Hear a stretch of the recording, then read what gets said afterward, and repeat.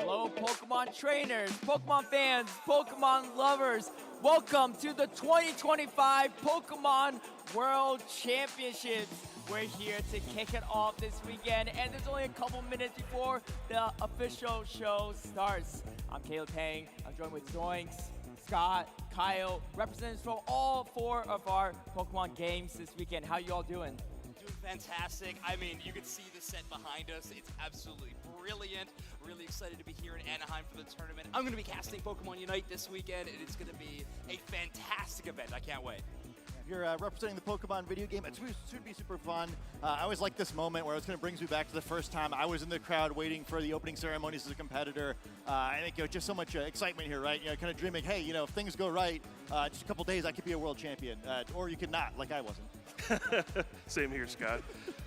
For TCG, this is actually the 20th Pokemon TCG World Championships. It's been crazy to see how much it's grown and evolved over the years, but no matter what happens, it's always such a spectacle. It's so amazing to be here. I mean, how could you not be excited to be here at the Pokemon World Championships? A whole season building up to this moment. Right, and 20 years, so much history behind TCG and Pokemon, all the Pokemon games. But let's start with TCG. What are you looking forward to for this weekend and for the game in their 20th year? Yeah, for TCG, we have some new cards getting added into the mix. The Scarlet and Violet Black Bolt and White Flare expansions get added into the mix. There's a couple cards that we're going to keep an eye out for. And this season, it's been a lot about Gardevoir EX and Dragapult EX. We'll see if there's anything that can kind of shake things up and knock those two off their pedestal. And BG, Scott, what's it looking like for you all? I think it's going to be a lot of fun. We're continuing the same format we've had for a few events now, so players have had some opportunities to prepare. It's kind of one of the more open formats we've had with Pokemon Scarlet and Pokemon Violet, where pretty much all the Pokemon permitted. You're still allowed to use those two really powerful restricted Pokemon. At first, we had a handful of pairings that seemed like they're really dominating, especially that Shadow Rider Calyrex and Zamazenta, but more and more teams have kind of popped up later in the format to also prove their threats. We saw Lunala win at North American International Championships. We had a Groudon win the last Grassroots tournament, so it's kind of a deeper threat list that players are going to have to work through for this tournament. Definitely. And Zoinks, Pokemon Unite, new kids on block with Pokemon GO too. What's it looking like for you all in year 4? Yeah, it's funny you mentioned a really open tournament for VGC. I think Pokemon Unite's in a pretty similar fashion. The metagame is pretty wide. One thing that'll be a bit more narrow, I think, is our ban phase that we have at the beginning of each match, where you get to take 4 Pokemon out of contention for that matchup. Both teams get 2 bans. Pokemon like Latios, Ho-Oh, and potentially even Charizard, all just powerhouses in the metagame right now, which a few of those Pokemon would be a bit of a surprise. It's been a while since they have been meta, but they are so strong, so assuming those are getting banned. But in terms of picks, it's going to be the Wild West, I think. It's going to be really interesting. The Eastern metas versus the Western metas could not be more different, so very excited to see that clash. Awesome here. And for Pokemon GO too, something really special for me for the game is that we've had a world champion from pretty much a different region every single year, and we've never had a repeat champion for that fact. So there's a chance this year. I think 3 of the previous world champions will be here this year. So we'll see if that can happen, or we get a world champion from a different region this year. So we'll see how that goes. But speaking of players, there are some players we should look out for too. Let's start with TG. What are the players to watch? I mean, there's so many out in the field, right? And there's so much history for the TCG. We'll get to Ross Cawthon in the middle in the second, but one player that stands out is Ryuki Okada from Japan. Traveled internationally a lot this season to compete in a lot of different tournaments and ended up winning EUIC and also a regional championship. Very rare for a player from Japan to travel to these events and win big like that. So he's had a gigantic season so far, definitely a player to watch. But it's not the World Championships without Ross Cawthon. I said there's been 20 Pokemon TCG World Championships. He's the only player to compete in all 20 of them. He has a storied history. 20 years ago, he made the finals of the World Championships for the first time. He's a 2-time runner-up, and he's always pushing to get that win. He's always got that fire, that desire to finally get a win at the World Championships. Then we also have players like Ovind, and there's hundreds and hundreds of players competing in the TCG World Championships. Everybody has a shot. Right, and we got some other players for VG, I believe, as well. A lot of players, hundreds of you all competing too. What are the ones to watch for in VG? There's so many great players this year where it's hard to narrow it down to just a few, but I think that, especially the number of former world champions and former international champions, that there's some names to maybe be particularly afraid of. You see Wolf Click here, our EUIC champion, also a former world champion, in 2016, which had a very similar format to this tournament. Has been very dominant all year. Wolf's always sort of been a player who liked to solve formats his own way, kind of plays teams that no one else played. I think both of his tournament wins this year are really reflective of that, where their kind of teams are very Wolf. It's not like playing anyone else when you play against Wolf. I think that's some of his advantage, where he does have a little bit of aura there, not just in the picture, but also with, kind of just the way that he plays. Where A lot in the picture, though. It's true, right? Very unique style. I think Marco Silva next to him, another international champion from this year, nearly at the 3,000 championship point, just an incredibly dominant player. And I think he's been a really great barometer kind of just kind of keep an eye on the meta, because he's that player who always seems to be playing kind of the team that's perceived as the best, and he's always the best player at it, where, if you're trying to kind of, win in like the most conventional way, I think that's him. And then the final name on the list there, Shohei, the world champion from 2 years ago. Kyle's mentioning some Japanese players traveling, and the trading card game, he's kind of been our video game equivalent to that, where we've seen him in all the international championships, regional championship as well. He didn't pick up any wins, but did consistently get deep into day 2 in all those events. So proving he's still one of the most consistent players. We'll have to see if he can get that big dub again here.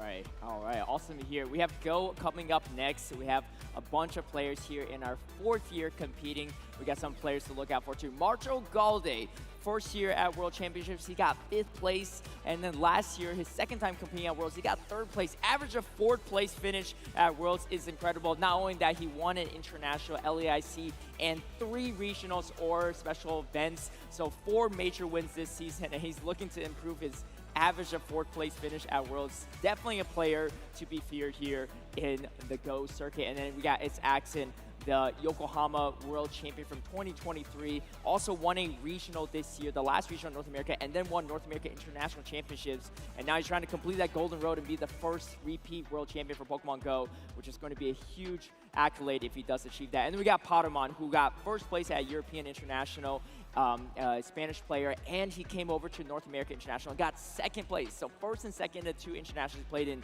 Super impressive feats, and of course a lot of other players to watch out for that could upset all of those players. So definitely a lot on the line for Pokemon Go.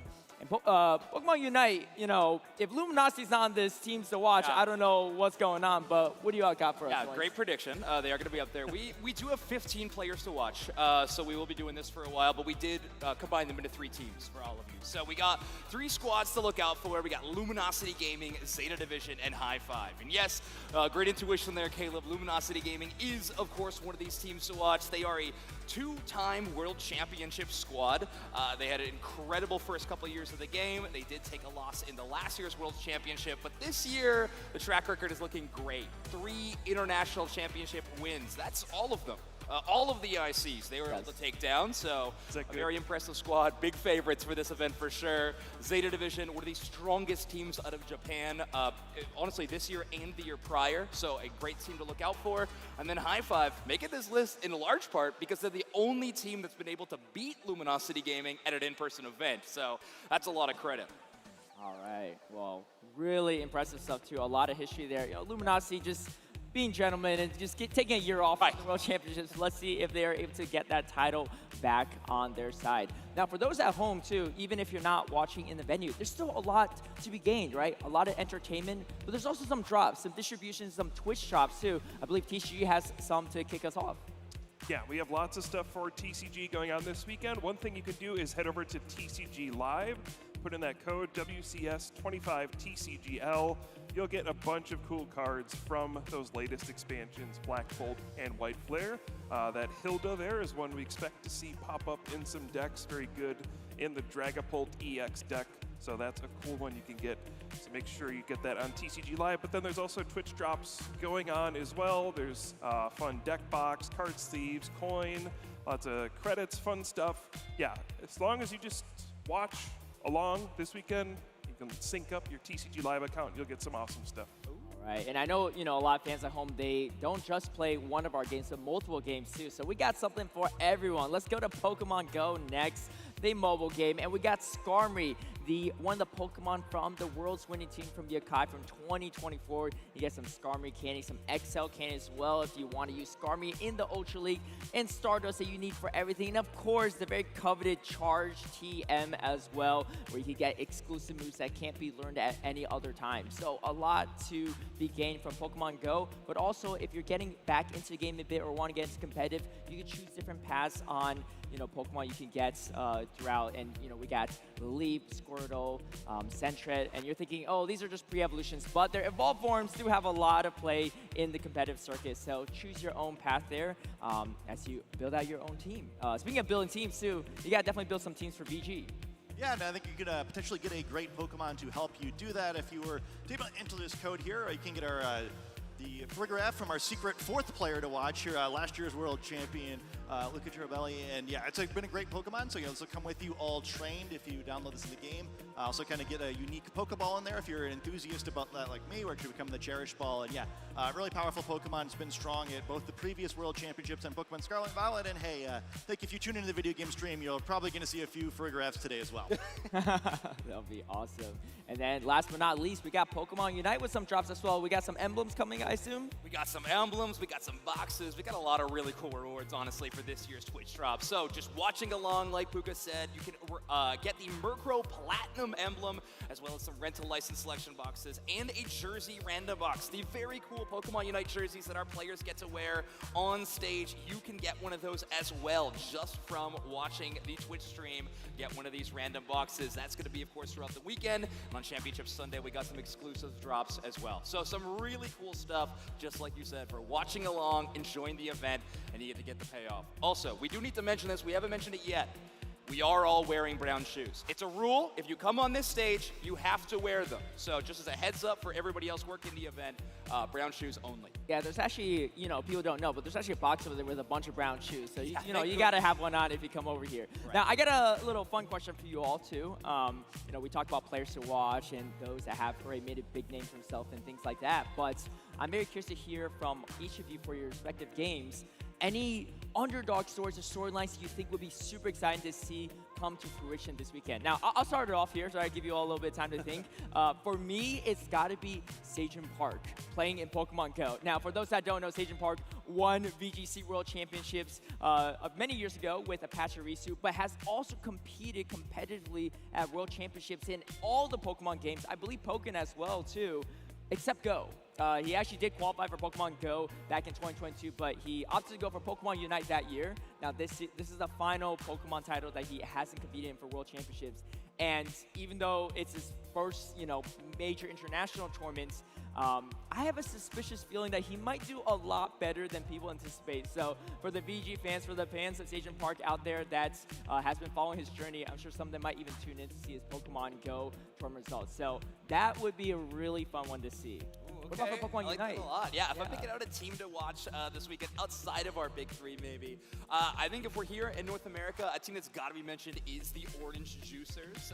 A very fun name, of course, but also just a fantastic team to watch. With Luminosity having such an incredible season internationally, I think oftentimes the Orange Juicers' regional success gets a little bit overlooked. And this is an amazing team. They had a great Worlds run last year, the best performing North American team in the World Championships in Honolulu, and I think they're looking to do an even better job, obviously, at this competition. So I think they're a great team, a great one to watch, and I know they've been putting a lot of prep into their group stage specifically. So maybe not even an underdog, just a really strong team, but because of Luminosity being the titan that they are, the spotlight gets stolen a little bit sometimes. How about you for VG, Scott? I'm going to whip out a little bit. I think rather than calling out a specific player, I think it's a specific strategy that I'm really looking out for. I think one thing that's neat about this format, it's a little more archetypical than most video game championship formats are, where usually you can kind of just put whatever 6 Pokemon together. In this, it's really about 2 pairings of restricted Pokemon. Usually by the time we get to the World Championships in one of these formats, players have really figured out their matchups against the top pairings, and sometimes what ends up winning, like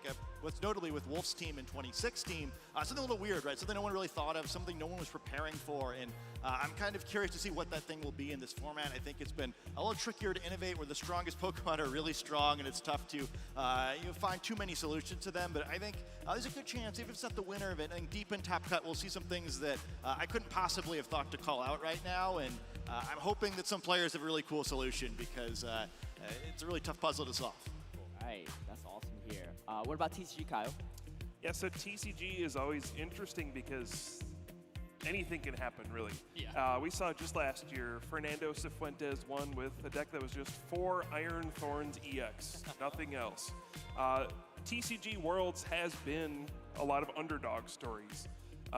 The awesome thing about it is you really don't know what's going to happen. It's just one tournament, and there's hundreds of players who had to qualify to get here. They're all very talented, but sometimes it's just about you picked the right deck on the right day.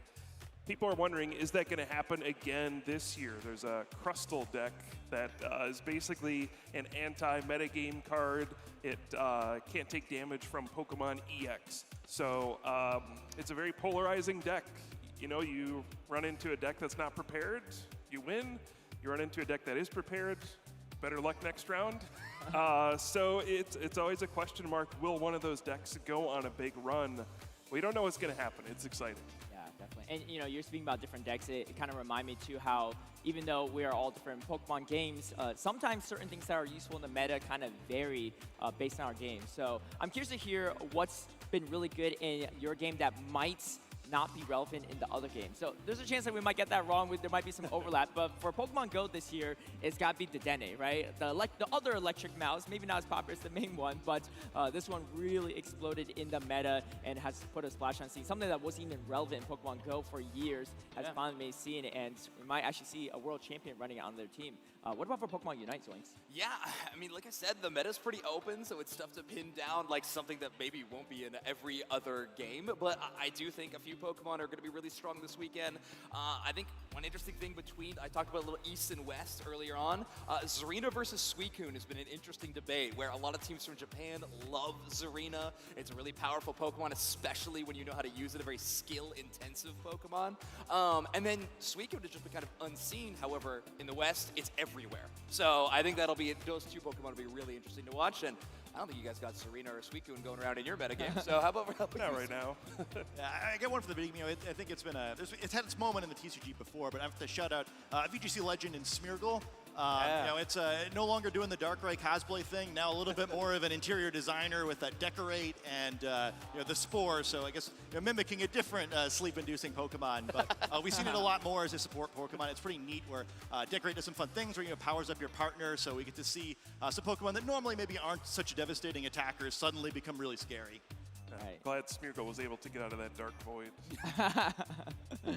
What about for TCG, Kyle? TCG always has a lot of wacky Pokemon. I would say the one on top of everybody's mind that stands out is the Badoo. Yeah. It's just tiny little Pokemon. It's only got 30 HP, which for TCG standards these days is tiny. All right, there's Pokemon with over 300 HP, but yet this little 30 HP Pokemon just does 10 damage. But it prevents your opponent from playing item cards on their next turn. These are just the weird things that can happen in the TCG. It doesn't look very imposing, but it can completely freeze your opponent for like multiple turns. So yeah, it's always funny when it's like, oh man, my opponent had Badoo, I couldn't do anything. Yeah. terrifying monster. Right. Well, I will say to you, 30 HP in TCG might not be a lot. It's also not a lot in Pokemon GO. I would love to see it Badoo in action, but maybe one day for Pokemon GO. Very excited to see the action come out too. Grab your beverages, grab your popcorn, get relaxed here. This is Pokemon World Championships. Get in your seats. We're gonna kick it off here. Stay tuned. Let's hear the hype, everyone.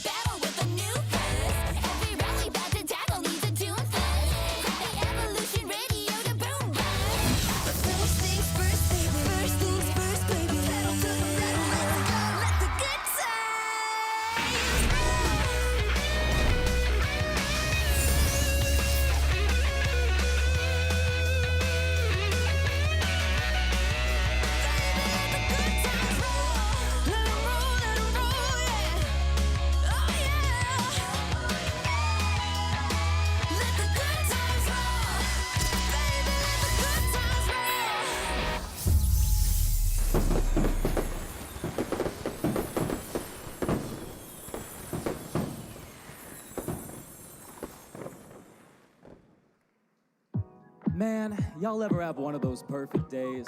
The sun is shining, the tailwind is pushing you, and things are going your way. You're finding shinies, you don't hit yourself in confusion, you land all your focus blasts. Yeah, I got a good feeling about today. Wake up in the morning, grab a Pokeball. Got a feeling that today I'ma catch a ball. Throw my cat to the back and a strap on my pack. Every challenge that I face is looking laughable. First things first, hit the mark, first supplies. $Poké high because I'm winning every time. Know that on the roof, 4 trainers giving eye till they see me with my team and then they spin into the side. Hit that road and we don't run slow. Red fires in the tall grass when I roam. Pressure's high and the cash rate slow, but I get them for strike every time that I throw. Hit the gym, gotta flash the credentials. These leaders sleep on my potential, so I send my ace. I got a badge to claim. I got a feeling that it's gonna be a good game. Nothing's gonna stop me today. No way. I've got a feeling it's gonna be a good game. Good game. Nothing's gonna stand in my way. I've got a feeling it's gonna be a good game. Gym to gym, and you know we flexing. Add another digit to the Pokédexy. Patches some legs way I'm getting my steps in. I'm holding the chest, though if you see me resting, I'm taking this league, man. It's pure domination. And we can run doubles. I've got combination. My PC is built up, my strategies thrive. Way I'm one-shot and foes, I don't need no revives. Hey! Worked hard to prove this. Hall of Fame's on my to-do list. Tall grass stains on the brand new kicks, and I hold down beat to the championships. Hey! Drop my foes and say, alone we fold, but a team goes ways, and the road back home's gonna feel so great. Got a feeling that it's gonna be a Good game. good game. Nothing's gonna stop me today. No. I've got a feeling it's gonna be a good game. Good game. Nothing's gonna stand in my way. That's right. I've got a feeling it's gonna be a good game.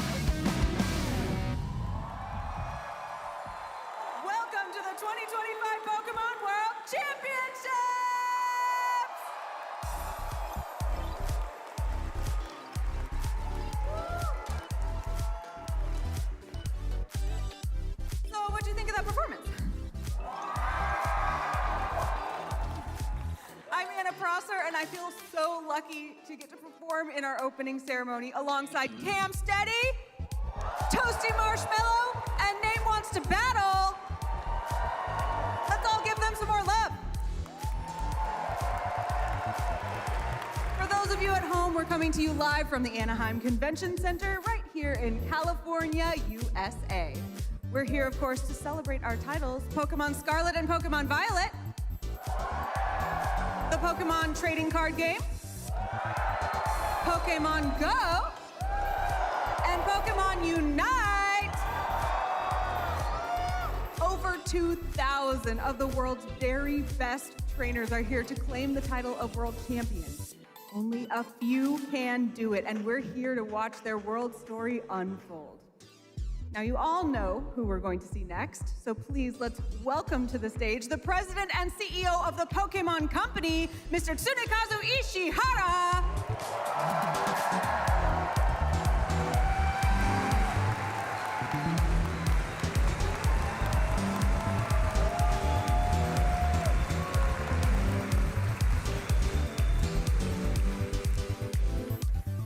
Pokémon トレーナーの皆さん、ポケモンワールドチャンピオンシップス2025へようこそ。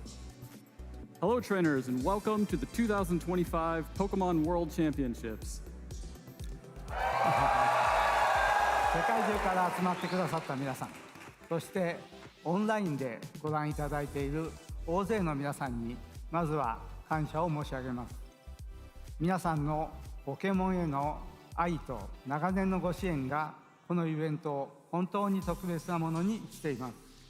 I first want to thank everyone who traveled from around the globe to be here today, and of course all of you joining us online. It is your love and support of Pokemon over the years that truly make this a special event.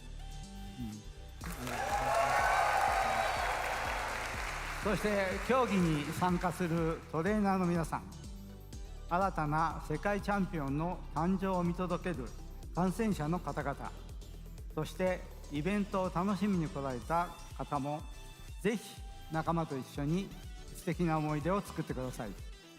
Whether you're here to compete, watch the rise of the next world champions, or to enjoy all of the event activities, I hope you all have a great time making special memories with your friends. またトレーナーの皆さんを支えてくださったご家族やご友人の皆さんにも心より感謝申し上げます。皆さんの愛情とサポートが彼らをこの世界大会へと導いてくれました。I also truly appreciate all of the family and friends who are joining our trainers this weekend. It is your love and support of these competitors that helped them overcome the challenges they faced on their way to Worlds this year. さあ、いよいよ始まりの時です。日曜にはポケモン世界大会史上で初めてアリーナ会場で決勝戦が行われます。日曜日にまたお会いしましょう。 And now it is time for the competition to begin. This year, on Championship Sunday, we'll be hosting our finals in an arena for the first time in the history of the Pokémon World Championships. And I look forward to seeing you all again there.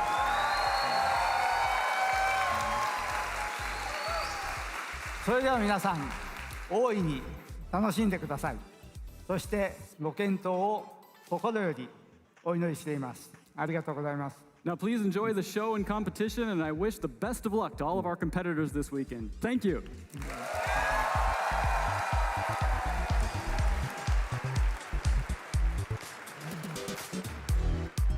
Thank you so much, Mr. Ishihara. I am very much looking forward to what you have in store for us on Sunday. So, all right, let's see. Our incredible Pokemon community is in the house. Check. Intro video, check. Opening performance, check. So, how about all you top trainers? Are you ready to compete? Let's get the 2025 Pokemon World Championships started. Competitors, good luck. The battle to become the next Pokemon World Champion starts right now. Well, thank you very much, Anna. What an amazing start to the World Championship here in Anaheim. Our 20th World Championship, back in Anaheim for the 3rd time. And my name is Mike, and I'm joined by Joe, the encyclopedia of Pokemon TCG knowledge, who'll be dropping facts and genius decisions throughout the tournament. And I'm sure you're going to be starting us off with a bit of sentiment about the World Championship. Well, it's, as you said, the 3rd time back in Anaheim. I was actually here as a player in 2017. Didn't go great for me. I hope I can stick around longer in the tournament this time at the desk, and I feel a lot more confident back here where I can try and piece together what the best players of the world are doing this year at the tournament, what decks they're bringing to the table, and how they're going to tweak their play as they go. I got butterflies just watching that introduction. Whenever you see Ishihara hit the stage, you know that's only because we're at the World Championships, the biggest tournament of the year, the only tournament on the calendar that is exclusive to players who've earned their way here through blood, sweat, and tears, testing, lots of hardship to get here, and now it's about becoming a champion. Well, 721 Masters have made it here, and let's see how they got here throughout the season. Plenty of events within their region, but it was those ICs where we saw the culmination of the best players coming together in Latin America, then Europe, then North America, all to arrive here in Anaheim for Worlds. There's been an amazing buzz around the event. We've had the Pokemon Center. People have just been celebrating the joy of their game. And what I find is amazing here is we've got the 4 different Pokemon games, Unite, GO, VGC, and us here on TCG, all celebrating their World Champions this weekend. That's what it's all about. If you didn't make it to the World Championships, perhaps you made it to one of these international championships. In their own right, they are massive tournaments with huge esteem and acclaim if you can do well at them. But of course, they also give out the most generous amount of points and prizes other than the World Championships. So it's a great way to book your place to the Worlds. And how did they get here? Well, we had a different system this year, making it somewhat tougher for many of the players as they had to try and reach the top of their divisions. 125 Masters in US and Canada, as well as Europe. And you can see the varying numbers throughout the age divisions and regions. How's this changed things up this season? Well, make no mistake, Mike, this is the most exclusive World Championships we have had in years. I think since I've started playing, this is going to be the most dedicated and devious minds in the game out on the tables this weekend, because you have to have really earned a huge heap of championship points. Our players aren't just fantastic at the local level, they've also had to make great strides in our regional and international tournaments. There's no doubt about it, this is only the best of the best this weekend. Well, we'll see how they picked their decks, how they played throughout the tournament, and what they managed to muster up when it comes to that World Championship race. I'm sure every single player in this room believes they can be the world champion, but what I want to know is how they're going to get there. Let's dive into the format for the Pokemon trading card game at the 2025 Pokemon World Championships. Trainers have traveled far and wide to compete for their share of over $2 million in prizes and the ultimate title of Pokemon Trading Card Game World Champion. The competition takes place over 3 days, battling head-to-head in a best-of-3 Swiss round format. Trainers advance to Swiss Phase 2 if they gain more match points than their division threshold. When Swiss completes, the top 8 trainers, and up to 32 trainers tied in 8th place, advance into an asymmetrical single elimination bracket until only 2 finalists remain. These 2 trainers will compete in the Anaheim Arena on Championship Sunday. The trainers are bringing their all to the play tables this weekend, and we will soon see who will claim the trophy and title of World Champion. Let's get this tournament started. Well, as you can see, it's a challenging journey once you get here. It's been challenging to get here in the first place, but they are playing for a lot, and that is the prize money, the most in the season on offer here at the World Championship. A very cool $50,000 prize fund for the winner. Not only that, you also get a champion card that is unique to you, which is phenomenal. As well as that, you're getting a whole heap of booster packs, of course. That is not something to be slept on at all. So much swag that you've picked up at the center yourselves already. And now you can get even more under your belt with a top placement. I think all of these players are more focused on the legacy, though. They want to be that world champion. There's nothing more powerful in this Pokemon world than saying you're a world champion. And I'm sure every player will be looking to try and take that title. There's many players at this tournament who I think in their mind are due one. You know, these players who have had incredible journeys and won multiple ICs, multiple regionals. But this tournament is incredibly difficult because you've got all the regions coming together And let's have a look at some of those players who are trying to take the title. Yeah, you mentioned Legacy, Mike. The players in front of you have already named themselves in the history books in the Pokemon TCG. Henry Chow, what a player he's been this season. 3-time regional winner just this season, and it's all with one archetype. Incredibly inspirational, as he has really just got back into the game very recently, played as a junior, stopped playing as much and then bounced back. And I think that's a story all of you at home who's thinking to get involved and start going to tournaments more. And a player who has been to many tournaments, Azul Garcia Grigo, one of the most notable players in the TCG division as a content creator as well. Yeah, and also don't forget, not just a content creator, the most regional wins under his belt, also a multiple international champion, and of course, back in 2023, he was a top 4 Worlds finisher, so can he do one more this season? Isaiah Bradner, a player who the title of winner eluded him for so long and has recently started getting a flurry of champions. Yeah, and that's a great habit to get into. Start getting those wins. He's had heartbreak after heartbreak on these top tables, but all the while getting to the final stages of the tournament. He's put himself in that position and he's finally started to convert. Getting that World Championships would mean everything to him. And I think we could continue talking about amazing players from the North American region, but now we're going to go to our region, the European region. We get to see these players throughout the season. And I'm going to say it now, we could have named 20 players in this moment, as so many stories have played out, but there's just some of the stories we wanted to share. Well, the weight of expectation on Tord Reklev's shoulders is almost as heavy as the werelord that he's carrying. This man has earned 5 international championship victories. He's got top 4 and finals at Worlds. He was so close to getting his first Worlds win under his belt. And I think of all the players we're discussing today, he's the one where you think he's expected almost to be in that top 8. Many would even expect him to make the final, and that's an absurd accomplishment. He is the most accomplished player in our game. Tord Reklev is always that name to watch. Yeah, and speaking of IC champions, we have Miloslav there.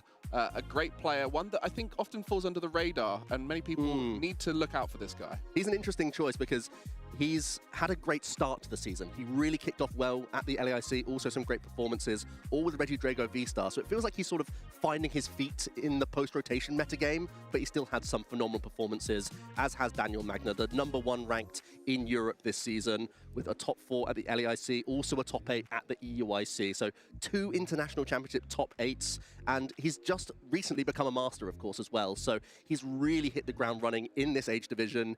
And I'm sure after playing Garchomp to a reasonable day 2 finish at NAIC, that you can tell that he's ready to take risks if he thinks it's the right choice for the tournament.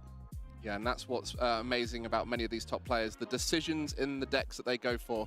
We've had a little bit of a chance to look through some of these decks, and I can tell you now, many players bringing interesting 2, 3, 4 cards into decks. Yeah. So you'll definitely have to watch out for how people are playing. But that's Europe, and I'm sure there'll be many players we'll see throughout the tournament from the region. You know, 125 Masters from Europe did make it, plus all those with the auto invites. And, you know, Miloslav is one of those who managed to earn the invite.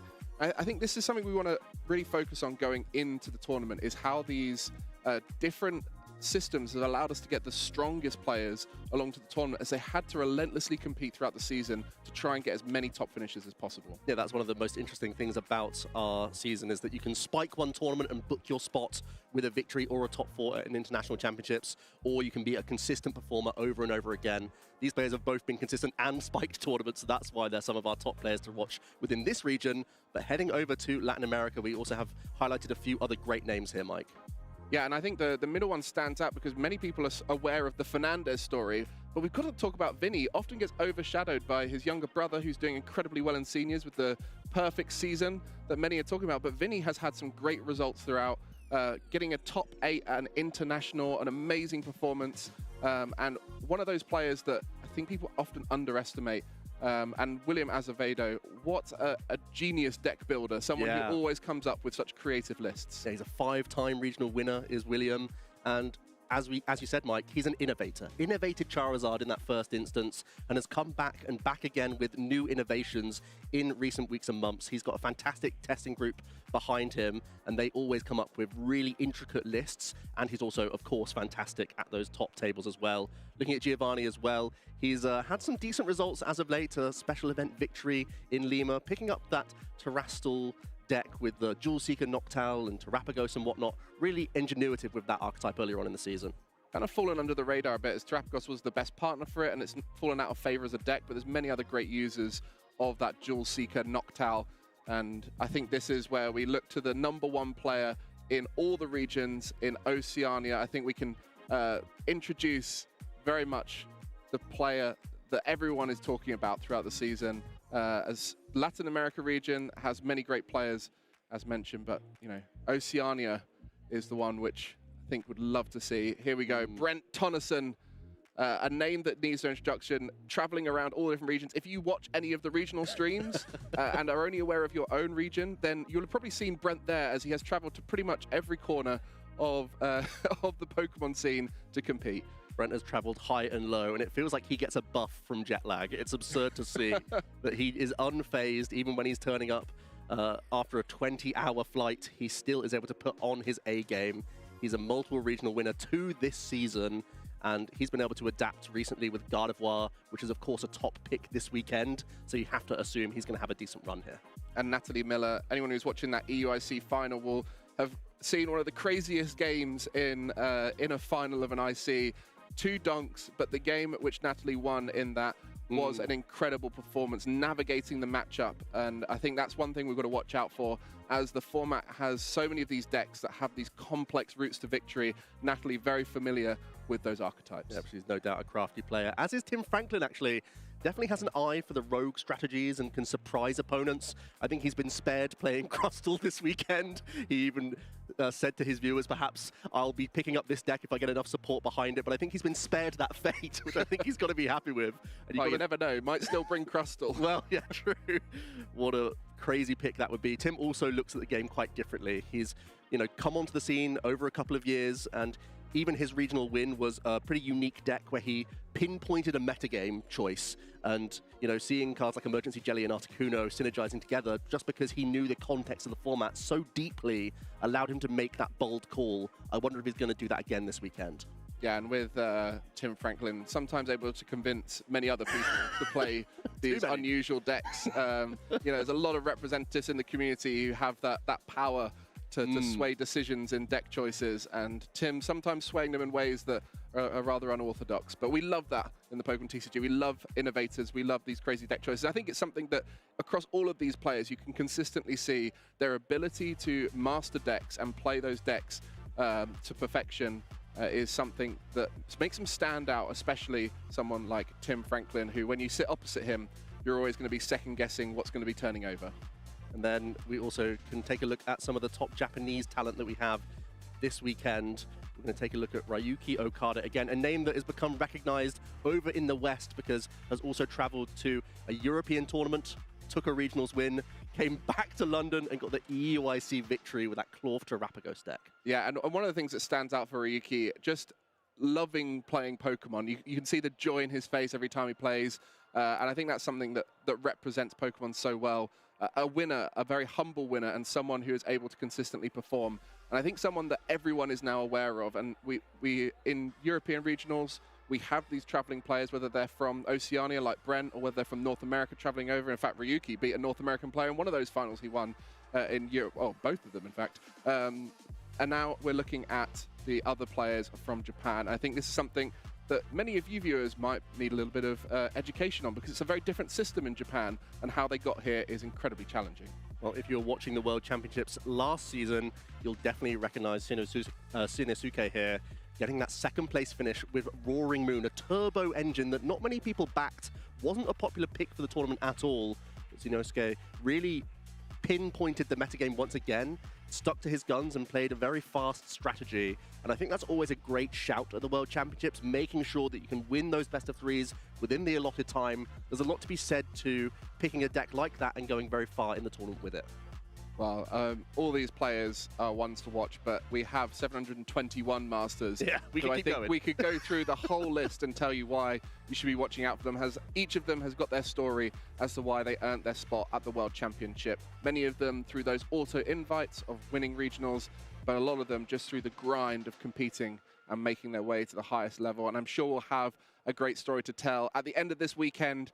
But one story that I think a lot of people are asking, not necessarily about the players here, but about the decks. And that is, will Gardevoir be that deck that finally wins a World Championship despite being one of the most powerful decks throughout its time. It's been absolutely dominating this season through the regional level and also getting many top cuts even at the international championships, even if it wasn't walking away with all of those victories necessarily. Of course it did at the NAIC and was an all Gardevoir final. So a lot of people have it as priority number one this weekend.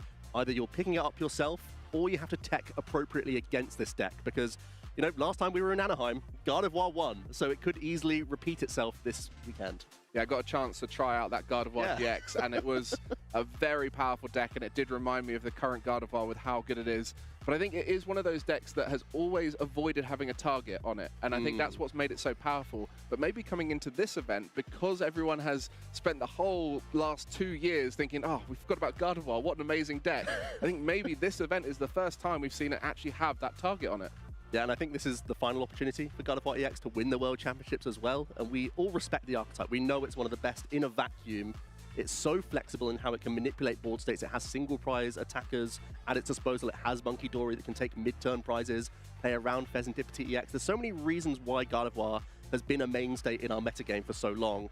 And every time new sets come out, we're always thinking, maybe this could be the big problem for Gardevoir that stops it being that key contender, but it keeps coming back for more. Yeah, whether Jellicent works with it, but Gardevoir being base set, Scarlet and Violet, and this event being the event where we have every single Scarlet and Violet set, will Gardevoir come out on top as the ruler of the Scarlet and Violet era? We'll find out, but we kind of made some predictions ourselves of what decks and cards we thought were going to be doing well at this event. And, you know, Joe and I, we started things off. I think it's important that everyone at home knows that we were the first to pick, as we didn't come in and pick all of those obvious choices, like Kyle Sablehouse choosing Gardevoir, Ethan Heggie choosing that Golden Go. You know, these guys picking the obvious ones. We went Grimmsnarl and that Flareon. Looks like we're both trying to take some metagame calls here, because my reasoning for the Flareon EX is that the Golden Go EX has gained so much from the Black Bot and White Flare expansions, with Air Balloon being a fantastic tool for the deck, as well as Genesect EX being a fantastic engine Pokemon.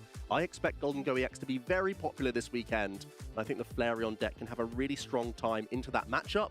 And then it's about figuring itself out against some of the Stage 2 Pokemon. In some instances, you have weakness, for example, into Dragapult and into Grimmsnarl. You can use your Sylveon or your Leafeon if need be. Gardevoir is the hiccup, I think, for Flareon, which makes it a risky choice for the World Championships. But I do think players who are adept with the deck could go really far this weekend. Yeah, and I chose Marnie's Grimmsnarl because I think Gardevoir is that deck that you're worried about the most, and it's the one which you have the strongest matchup into. And outside of that, you have such a powerful deck that you'd be able to beat everything else if things go your way. Although Golden Go is a tougher matchup for Marnie's Grimmsnarl, so definitely struggling with that. And your Flareon box as well. If you sneak in and you manage to match up with a Marnie's Grimmsnarl, then yeah, it's a tough matchup. But that Ace Nullifier Genesect, everyone's talking about a different Genesect for this event. Genesect EX, one of the greatest additions to Golden Go since it came out, and has allowed it to be really consistent, create a load of spots free for it so you can start adding tech cards rather than to worry about consistency. But it is that Ace Nullifier Genesect that allows you to shut down decks like Golden Go, and it can easily be splashed into any deck that has a plethora of tools. That's the cat and mouse game that our players are having to think about. We all have an awareness that Golden Go got so much better this weekend that already, Mike, you're pinpointing some counter cards, as was I with the Flareon EX pick. You're going a bit more nuanced with the Ace Nullifier, saying it could be a tech card that can go into all sorts of archetypes to shut down the use of those Ace specs, knowing, of course, that Golden Go is so reliant, so tethered to its Energy Search Pro, that being able to shut that down can really slow down their progression. Yeah, and shout out to Freya bringing up the Iron Thorns EX, last year's world champion. I don't think we would see a pure Iron Thorns EX here, but could be splashed into some of the Miraidon archetypes. And what a story that would be. Of all the cards to win back-to-back World Championships, I don't think Iron Thorns EX is one that anyone would expect. So some great choices from the casting team, and we'll see how they pan out throughout the tournament. And I also think we've done a pretty good job of covering the top decks, as well as having a few spicy picks in there to decide whether they're going to be making it. But we do have our round one almost ready for you, and so I think we should take a little moment to see, is there any of these players who really feel like they're going to be the world champion?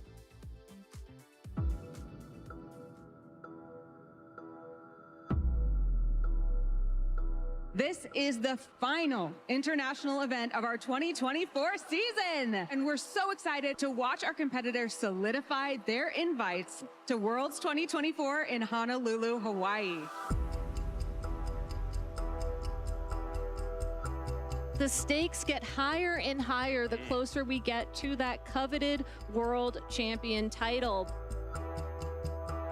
This is your last opportunity. There is a lot on the line for every single player out here. It has been a long season with a lot of Pokemon coming out on top. Hello, Pokemon fans, and welcome to the kickoff of the 2024 season.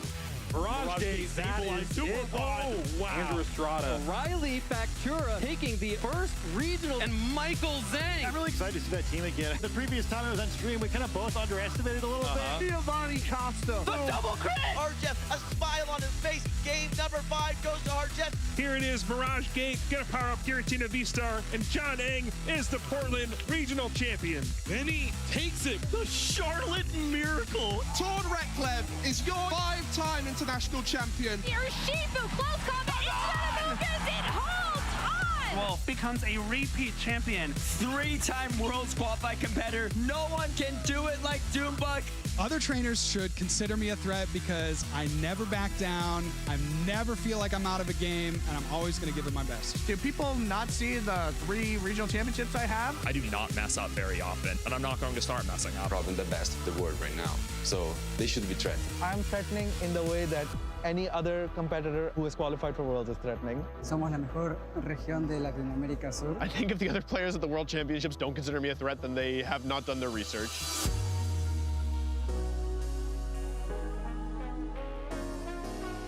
All these events really just lead up to Worlds. We've had some phenomenal players win this season, and players are better now than they've ever been. You get a lot of people from different places in the world, and it'll be the biggest World so far. It's going to be an incredibly difficult feat to try and win it all. It's never a guarantee. Everyone is phenomenal. Everyone is doing great service to the game at the World Championships. Only one person can win, so everyone's going to have a story. I am absolutely winning Worlds this year. I am unstoppable right now. I am definitely winning Worlds this year. I will be winning the World Championship this year. I'm winning the World Championships. If not this year, then eventually. Gonna give it my all, you know. Who knows how far I'll go, but I've always said I wanted to get another Pikachu trophy, so. I will pour my heart and soul into it once again, and we'll see how far it takes us. I do think I have a chance. I think I do have a good shot. I want to have fun more than anything. If I could battle anybody at the World Championships, it'd be Tord Reklev. I would love to face off against Tord again. If I hit Azul in the Worlds Finals, that would have been amazing. Azul. It's gotta be Gabriel Agati. Doombug. Justin Tang. Grant Chen.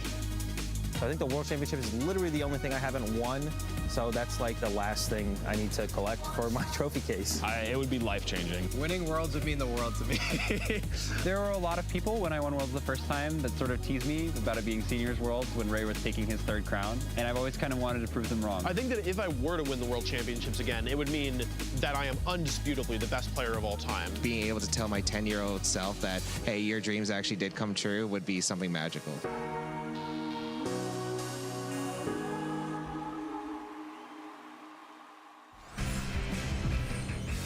Wow, there's some amazing players who all believe they have what it takes. Some of them being humble and not saying they're going to win this World Championship, but deep down, that's what they want to do. And one of those players who kept coming up throughout that was Tord Reklev, whether it was him wanting to be a world champion or people wanting to face him at the World Championship. And here he is, ready to play round 1 on the stream.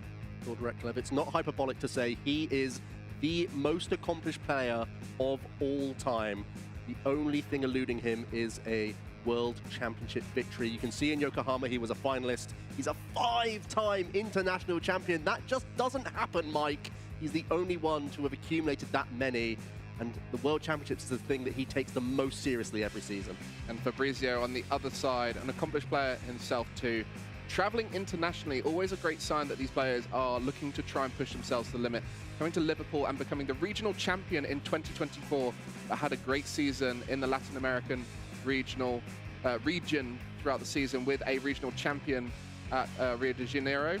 And both of these players piloting a Dragapult, not with the Dust Noir on this occasion, but there are some differences between the lists. There are some differences. Tord, of course, being recognized for a top 4 finish at the NAIC this season, popularizing or repopularizing the Dragapult that just hangs out on his own with a bunch of basic techs. Most people heading into the NAIC were looking towards other Stage 2 partners, be it the Cursed Blast Dust Noir package, or be it Charizard EX.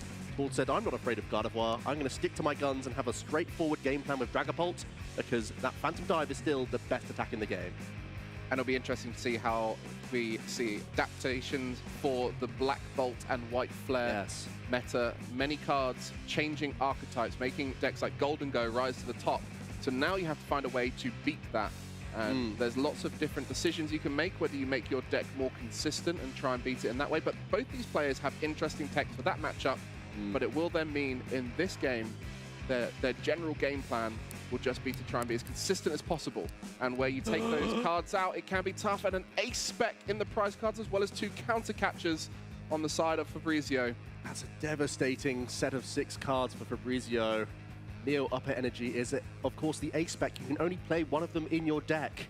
And this is 2 attachments for the price of 1.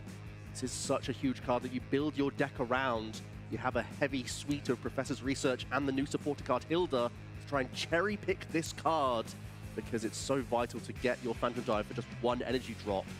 But that being in the prize is going to be a huge issue for him to navigate in this game number 1 here. Well, we'll take you through the differences in their list compared to what you might be used to with Dragapult, but our round 1 is starting now at the Anaheim World Championship, the 3rd time we've returned in 2025. Who will be the world champion, the most competitive World Championship we've ever had? And the start here, not looking great for Fabrizio as Tord kicks off going first. Tord starting off with his signature Dreepy and also has the Ultra Ball to kickstart his turn number 1 here. He will be able to search his deck and grab any Pokemon.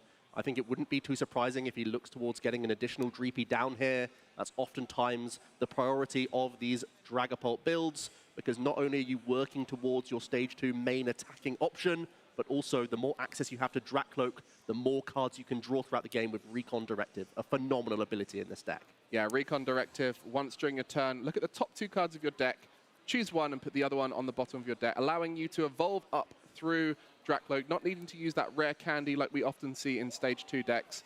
And the Dragapult at the top of the evolution line, an incredible attacker, 320 HP, no weakness, and with that Phantom Dive attack, allowing you to do 200 damage to the active and 6 damage counters to the bench. So you're setting up these board states where you can slowly break down your opponent with a huge tanky Pokemon in the active spot. And this mirror match is going to be intricate, make no mistake about it. The flexibility of the 6 damage counters that you can place means you can have all sorts of different options on how you try and target down your opponent's bench. And of course, within both players' deck lists, there's also Monkey Dory, a huge card in the format. Every deck is trying to weave this card in, thanks to its Adrena Brain ability. If it has a Darkness Energy attached, you can move up to 3 counters from one of your Pokemon to one of your opponent's Pokemon. That means that not only are you removing damage counters that your opponents put onto your Pokemon, but also it can help you set up even on evolving Pokemon like Dracloak throughout the game. And looks like Tord has finished his deck check, checked for the prize cards, and has got a Latias EX out of the deck to allow for that Skyliner. It looks like Tord did not go first. Tord is actually going second. It was a pass from Fabrizio. This changes everything because now Tord has access to Buddy Buddy Poffin, and whenever your opponent fails to get their crucial basic Pokemon into play, being able to initiate an Itchy Pollen lock here to deny the use of your opponent's Buddy Buddy Poffin on the next turn is really going to limit the outs here. It's a better start than we even thought, Mike, because Tord, as you said, is going second. And that means he's going to be able to launch an Itchy Pollen and deny the use of item cards for Fabrizio next turn. Not only has Fabrizio just got 1 Pokemon in play, but the only Pokemon you want to have in your hand so you can bring it into play to use its ability. And on this occasion, we'll be stuck with just the Holucha on board, as the board is looking incredible for Tord. Both Dreepies down, and energy in play, the Latias to allow mobility, and the Budu to deny Fabrizio options. And we see that Super Rod there, an interesting inclusion from Tord. And I think that's something we're going to see throughout this match, is how he has adapted the Dragapult for this event. Super Rod and 1 Night Stretcher, as opposed to the typical 2 or 3 Night Stretchers we see in Dragapult. I think it's just showing that he wants to try and squeeze out some extra slots in his deck, and oftentimes, because the Super Rod can gain additional cards back in terms of resources, it makes those Professor's Research less awful. There was the pickup of Brock Scouting, though, in this hand, so Fabrizio is not out of this yet. He will still be able to find a couple of basics here.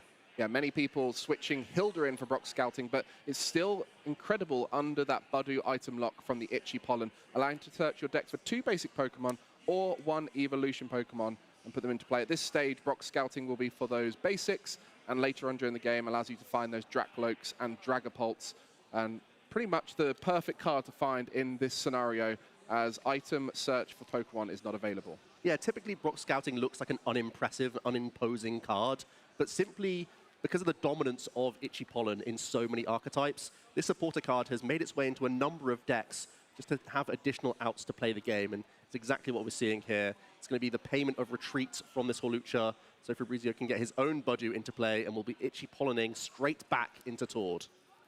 Well, you can see the board looking more stable for Tord. And what a hand. Is that 2 Dracloak there to evolve straight away? Ultra research if he really wants to get aggressive. He did already research away one of his boss's orders, so he may not want to rip Professor's research, but he will start by using Recon Directive before making any other decision here. Well, at this point, you just want to try and get as many energy in play. Because Fabrizio had to attach retreat, Tord is in a position where it has the advantage with 1 energy in play already. So another attachment would allow Tord to get ahead. And that Neo Upper Energy, which is out of reach for Fabrizio, as it's currently in the prize cards, is now in Tord's grasp. I don't know if he took it there off the Dracloak. I think he's pretty safe on this board to attach it to the Dracloak. He's simply evolved up. There it is, Neo Upper Energy. The A-Spec both players are using. As you mentioned, Mike, Fabrizio will not have instant access to this card with it being in the prizes. It's a great card to stash right now. And then Tord just has the decision of, do I want to see 6 fresh cards? Do I want to hold boss's orders? No, bossing back up the Dreepy, trying to starve Fabrizio out of turn attachments here. And it will poke for 10. There's a lot that's going on with this one little poke of damage here, Mike. For sure, denying options, forcing another energy to retreat if Fabrizio is looking to get another Budew, or force the Latias in play as well. Just asking a lot more questions. But that evolution will allow Fabrizio to start drawing, and that's the key in these early stages. Try and get as many cards in hand to open up as many options as possible. Speaking of options, I think we're lacking some. There's Vesentipity EX in the hand, a few other basics. There is a Professor's Research, though, so the whole hand might have to go here in order to try and cherry-pick some more Dreepy here.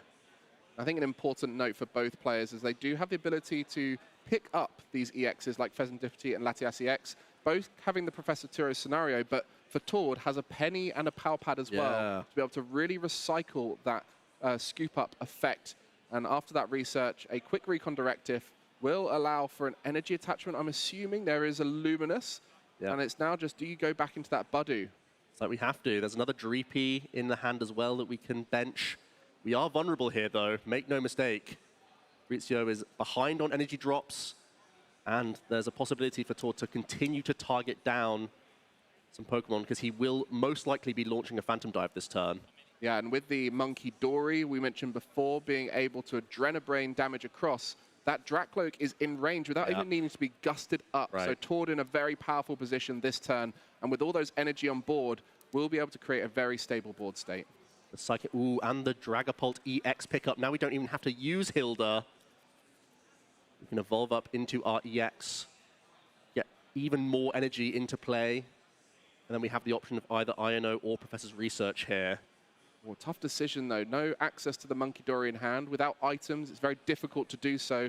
And if you were to try and research for it, you then might lose the energy that you'd need to be able to activate that Adrenabrain. So Tord just trying to navigate what is the highest odds option here based off of that hand. What's the best way to go to guarantee? Do you play safe, or do you go for the high-risk aggressive play and look to take out multiple Pokemon? Could even disrupt as well. Yeah, it looks like he's not going to be looking to reach with Monkey Dory. Instead, going to commit Psychic Energy to his backup Dracloak now as he evolves up into Dragapult EX. And with no boss's orders in the hand, and having just evolved out of one of your Recon Directive, Iono for a hand refresh seems like a smart choice here from Tord. For sure, and we mentioned that this is a great position for Tord, but even better position knowing what we know, that Neo Upper Energy has been prized. So there is no way for Fabrizio to power up the Dragapult in the next turn, as there's no energy on board, and the only way to get 2 energy in play is through that Neo Upper. So it looks bad for Fabrizio, but looks even worse when you're aware of the prize cards. Will Tord start to go aggressive here? There is some argument to staying behind in prize cards in this mirror match, so you can activate your counter catches and whatnot.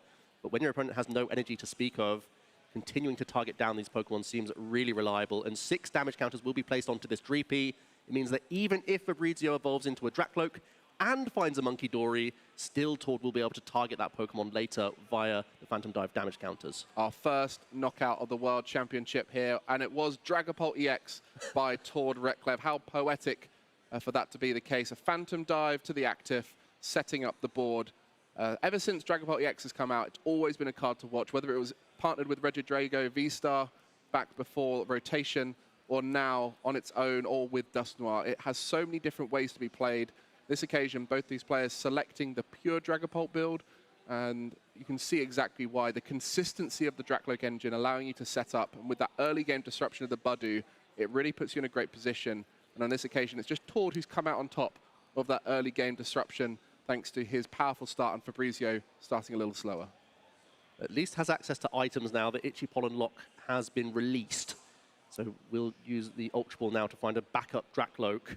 As we said, still a vulnerable Pokemon here. The way Tord decided to place the damage counters means that this Dracloak might only get one Recon Directive in before it's knocked out. So Fabrizio really has to work towards getting something going here. The lack of access to Phantom Dive this turn means he might still look to use Budu in some regard here. It's another low hit point Pokemon you'd be forcing onto the board, which is not ideal at all. But at least he's able to launch an Iono here to try and hand disrupt Tord and see a fresh Sticks himself. Yeah, with no energy on board, promoting that Horlucha, no intention to attack with a Dragapult this turn, as it would just be that Jet Headbutt. But the Pheasantipity EX, a great card in pretty much all of our top decks, allowing you to flip the script. If any of your Pokemon were knocked out during your opponent's last turn, you're able to draw 3 cards, and a great consistency card to get you back into the game after conceding a knockout. That's exactly what that is, and you'll see it in basically every deck in the format, to be honest, has reason to like this EX Pokemon, just to give you the extra reach to bounce back. And there are so many comeback mechanic style cards in the game. Pheasantipity is one of them, but of course, as you get closer towards the end game as well, having a Pheasantipity EX on the board can put your opponent in strange positions where you can have that extra reach towards that final few cards to combine to close out the game. So it's going to be showing up in all sorts of decks, and it's also going to be a reason why many players try an intricate prize map towards the later stages, as Fabrizio has found a Psychic Energy and can evolve to protect his Dragapult EX now to work towards a Phantom Dive on later turns. But I don't see if there's many other actions going on here. A Buddy Buddy Poffin might be the final act of the turn.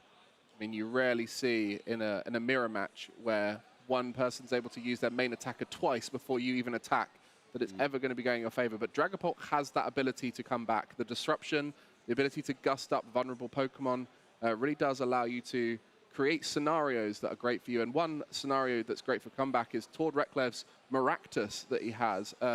However, there isn't a Maractus on Fabrizio's side. And even if there was, there'd be so many ways to pick up Pokemon. So there's not many crazy comeback mechanics, and Fabrizio's playing more for the consistency of hitting Dragapult as often as possible. And unfortunately, in this game, it's not quite worked out for him.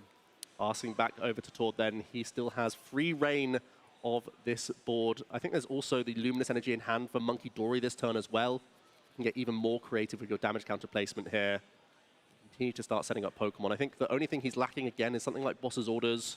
A couple of them already used, but of course Tord is playing 3 copies within his deck in addition to 3 copies of Counter Catcher, and the final one's in those prize cards. So he has to attack through Horlucha in this instance and just make the most out of his Phantom Dive damage counters. And that Buddy Buddy Poffin, so key in these evolving decks, allowing you to find those 2 Pokemon with 70 HP or less, put them on your bench. It wouldn't work with the Horluchas, that has to come from your hand.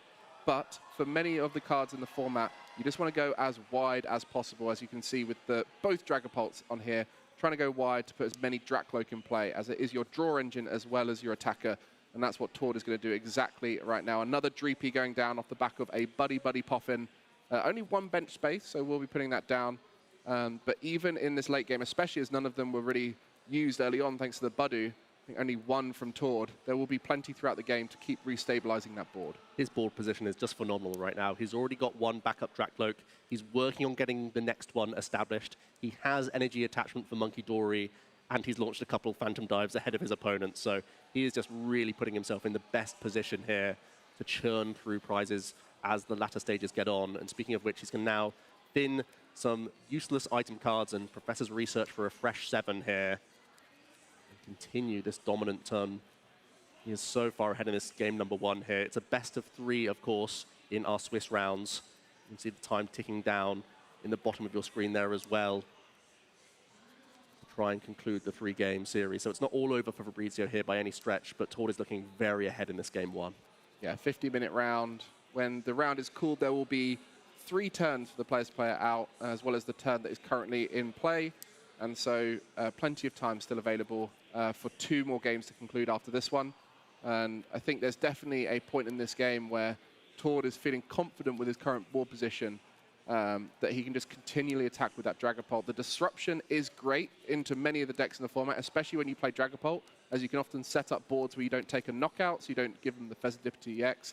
But with those Dracloaks, you do see an extra few cards, as well as denying cards you don't want, and it really allows you to stabilize throughout the game, especially once the energy is all in play, ready to go. It looks like Tord is just doing his diligent deck thinning here, playing Ultra Balls, pulling cards that he might not necessarily want even in his hand, just so that he's setting himself up for late-game Iono, because I feel like that's one of the only things that can slow him down after such a great start. Now, when you say deck thinning, how important is that for players at this event? There's no doubt that it's vital. Every single time you have that opportunity to improve your odds at finding the cards you want, especially when a deck like Dragapult EX has reach from Recon Directive, you get to access more cards from your deck. The fact that you can take out cards you never want to see as the game progresses, it's going to improve your odds of getting exactly what you'd like to hit. Because I think the one thing Tord wants to work towards is Palpad if he can. Yeah, and especially with both these guys having cards that are for specific matchups that they don't want to use in this particular matchup, getting rid of those and putting them in the discard pile is the best place for them. As we see that Monkey Dory, the Adrenabrain, a card you're going to see a lot of throughout the World Championship. One of the most powerful cards in every deck, as it allows you to spread all that damage across the board. And in conjunction with Dragapult's Phantom Dive, you're putting a lot of damage across to the other side. And that Dracloak that we mentioned before has now been knocked out too, and there is some spare damage counters for Tord to sprinkle around. Yeah, it looks like 5 additional damage counters after taking already a 2-prize KO here. Finishing off the setup Dracloak over a couple turns. 1 counter going on to Serendipity EX. And again, you can have a situation of placing 3 and 3 on multiple Dreepy here. You don't have that much damage to play with, but 3 counters on one of them could be vital here, especially when Fabrizio can't really afford to attach to a Monkey Dory next turn. Yeah, and it's going to just be putting all 4 onto one of those Dreepy, and Tord is getting closer to taking all those prize cards. Just 3 remaining for him, as Fabrizio has yet to take one, and I'm sure he's looking to try and get that Neo Upper Energy out of the prizes, as a little bit behind on those energy attachments, struggling a little bit here with the stability of the board, but does start things off with a Flip the Script. Yeah, we need help from Flip the Script, because I didn't see access to Iono, and I feel like that has to start coming down at this stage in the game when you're quite far behind. Has found Ultra Ball, so can at least evolve up into a Dracloak here. I don't even think he has access to Fire Energy just yet, unless it was found off the Serendipity EX. You mentioned the Iono, really powerful here against Tord, as Tord has no draw engine on board, but does have both attackers ready to go. So he's just hoping that 2 Dragapults is enough at this stage, retreat into them for free with the Latias EX's Skyliner, and just continue the final 3 prize cards through 2 or 3 Phantom Dives. Fabrizio going to say that the 4 damage on Dreepy means that's basically no longer an option. Let's attempt to get a Dracloak in the mix instead on a healthy Pokemon on the bench. Does have a Monkey Dory. Actually, there is Night Stretcher in the hand, so we could evolve up multiple Cloak here if need be, just for extra draw power. It's whether or not we need to prioritize an energy instead here. Did we find Iono from the Serendipity? I see a lot of boss's orders. I see Hilda. I'm not sure if I see the Iono. And Tord sat on a great hand as well, by the way. He's sat on Professor Toro's scenario next turn in case there's a hit with a Phantom Dive. Could be getting... Oh, he did find Iono, so here we go. A big hand disruption. Fabrizio will see 6. Tord losing a bunch of cards in his hand and losing a Dracloak to the bottom of the deck as well. That would be like his only semblance of any draw power. So Tord is going to be limited to a really low number of cards next turn. Yeah, exactly what you need to see from Fabrizio. Just see him taking that little bit of extra time to remember what was in that hand, so he knows to shuffle or continue drawing down. And I do like this Iono now, and the energy attachment coming through will allow the first Phantom Dive of the game for Fabrizio, and will try and claw back through this game. The Jamming Tower coming down, the stadium of choice for Fabrizio. Unfortunately for him, there is no tools in Tord's deck, so we'll just be getting it out of the hand and into play. And we'll be looking to Phantom Dive into the active, putting 200 damage on Tord's Dragapult EX. And now for those 6 damage counters. And when we're dealing this much and keeping that damage in play, it doesn't really make sense to spread the damage counters too much, trying to play around Monkey Dory, because they can always get the maximum value by removing the damage off the active Pokemon. So instead, it's going to be a full 6 onto the Dreepy here to do the same thing Tord set up a few turns earlier, which was even after evolving up and using Adrenabrain, Fabrizio can still target down a Dracloak if you would like.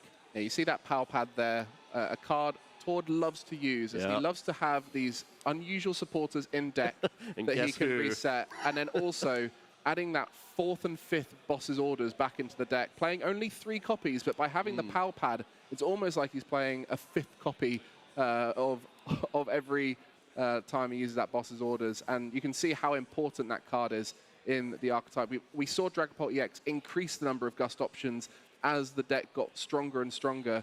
Playing 4 Boss's Orders, 3 counter catchers. Last time we saw Tord piloting it. Now with those 3 Boss's Orders, and I believe 3 counter catcher, maybe 2. Yeah, 3 counter catcher. That is a lot of Gust option once you put them back in with the Power Pad.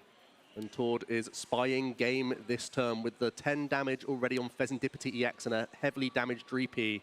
This one Recon Directive can find one of those 2 Boss's Orders, and the game could be closed out this turn, Mike. It's only a couple cards, but the deck is relatively thin, and we have to shuffle 2 Boss's Orders into the deck. We could be closing out game 1 very shortly. Let's see the 2 cards off the top. Either of them Boss is a counter catcher. The Ethan Sudowoodo as well, an interesting tech inclusion. Not only is Tord playing the Maractus, but also an Ethan Sudowoodo, which can also be a corner trapping option. Well, here's a little quiz for you. I said you're the encyclopedia of knowledge. Tell me, what does Ethan Sudowoodo do? Well, Impound is just like Corner in that it can deny the defending Pokemon from retreating, but it also has the Try to Imitate attack that can have some interesting high roll moments in panic situations. Flip a coin if heads, choose one of your opponent's active Pokemon's attack, and use it as this attack. Fabrizio, sigh of relief. The game hasn't ended just yet. Tord having to suffice for attacking into the active Dragapult, and will go down to 2 prize cards remaining, finishing off the bench Dracloak here after the use of Monkey Dory. Now, in this matchup, when there's damage on board, especially when there's that much damage on a Dragapult, you'd think about something like Professor Turo's Scenario as a great option to get rid of it. But without that Neo Upper Energy, or without a bunch of energy in play already, that would mean Fabrizio has no attacker outside of something like a Blood Moon Ursaluna, and that puts him in a tough position to really continue attacking. So Professor Turo's Scenario might seem great here, but it might just be putting him so far behind it's not possible. There it is. Yeah, 3 additional cards from the Flip the Script. We do have Counter Catcher plus Iono, a classic combination that Dragapult likes to string together to attempt to buy time.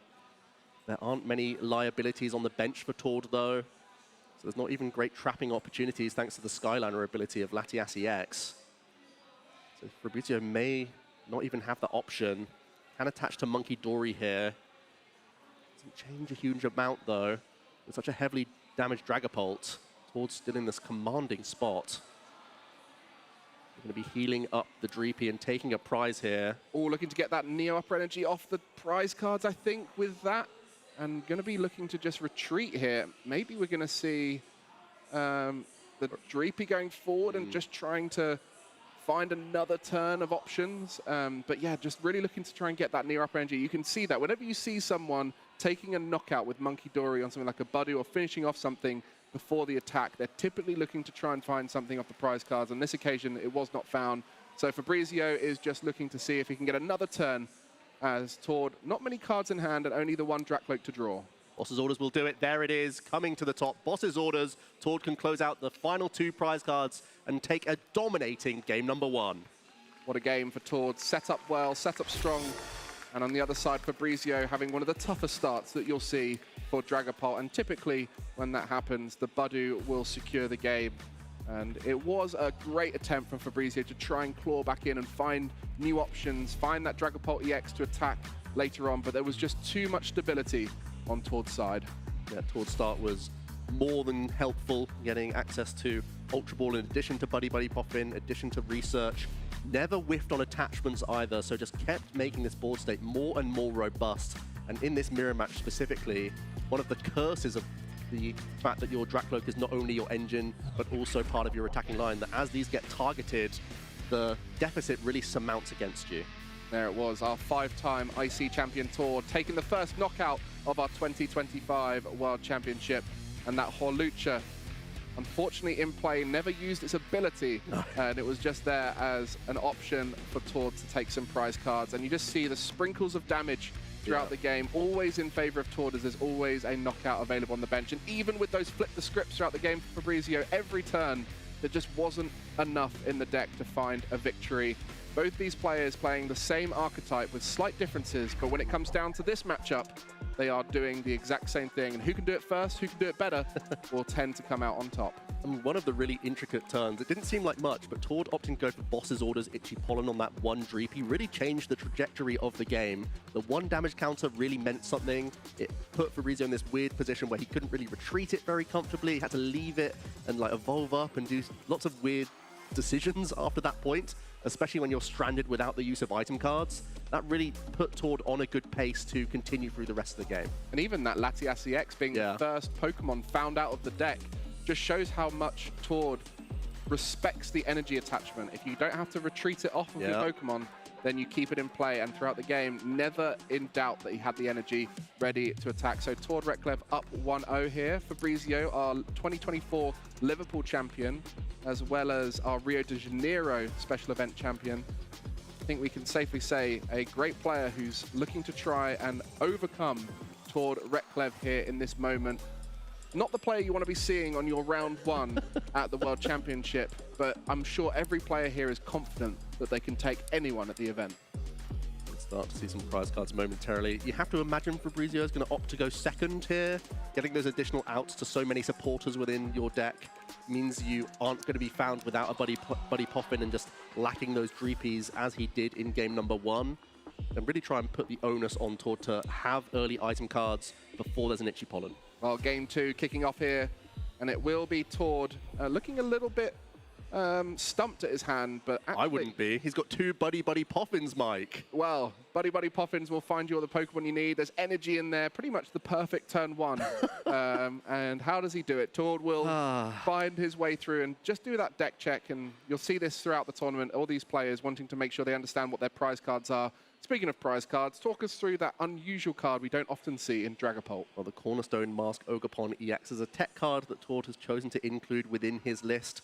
Of course, there is luminous energy in the deck, meaning that you can use the Demolish attack if you would need to, but it's really all about the Cornerstone stance ability here, preventing all damage from attacks done to this Pokemon by your opponent's Pokemon that have an ability.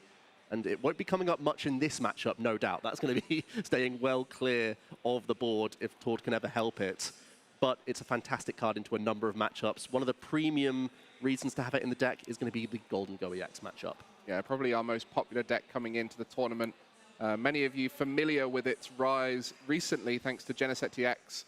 And it is so powerful where there's many of these 320 HP Pokemon, 330, 310, like we see with the Dragapult EX here.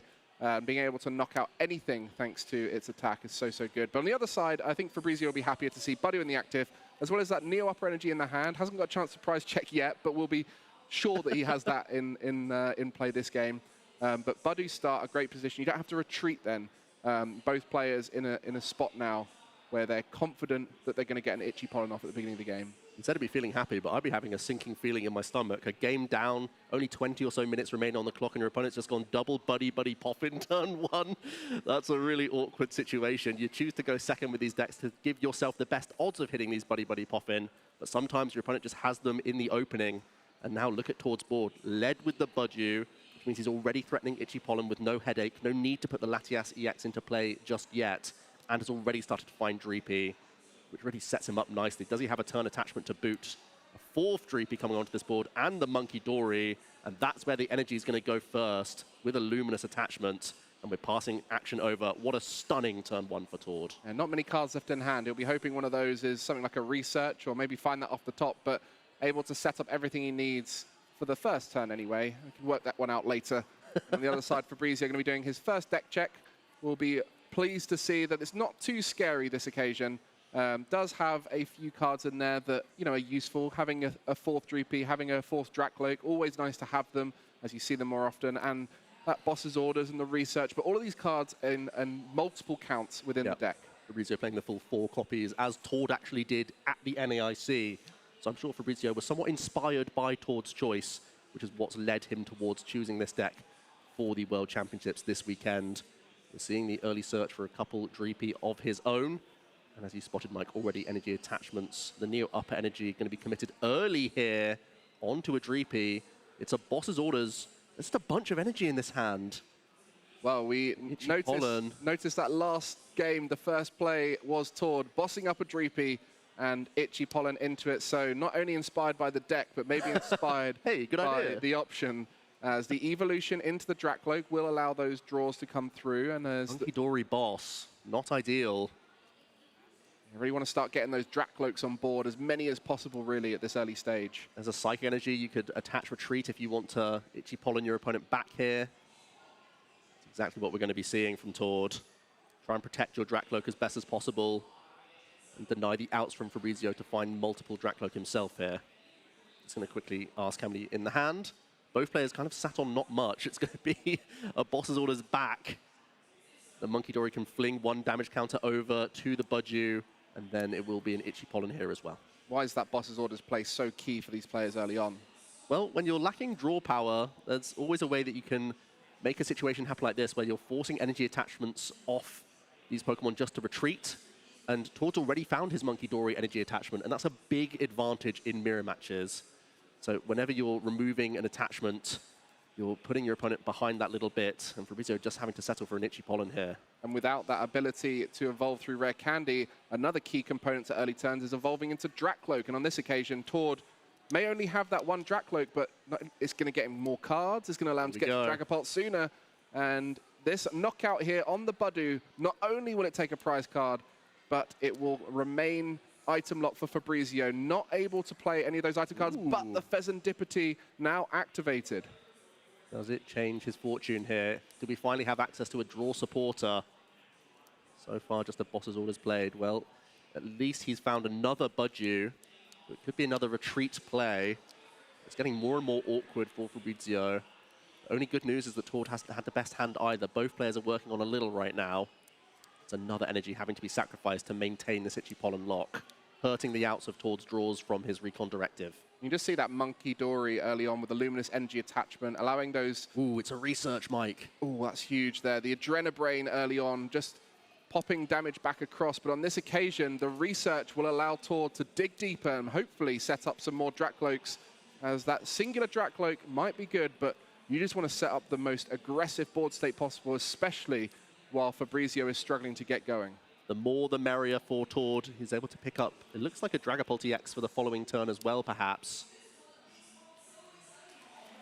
Looking pretty solid here. Did have the attachment of Luminous Energy. We're going to see the Monkey Dory removing a damage from his active Budju here. Going to go on to another Dreepy. That's huge, that 1 damage there. Sets up a Phantom Dive, of course.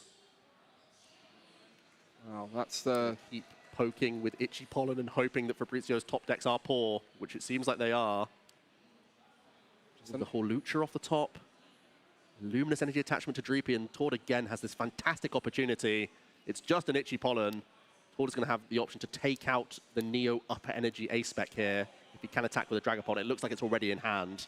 You mentioned as soon as it came into play, you know, that could come back to bite in the future, as it could get denied, but you just don't expect to be denying yourself of Drakloaks for this long. Yes. And it's just been so tough for Fabrizio, even with that flip the script from Pheasantipity, unable to draw into the Drakloaks. And once 1 is on board, you're just seeing so many more cards per turn, and that's exactly what you're seeing right now for Tord.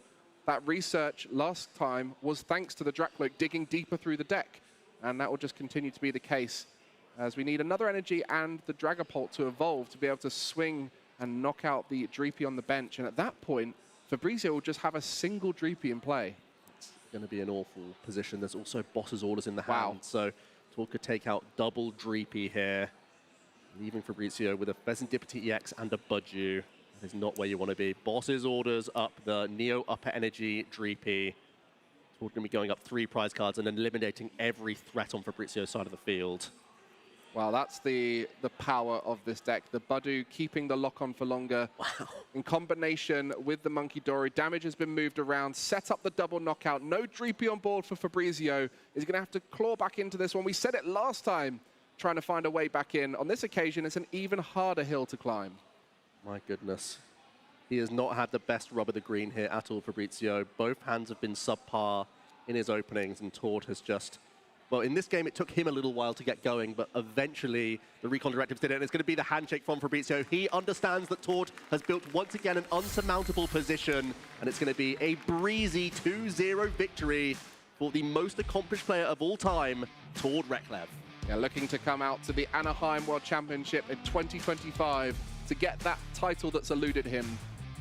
5 ICs, many regionals, lost count at this point, but the World Championship, the one he wants, came top 4 before, has made finals, but not able to try and take the full title. And that is the challenge for any player at this event.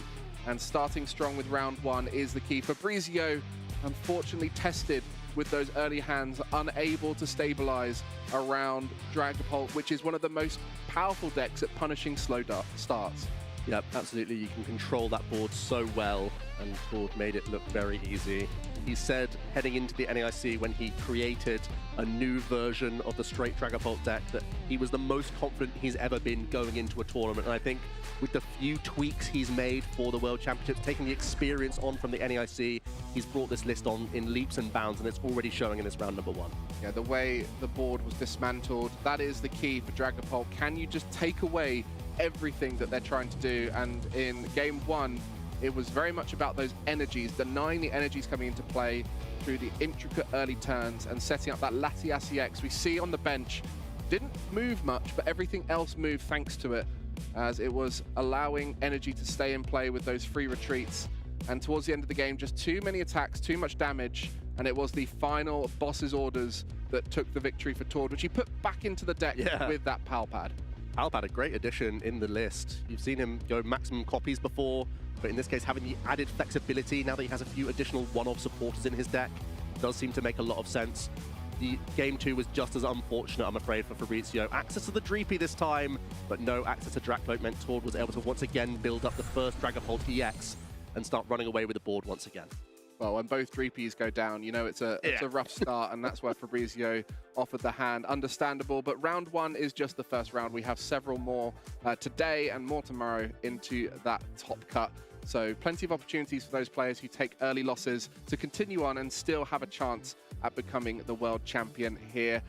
That was round 1 of many rounds, so you better be sticking around all day because we have got so much content for you, whether it's the players, whether it's finding out more about the decks that we have at this tournament. We have so much information, and because this event is the event that has all the Scarlet and Violet sets, all the way from base set up to the Black Bolt and White Flare, we're getting to see what the best of this era has to offer. It's been a phenomenal change in the Scarlet and Violet era. We knew that from the discussions with the creators of the cards that they wanted to focus on comeback mechanics. They wanted to focus on having viable stage 1, 2, and basic Pokemon. They've succeeded in that goal tremendously, and it means that we have a very diverse format here with a lot of intricate choices within deck lists as well.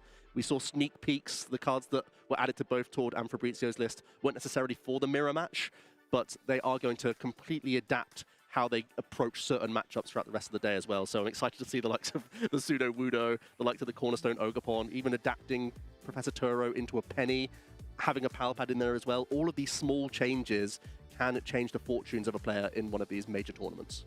Well, Fabrizio has the Slime Colony, he does, Toad School, but Toad School has been rocking around on the stage, and I know someone else who is over there, and that's Tord Reklev. Let's find out how he felt round 1 went. Thanks, guys. That's right. I am here on the stage with our winner from round 1, Tord Reklev, my friend. What a great way to start off the tournament, 1-0. How are you feeling?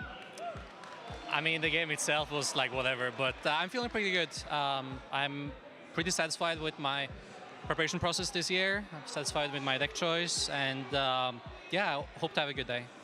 The last time we were in Anaheim, Worlds 2017, you had just come off of your statement win at the North American International Championships. You had a great run at that Worlds as well, finishing in the top 32. But since that time, you've become what you are. 5-time international champion, 2nd place at Worlds, top 4 at Worlds.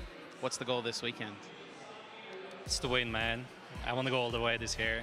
And I think I have a decent shot, but you know, it's Pokemon, anything can happen. It could very well have been me on the other side not throwing the Draclox here. So, you know, you just have to try your best and see how far it goes. At NAIC, you told us that you prepared more for that. You felt more prepared for that tournament than you had in a long time. What did your preparation look like for Worlds this year? I started off with a couple of weeks off, just, you know, actual vacation with my family. And then since I've been, you know, grinding. Like after I got back home from, you know, Japan again. So, like, every day I've been putting in the time, I promise. And I have all the lines. I just need to execute them with, you know, some peace of mind throughout the day, and we'll see. Your deck is similar to the one you played at NAIC. Why did you stick with Dragapult for Worlds? I still think it's the same principle. It's the spread deck with an actual engine, so I believe it provides the most depth in games. I still think that, and it's honestly just my favorite deck. You have so many lines you can play with it. You can, you know, set up and nuke everything at the opponent's board at the same time. You can suddenly pretend you're a control deck and, you know, lock them, or now I can even wall them. So, you know, I have a lot of options in the deck, and it's very interesting. You have a lot of like intricate play, and I hope I get to use a lot of different, say, game plans today. That would be the most fun. It definitely looks like you've built your list with plenty of options for whatever your opponent could have across the table from you. I know there's a lot of people out there who support you. Is there anything you want to say to them, and anyone you want to thank? I mean, your support means everything to me. I would not have been able to put in so much time and effort into this game and my preparations if it was not for all of you. So thank you so much. I really appreciate it. Thank you, thank you. Let's hear it for him, folks. Round 1 win for Tord Reklev. And let's head back to the desk to Mike and Joe. Well, thank you very much, Chip. A bit of insight from one of the masterminds of our game. And I know, Joe, you're close with Tord. You get to see a little bit behind what he gets up to. Without giving away his secret sauce, what's the difference between him and the rest of the field? Well, it's a lot of Pokemon. That's really it. He is day and night, every breath, he's thinking about Pokemon. He's playing a ton of Pokemon.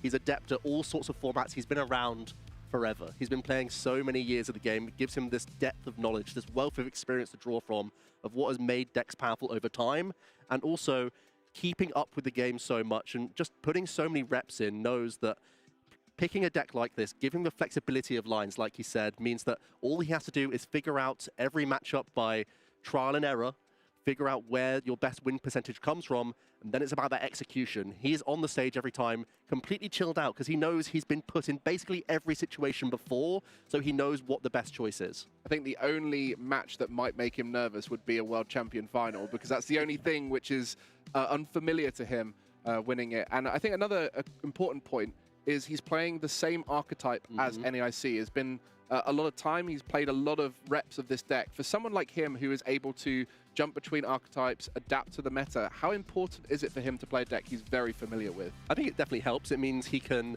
make decisions in a timely fashion as well, which is a big deal for a deck like this, where Dragapult can sometimes slowly set up game over a number of turns, and sometimes you're going to be the one on the back foot, hoping to hand disrupt and piece together a way that you have checkmate on the following turn and slowing down the opponent, slowing down the game for as long as possible with Budju as well. So not only making the correct decisions, but doing it quickly, and also having the awareness of saying, my board position is too far behind, let's pick it up and let me give myself 2 games to still try and close out the set.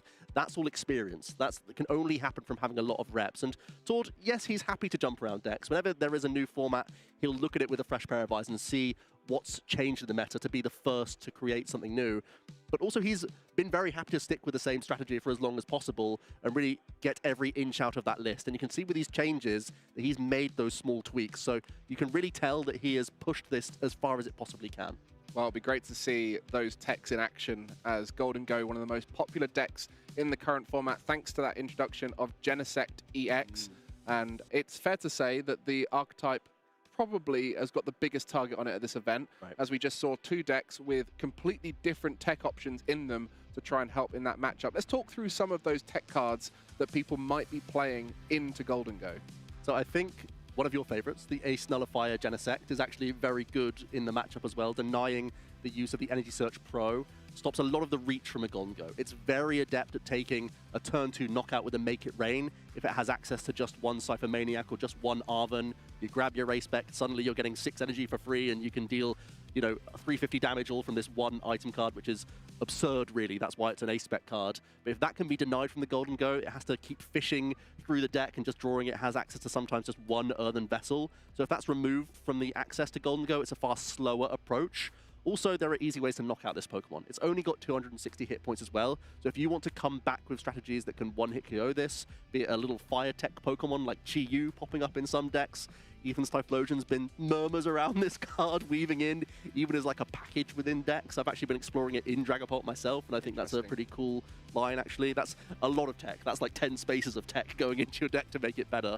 What else is highlighted for you for Golden Go EX? How to tackle? Well, I've got to shout out to one of my locals who, the genius strategy of Center Scorch in the deck for a single fire energy, splashable into Golden Go. That's the thing. Interesting. But then it's really more about these big cards that not only work into Golden Go, but will have some other matchups they can work in. I think Cornerstone Ogerpon is one that, yes, it's a great tech into the Golden Go, but there are other matchups where it might be your win condition, especially when you start coming across some unusual decks, because yes, there's the most common decks here, but there's someone out there who's come up with something genius that they think could take down the whole room, and maybe they're all got abilities, and then Cornerstone Ogerpon comes down and goes, haha, I have a tech for you which I didn't even know I was teching for. Yeah, and I don't know if you were thinking genius when you were mentioning this, but my light bulb went off with Crustle, thinking that this can also help out in that regard, because that's a fear factor deck this weekend. I don't think it's going to be popular out on those tables, but it does have this very strange matchup spread where it takes some bad losses, and I think Gardevoir is the most mainstream meta loss that you have to take as Crustle, but you have really high percentages into other decks, and you can tell that players like Tord don't just want to scoop that matchup, so he's teching his deck out accordingly.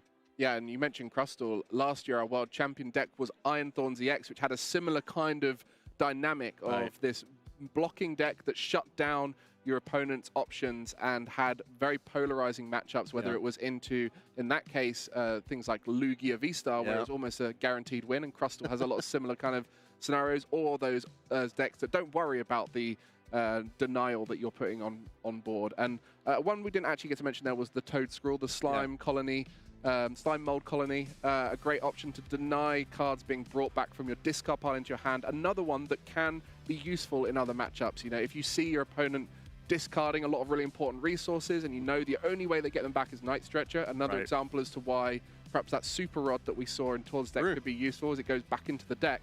You know, you're denying Night Stretcher, which is one of our most powerful cards in the format right now. Yeah, and that's a sort of catch-all option. Denying Night Stretcher can deny the reach towards getting back evolution pieces or getting back energy attachments, and it just limits the outs of decks, especially when Arven's such a crucial supporter within these decks. Being able to Arven for an item card, the Night Stretcher then becomes a Pokemon or an energy during the game. Shutting that down is always nice, but its core reason for being in these decks this weekend is probably trying to target that Golden Go matchup. I think I've got a question for you, Joe, and that would be, if you were to come along to World Championship, would you be thinking about the deck that is most popular, something like a Golden Go, Dragapult, and think, I'm going to try and create the perfect list that I can beat everyone else with, but it's got that intrinsic power that everyone recognizes? Or would you be looking for those unusual decks like the Crustle, maybe the Flareon EX that we've mentioned before, and come in and try and read the meta to beat those players? Well, I've had enough tries at Worlds to try all sorts of strategies, Mike. So I have tried to pinpoint my deck to beat just the top 3 or 4 in a room and say that I hope that's enough meta percentage to let me go far. I ended up hitting the rogue stuff and falling quite short. Well, it quickly goes out of hand, doesn't it? If you lose a few games, you're then down on the lower tables and you have to face all the unusual stuff. Yeah, I've gone for tried and trusted, like what was previously the best deck in the room, and just tried to make like 1 or 2 tweaks to the archetype. I've done that a couple of years, actually. I think that's always like a good choice, especially if you're comfortable with an archetype. If it's got you to Worlds, why not play it for the tournament? I think that makes a lot of sense for a lot of players, because just you being better at the deck gives you win percentage no matter what matchup you're up against, which I think is huge. But I think over the last couple of years, I actually called Iron Thorns to win Worlds last year in the pre-show, which is cool. And I'm now tipping my cap to Flareon EX. So I feel like having very favorable matchups into a handful of decks in the room is really vital, because the players, they're going to still make every game close. That's the thing. When you're up against such talented opponents every single round of the World Championships, I feel like you need your deck to have inherent advantage to be able to beat the other best players in the room. So I kind of like leaning that direction, but that's also because I know that I'm not among the top 100 players in any given room of a tournament, so I need my deck to give me advantage. There'll be players like Tord who can say, just get me in the game. Get me in the game and let this brain figure the rest out. And I think that's also great for our very best players. That's why I loves that Dracloak engine. And I think it's important right now that we let the viewers at home know that you're going to be giving all of these knowledge bombs throughout the weekend. And I think what's really interesting is your experience across the multiple worlds. And I really want to find out how you feel this lower player count here. We've got 721 Masters here, where last year it was over 1,000. Right. How does that change things up in terms of the dynamic of every round, the meta calling and things like that? I think it makes it easier to hone in on the top archetypes.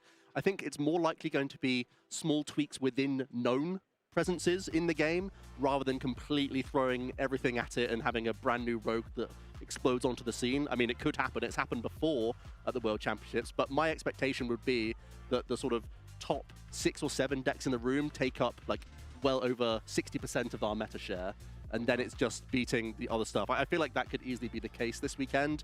That said, it's a wide metagame, so there can be like 12 or so decks that you have to respect. Yeah, and with the regional events and ICs getting bigger and bigger, these players are preparing throughout the season for over 1,000 players quite frequently, upwards of 2,000-3,000 players, and that's exciting for those tournaments because the victor is that much more the victor. They've overcome that many more players.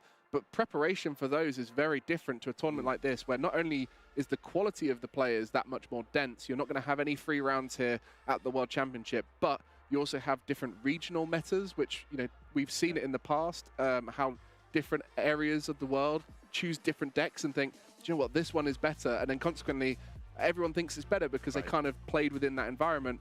And so we're going to see a whole variety of understandings of how the current format is to be played. Yeah, players come in with so much information from the online scene and the tournaments, the NAIC, the biggest sample size you'll have before the World Championships. We've been speculating about the meta, but we can actually show you the metagame for our World Championships here. What have our players opted for? What decks are they going to be picking? I think we have access to that momentarily, which is going to be really exciting. Here we are, Mike. Well, here it is, and I'm sure a lot of you will be loving seeing such a huge percentage to Golden Go. It has been the talk of the town with Genesect DX coming in and supporting the deck, but 23%, 165 of our Masters have picked the deck. What a statement. It hit the ground running as soon as the new expansion dropped. It was doing exceptionally well in the online scene. And honestly, when you look at the bad matchups of Golden Go, outside of annoying tech inclusions from decks, it's looking at the likes of Ethan's Typhlosion, the likes of Flareon, which is ironically 4.4% of our meta here in day number 1. And when those are, and Crustal, when those are the bad matchups for Golden Go, and you're looking around the top tier that are also the ones we're looking at here, it looks like Golden Go does have great times into those decks, so it's been a really popular pick here. I don't think many expected over 20%. That's a huge surprise. Yeah, and then going into second place there, Dragapult, we just watched that on stream. A very powerful archetype, can be played in lots of different ways. Dragapult often paired with that Dust Noir. And let's just speak about Dust Noir as a card, because it is something that we'll be seeing featured throughout many decks, and I think many of you will be surprised at home at which decks it's managed to find its way into. Yeah, we've been checking some lists backstage before we got live, and yeah, it looks like Dust Noir is going to be a story of the tournament in many ways, and that it can help manipulate a prize race, not only for the Dragapult, of course, where you can be even more flexible with your Phantom Dive damage counters and your use of Counter Catcher. These are some of the big weapons that a Dragapult Dust Noir has at its disposal, but other decks are starting to weave that in as well, which is going to be exciting to see throughout the weekend. But there has been this big debate. Is Dust Noir the best build of Dragapult? Because, of course, at the NAIC, Tord's list, the straight build of Dragapult without any Stage 2 friends, was the best performing list. It also made top 8 outside of Tord. And then there was also a bunch of Charizard players alongside Dragapult as well, trying to balance that Gardevoir matchup, which is still a real threat this weekend. Of course, 13% here in day 1 of the field, and balancing out what is otherwise a pretty tricky matchup also makes a lot of sense. But heading into this tournament, everyone said that Dust Noir's the pick. Well, we can see here across the board many EXs coming in, valuable. And this is the Scarlet and Violet era. but one EX has stood out since it was introduced, and that's the Gardevoir EX. The first tournament it was legal for, EUIC in 2023, I believe, and that was where Tord Reklev showed its power in the first tournament it was available.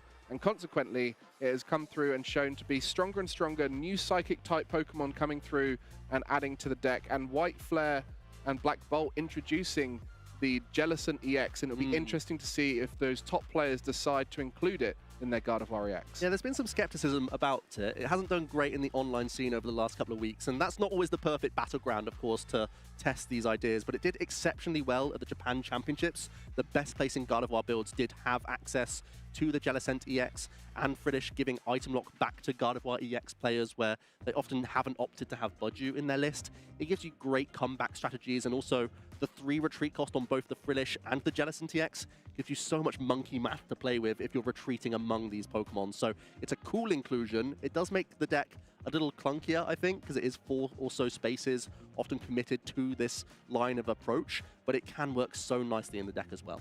And rounding out the top 4 before we drop down to the lower percentages of 5% and below is that Raging Bolt EX in combination with Teal Mask Ogerpon EX. And I think one thing that's been clear is how much more important the grass typing of that Teal Mask Ogerpon EX has become, especially with that 5th place deck, Marnie's Grimmsnarl EX, being weak to it. Yeah, the Raging Bolt's an interesting pick. It's always a top performer in terms of it's always showing up, it's always having decent conversion day 1 to day 2, but it hasn't really gone so far into tournaments a lot of the time. It's only showing up maybe once in our top 8s, and it's normally a smuttering of other archetypes that make it that far into the event. But Raging Bolt is still going to be consistent. It's also one of the fastest decks in the game that it can easily win in 3 attacks, setting up quite quickly and having reach with weakness, as you said, with Ogerpon or with the Raging Bolt EX itself. It can really try and charge through games and give players the chance to win best of 3s. I'm actually very surprised by a sub 5% of Marnie's Grimmsnarl EX. It was very popular at the NAIC. It did get a top 8 placement from Piper as well, so it had a really good run at the tournament, had a lot of day 2s, a lot of top 16 placements as well. I think the metagame position of Grimmsnarl is the reason why it's dipped down so much, with Golden Go being a new threat. Yeah, and with it being a challenging matchup, and with a lot of people weirdly teching for it through the recovery of damage, whether it's Monkey Dory or Picnic Basket, these kinds of cards that work across multiple decks, whether it's against Dragapult or Gardevoir. If you include more of those in your Golden Goes and your Raging Bolts, it's going to make it harder for Marnie's Grimmsnarl to continue. And I think it's also one of those decks that people have learnt how to play against it. And as time has gone on, more and more people are aware of how to beat it. And so consequently, it's fallen out of favor with those top players as they know the quality of opposition here will be able to dismantle. Yeah, it gets caught in a couple of those crossfires. The fact that Picnic Baskets are showing up in Golden Goes, the fact that it can be a tech inclusion to beat a wide spread of these spreading damage matchups, but then also having more one-hit KO in the format with the likes of Golden Go, Raging Bolt being the other one-hit KO option, and then also the fact that Maractus is often a weapon in Grimmsnarl. The fact that that showed up in the straight Dragapult builds meant that by having more Turos within your list, having more regular switching cards meant that even this panic option from Grimmsnarl is now taken away from it, and that your opponent is typically expecting to play, you know, even things like Iron Leaves EX thrown into some of these deck lists, and that can be a huge spanner for the Grimmsnarl. That said, I'm still very surprised at how few have actually opted to go for it this weekend. I think it's fair to say the best user of Monkey Dory in the format right now. And in our 6th position there, your caster pick, the Flareon EX, probably the most iconic Terra user of Noctowl currently, but has never really risen to be a top contender in the format. Has always been on the fringe, but something you have to worry about. Yeah, I do really like the choice, and I actually think, surprisingly, other than Raging Bolt, I think it is the best Jewel Seeker deck in the game that we have right now. It is definitely an unorthodox deck in that it plays very few actual draw supporters. You're really reliant on your use of Noctowl. I think there was a hesitation to play Flareon at the NAIC with the Team Rocket's Watchtower being new on the block and being a threat for the archetype. It can completely shut down your Fan Rotom as well as your Noctowl, and when you're so tethered to that ability, the fact that you can be shut down immediately is risky. But now that we've had the information that Watchtower isn't showing up in our main meta decks and Flareon's not popular enough to tech against, nor is Raging Bolt really, to be honest with you, especially when Raging Bolt has enough draw power outside of that fact that you can still find stadium bounces, there's a clear runway for the Flareon. And I feel like it's 4.4 brave soldiers out there percent are going to be running this deck, hoping to dodge that 13% of Gardevoir. I don't think that's that tough. I like its matchups in other situations here. Yeah, and strong into the Golden Go. But Mr. Bernard, we have seen how the decks are panning out there across the room, but we got to see our round 1 earlier. Tord Reklev coming out on top against Fabrizio. Round 2 will be coming later on. Definitely stick around to catch all the action. We've not just got round 1 and round 2 throughout the day. We've got 8 rounds today, so you'll get plenty of action on stream. And make sure you stick around because you will be able to get access to some drops just by watching along to the stream. Yep, just having it on in the background and just come back as soon as you start hearing the game. We're not going to judge you for it because there is lots of things you can earn on Twitch. This is, of course, where all you have to do is sit back, relax, and enjoy the best players of Pokemon battling it out and trying to make themselves a champion. And look at what's on offer here, Mike. Yeah, I love those accessories. Always nice to be able to put your own little spin on the game. And I think it's also nice because it shows you're there watching along in the World Championship, and you can come across other people who also showing off they were watching the World Championship, as this is the pinnacle of Pokemon TCG. And if you're playing the game, you want to show that you're a part of that community, as well as those amazing artwork rares for the Hydreigon EX line. I do really like that Xylos. I like the way it's very symmetrical. I think this is one of my new favorite concepts in cards, is having very symmetrical cards where, obviously with the 2 heads, it makes a lot of sense right there. But how epic is that Hydreigon EX artwork? Goodness. I haven't yet found a deck to make this card work, but I really want to because look how terrifying that artwork is.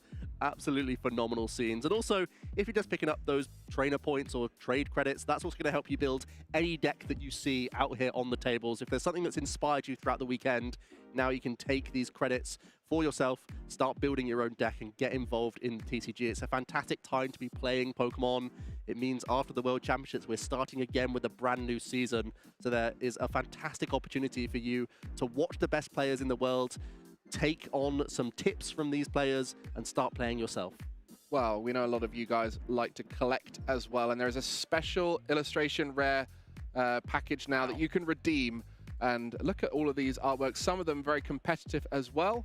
And I think this is a great way to celebrate the World Championship here in Anaheim. That Hilda will be going straight into your Dragapult deck. We saw them in both decks in our round 1, so a great little card to include.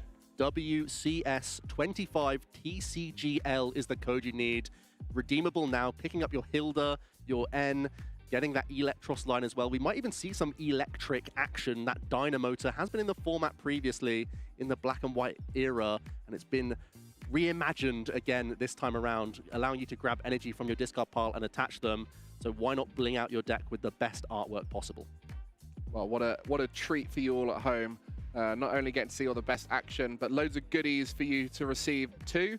And I mean, we're excited to see how the matchups pan out. I think one of the key messages from this last little moment is talking about the meta share, but we haven't spoken about all those decks that aren't in the top 6, and they're the ones that are going to be interesting to see if someone has managed to solve that unusual archetype that can come to this tournament and take it to the top. It's something that is hard to do, but we saw it last year. A low percentage deck managed to win the whole thing, so it's not impossible for that to happen. Yeah, Crustal's the boogeyman this year. It's the Iron Thorns of last year, I think, for a number of players. Even things like Joltit Box has an outside chance. Ethan's Typhlosion. It's been picking up in popularity, at least in the online scene, where players are just playing for fun and testing and getting their reps in before Worlds. These archetypes may not have shown up in the sort of day 1 meta share, but they could be 1 or 2 pilots who have cracked the code and made a great list. What about Charizard EX? We haven't even mentioned it, coming out in Obsidian Flames, and has been a mainstay throughout its time in the format in lots of different ways. One of the best users of the Pidgeot EX, and also a great user of Dust Noir. It'll be interesting to see how people combine it together. Sometimes can be a little bit too slow in our current format where there's a lot of spread around, so people can avoid ramping up the damage of the Charizard, but it has a strong matchup into the most popular deck in the room of Golden Go, so could position itself nicely against Gardevoir and that Golden Go, but it is worried about Dragapult in between. Yeah, it has so much heritage behind it. People know that it's a phenomenal archetype and has been for seasons, not just months. And also any encouragement gained from the NAIC, of course, it won the seniors division, and certainly a player that we have our eyes on in that age division as well, because they've already got the gauntlet. They've won every IC this season.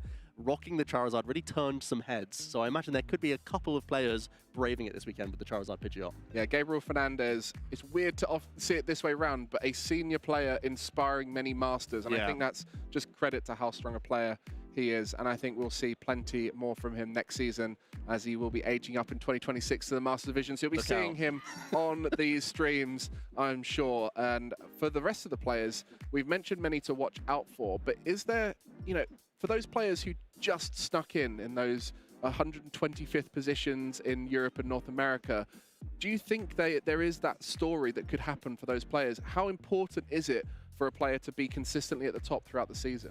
Listen, there's no doubt every player in this room could be the world champion. Like, that's not just a phrase that we're saying, and it's only really going to be the top 100 or so, you know, from every region, the very, very tippy top players. That can happen, but there can be experts of certain decks that have just churned away naturally at getting their points, or some players who have only got a huge chunk of points towards the latter stages, building up to the World Championships. They're actually in a great position because they found a deck that they like in this format. Black Bot and White Flare has changed a few things, but not so much that you can't bring your favorite deck to the table.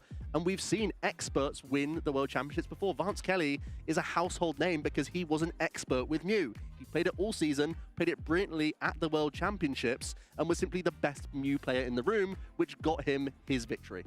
Well, if any of you at home know a player who we haven't spoken about and you think they're doing well, make sure to let us know, because we want to be keeping an eye out for all the best players.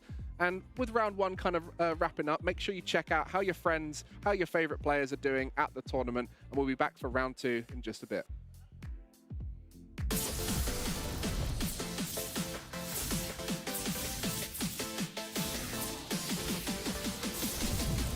Make sure you catch all the action.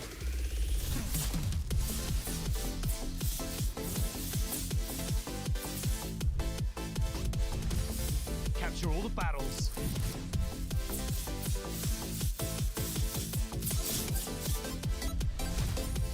Gear up for glory.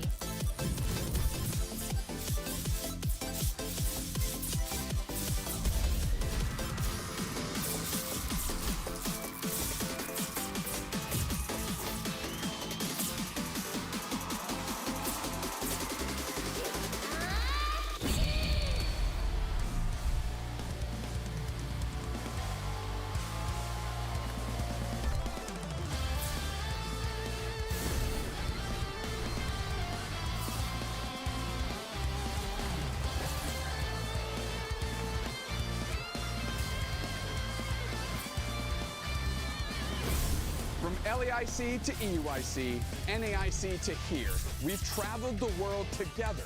Trainers, fans, and champions in the making. Now it all comes down to this. The stage is set, the battles will be fierce, and the excitement is just beginning.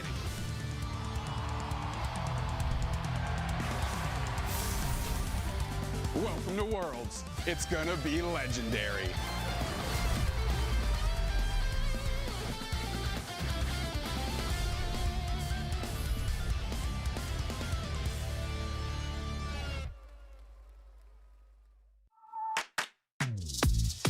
Whether you're a long-time fan or just getting started, there's never been a better time to jump into the Pokémon trading card game. With thousands of cards, endless deck possibilities, and an evolving competitive meta, there's always something new to experience. If you're new, following the action is easier than ever. Here's what you need to know. Each game starts with a coin flip to decide who plays first. Both players shuffle their decks, draw 7 cards, and must begin with at least one basic Pokémon. If not, they reshuffle and draw again until they find one. Each player also sets aside 6 prize cards, which are drawn when knocking out an opponent's Pokémon.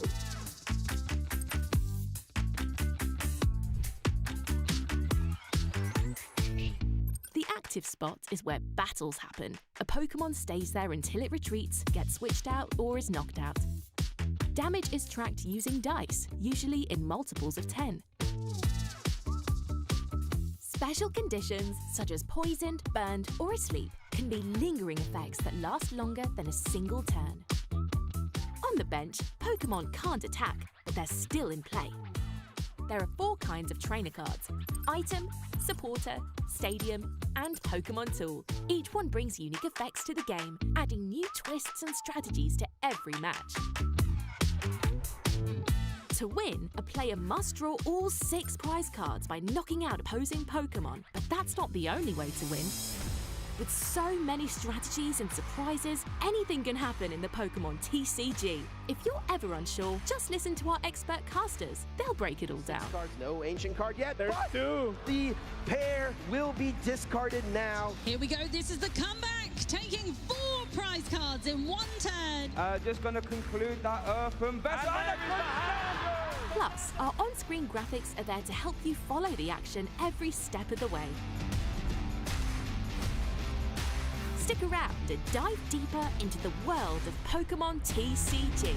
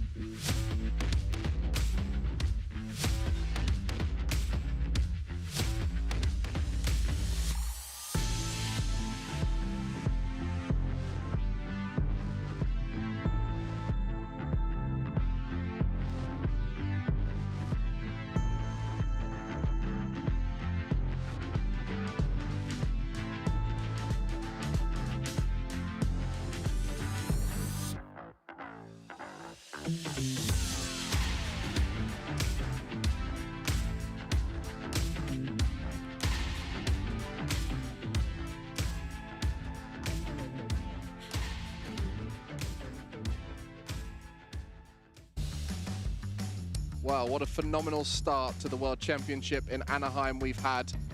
An opening ceremony with amazing music, the vibes are great, but ultimately the Pokemon is going to be showing us exactly why we're all here. A great round 1 featuring Dragapult EX. Everyone finding their way to their round 2 seats, and we'll be looking to kick things off and climb the ladder all the way to the top to be the world champion for 2025. My name is Mike, and I'm joined by the expert himself, Joe Bernard. I'm going to try and find a compliment every single time because it's great listening to Joe explain everything that's going on. How did you find that first round? Well, Todd was pretty dominant. I think he drew a little bit better than his opponent, and it was a mirror match, so he was able to make short work of it. But still impressive stuff there. Had some intricate decisions, even though he was in an advantageous position. And that's what it's all about, to be honest with you. Trying to squeak out extra percentages every single turn is what's going to make you win over and over again. And we know that that's something that Tord Reklev does very frequently every tournament. And familiarity. It's always great to know a deck inside and out. And what we can tell with this tournament is many of our top players throughout the season are picking archetypes that they've piloted at many other tournaments. And I think that's going to be clear going into our next game, as Gardevoir users will be very familiar with some of our players playing Gardevoir at this tournament. Yeah. But of course, it's always interesting with archetypes like Gardevoir, like Dragapult, is see how those top players adapt, being one step ahead of everyone else. Especially with Black Bolt and White Flare introducing a potential new Stage 1 line into the Gardevoir EX. Again, it's a debate, to be honest with you. It wasn't guaranteed to go into the deck list, but the new Frillish has essentially the same attack as Budgie for 1 Psychic Energy, and it also has more hit points and more retreat costs, which sounds like a bad thing, but actually good when it means you can recycle damage with your Psychic Energy attachments with Psychic Embrace on Gardevoir. You retreat out, suddenly you have great damage with Adrenobrane for your Monkey Dory. It means that it's a more annoying Pokemon to knock out, and of course it can evolve into a Jellicent EX. Yeah, our third most popular deck here at the event. Going to be looking to adapt and overcome the changed meta thanks to that Genesect EX elevating Golden Go to the top. Another card that we haven't really spoken about much is Air Balloon that is featuring in that top deck, and I'm sure we'll see plenty of it. But for you, when you're looking at these World Championships, you're seeing people play decks they're familiar with. How important is that for them going into these early rounds where they're going to be the most nervous? Yeah, taking away those nerves is obviously a great thing. The better you're going to perform if you are confident and comfortable. And it means that your mental energy isn't so focused on, is this even the right thing that I'm doing right now?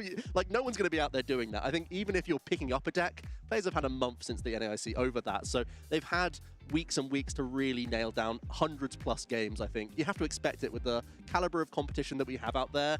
Everyone's got to put a lot of time in. Maybe there's been some late jump ships or a few changes within decks over the last couple of days based on the metagaming and the discussions among players. But I think the general player in the room is going to be really experienced because you have to at least back yourself to put yourself in the best position to win every game with your deck. You never want to be head slapping yourself for being like, why did I do that this turn? Or like, especially when we get later on in the day, it's an exhausting run when we're up against so many fantastic players. Like every single round is a gauntlet for you. You really have to be on your A game. And the best way to do that is by being familiar with your pick. What about familiarity with opponents? Because this is something that, you know, you go to your regionals and you're very familiar with the top players within it, but then suddenly you're going to this international event at the World Championship and you come up against someone you've never seen before.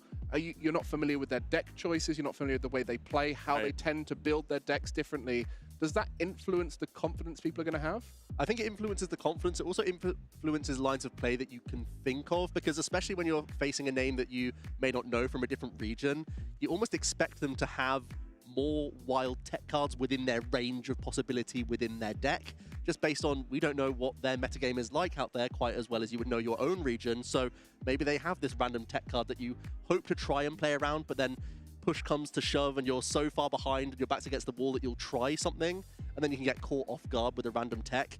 That's the great thing about having closed deck lists. We don't know what we have to play against. We're normally playing against a range of 70 cards, even though your opponent only plays a 60-card deck. I think that's always happening at these tables in the early rounds. Well, for those players whose reputation do precede them, we'll be seeing how some of those are matching up going into their next round. Because yes, there's those players you're familiar with within your region, but there's players further afield who you'll be confident knowing the kind of decks they're going to go for. And you can see some of those matchups here. That top matchup going to be our stream game for the rest of them. Looking some interesting matches going on. Wow, all sorts of talent on show here. Seeing Nathan and Alessandro is one of the most interesting rounds. Whenever you see Alessandro, you know that he's playing his own concoction of crazy cards, usually not trying to win a traditional prize race, usually attempting to create an awkward board position for your opponent to overcome. Nathan Beck, a very consistent performer at the top level. Seeing Daniel Magna, a name we've already highlighted, up against Vincent Owen, two very consistent performers there as well. Alex Szymanski and Brian DeVry, also a fantastic matchup that we'd love to keep an eye on. But there's so many to pick from, and as fate would have it, we have the rematch of the NAIC finals, Isaiah and Riley. We couldn't say no to that one, Mike. Yeah, we're going to see two players very familiar with themselves and very familiar with the types of plays and decks they're going to be up against. And I think when we talk about the NAIC finals, what were the decks these guys were playing? They were playing Gardevoir back then, and it was that really intricate mirror match. I think Riley gained acclaim not just for making it to the finals, but the manner in which he made it to the finals, having to defeat Tord Reklev with a very bold passing play in those final ticking turns of time. So Riley really made a name for themselves, and again, at the World Championships, having to face Isaiah once more, trying to get that redemption arc in his favor. Well, we're seeing 3 of our top 4 players from NAIC in our first 2 rounds, as third place Tord Reklev was just on stream. So you're getting a real trip down memory lane. Just a few months back, we got to see these players in action, and they are in their most peak form right now. Not a huge amounts of changes for both these players, as they will be competing with the same archetypes, but you have that question around what sort of changes have they made based off of the Black Bolt and White Flare. Yeah, that's one of those strange situations where you've just come off a tournament run where you did exceptionally well with 160, and you know that you've put a lot of reps in with that deck and have become a master within your archetype. But not only that, the exact inclusions change the percentages of every single turn that you go into. So making any change, be it a tech card or a completely different build within your deck, also changes basically every matchup that you approach. Well, the key at every event is what's Gardevoir bringing? What's the the options available? There's so many great Psychic-type Pokemon that can be used, and many of them synergizing perfectly with Gardevoir. We're talking about Screamtail and Drifloon, which work synergistically with the damage attachment combination from Psychic Embrace. But now we've got that Jellicent EX and the Frillish to talk about. We also have the Lily's Clefairy, which recently introduced in Journeys Together, allowing you to knock out that Dragapult, which is one of the reasons why Gardevoir is so good, is one of the most popular decks in the format, can be countered through weakness, where every other deck cannot do that. Yeah, almost swung a matchup in a lot of ways. Before the Lily's Clefairy, the Gardevoir into Dragapult was pretty close, but now the Clefairy provides that Psychic-type weakness into a Dragapult EX. It really made the matchup much more appealing on the Gardevoir side of things, and these players are masters of that archetype. It wouldn't surprise me if they're both bringing it today. Well, hopefully these matches you can see right now will go the way you want. I'm sure many of you supporting different players throughout from all sorts of different regions. And I know many of them will be looking to make it all the way. That early victory, a great way to settle the nerves as you go into the World Championship. You're starting on the right foot, but still all those players who've sustained a loss or a tie early on, definitely not out of it, as there is a long day ahead of Swiss rounds, 8 rounds today for these players to compete in. So this early stage is just a quick break ahead for many of these players. Yeah, the World Championships are very reminiscent of the International Championship events, where it's a 2-phase competition. Players with enough match points will progress from phase 1 into phase 2, where we'll have additional Swiss rounds, and then we'll head into the top cut from there. It's going to be an asymmetrical top cut as well, so players who have achieved the right amount of points will then battle it out to become an eventual champion. Well, what a set of players we've got at this event. 721 Masters, about 3/4 of what we had last year, maybe a little bit less, maybe more like 2/3.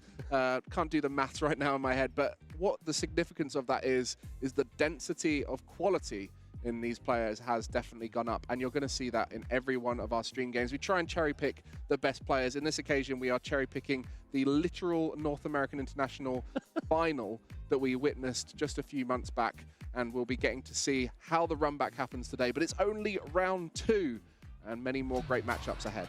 Our players are at the table, which means we're very soon to getting into our round 2 action. A couple of familiar faces. If you're watching the North American International Championships finals, it's somehow a repeat. It's destiny between these two players. Riley looking to trump his opponent after getting a loss at the NAIC. There's still a huge amount of pressure, even though it's round 2 of the tournament.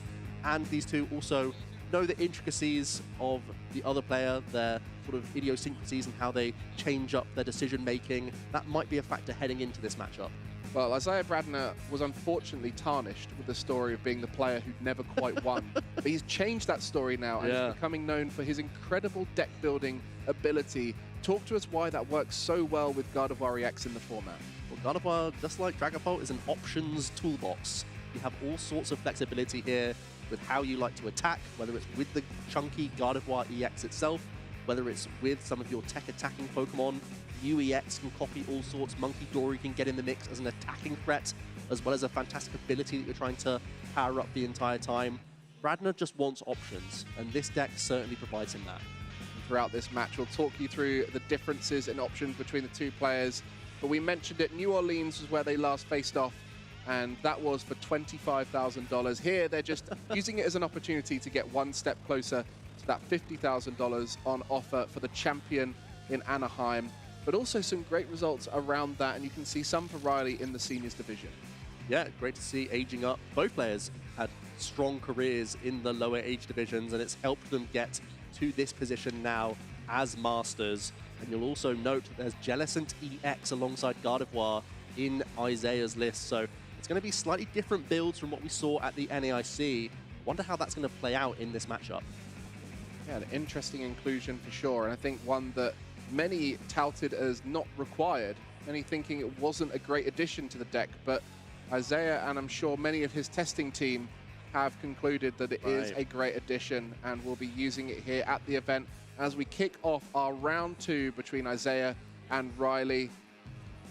Great opportunity for them to get the run back, but both of them getting a chance to adapt their lists and overcome the challenges they faced previously in a new format. Not much change for Gardevoir, still the same consistency engine, same counts of all the trainers, but there's going to be a few inclusions in this matchup that could come into play when it comes to the mirror match. I did just want to quickly highlight something as well, Mike, is that we get the benefit of looking at deck lists. And when players submit deck lists, there's a little box in the corner that they can add a comment.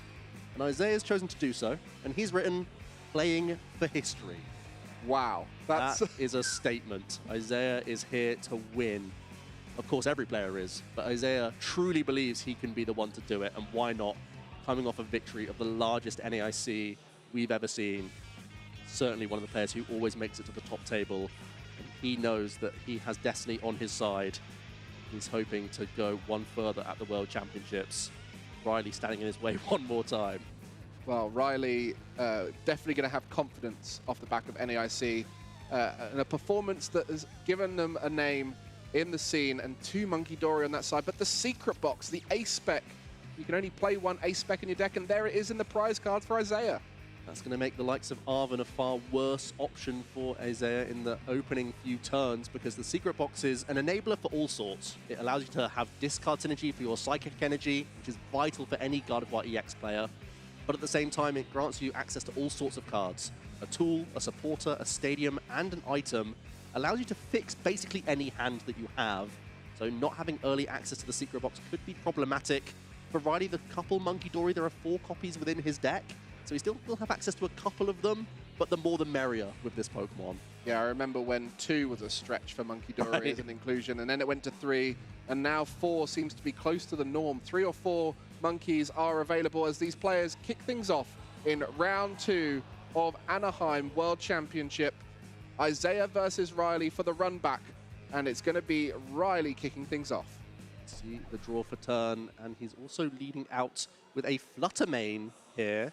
That Midnight Fluttering ability, shutting down abilities in the active position for the opponent when the Flutter Mane is in the active position. You also see a turn 1 Nest Ball here, so Riley immediately going to look through the deck, check out his prize cards, the couple Monkey Dory probably being the biggest alarm bell for him. He's also going to be able to have access to an early Ralts, if not already in his hand. The deck really gets ticking, Mike, when you start a couple of things in the deck. Firstly, you want to find access to your Gardevoir EX. The Psychic Embrace is the lifeblood of the deck, which means you also need to start discarding Psychic Energy as you go. As you tick along, searching through to get your Stage 2s developed, to get your prominent attackers set up, you also want to be pitching these Psychic Energy so that you can access them whenever you like via your Gardevoir EX. Well, that route's going down, and just a continued deck check here, confirming all those cards. And I think what's interesting with that Flutter Mane in the active, it was a card that when it came out was popular as an inclusion to disrupt in the active. But since then, other disruption options like Budu have become more popular. Why are we seeing Flutter Mane come back into this Gardevoir deck? There's a few reasons. Obviously, the Midnight Fluttering can frustrate a few opponents. There are some crucial abilities that you would like to shut down. Golden Go might be one of those, and there's some acknowledgement there. You can try and shut down even a Genesect. Shutting that down in the right instance would be devastating for a Golden Go EX player. But of course, the Hexel also helps against with devolution strategies. When you're facing these other evolution decks, we know that Gardevoir is very capable at setting up multiple Pokemon, especially with Monkey Dory. And the 90 damage to the active plus 2 counter placement is so flexible in the deck that it can allow you to have the strategy of TM devolution. And I think both players are opting to have it within their deck list. So the Flutter Mane is a really versatile option. Yeah, and some people mentioning Klefki as a great option to include, as it shuts down the abilities of all basics, but it also shuts down your own basics, like your Monkey Dory, whereas that Flutter Mane only shutting down the active, but it shuts down all Pokemon in the active, which is a great opportunity to deny opportunities. And one of those would, in fact, be the Jellicent, you know, and that would deny that as an option, as well as lots of great gusting options. You can gust things up like Latias EX, where decks always rely on the Skyliner ability to allow them to retreat. Flutter Mane is a way to gain back a turn into those decks which might struggle otherwise. So high-level plays will be opened up for Riley throughout the tournament with that inclusion. But getting that fundamental Ralts down on the first turn, as well as a Monkey Dory with a Dark Energy attached, setting up that Monkey Dory battle that you like to see of as many Dark Energies as possible. And it's thanks to that Artisan, which unfortunately has been provided to Isaiah in return. Yeah, that's actually a big deal for Isaiah, because it may instruct his use of supporter. If he had access to the likes of Arven and a different supporter, now he can gain access to Artisan and realize that, oh, secret box is in the prize card, so I won't go that direction, I'll go somewhere else. And as we know, Isaiah is always diligent at checking out those prize cards, so he's going to be doing that quite routinely here. Actually had an Artisan in hand, so it wasn't as a disruptive a scenario as possible to hold that Artisan, but I think that's the key with Artisan. Many people are worried about giving away information to your opponent or giving them the opportunity to place their own non-rulebox Pokemon down, but a lot of the time, if you set up, you're confident your deck is going to win. On this occasion, Riley, confident that if he gets that Monkey Dory and the Ralts down on that first turn, that's going to put him in the best position to set up a game-winning board. Oftentimes it is going to be a case of whoever has more Monkey Dory with more Darkness Energy attached is typically going to be in a better board position, to be honest with you. It grants access to more healing, as well as just more access to taking out crucial threats. So keeping up on the Dark Energy attachments for the turn, in addition to the Psychic Embrace attachments, is going to be one of the things we have to follow during this game. We see the Frillish come down straight away from Isaiah. No energy attachment whatsoever, but it is threatening the potential to Oceanic Bloom and evolve up into a Jellicent EX as well. Item lock is really important in this matchup, Mike, because these are rare candy-based stage 2s.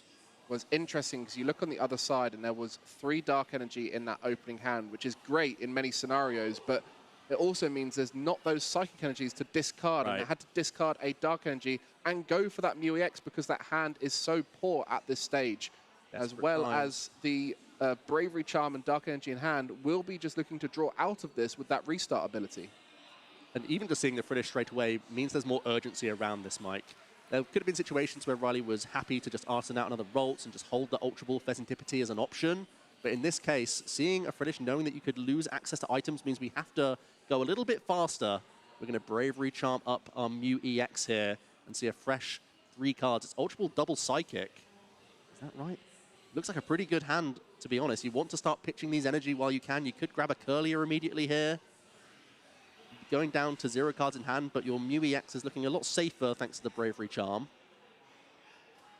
There we go, the Curlier. Yeah, also access to the Artisan, so you have the backup Ralts, just in case your opponent gets really fruity with early gusting plays. There have been Boss's Orders. Of course, Isaiah chose to play a single copy of Boss's Orders in his NAIC list. There's also always the threat of Screamtail that can access the bench, so getting multiple targets on the board developed is important. Actually retreating out of Fluttermane here to go into Mew, into the pass. Wow, well, Isaiah didn't do much on that first turn. Set up all the Pokemon, but no supporter was used, no energy was attached. So you're going to be pretty confident that that hand isn't doing much. Even if there's a Gardevoir in there, it's not much use because you need to start discarding those energy.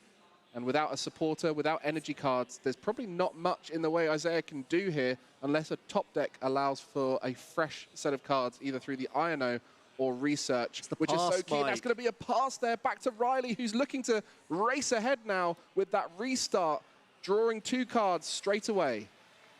Couple item cards. Looks like there's INO in the hand. That would give your opponent access to a fresh 6. Could be a big risk here, but you won't have any draw power from Mew next turn because you've got clogged up with items yourself. Can use Night Stretch and maybe develop another Monkey Dory if you would like. There's not much else you can do here, though. Both players kind of on fumes. It's going to be a fresh 6 from Riley here, so both players have the sigh of relief of seeing access to new cards. It does mean that Riley has the priority this turn. He could begin launching meaningful attacks, but it is still a big relief for Isaiah here. Yeah, with that Night Stretcher being such a powerful resource in the deck, only 2 copies in Riley's deck, and with 4 Research, which is going to be your frequent way to dig through the deck, you're often going to be discarding vital resources as you go. And if a knockout happens on an important attacker, you want to be able to return that back into your hand. So Riley opting to keep that rather than utilize it on this occasion for the Dark Energy. Ultra Ball means Gardevoir EX will be established this turn for Riley, who's slow-volved up to find this stage 2. And there are a few Psychic already in the discard pile for him. I'm not sure if he quite has access enough to launch a Hex Hurl option. Ooh, also eyeing up potentially Screamtail from the Artisan here. You could try and take out a Frillish or a Ralts if you would like. There's always a bit of cat and mouse going on in this matchup where a lot of your low hit point Pokemon self-damage, and that could open the door for Adrenabrain from your opponent to punish you. So trying to still make meaningful math happen without over-damaging these Pokemon is still really vital. with that Artisan in play for the rest of the game. Both players playing Artisan, no way to bump it. It will just be accessible to be able to put any of your non-rulebox Pokemon into play at any given moment. So something like a Screamtail, you don't need to worry about getting it down early. You just get it down when you need it. And that's a very powerful position to be in. I'm just looking to set up that Monkey Dory, and we'll be able to move the damage across and take the knockout on the Ralts. And that's a great position to be in. We're flinging one damage counter over with the Adrenabrain. Then we're going to finish off the Ralts via the Mind Bend. We are taking the first prize of the game here. But we are putting our Monkey Dory in a vulnerable position. You've just given Isaiah a fresh 6 cards, so even though he's had a few slow turns, that may no longer be the case. And we really, you know, with a couple prize Monkey Dory especially, the fact that you could be losing one with a Dark Energy is a risk here, Mike. There was the option of Screamtail, but Riley chose to go this direction instead, keeping his board space for more options. Yeah, playing the 4 Monkey Dory, 4 Dark Energy, very much leaning into the Monkey Dory, but you can see there that hand not ideal, no way to discard the energy. Does have 2 Gardevoir there, and Ionoing them back to the bottom of the deck. That is not going to make it easy to get a Gardevoir out this turn, so we likely will just see an Oceanic Gloom from the Frillish to try and slow down Riley. It does set up a potential TM Evolution if that's found as well, which is taken off the top. Now you could evolve into Curlier and TM Evolution up into a Gardevoir EX. Yeah, that's going to be an option. Then at that point, you're giving Riley so much time, and is it more important to just get the Gardevoir going? This is a really tough position Isaiah's found himself in. No energy discarded at this point too, so going to be really looking to stabilize and come back from behind. No Oceanic Gloom isn't doing much in the way of damage because there's already Adrenabrain developed. We're going to quickly tap the Artisan here to gain access to an additional basic Pokemon. The game plan is quite different for a build with Frillish and Jellicent EX, because you're still trying to work towards a TM Devolution play at times, but also the Jellicent EX can deny lots of items during the game. Countercatcher being a vital one, Rare Candy being a vital one, meaning that if you take out one Gardevoir, 1 Ralts on the bench isn't sufficient. It has to be a Curlier already developed. And of course, there's still the mini game of more Monkey Dory is better, and that's why Isaiah now is going to Artisan for a second one. Yeah, had the challenge there of trying to establish another Gardevoir line, but by putting 2 vulnerable Pokemon in play, like I think Curlier and the Frillish, it could potentially lead to some issues, but having the Monkey Dories available there would be ideal in future turns to set up those Dark Energy. But without one attachment this turn, it feels like that Monkey Dory is just now on the bench without an option available. So yeah, I think really tough decision for Isaiah here. With no backup Ralts, I was pretty certain to see the TM Evolution. It means we can get Gardevoir EX and access to our Jellicent EX as well on the bench now. Yeah. Its ability is only active when its self is in the active position, but it does shut down the use of items and tool cards. Very disruptive option in the deck. Power Press is a decent attack. It can reach 160 damage if there are 4 or more energy attached to the Jellicent, and that can happen all in the turn with Gardevoir, but Isaiah has really lacked any access to Darkness Energy. He's had to manually attach the Psychic so far and has none in his discard pile. He's still working from behind right now. Yeah, and you wonder how much that Jellicent in combination with TM Devolution could work in this matchup. Right. And I think Riley will have to be thinking about that now, of stabilizing the Curlier and then the Gardevoir later on to put yourself in a strong position, as that Jellicent would shut down the Rare Candy route back up to a Gardevoir. And the secret box available to Riley, still in the prize cards for Isaiah, will be able to get out lots of important cards at this stage. Yep, it's a great card to use Arven for, especially when you can grab a TM Evolution just for fodder here for your 3 discard requirement. There's another one in the hand as well. Riley can easily discard these and have access to all sorts here. Crucially, supporter cards at this stage could be vital. Even getting access to Earthen Vessel and getting more energy thrown around. And get access to another Monkey Dory, that could be huge. That final board space, we saw Riley hesitant to put a Screamtail down on the previous turn to keep his bench space open. Well, that first decision of the secret box is I am going to get a Professor's Research. That is the easy decision here. Now I've got to work out the stabilizers and getting more Psychic Energy discarded, as well as that Artisan that you can just get out of the deck and try and make it as consistent as possible in case of disruption, because that is the typical way a Gardevoir comes back in many matchups, is to use the Iono to disrupt and put your opponent behind and skip a few turns ahead. And if you can thin out all of these cards you don't need, you can make it more likely that your you're Iono-proofed. Yeah. And without the draw engine on board, like many decks do have, Gardevoir will typically rely on a setup board that cannot be disrupted. And in this instance, it will be Artisan here after the Earthen Vessel. There's already Darkness Energy in hand, so I wouldn't mind another Monkey Dory hitting the board here. And then the question becomes, does Riley want to protect this active Monkey Dory and go into a Hex Hurl option? I feel like that does make a lot of sense here. You're throwing more damage counters around the board. There has lacked access to energy so far, and Riley is also seeing an additional 7 cards here, so a really good turn, even before he's played his supporter. TM Evolution thrown onto Gardevoir EX just as an option, but it's rarely going to be used here, I think. You see the retreat into the Gardevoir EX, also a decent attacker. The damage is immediately being thrown back onto Gardevoir, or perhaps are we going to see a TM Evolution and continue to go slowly here? Wow. Riley has the option to research next turn, get a bunch of energy in the discard pile. Yeah, maybe we are going slower here. Just going to throw a couple damage that we put onto Gardevoir EX onto Isaiah's Frillish, and we're just going to evolve up into Curlier. This is recognition, Mike, that we are afraid of TM Devolution, and we're respecting the item lock potential of a Jellicent EX. Yeah, and with the double Monkey Dory in play, being able to move damage back is definitely on the card. So if you get attacked into by Isaiah, into that Gardevoir EX in the active spot, you're in a very strong position to be able to send that straight back and get even further ahead. So you're almost, you're asking to be attacked at this point, and that's the key to a lot of these decks like Gardevoir. They don't want to get too far ahead, because that's not really where they work their best. They often like getting a little bit behind. They want to give away that counter-catcher option that many of the Gardevoir decks do play. Isaiah finally having a turn that you like to see. Researching away a couple Psychic Energy, now can Earthen Vessel to access more Psychic in addition to a Darkness Energy, so he can start to try and keep up on this Monkey Dory race. I wonder if he's going to start trying to pivot out of this Frillish this turn, as an Earthen Vessel does discard a Psychic Energy here. One interesting intricacy here is that the Frillish with the 3 retreat cost does have to damage itself quite heavily if it wants to retreat. And it's only a 2-1 line of Jellicent EX right now, so if you want to get into attack with that Pokemon, start setting up with Power Press, you'd have to quite heavily damage this Frillish, even with a bit of heal from Monkey Dory. Could set up more prizes for Riley later down the line, but no doubt we're going to attach the Darkness Energy here for Adrenabrain to be enabled. There's 3 energy, Psychic Energy in the discard pile now for Isaiah. There's the option to swing in with Miracle Force. There's the option to Power Press.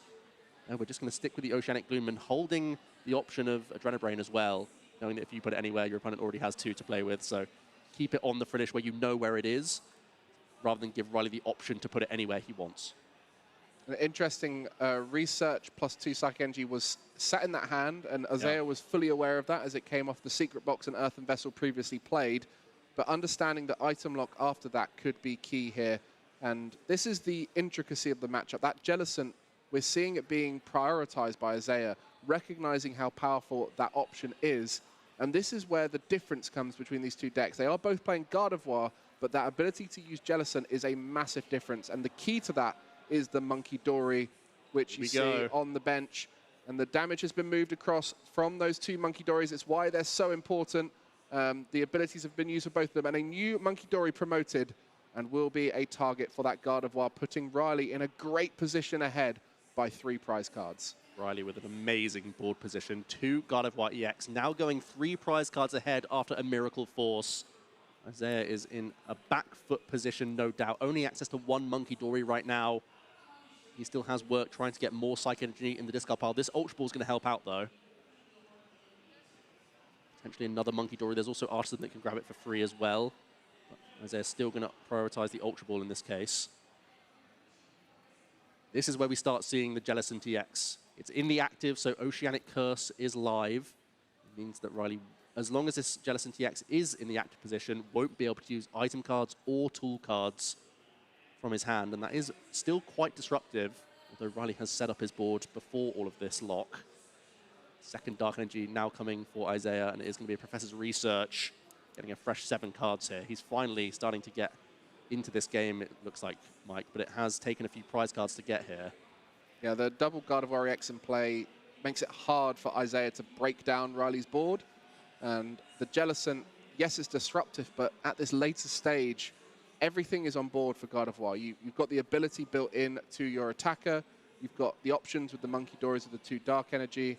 The only thing Riley is lacking is Gust options. You don't typically see Boss's Orders in Gardevoir EX now. It's very much leaning into those counter catchers. Both of our players on the stream right now playing 2 counter catchers, but that will not be accessible for Riley as he's going to likely stay ahead for the rest of this game. And so the Jellicent plus Disruption combination, the Monkey Dory sprinkling damage around, very powerful, but is it going to be enough to come back into this game? There with 6 damage to play with. Going to stick it. It's like just on the active Gardevoir EX here. And the Power Press is just going to deal 80 damage, not going for the full 160 that it can do. He's going to set up some decent numbers even after a couple of Adrenabrain next turn. Rosea does still have access to potentially some sneaky plays. With a 3rd Monkey Dory set up next turn, you could still triple Adrenabrain, the other Gardevoir EX that's on the bench for Riley, and then Devo them both all in the turn. That's even if Riley heals the active Gardevoir twice with his Adrenabrain. So Isaiah is still lining up a really strong play here. All he needs next turn is Darkness Energy and Counter Catcher, provided Riley can't target anything but the active position for Isaiah. And that's likely because he's currently locked out of tools and item cards and doesn't play Boss's Orders. And there's no space for Screamtail either. So I actually think Isaiah is setting himself up for a crazy board swing next turn. Yeah, there's a really intricate end game whenever there's a devolution involved. You see it a lot in Grimmsnarl, able to set up these boards where everything is in range of a devolution. But Gardevoir typically is comfortable with the idea of getting devolved because your attacker remains on board, you can set up a new attacker, but on this occasion, it looks like the active Gardevoir will be healing that damage off all the way down to 8, which would just put it just out of range. Actually. Yeah. So the math didn't quite line up perfectly for Isaiah to make the double Devo next turn. We're just going to be announcing an attack here. Miracle Force back into this Jellicent EX. It has the chunky 270 hit points, so it is holding on right now. And Riley content with the double Adrenabrain board position. 8 damage counters on the active. Potential for 3 Adrenabrain here. It could be that we're trying to power press through this Gardevoir this turn. But then you're relieving that item lock as well if it goes down. It would put Riley just to 1 prize card remaining. He should be able to find an easy route to close the game there, even via Screamtail. So things are getting tough for Isaiah now. That 10 damage off a phenomenal line of play. Yeah, it's the challenge with the TM devolution is finding that damage at the right point throughout the game, and it's just not been possible for Isaiah because missed out on a few early attachments, and that could have been the difference maker, just having another Monkey Dory ability to use.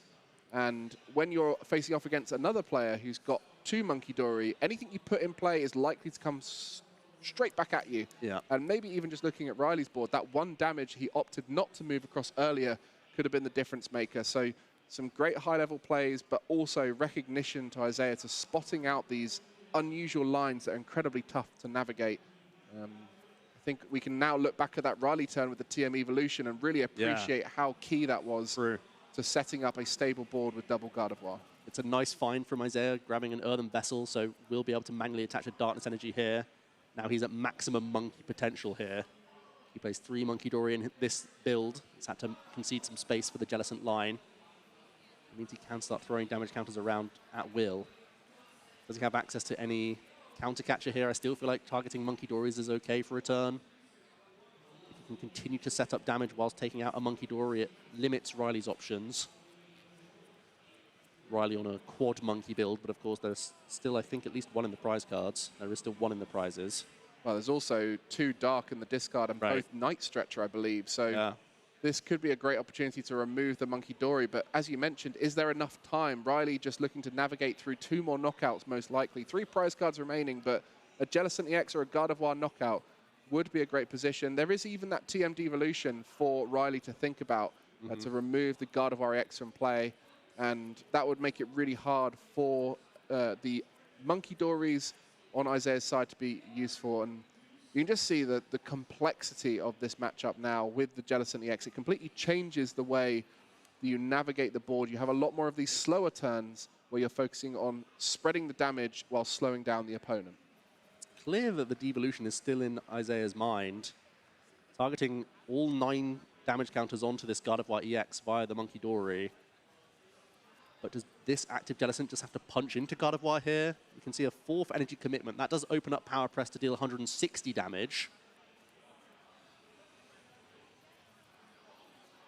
Still great setup here. And that is going to be it. We're just going to be piling on damage into this Gardevoir EX here. Wow, and you can see the turns following will be so key for Isaiah. Does have the ability to use Devolution, even if the Jellicent gets knocked out. And if you're the player with the Gardevoir EX in play and your opponent has none available, you'll be able to continually swing for future turns, potentially even locking out Ralts as they get benched. So very much playing from behind, Isaiah recognizing there is a line with the Jellicent. And this is something he does so well. You see it frequently in these high-pressure matches, navigating unusual routes to victory, coming from behind. And now Riley has to really start thinking about that damage that is threatening the Gardevoirs with the Devolution. Riley's trying to tot up some math here to see what to retreat into. A lot of the options in his hand are not live. Still, the Oceanic Curse is denying his routes. So Riley going to have to settle for 3 fresh cards from Iono here, whilst also disrupting Isaiah. The Psych Energy found is actually a pretty decent draw, because he is lacking some energy. There's only 1 in the discard pile, I believe, Psychic-wise right now. So he has granted himself access to attack with something else here. It's going to be the Fluttermane receiving a Psychic for the turn attachment. Then we're pivoting out of our Gardevoir EX. Why not for Hex Hurl? It would be enough to KO the Jellicent EX, of course, before even thinking about your Adrenabrains. It also sets up a different attacker that can at least put pressure on the opponent, even if there were to be a devolution strategy employed by Isaiah next turn. It's not a super threatening attacker. It's not something like a Scream Tail that your opponent's almost forced to respect. But it is still creeping you closer towards winning the game. Of course, Riley only requires 1 prize card to close out the game after taking out this Jellicent this turn. You can just see the damage being moved onto the active Jellicent, not to try and get it closer to being knocked out, but just to try and remove the damage from play and not leave it on the board for Isaiah, and just sprinkling 1 across 2 Pokemon, making it as hard as possible for that Monkey Dory to move the damage back over onto that Gardevoir EX, which was healed earlier. And 1 prize card remaining for Riley, 6 for Isaiah. If he manages to pull this off, it will be one of the greatest comebacks of this event, and we're only in round 2. I can almost guarantee you that, as we see the Devolution is in hand. What's the plan? Don't see an Iono to go alongside it. That would make life a little easier for him. Does he have access to Pheasantipity EX himself here to come into play? When your opponent only has 1 prize card remaining, the liability of that 2 prize Pokemon is really gone. We'll start seeing energy being flung around by Isaiah. It's going to be the Arven choice here as a supporter. Well, he has the advantage that Riley kind of Iono'd himself last turn and only got 3 cards. Does have the Mew EX in play, so the difference between an Iono and the Mew EX draw from a current Iono would be much the same. But it really is going to be getting rid of those options, and that Fluttermane will remain in play, but not a huge amount of damage output for it, but enough to potentially knock out a Monkey Dory. So Riley really going to have to find a way around it. And with the Gardevoir EX being in the active spot doing Devolution, this is going to be a fascinating turn to watch. Isaiah picked the Super Rod out from the Arven here as his supporter. Is he trying to weave back in a Frillish after the fact of a Devolution? Gardevoir are damaged enough to be put in range after a couple of Adrenabrains here. And he only has to dodge Hex Hurl, 2 damage on the benched Monkey Dory, in addition to, well, it would be Monkey Dory plus 3rd Dark Energy that you'd have to be dodging next turn. Or a Scream Tail. Well, yeah, Scream Tail can't come out when there's both Gardevoir EX being taken off the board. Right, Isaiah only vulnerable to the 2 damage counters of Hex Hurl to close the game on a Monkey Dory. Well, if any damage is left in play as well, you've got to be really removed. Got to be really careful, because damage can be moved back across in combination with the Fluttermane, and the advantage of those Monkey Dories, 110 HP, is quite hefty to be able to sprinkle damage across, and any damage you sprinkle across is coming straight back at you, and this is going to be the setup here. 3 damage moved across twice onto that Gardevoir. You see the last bit of damage moved across, doesn't want to leave anything in play for Riley. Right. Is going to be using a TM Devolution, and now Riley has no way to power up any attackers as Curliers both get knocked out. 2 prize cards to Isaiah, and a hill to climb to finish off this 6 prize comeback. And it looks like the prizes still favor Riley so much, but you have to bear in mind that Isaiah can undo a bunch of the damage that Riley tries to come up with next turn. All of it can be flung straight back with the 3 Adrenabrain that Isaiah's built towards. It's really down for Riley to try and develop double Rolts again and see if that can get him any closer. Although Isaiah with the access to Frillish on the next turn, he could be denying Rare Candy for the remainder of the game. It really could be Riley stuck with Fluttermane to attack with and just these Monkey Dory abilities. And Isaiah may be safe enough. It feels like Riley has to try and target down just one thing as much as he can. But even then, the damage is going to be wiped over and over again here. We've alluded to Counter Catcher being the only Gust option in Gardevoir. Now Riley's on 1 prize card remaining, will never be able to use a Counter Catcher. Meanwhile, Isaiah has full access to that for the rest of the game. And so that will mean anything put in play is almost locked out of being played, as both players have thinned their decks pretty well, so the options will be accessible fairly confidently as we see the TM Devolution on Riley's side, a card we'll see in many of these Gardevoir lists throughout the weekend. But on this occasion, how are you going to get that Gardevoir in range of a TM Devolution on any turn? It might be the best way to win this, but you're going to have to relentlessly produce damage on that active Gardevoir to even think about doing it. And just grabbing 1 Rolt seems relatively futile. You know that Isaiah could still sculpt a way to just target this down with the Monkey Dory as well. You've got to kind of have them in pairs to make any dent here. We're holding on to Rare Candy, Gardevoir EX and Super Rod for Riley, but can't expect to keep the hand for the first hurdle. And also you can't really expect that Monkey Dories won't just target down this Pokemon. Maybe even manually attaching to Mew EX at this point is an interesting option for genome hacking. Slow building towards a different attacking threat. So much to navigate here. Going to be a really interesting end to this first game between our NAIC finalists. Riley and Isaiah faced off just a few months ago to compete for that $25,000 at NAIC. Now they're doing it again to get 1 step closer to the World Champion final, as damage is spread around by Riley, and it's just the Monkey Dories. It's no Hex Hurl. Just a pass. Yeah, you want Isaiah to be forced to generate his own damage here. Important to note with that Fluttermane in the active, the Gardevoir EX cannot Psychic Embrace this turn, and that will create an interesting scenario. The Counter Catcher we mentioned has been used to bring up a Monkey Dory, taking away that Adrenabrain. There was an energy in the discard pile there attached, thanks to the Monkey Dory now being in the active spot. More damage added on, and you can just see Isaiah trying to close out this game now, and it's going to be a movement of that energy, that damage across with the Monkey Dories that can finish off the routes that just got put in play too. Here comes Secret Box as well, the A-Spec found from Isaiah's first couple prize cards. And it's actually, I think that's a concession from Riley. Isaiah having a huge comeback here. A big TM Devolution play has brought him the win, but despite a massive prize deficit. 1 prize card remained for Riley when there was 6 still for Isaiah, and he found the route to victory. Devolution on the Gardevoir, set it up. I'm sure many of you watching at home were watching that thinking, Isaiah, you're crazy. There's no way back into this matchup. But it was that Jellicent that disrupted enough, created a big target, and allowed for the Devolution to come through. 3 Monkey Dory in play versus the 2. The battle was won, and Isaiah takes game 1 here in round 2. Such impressive stuff. We got to see his new tech Pokemon in action as well. The Frillish and Jellicent EX both put in a decent amount of work there. The Oceanic Curse is such a powerful ability, shutting down the options from Riley. It denied his access to rods and stretches at times in that mid-game.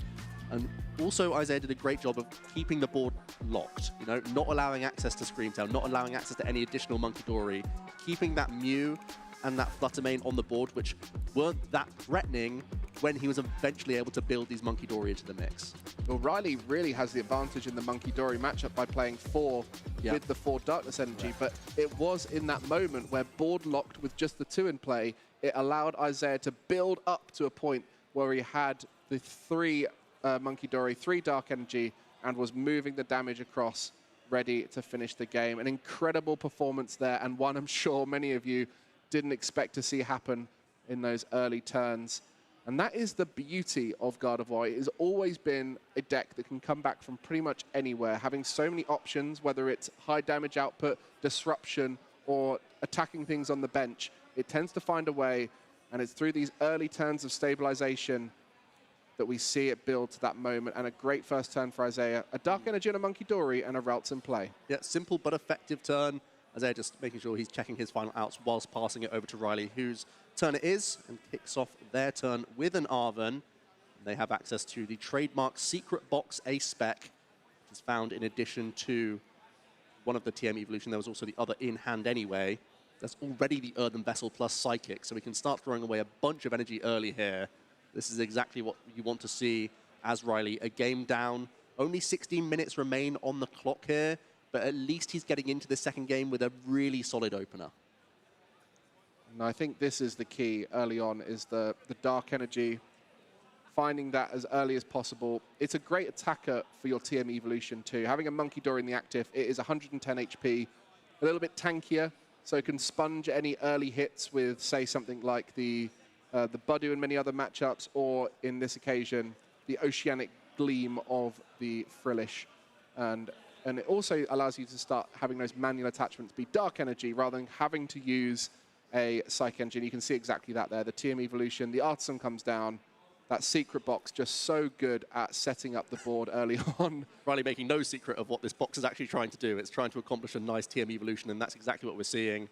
Double Curlier established, holding on to Professor's research for next turn. Oh, it's 1 Curlier being found here. The other must be in the hand then, because it's not in the prize cards right now. It's the Mew EX and the Screen Tail in the prizes.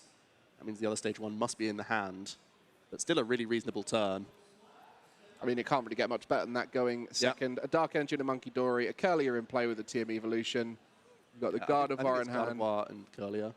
It would only make sense, to be honest. That hand looks great for next turn too, so we'll see how Isaiah can stabilize. I think now we're looking at these boards and thinking, well, at any moment, Isaiah could find himself ahead in the game, even though he's behind on the prize card race, because this is a very powerful way to dismantle the board. TM Evolution, the enemy of Stage 2 decks, so much so we saw some decks playing Mist Energy purely to deny TM Evolution, and on this occasion, we will not see it in either of these decks. Doesn't really fit in the Gardevoir so well, but it will mean players have to get double Gardevoir set up as much as possible to try and avoid that scenario we saw last game where Riley had no way to get energy in play.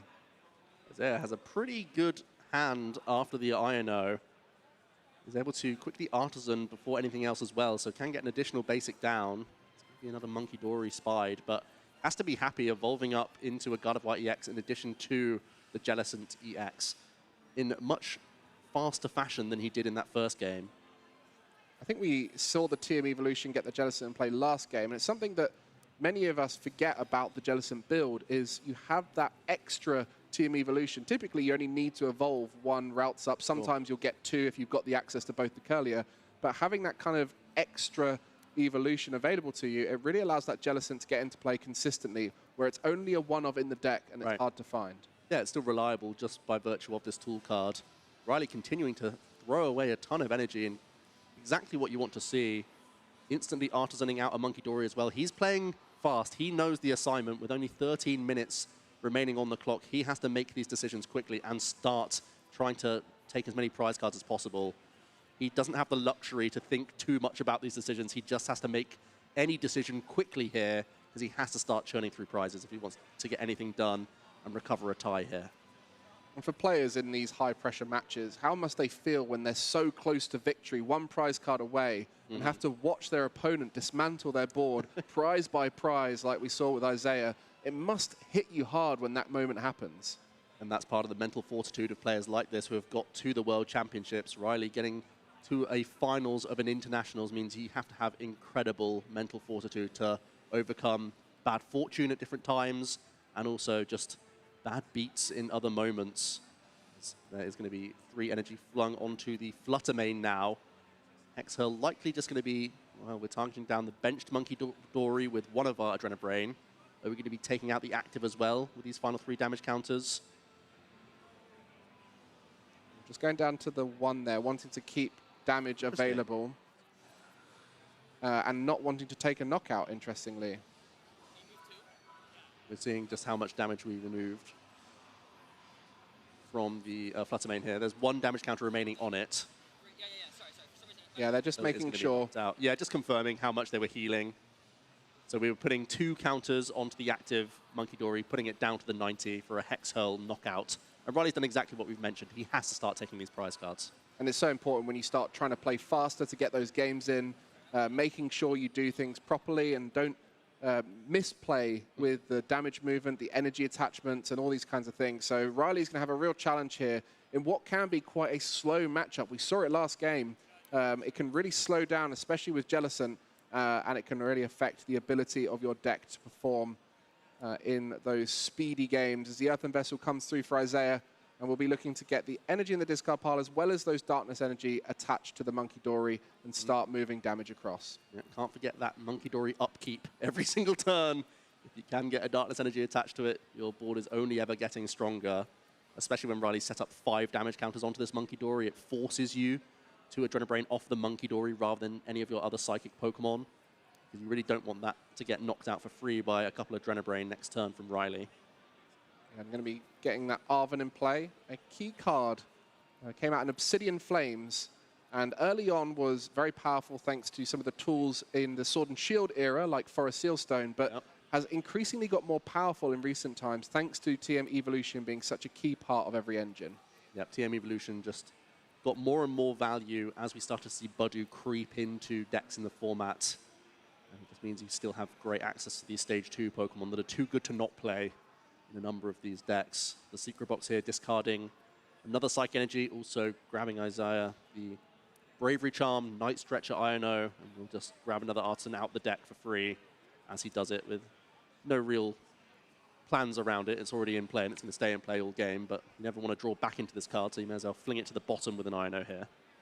Yeah, the Secret Box, an A-spec that was underrated at first and has only become increasingly more popular, especially in these evolving decks, as it allows you to get those stadiums like Artisan to get more basics out, but it also allows you to discard, and so key in this deck, to discard those Psychic Energies.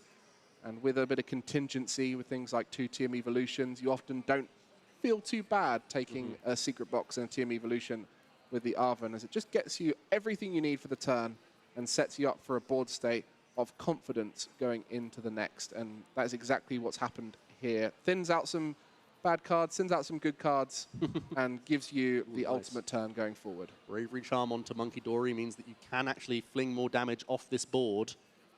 It means that the Power Press was already knocking out the Fluttermane, but essentially you're just evaporating more damage from this Jellicent EX, trying to allow it to stick on this board this little bit more reliably here. And Isaiah's going to level up the prize race here in this game number 2. The clock whittling down as well. It's all looking very promising for Isaiah here. Riley, though, does have access to another Dark Energy Monkey Dory. That's immediately slammed into play. We're also going to have a quick scout of his own discard pile here that Isaiah was checking out. It's going to be the Psychic Embrace, Attach Retreat. It generates some damage counters for him to play with. Gets his Gardevoir EX in the mix. Just like that game number 1, Riley's now been able to establish double Gardevoir EX, even though he's under item and tool lock. Pretty impressive stuff. Different this time, though. Those 3 Monkey Dory in play, which was significantly a factor for Isaiah, having 3 himself, able to push more damage back and create a winning state. So Riley recognizing that and using it to his advantage on this occasion. Pushing the Jellicent EX into knockout range with the Miracle Force, whilst also healing up your own attacker. Isaiah, who tried to utilize the item lock so effectively to set up a TM Devolution play on the previous game, may not have that option. And Riley is creeping closer to getting into a safe range of prizes as we get into the turns of time as well here. And you can see Riley really trying to force the victory quickly. Last time we thought the same thing, and he got down to 1 prize card remaining, and Isaiah was able to come back. But I think the stability of Riley's board this time, much safer, thanks to those 3 Monkey Dory, keeping the Gardevoir out of range of the devolution. That's no doubt one factor, but also keeping the board space open is also just another huge, crucial element here. is that he can burst a different attacking threat onto the board. He was kind of just left with nothing in those final few turns. Even putting down something like a Lily's Clefairy EX to play around TM Devolution at this stage feels like it could be really valuable, but always keeping that bench spot open. If he wants to get Screamtail in the mix, he can. Isaiah here using Night Stretcher to re-establish a Jellicent EX on the bench, and will once again try and disrupt Riley down. Isaiah has been capable and confident sitting with more prize cards remaining than his opponents throughout this entire set. Part of the reason why is trying to throw your opponent down to these low hand sizes, with God of War EX being relatively engineless. One interesting scenario here is with those 3 Monkey Dory, God of War is able to knock out the Jellicent because of the 9 damage that can be moved across with the Monkey Dory and the 190 of the Gardevoir. You've actually got 10 spare damage in there to be able to knock out a Jellicent, where typically 270 HP without those Monkey Dories would be tanky enough to survive a few hits. So it's really now asking a lot of questions of Isaiah, and maybe having to use that Gardevoir EX to attack at some point. But getting down to 1 prize card will only increase the power of the disruption, which is going to be a key part of Isaiah's strategy here. And if he's still thinking about devolution being the key to victory, he still doesn't have to fear the Screamtail closing the game either, because if you're taking both Gardevoir out of play regardless, it doesn't matter that much. The only thing is, with triple Monkey Dory developed from your opponent, it's not easy to sculpt the devolution play. You saw it took him a few turns to make it come together in the game number 1. EX being searched from Ultra Ball here from Isaiah, pitching yet another Psychic Energy in addition to a Professor's Research. I think it's the Lily's Clefairy in the end. I don't think he wants to play it, just wants to get it out the hand, might even Ultra Ball again in the future. But that 4 energy, this is one of the huge advantages of Jellicent, being able to attach more energy and retreat it off. You mentioned it earlier on. Adding damage to your Pokemon is part of your game plan as Gardevoir. And on this occasion, the Monkey Dory will be looking to move damage across. Where's it coming from? Where's it going? So many options that Isaiah has to consider. The Power Press dealing 160 now with 4 energy attached to the Jellicent EX. So having a couple of Adrenabrain, sending 3 on the benched Gardevoir EX as well as 3 onto the active. Pushing the Gardevoir itself down. Was it just 2 off of? Yeah, so leaving the active Gardevoir with 130 hit points remaining. And Screamtail's coming out for Riley. Looks like he wants to try and target down a Monkey Dory if he can. Well, we're seeing the similar scenario to before of the Gardevoirs being damaged heavily. But on this occasion, the difference is that board state. The Monkey Dory's available, and that bench space you alluded to has now been occupied by Screamtail. Will be coming in to try and take out one of those Monkey Dories, take away those options, and also leave you with 2 prize cards remaining, so that active Jellicent can be the target of your final knockout. So the Screamtail, plus some damage from a Monkey Dory maneuver, will be taking Riley down to 2 prize cards, removing a Monkey Dory, and Isaiah has an even bigger hill to climb than last time. You have to think he's in a fantastic position. Is there just 1 Psychic Energy in the discard pile right now? Trying to think if there's ever any Panic Frillish plays at this stage. You can item lock, you can make it more difficult for a Gardevoir EX to retreat, and then you can still slow build up your own Monkey Dory army back again. Isaiah only had 1 card in the hand, so he didn't have to shuffle from the Iono. We'll get 5 fresh cards here. Riley just down to 2. And still closing in on this great board position. Jellicent EX is already item locking as well, don't forget. So has to try and find a counter catcher, I think, Isaiah here. There is one in the hand. And the TM devolution for the future. I mean, from Riley's point of view, how must he be feeling right now? Because he must be looking at the board from last game and thinking, oh, I've won this. And now he's looking at a board where he's thinking, I've won this? Yeah. Have I got it this time? And Isaiah is trying to find a route through. And it's just so much more challenging. Yeah, I know. This is a much more difficult board. We were waxing lyrical about how strong it was last time from Riley, but now there's no liability anywhere. It is going to be the counter catcher into Gardevoir EX. I believe there's only 1 Psychic Energy in the discard pile. So Isaiah is hoping that the time he can buy from the... Oh my goodness, look at the Iono. We got him Psychic Energy Professor's Research. That's the best thing Riley could hope for. Well, that's the solution Isaiah came up with, and the answer is very much in Riley's hand. And that will be settling the nervous feeling he would have been having before, as that is the card solution, the 2-card solution of a Psychic Energy and a way to discard it. And he shows the Psychic Energy, and that is going to be the handshake. 2 minutes remain in this round. Not enough to conclude a game, so I think this will likely be a tie between our NAIC finalists. Riley last time wasn't able to conclude it. On this occasion, has brought it back to a tie after a nail-biting Game 1 Isaiah win. Fantastic scenes there from Riley. The Monkey Dory's still putting in the work. It's something we said before the game, and it ever rings true. That Adrenabrain just gives you so much control over the board. And in this instance, there were no liabilities for Riley. The Fluttermane was dealt with. There was no Mew EX in play. That gave him the space to use the Screamtail at an opportune moment that puts him just 1 EX knockout away. And with that much Monkey Dory, it's hard for Isaiah to stop him. And with a final game potentially happening here, both players wanting the win, but the valiant battle concluding in a single victory for Isaiah, a single victory for Riley.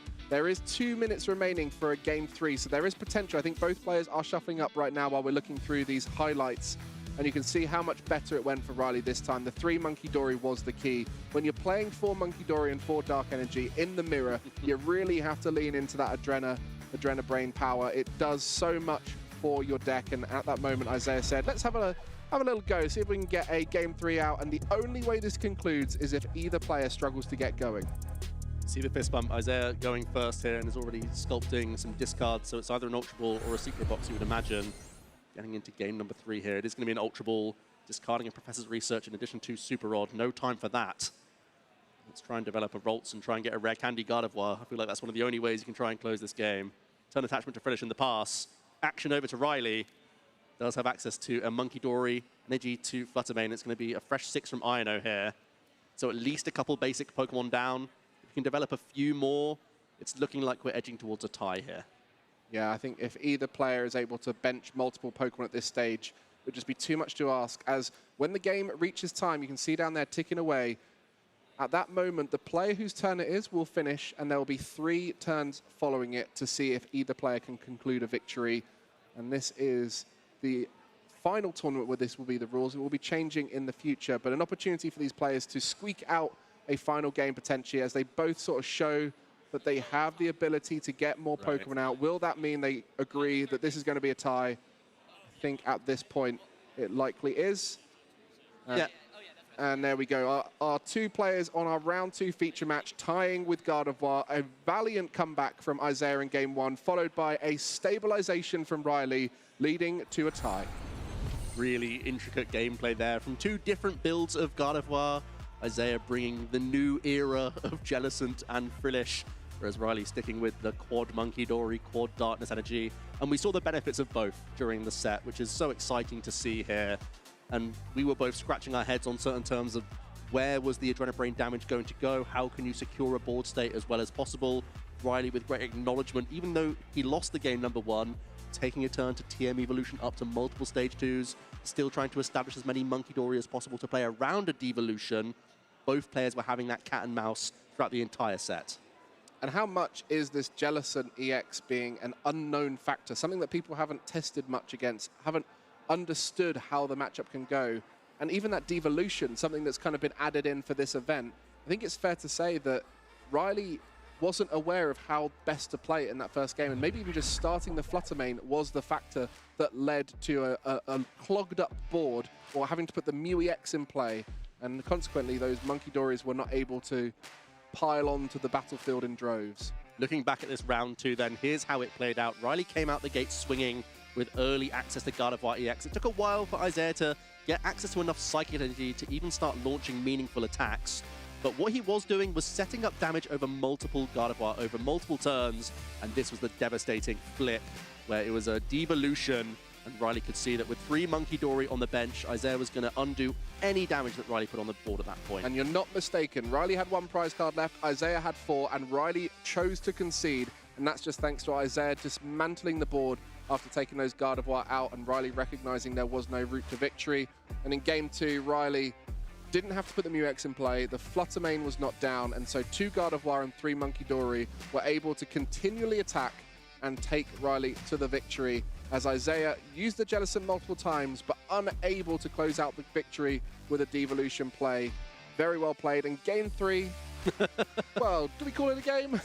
Not really a game, unfortunately. Both players recognizing that getting enough basic Pokemon down was the way to not lose within those final turns of time, especially when there's going to be the Oceanic Gloom slowing down any rare candy shenanigans from Gardevoir or anything like that. So it felt like both players knew at that point, when the time's called, that's the game for these decks. And that's one of the risks of taking Gardevoir. We know it's a powerful contender, but we know that it takes a while to get into these games. It's quite happy sitting back, setting up damage, as we saw in both of these sets, that Gardevoir has to try and churn through 2-0 victories or very long 1-0 victories to win best of 3 sets. So it's inevitable that every now and then you will take a tie. You kind of have to expect that with Gardevoir. Yeah, I think we can safely say it's the most powerful deck in the format when it's set up. And I think when we saw it in those games, you could see the power of it, the ability to come back, the devolution now as an option available, and in the case of Isaiah, the Jellicent EX, a very powerful denier of items and tools whilst also spreading that damage around. So a fantastic showcase of Gardevoir, but unfortunately a tie for both players. And it's important to note, they really wanted to get that victory because a win here is so important. Yeah, that's what it's all about. Accumulating those match wins is vital for the World Championships. It's very little margin for error, and you know that the rounds don't get any easier. As your day goes on, you're going to face another phenomenal competitor. I mean, hitting off a NAIC finals in round 2 is absurd. That's pushing it a little bit, but every opponent you face is going to be very skilled with their deck and come with some tricks up their sleeves as well. The devolution's an interesting twist that's been picked up on more and more, not just only for the Jellicent EX builds, but that's been taken on from a number of players, even in straight builds of Gardevoir. Just an acceptance that there is going to be mirror matches, there's going to be Dragapult, there's going to be Grimmsnarl as well, which can be a really tricky matchup without the devolution. 100%. So it feels like players are adapting, and there's been a strange cycle of Gardevoir where we've gone firstly just 1 Munkidori, then up to 2 or 3, then to 4 at times, even with Turbo Energize, and it feels like there's going to be a bit of a mix-up this weekend with the builds that players are bringing in. Well, we've got 8 rounds of Swiss today, and we've just concluded round 2. We've got Swiss round 3 coming up a bit later on, but for now, let's take a little bit of a pause and come back for some more great action.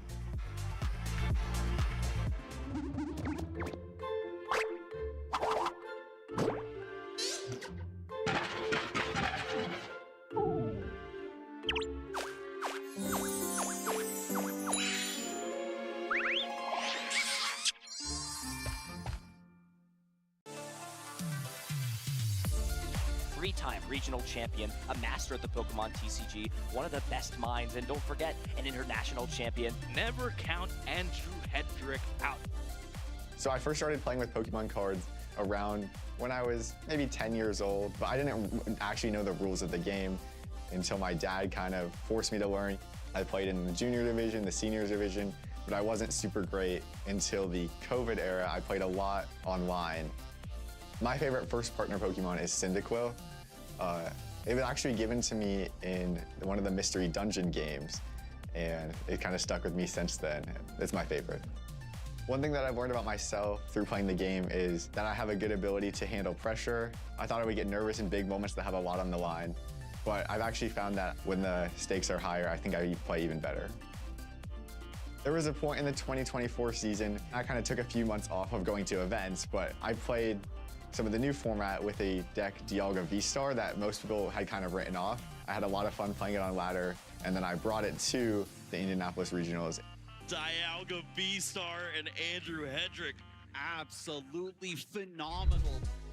I brought the Dragapult EX Dusknoir deck to this tournament. This was a deck that one of my friends, Justin Templar, had been playing for a little bit longer than me, and he worked on the list a lot. And then I started playing it as well and brought it to the European International Championships. So I actually booked my flight to Vancouver after that tournament because the deck felt so good. I would say the person that's helped me get better and succeed the most is Caleb Rogerson. This tournament I got to play against him in top 4, and we both knew each other's list inside and out, and I was able to win a close 3-game set against him, but it was really fun. In the finals, I was able to kind of play my deck how I wanted to, especially game 3, I opened super good. I felt a little bit lucky for that. Right before the last turn, when he only had 2 Goldango EXs on his board and I was able to set up damage on both of them, I knew that he was going to be in a really tough spot to win the game. Just like that, Andrew Hedrick makes the comeback and is now a 4-time regional champion. Winning this tournament helped me qualify for Worlds. I don't just go to tournaments to try to qualify for Worlds. I go to each one with the goal of winning. The player I would like to face most at the World Championships would be Azul. We have played each other 2 times, and we both won one of the matches, so getting a third match, trying to break the tie would be really exciting. I love competing at something, having the chance to win, doing my best, and putting it all out there. I think I've shown that I deserve to be taken seriously throughout my play at the regionals, internationals. I think I am a threat to win the World Championships.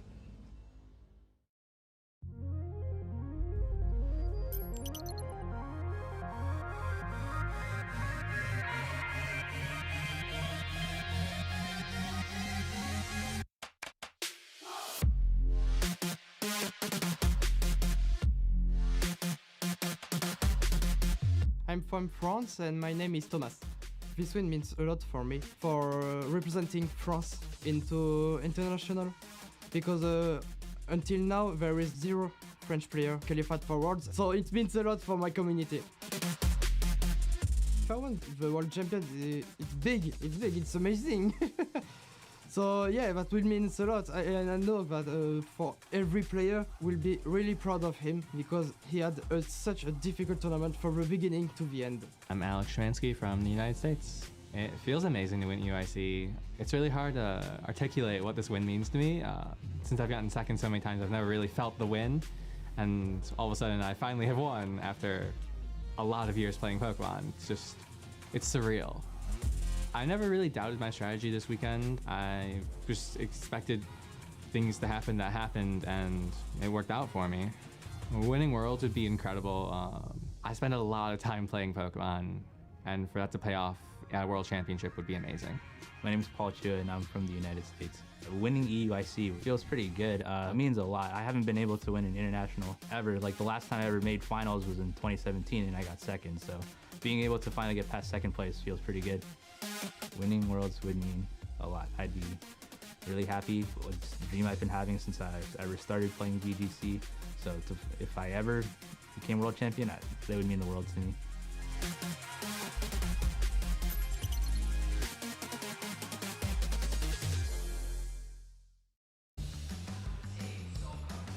Hello everyone and welcome back to the 2025 Pokemon World Championships here in beautiful Anaheim, California.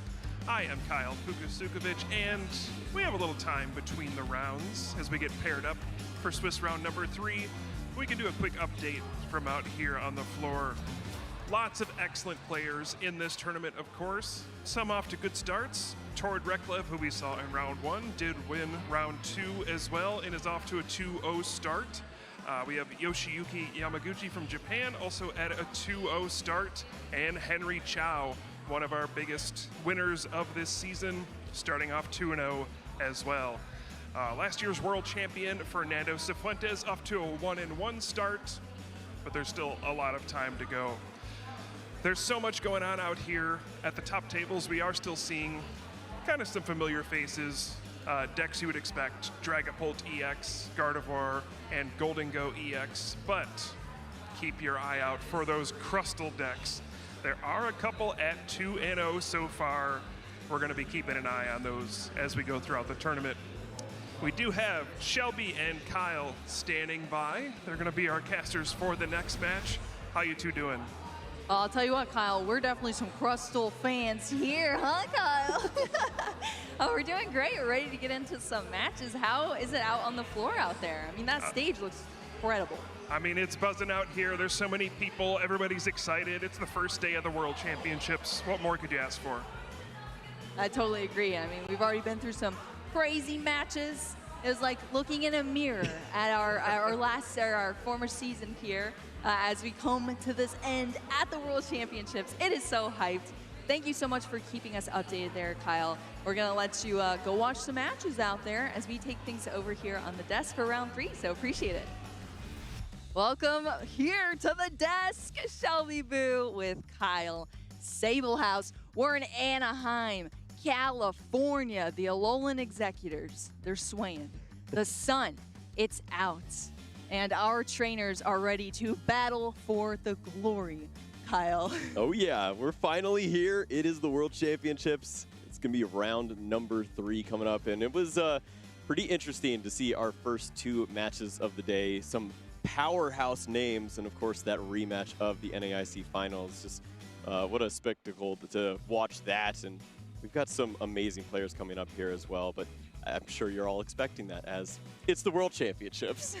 Only the best of the best here in the Pokemon TCG, all coming together at once to give us some great gameplay. But yeah, I mean, they've traveled far and wide, Kyle, from all over the globe. We get so many regions here. They've come by plane, they've come by train. One guy, even a Rapidash. I was thinking you were gonna say somebody like walked, like maybe they're a local. Nope, rode in on that Rapidash. Telling you, I saw it with my own eyes. That's pretty toasty. Absolutely toasty. Yeah, hotter than a Charizard at a chili cook-off, Kyle. Wasn't ready for that. Yeah, well, I know you love chili, so. It's pretty good. But what are you excited for this weekend, Kyle, to get into things here? There's so many different decks to think about. The numbers are all over the place. We see the Golden Go's finally reigning supreme. Oh my Who thought that God. the coin bonus was going to take over, but So wild. in this economy, you got to do what you got to do. Dragapult players, we've seen a bunch of mixes, some including very heavy lines of the Dusknoir, some going with a more linear version, playing a couple interesting tech cards there too, just either buying time or making your opponent mismanage those resources. So there's a lot of interesting plays to look forward to, and I'm excited to get into that. Yeah, I like this format. There's a lot of like counterplay. There's intricate decisions and tech Pokemon that we have all across these decks. So, and that's the best to watch when you're watching the best players in the world too, because them making those tiny decisions and us getting to watch it. I mean, even just thinking about Riley McKay made history making some decisions in that match that we saw. So yeah, I mean, it's so cool to see, but you know, the players are really what make these stories happen. And we have a lot of notable matches out there in the field. We can take a look at who's going to be facing off against each other in this round coming up. This is going to be our Swiss round 3. Yeah, this is pretty great to see. Already moving through in this tournament and some amazing names here. Wow, really standing out to me, Daniel Magda versus Pablo Meza, and Aaron Curry versus Cameron Shinoy, Magnus Peterson and Grant Shed. Oh man, the list is just so great here to see. I know, incredible here. It does not stop. I mean, wow, some of these names on here, that's, yeah, so surprising. And look at that. Over repping the Philippines there, Juancho Saldana is on this list. Kyle, one of our coworkers and co-casters as well. Yeah, so cool. He loves to bet on himself, and sure enough, he's got a chance to win the World Championship if he keeps on trucking. 2-0 so far, up against a Japanese player this time around. Yoshiyuki Yamaguchi is our featured match here this time. One of the 4 kings of Japan, and so great to see him competing at the highest level here this time around. This is going to be an absolute wild game. Yeah, I'm excited. I mean, we've already seen so many awesome matches so far, but I think this one could truly raise the bar here at the World Championships. And it feels like that every single match that we go into. We're only in round 3 here. Of course, it's great at these giant events. We get to start with round 1, go through all of these matches right alongside you, so you see the entire journey with us. But we're jumping into round 3, and it doesn't stop with the heat here. And we're going to have some incredible players in our next match and some awesome decks as well. So make sure you keep up with us in the stream chat. Let us know, what decks you're rooting for, which players you're rooting for, which, things that these players are doing that you're noticing on stream that's unique or that you want to call out, because I'm sure a lot of our players watch back our streams too and see the love in the chat, and that is always awesome to see here on these streams. So many people supporting these players, and that's really the backbone of this. Yeah, so much support for all of the different regions, all these players as well, and following your favorite decks too. We saw some mirror matches in our opening games. We will not have that this time around, so you can pick a side and see which one you actually enjoy watching more. True, very true. We've got options now here. Swiss round 3 bringing options to the table in Anaheim. We're really excited for this. I mean, also just looking at the notable matchups too. Christian Labella there, somebody I have to shout out. I'm rooting for so heavily in the World Championships here. Has always been one of my favorite players. Hailing from Canada, of course. and has just been performing so well this season and is such a young player still too. I feel like this season has truly shown how talented our younger Masters Division players are that have either newly aged up or have been, this is their first just absolute fire of a year that they're coming out swinging here in the Masters Division. Yeah, Christian always gives himself a great opportunity as well, puts a lot of work in on his deck lists, and we've seen time and time again, he makes the right choices, and he puts himself in that top 16 contention at all the different regional events. And sure enough, now he's at 2-0 here, playing up against a Brazilian player this time. This is going to be pretty great for him to have a little more experience under his belt, playing on the world stage. Yes, he sees some of these players from other regions when he plays on the international level, but World Championships, you're going to see a lot more of that. A lot more of that. That's the whole weekend here. We love to see our most talented players. They have put so much effort into this entire season, and it's all coming down to this. Of course, we go through several different formats in the Pokemon TCG throughout the season. New sets come out, every 3 months, and we get brand new cards that sometimes have either great or little effect on our meta. But it's always exciting to see what our players choose to do with those cards, which decks begin to come back from being ghosts of the past as well. And also the ones that always just seem to reign supreme. One of your favorites, huh, Kyle? You want to get into that here? I mean, if you want. I'm never ready for it, but sure, go ahead.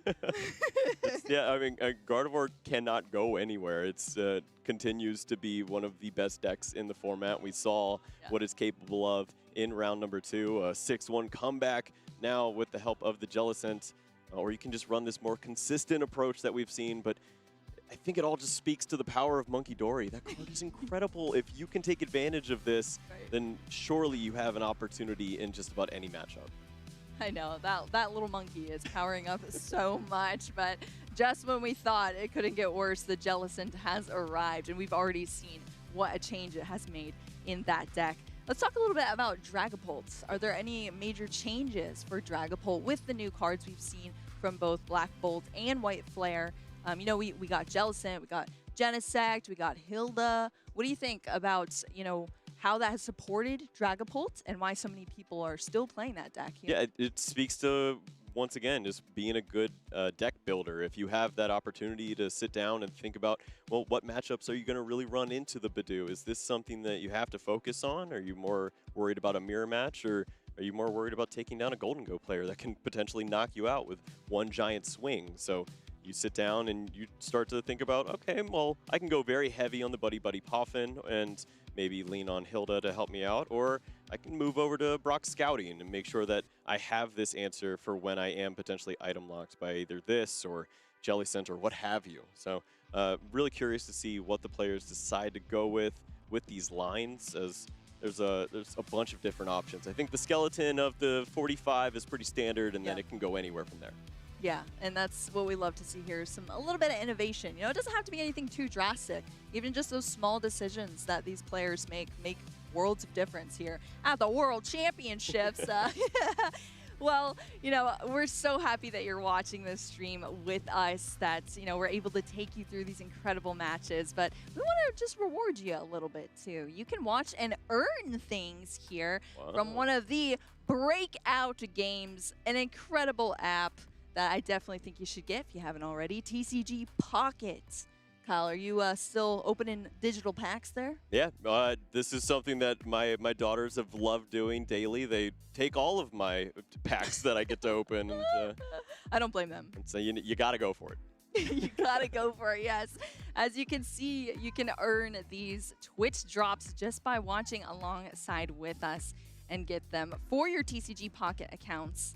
So you can open some more packs, flip some more cards, see what you get, test your luck there in TCG Pocket, and build your collections digitally, which is so cool. So much beautiful art in TCG Pocket that you can collect and bring up at any time you want, just at a touch of your fingertips. Such a cool app that has been introduced, and it's gotten so many people into the TCG as well. They start playing in Pocket because there is you know, a battle mode in TCG Pocket that is different from the trading card game, but it has converted so many players over to the trading card game as well. So it's just great all around. Yeah, it's a lot of fun. It's some quick and easy games, but it doesn't mean that you don't have that opportunity to show off what you're capable of, maybe outsmart your opponent in a few instances. It's some coins. It's a lot of fun, and yeah, you gotta avoid some of those coin flips, Celebi, all those things. There's some trickiness there.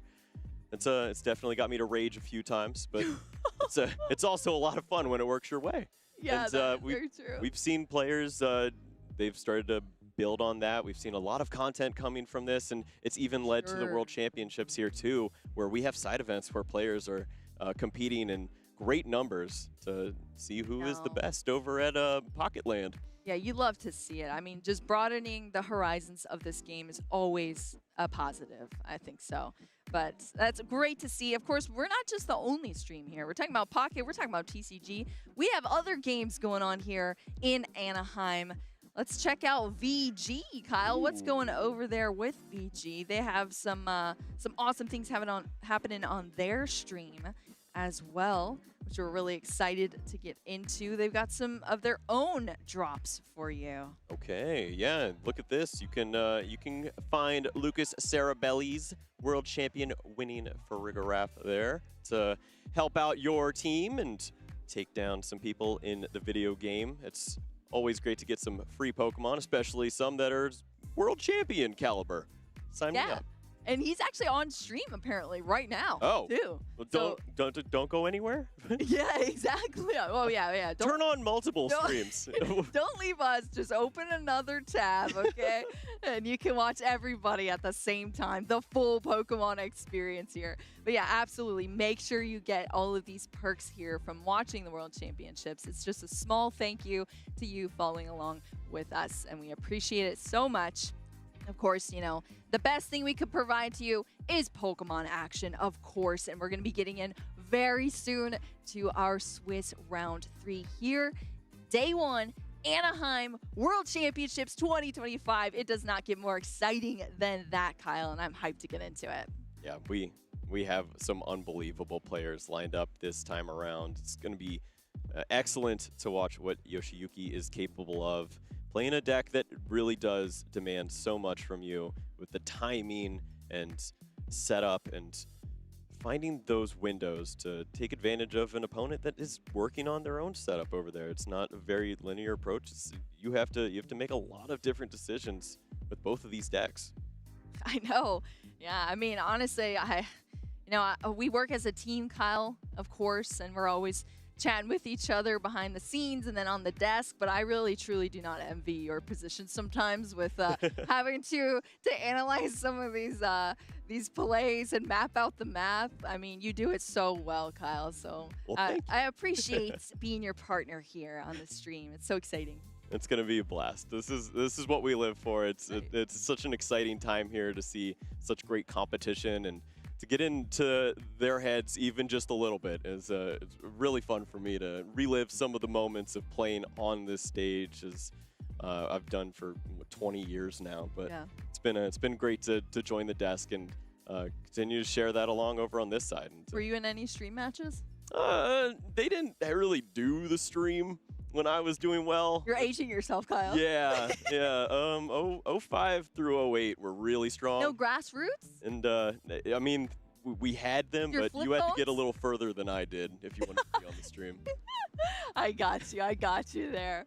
Well, still, I mean, even just remembering back to those times, simpler times in the TCG. I mean, think about these events even just a few years ago. They have doubled, tripled in size now, and it is incredible to see. Now, the only way I could think about this is that the love, the enjoyment of Pokemon is just spreading, and that is always welcomed here. So we're excited to be able to take you through just a small smidgen of that in the trading card game. Of course, our competitive players, and you know, they truly are the stars here of the show. Yeah, that is synonymous around the world. We've seen in every region so many of these different stars. We've already featured a few of them here on this stage. We had Isaiah Bradner, the North American International Champion, Tord Reklev with his 5 international wins, trying to move forward and finally claim that Worlds one that has just been so close. A top 4, a finalist. He was maybe a turn away, a card away. If the boss's orders isn't waiting in hand 2 years ago from Vance Kelly, maybe it's a different story. There's so many things to follow here, and then sure enough, one of the best players in Japan right now on stream, ready to see what he's capable of too. It's such a blast. I love Yoshi so much. I've gotten to talk with him in person before, and he's just the nicest person ever.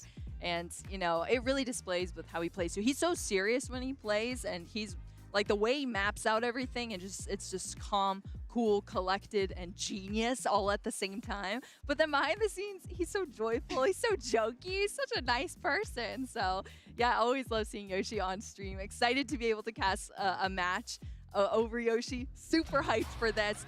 Let's get down to our table because our players are set. They're getting ready here to bring us into this match, Swiss round 3. I'm so excited. Of course, we did kind of mention the decks here before from these players, but I'm sure we're gonna, you know, get into this in more detail here as we go, Kyle. But as I said, we've been through some incredible matches already, but this one is just going to raise the bar even more here in Anaheim. Yeah, this is a blast. We see it's going to be the Marnie's Grim Snarl with the Frostlass on this side, and for Yoshiyuki, he has the Dragapult with the Dusknoir. It's a 2-2-1 line, as I know many people are curious what that looks like this time around. And Yoshiyuki, he definitely knows this Marnie's Grim Snarl list. We saw him play this before in an event featuring a bunch of other major players. He played this deck so well, so to now be on the other side, he might have a bit of an advantage. I was thinking that too. You know what you're looking at, you know the lines of it, so then you know how to dismantle it. And one of the best decks to absolutely dismantle other decks is this Dragapult EX. Of course, Huan Jinjin is going to be doing everything possible to stop that from happening with this Marnie's Grimmsnarl. Two very explosive decks that we are no, stranger to here on this stream, but they have different strategies here, and that's what we're going to get into. Two incredible players, two different strategies. It's going to be great as we get into this match and get into the details what we're going with here. I believe there was a mulligan, one mulligan, so we're going to have some extra card draw there. Yep, and Hua, he was first to act. He won the coin flip, chose to go second in this matchup, and wants to have that opportunity to perhaps lock in with the Badoo, slow down with the items, and give yourself an opportunity to see Yoshiyuki falter a bit there. Then you can evolve your Pokemon, establish that Frostlass. Maybe on that second turn you use your own TM evolution, and you can set up a pretty strong board early on. That truly is the name of the game. You can't really stop Dragapult, so you just try to slow it down as much as possible. Please don't hurt me. Please, I just need to get a couple turns in, and then you have a fighting chance here. So that is what Hua is going to be doing here against Yoshi, but we've got the fist bump. We're jumping into this Swiss round 3 to kick things off here. Back into the action here in Anaheim as we start with Yoshi on the right side of our field here. Has the Dreepy in the active, already going into the deck with some search on this Ultra Ball, having to throw away a couple of cards there in the Iono. But we're already in the deck here, and that's what you want to see. There's times where we unfortunately see our players not able to make many moves, but this is already great. Having one of these evolution out as we see the Dracloak is being chosen from Yoshi as we get to establish these turns. But of course, we want more basics out. We want some energy down as well. Nice.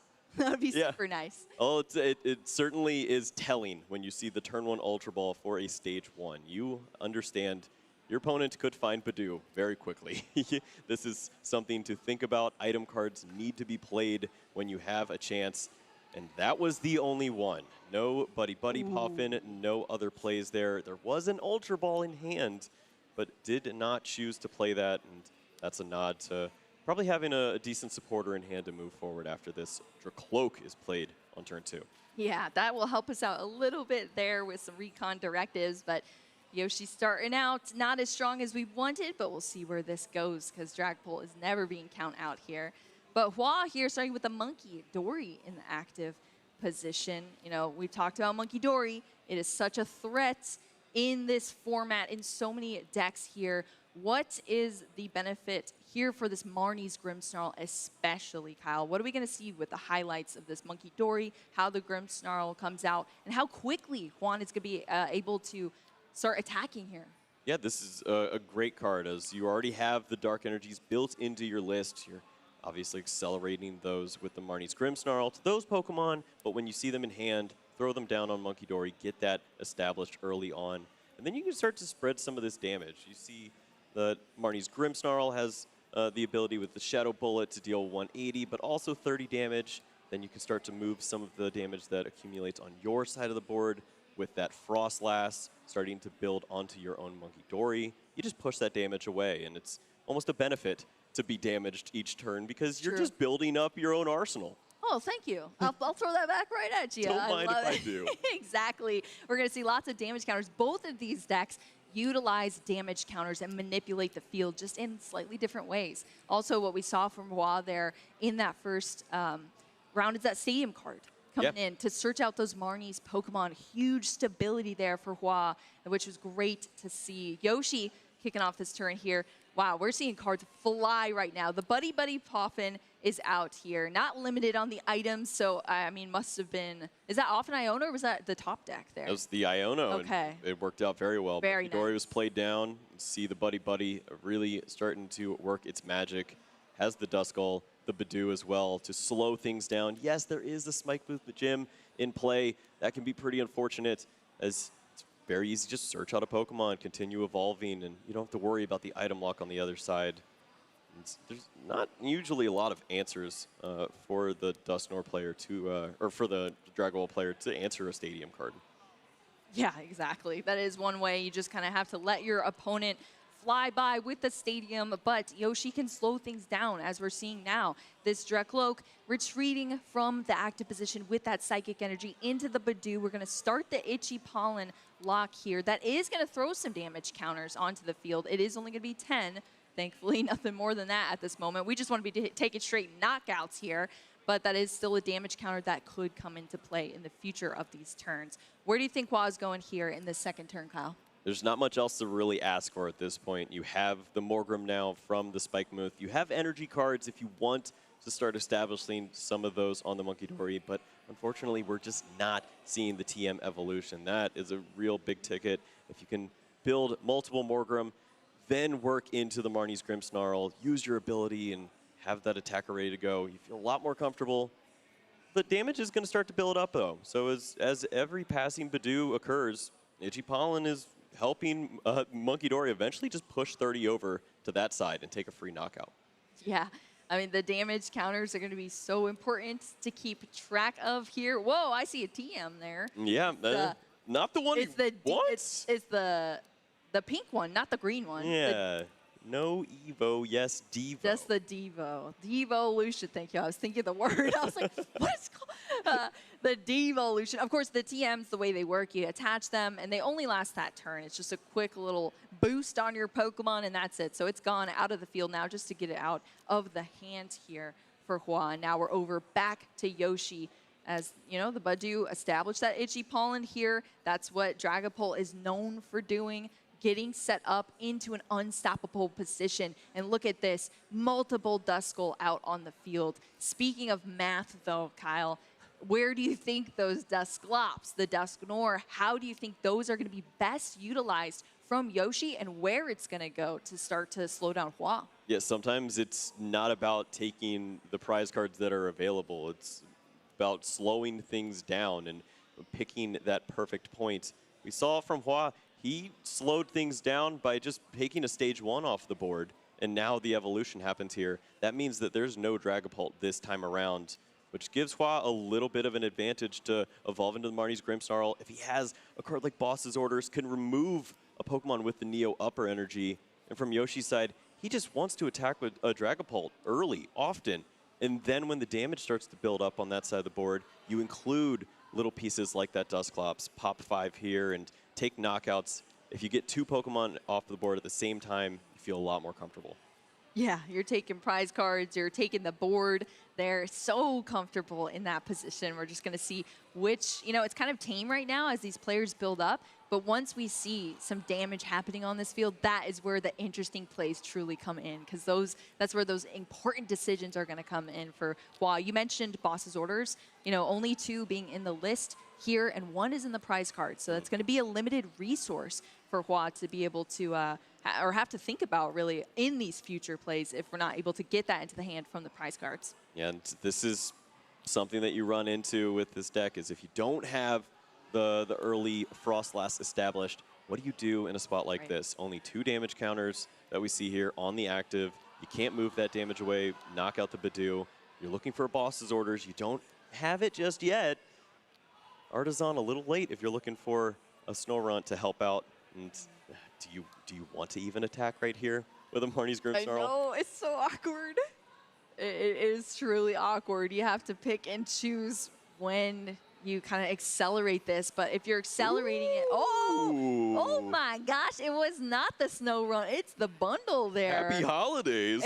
Yes, the Iron Bundle of Joy, one of my favorite cards here. He hops on the field and then he hops straight into the discard pile with that Hyper Blower ability, allowing you to gust something up from your opponent's side. They do get to choose, but if you want something like that pesky Badoo out of the active position and kind of attack something more on the bench here, or even just slow things down for your opponent, that Iron Bundle is a great resource there. Sought out off the Artisan from Hua, and now we do see the promotion of the Marnie's Grimmsnarl EX. Yeah, and with this promotion of the Monkey Dory, the 30 damage isn't always going to the Badoo, but he does choose to take that knockout, move up 2 prize cards.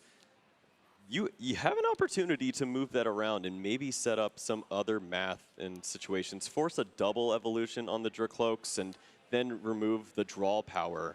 Instead, you see the prize card.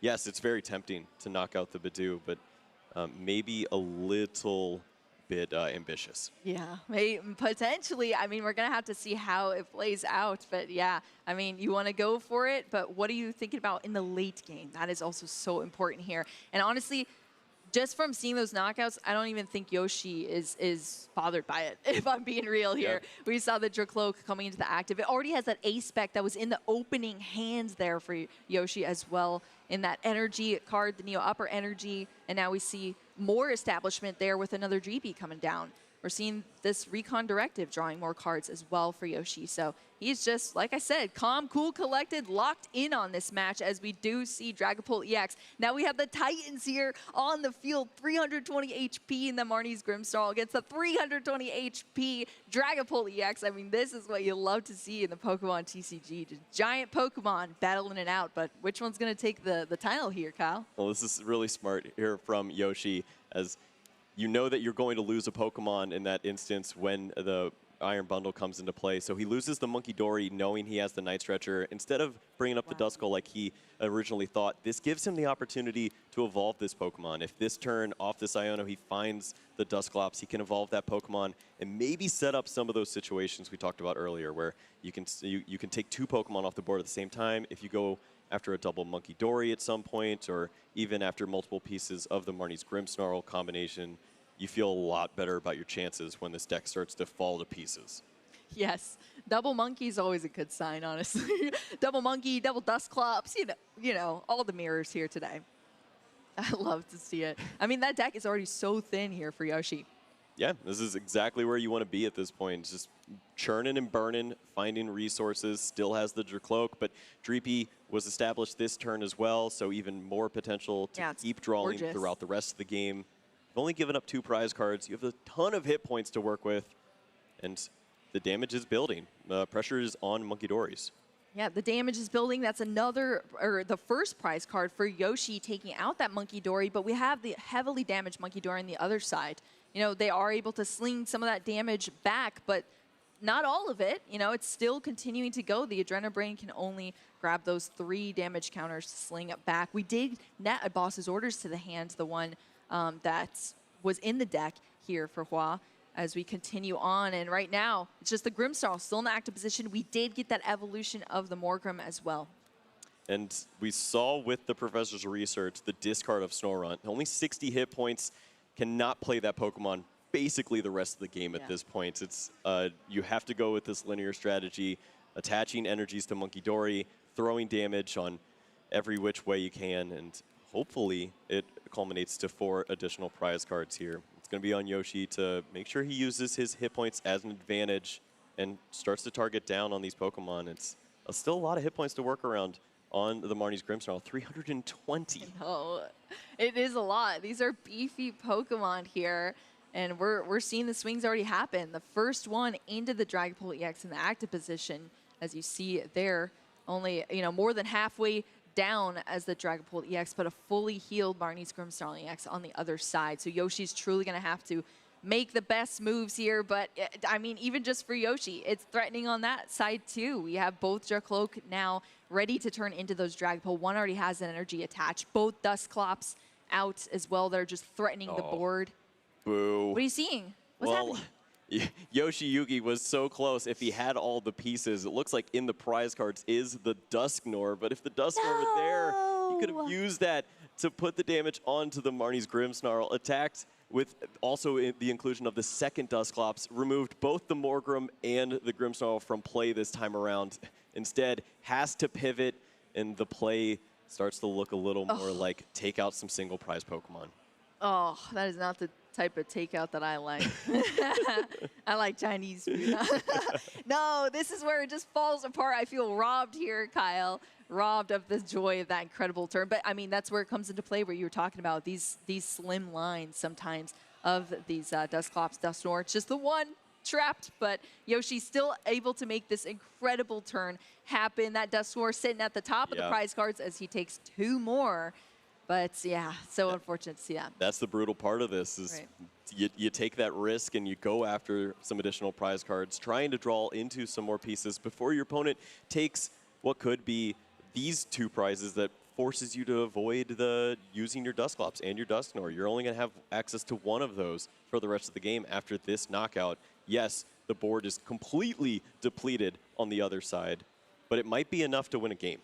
Absolutely. I mean, every time, the Dusclops and the Dusknoir, that's still a prize card you're giving up to your opponent. So you still have to think around that as well. And you don't want to play into their strategy. You want to be using those things to win your games, not just play, or at least manipulate your opponent's board as well with that prize manipulation. But yeah, then when you're kind of on the defensive side, it's a little awkward here. So we're seeing not really the full potential, I guess, from both sides of these decks, but we're still battling out in this unique scenario here as Hua is going into the deck here with an Arven. Get an item and a tool card out of his deck. And there was a bit of a debate with that Night Stretcher of is there even potential to set up another Marnie's Grimmsnarl. There's 2 rare candies in the list. We saw at least 1 in the discard pile, and maybe just you don't feel comfortable about your chances at this point of setting up another Pokemon like that. Maybe it just walks into another Dusclops situation that you're scared of. So committing other ways now has the impetus to help out here, but do you have another way to get this an attacker rolling if this Marnie's Grimmsnarl falls? Yeah, that is the scary part here and why I don't like working with slim boards. I mean, it could go either way. You could chuck liabilities down on your board, or you're working with these slim boards where it's a little bit scary here, especially when your opponent is sitting at just 3 prize cards left to take. Of course, the Marnie's Grimmsnarl, that's 2 prize cards right there, and currently 1 each for that Monkey, Dory, and the Impidimp on the bench here, but Hua's really got to play around this. Oh, the counter catcher, the spice. It's okay. It's obscure. It's you already have the damage built on the Dragapult. You're gonna add a little bit more there, but removing this Pokemon, it's such a tricky way. The only thing you absolutely benefit from here is the final Curse Blast is really hard to incorporate at this point. With the single prize taken, you have boss's orders already in hand. You could work your way into that last knockout on the Dragapult at some point. But I guess you can't trust your opponent to have the Dusknoir anyways. You didn't see it last turn, and they tried to draw into it. This kind of plays around that. Hoping for the best here, Kyle. Well, we're going to see here Yoshi about to choose who to promote here after that And I mean, knockout of the Dusclops. Rightfully so. Oh, you're shell-shocked, thinking of, Yeah, well, like, what's happening? Well, you didn't take this knockout? Well, do I just leave it here then? I can switch over to this other path. Has the Psychic Energy, has the Night Stretcher, can find another Dragapult full hit points to work with. Oh, There's a way to disrupt the hand a little bit. We saw him checking for the hand size. Maybe that's your combination. You can use the hit points here, slow your opponent down, keep them on a weak hand, and just have them pass the turn while one final Shadow Bullet comes out. Yeah, I have some bad news for you, Kyle, sadly. I was wondering what they were talking about there, but I guess the Dragapult EX was targeted down. And that is a Terra Pokemon on the bench from that Marnie's Grimmsnarl, so that damage did not go through there. So that is more damage that we're missing off the field, unfortunately, there, with just a small mistake there. It's so easy to forget, but those Terra Pokemon have that protection there. So none of the extra damage going down. That's even more room for Yoshi to play with here as he's flying through this deck. Like you said, just confused almost a little bit from that knockout on the Dusclops, but still sticking to his strategy here and I guess adapting in this turn. What do you think he's going to do here? Do you think he's in a strong enough position to just take things home, Kyle? It looks pretty great for Yoshi at this point, and he's been working with a really strong setup over for Hua. He's just hasn't had as many of the pieces, but Marnie's Grimmsnarl is such a powerful attacker that it just continues to put on this pressure. And once more, this is just that the interesting part of this matchup is if you can remove Monkey Dory from play and put pressure onto the Marnie's Grimmsnarl, you don't have to worry about the damage. It'll be there in the long run, but you just can't have your opponent throwing it back at you. That's what you can't work around, is if they have multiple Monkey Dory, they can set up some really interesting situations. So at least move this one away.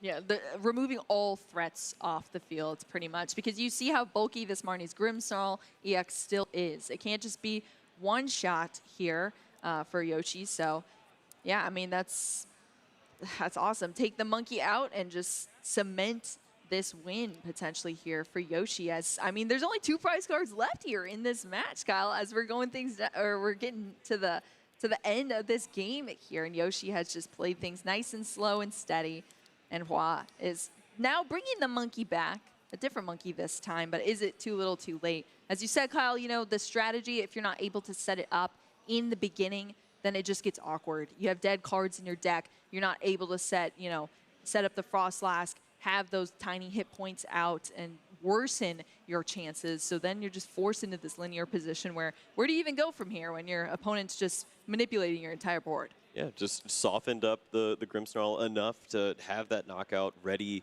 at some point of this game. You need to have the perfect answers here, and we know it's so difficult to have that. And there is a supporter, though. There is Boss's Orders. If you want to take the knockout on the Neo Upper Energy Dragapult, certainly you could do that. But where do you find that final prize?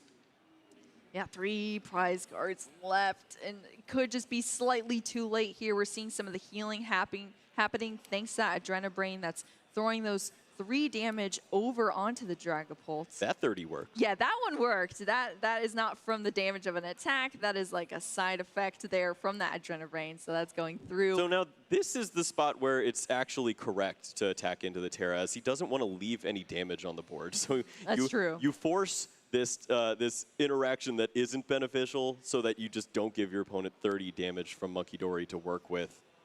But this is a spot where Yoshiyuki still is able to find out some help here. He has the counter catcher for the Monkey Dory. We see the Hawlucha to put the 10 damage on the Impidimp, and that is a double KO to clean things up and take those 2 final prize cards. Wow.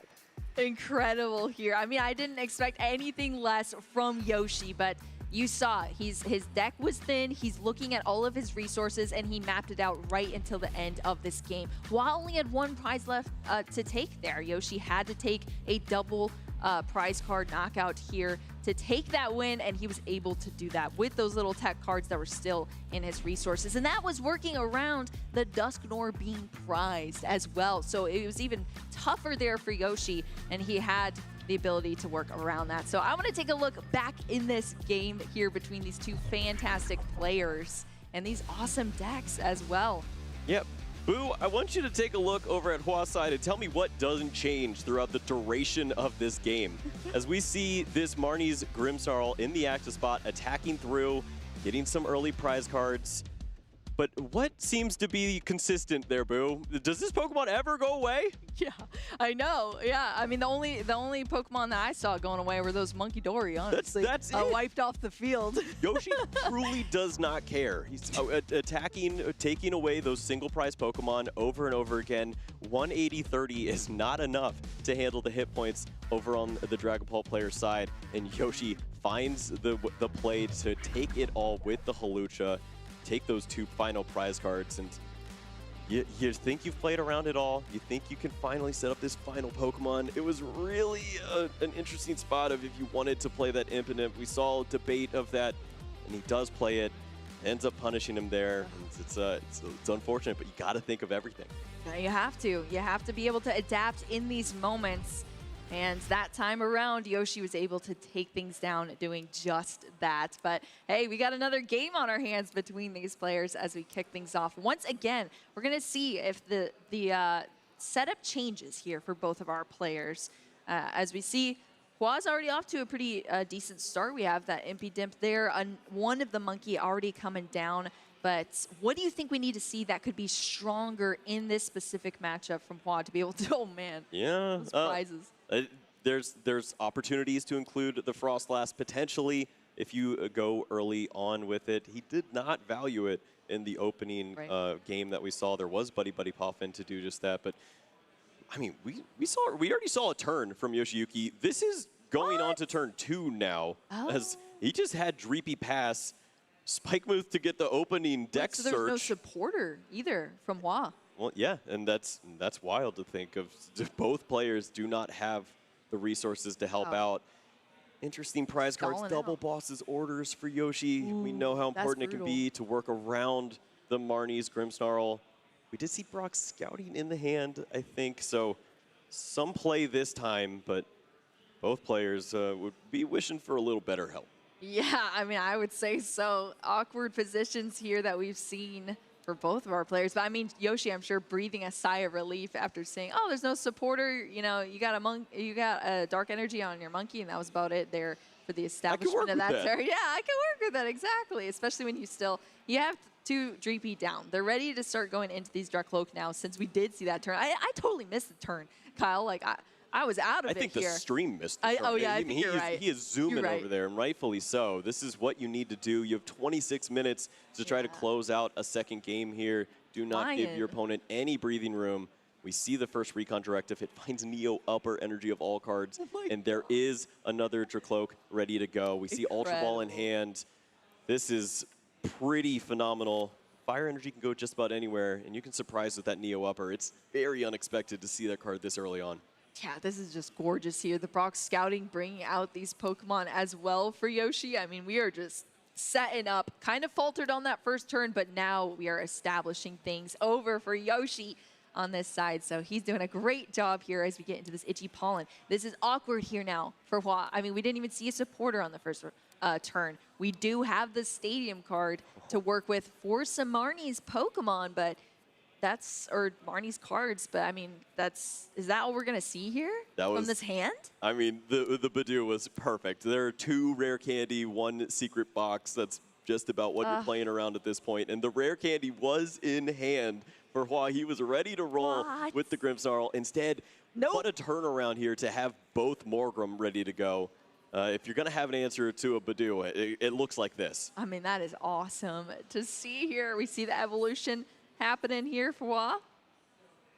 It's like we're looking for a little cleaner shuffle this time around. Also, should note the weakness that we see on this Impidimp and the Morgrem. You'll see a little extra damage from the Badoo. So the clock is accelerated. That's not what Yoshi wants. True. Yoshi wants more time so you don't have to think about the Monkey Dory pushing this over, taking a free KO, and then surrendering a free Dreepy or Duskull in this spot.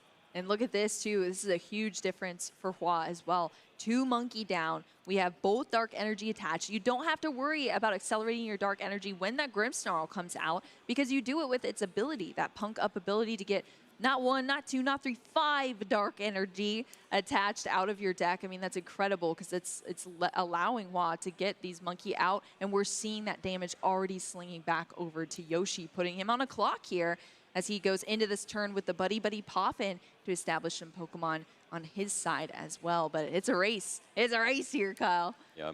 The perfect answer with the double Morgrem Iono moves the Neo upper to the bottom of the deck. Yes, it's shuffled at this point, but finding this card for an attack with a Dragapult seems very unlikely. So lean into your helpers. You've got the Dracloaks, Recon Directives, play the energy you already see, and use Iono of your own. You've countered the Stadium. It is not guaranteed that you're going to see a Marnie's Grimmsnarl this next turn. Yeah, I mean, love it. All the stops are being brought out here from Yoshi. Jamming Towers out. These Recon Directives running through the deck as well as we see. Ooh, Dragapult EX netted. He's playing like he lost game 1. I love to see this as the pace is so good, and he's also got all the right plays to go along with it. We're seeing evolutions flying. Does he have the pink card back in his hand already? Yes. Yeah, pink card is there. There's multiple evolution Dragapult EX. There's another Dracloak in the hand there for Yoshi. There's an Ultra Ball to play with potentially. We saw the Dusclops come down on this turn as well. I mean, it has just been super strong here. And the Badoo is still locking things down with that Itchy Pollen. So we're just waiting for Yoshi to have this breakout turn where things start swinging.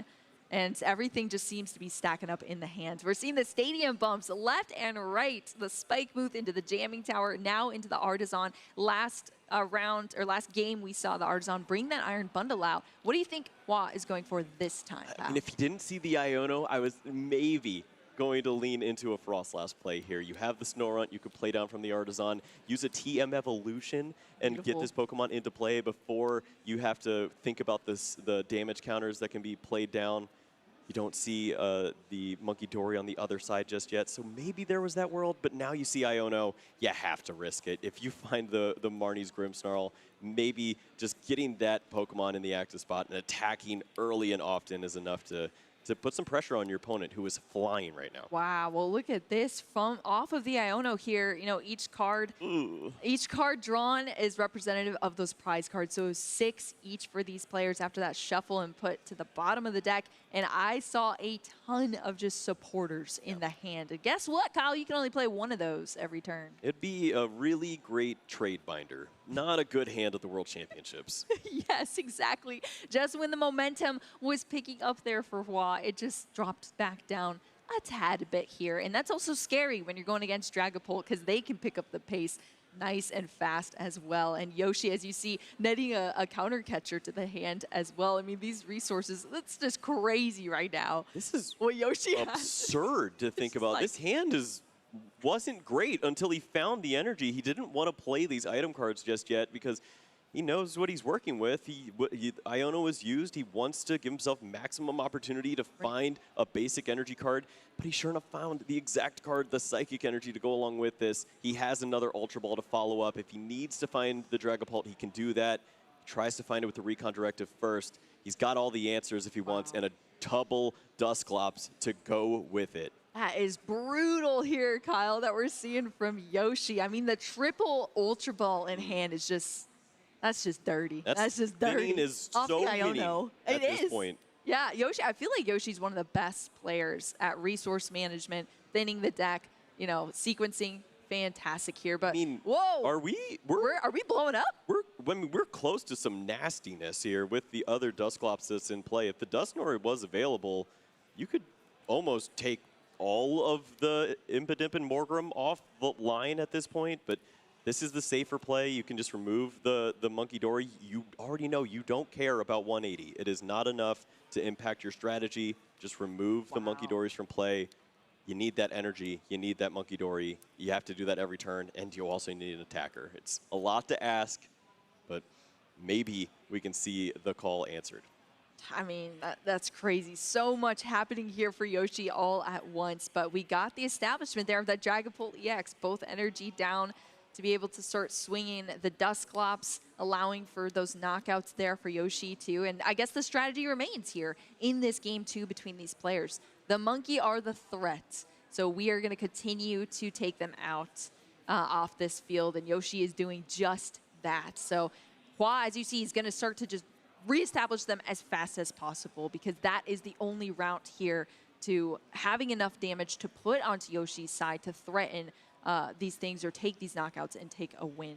So we're going to see, though, if that monkey removal was enough here for Yoshi.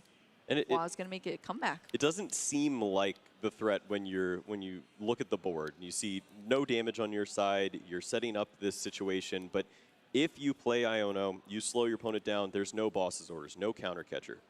Dragapult has to attack into the active, and then when that damage is in play and stuck on this Pokemon, and you start to move it around, have another Marnie's Grimmsnarl in the active, you swap these Pokemon out, and you attack with that one as you clean this one up and move more damage, take these free prize cards that are starting to accumulate on the other side. Things can go so well, but Yoshi knows that's coming, so he avoids it at every passing chance, taking away all the Monkey Dory here. And it's up to Hua to just put pressure on, attack through wherever the energies are. Keep going. Maybe things will slow down.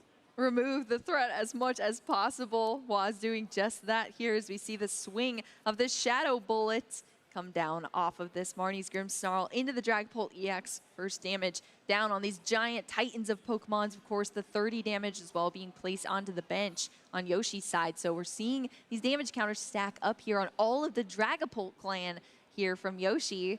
And yeah, we're going to start going into this deck once again. We've already seen one Recon Directive, and the Neo Upper is back at it into the hand. We've seen it flying around the deck and the hand, but Yoshi has got that back. Yeah, it's just an extra security blanket at this point. You've already used a few of your energy cards. You have 2 committed to the active Pokemon. If you have 1 more attacker to work with, you guaranteed can work through this active Marnie's Grimmsnarl if you don't have the resources to target the bench again. But break glass for pretty crazy. Yeah, well, this one also can break glass. He was thinking about going for the Dusknoir here. It's a little safer to go with the other Dragapult, have that established with the Neo. But I like crazy. I like crazy too. I mean, we like to see that on stream. The thrill here from our players. Yoshi giving us a good show here. Dragapult EX coming out of the deck thanks to that Ultra Ball there. Some more discarding of some supporters as well.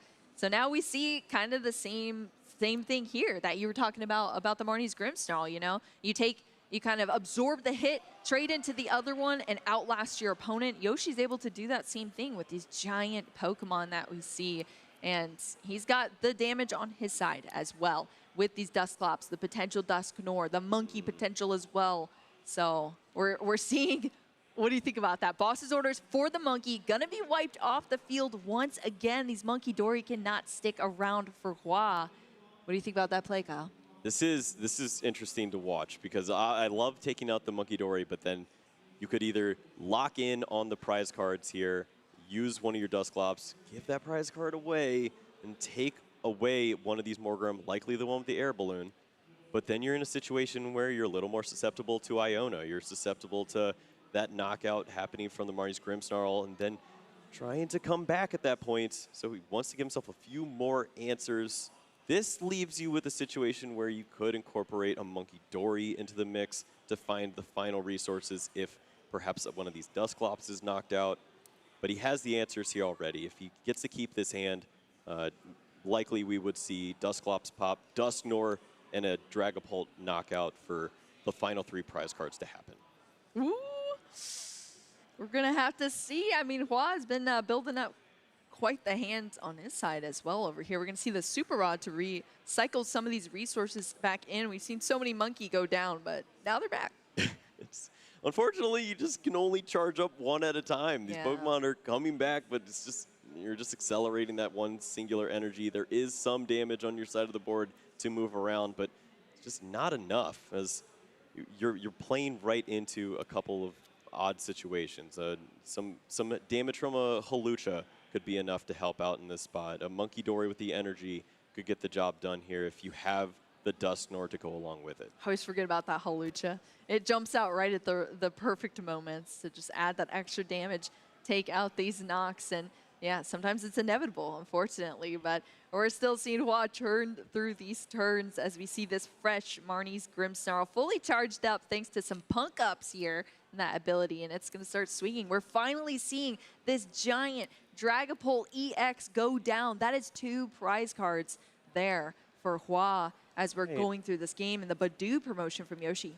Yeah, Free Retreater has a Night Stretcher, wants to see if there's anything to perhaps find from the discard pile. The only thing that looks enticing at this point would be the Dragapult, but you want to use that Recon Directive first.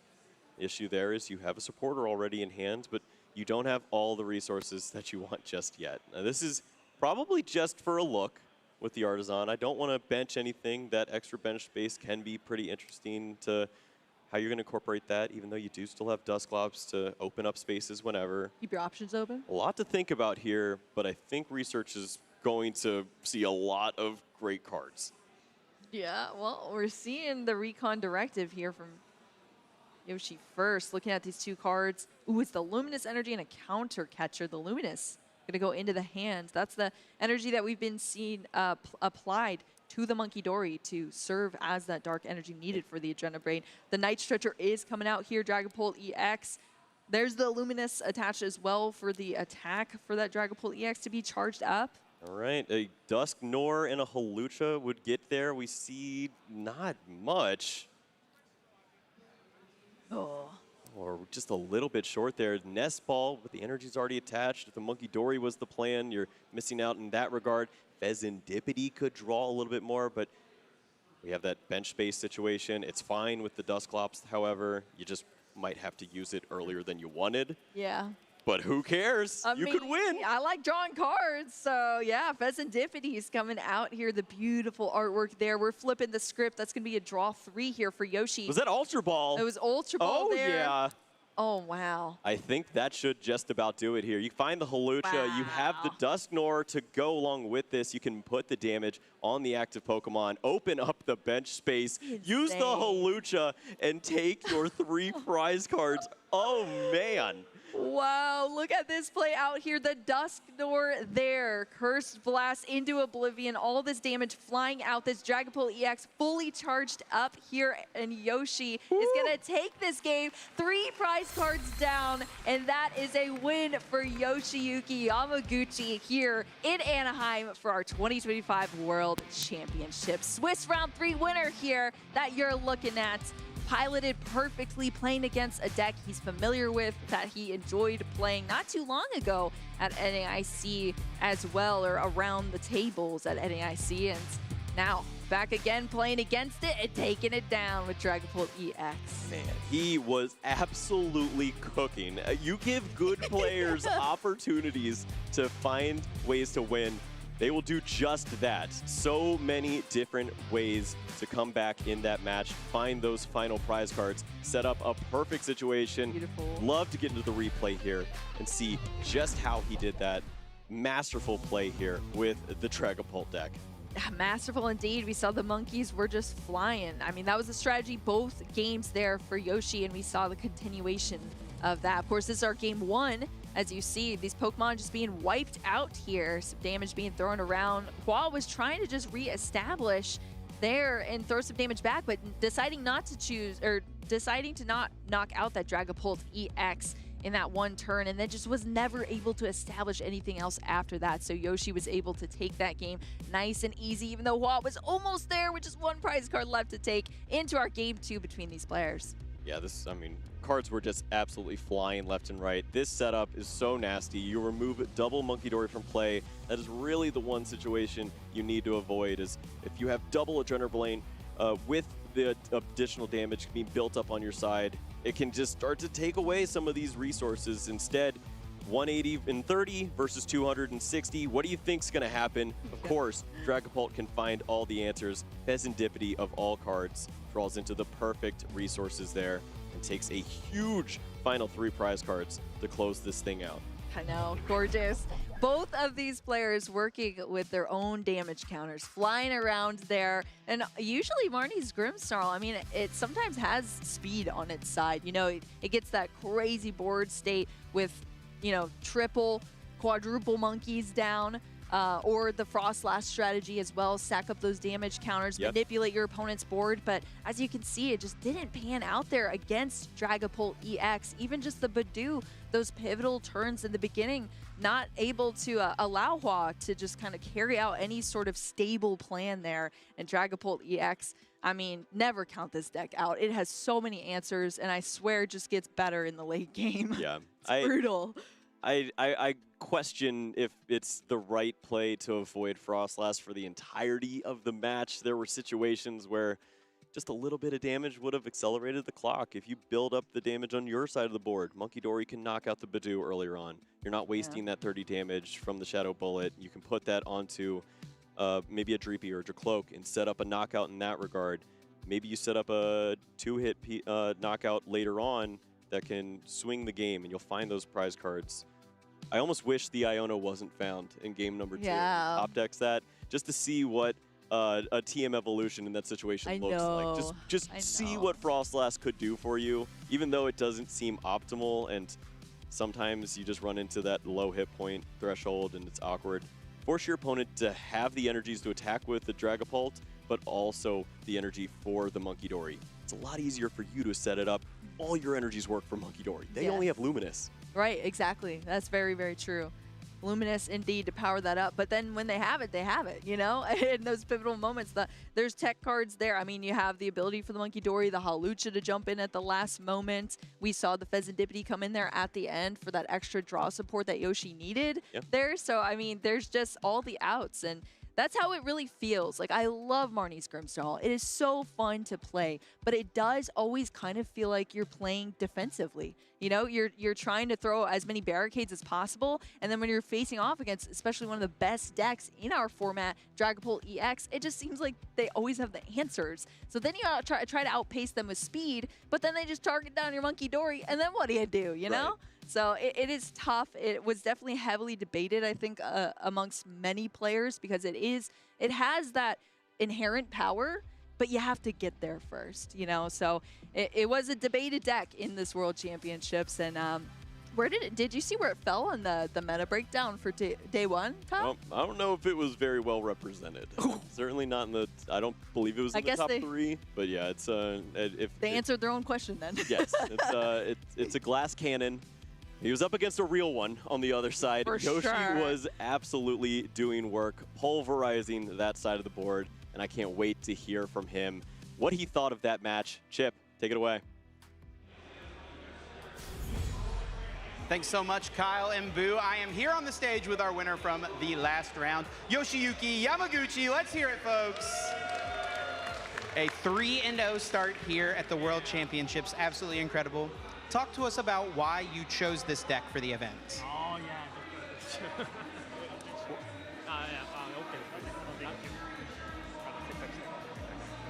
Yeah, so... 日本語。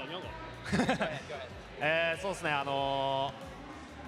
まあ、今回は結構難しかったんですけど、選ぶのが、もともとリザードンのピジョットとかいろいろ触ってて、最終的に、まあ、ちょっとパワフルでいいデッキやったんで、ドラパルトを使うことにしました。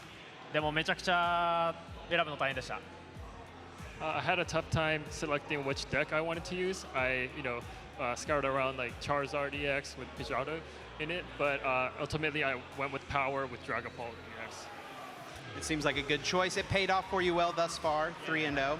Your opponent was using a deck that you recently used at the Japan Championships. Yeah. Do you feel that that gave you an advantage in this game? Yeah. まあ自分もたくさん使ったデッキなので、まあやられたら嫌なこととか、まあ結構考えながら、はい、プレイしましたね。はい。今日も2回目なんですけど、勝ててよかったです。I've used that deck before many times, so I know the ins and outs and what I don't like about it. So, I worked around that, and I played that deck twice today. So. And it's obvious that you know it very well how to play that matchup. You're 3-0. What are your hopes for the rest of this tournament? World Champion! He is calling his shot. Congratulations, Yoshi, on the start. We're going to throw it to a quick break, and we'll be back with more World Championship action very soon. Hey trainers, welcome to Pokémon Championships History, the series where we take a look at some of the most memorable and exciting matches in the past of the Pokémon Championships series. My name is Jeremy Jallin, and today I'll be talking about the 2017 Memphis Regional Championship Finals, where we had a clash of two of the best players that the TCG has to offer, Azul Garcia-Griego and Michael Pramawat. Hello, I am Michael Pramawat. My name is Azul Garcia-Griego. Even back in 2017, both of these players were no stranger to the final stable, with Azul having 4 regional wins to Michael's 6, the most at the time. Who is your biggest rival? Biggest rival? Yeah. That's a tough one. Probably Michael Pramawat. All right, yeah. My biggest rival would be Azul Garcia-Griego. We always have good games when we play. We play each other a lot in local events, and then in the top 8s, top 4s in major tournaments. Most recently, we met in the finals of Memphis Regionals. But at the end of the day, we have 2 familiar faces, Michael Pramawat and Azul Garcia-Griego. Hey, these 2 players actually faced off in the top 4 at that San Jose Regional Championship not that long ago. And you know, Azul got the best of Pram in San Jose, so this is perhaps a bit of a grudge match. Azul was using a deck based around the powerful attacks of Glycopod GX paired with the obnoxious Garbodor with its Garbotoxin ability to disrupt the ability-ridden field of the tournament. Pramawat, meanwhile, was using a deck centered around 3 Pokemon GX and their powerful abilities, Zoroark GX with its Trade, Lycanroc GX with its Bloodthirsty Eyes, and Tapu Lele GX with its Wonder Tag. Both Azul and Pramawat start with the Wonder Tag to search for a Bridget to get a bench set up. Azul is able to play down a Garbodor to start locking down abilities, but Michael has a quick Field Blower to start applying pressure early. Rising 2 Glycopod GX means Azul was focused on protecting the one he had, and thanks to the card Acerola, he was doing just that. Acerola picking up that Glycopod GX and all the damage with it. Garbotoxin, in combination with N, forces the game to slow down, and Azul jumps ahead on prizes once more. Michael responds with a Puzzle of Time, a unique item card that allows you to recover any resources if you have 2 copies, to bring back Field Blower and enable his abilities yet again. N disrupts Azul's hand once more, Pram's last. What Azul draws off of these 2 could determine the outcome of this game. And out of 3 cards Azul has set up for the winning attack on the next turn. And the Floatstone. Michael top decks the last Field Blower in his deck, which gives him access to trade once more. The first trade finds another 2 copies of Puzzle of Time. This enables Pram to get a KO on the heavily damaged Glycopod GX with Guzma, and with no cards in hand, it is looking like the scale has shifted in Michael's favor, as he has the strong energy needed for the last KO and takes game 1. Everything went Michael's way after a few turns in the middle that kind of looked iffy, and he's 1 game up in the finals now. Game 2 starts off much better for Azul, having Wonder Tag for Bridget and the Glycopod GX and Garbodor with Floatstone to go along with it on the following turn. Pramawat finds himself with not much going on and struggles to get much of a bench going until a late Bridget finally gives Michael a full bench. Typically you want that Bridget on the first turn of the game, not the third, but he'll take it either way. Michael draws N to keep his hope of a comeback alive. A Field Blower allows Zoroark GX's trade to be used once again, but the draws don't find an energy for him to attack. Azul responds with another KO and sees himself 1 prize card away from tying it up.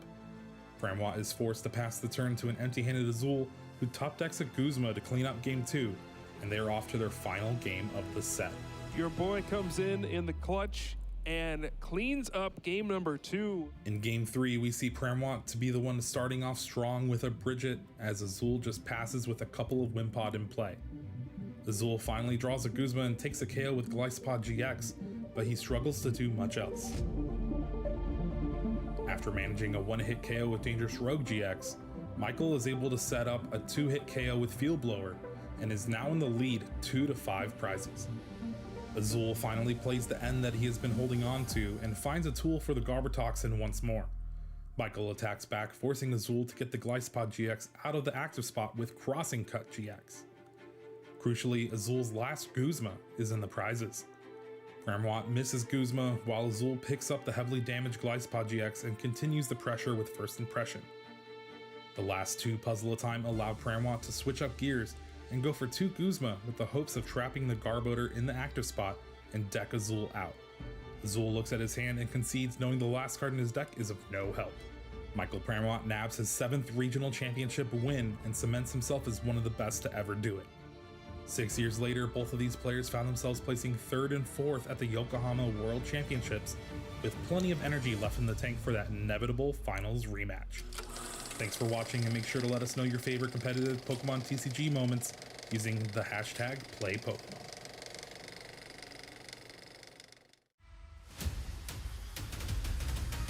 Sou Gabriel e eu nasci em São Paulo.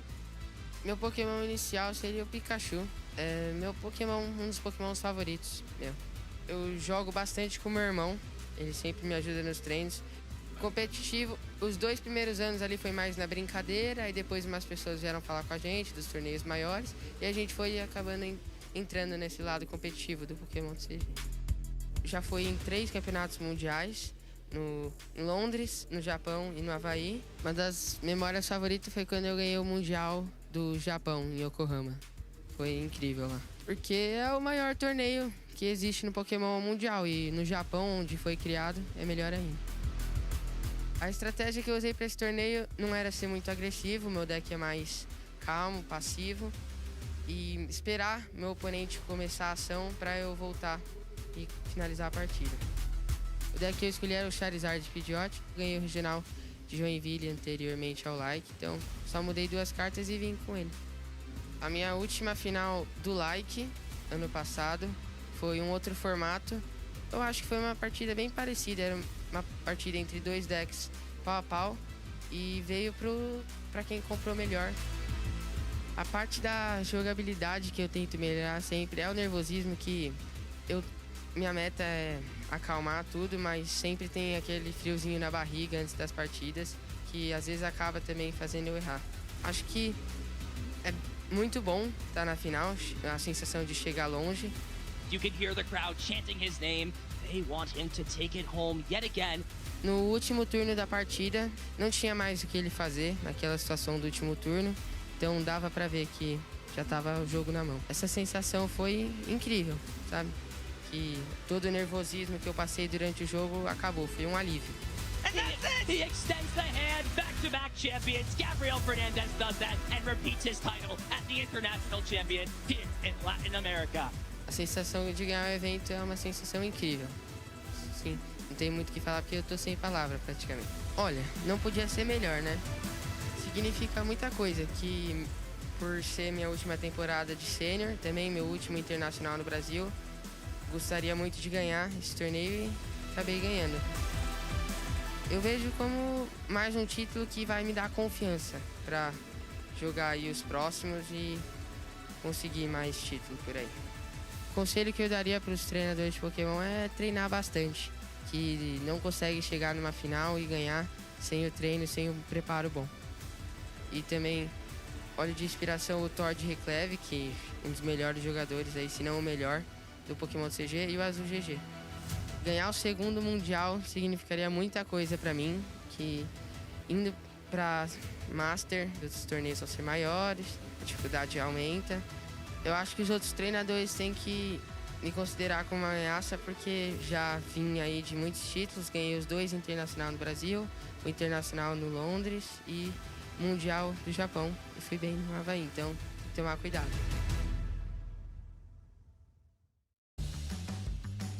Anaheim, California, the home of the beautiful palm trees, the beaches, the breeze, the sunshine, and now the World Championships of 2025 here for Pokemon.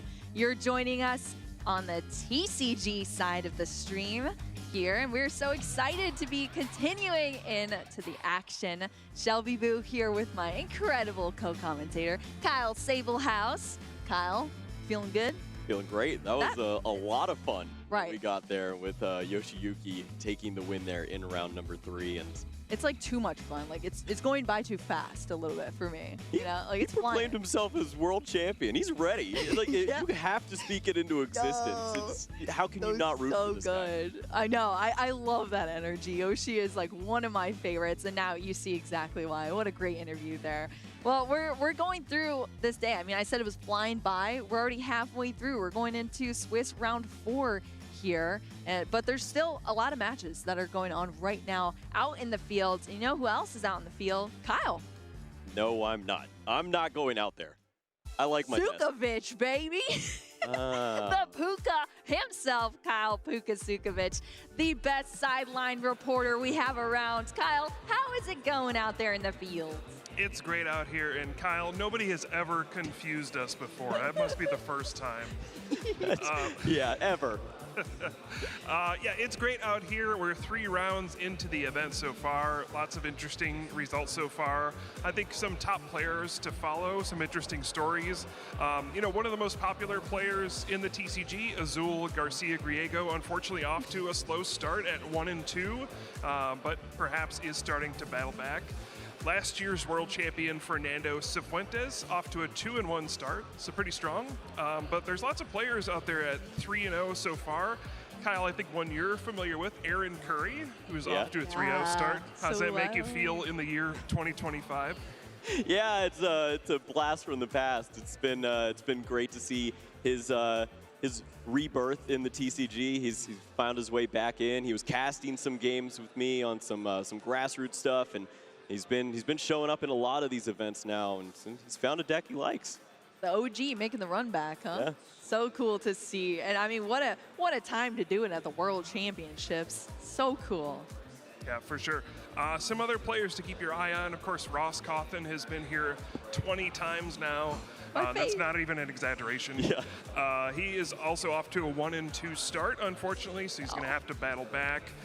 We have some of our other star players, Henry Chow at 2-1. We have, you may be happy to hear this, Boo, there is a Crustal deck still out there at 3-0. How you feeling about that? Let's go. I'm so excited about that. I mean, I am very hyped. I was just telling Kyle, Crustal's my main character in Unites. You know, I know all the moves, and bringing that heat to the TCG, how could you not love it? Crab hands all day for that Crustal player. We are going to need your help, though. We keep using our cloth one, and I think we need something a little more original. You're going to have to help us figure that out soon. More like that, maybe? Yeah, look, bring the sand in, build the wall, help us. That's true. Definitely there. Well, it sounds like there's some cool decks out there, Kyle. Are you seeing some epic plays as well from our players? Oh, yeah, absolutely. I mean, it's the World Championships. There's crazy stuff going on every round.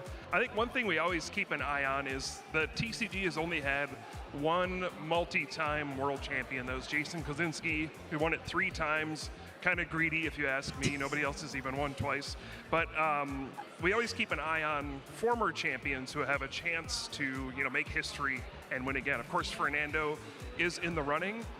We've never had a back-to-back world champion. Would be thrilling to see. But we have players who've won in younger divisions as well.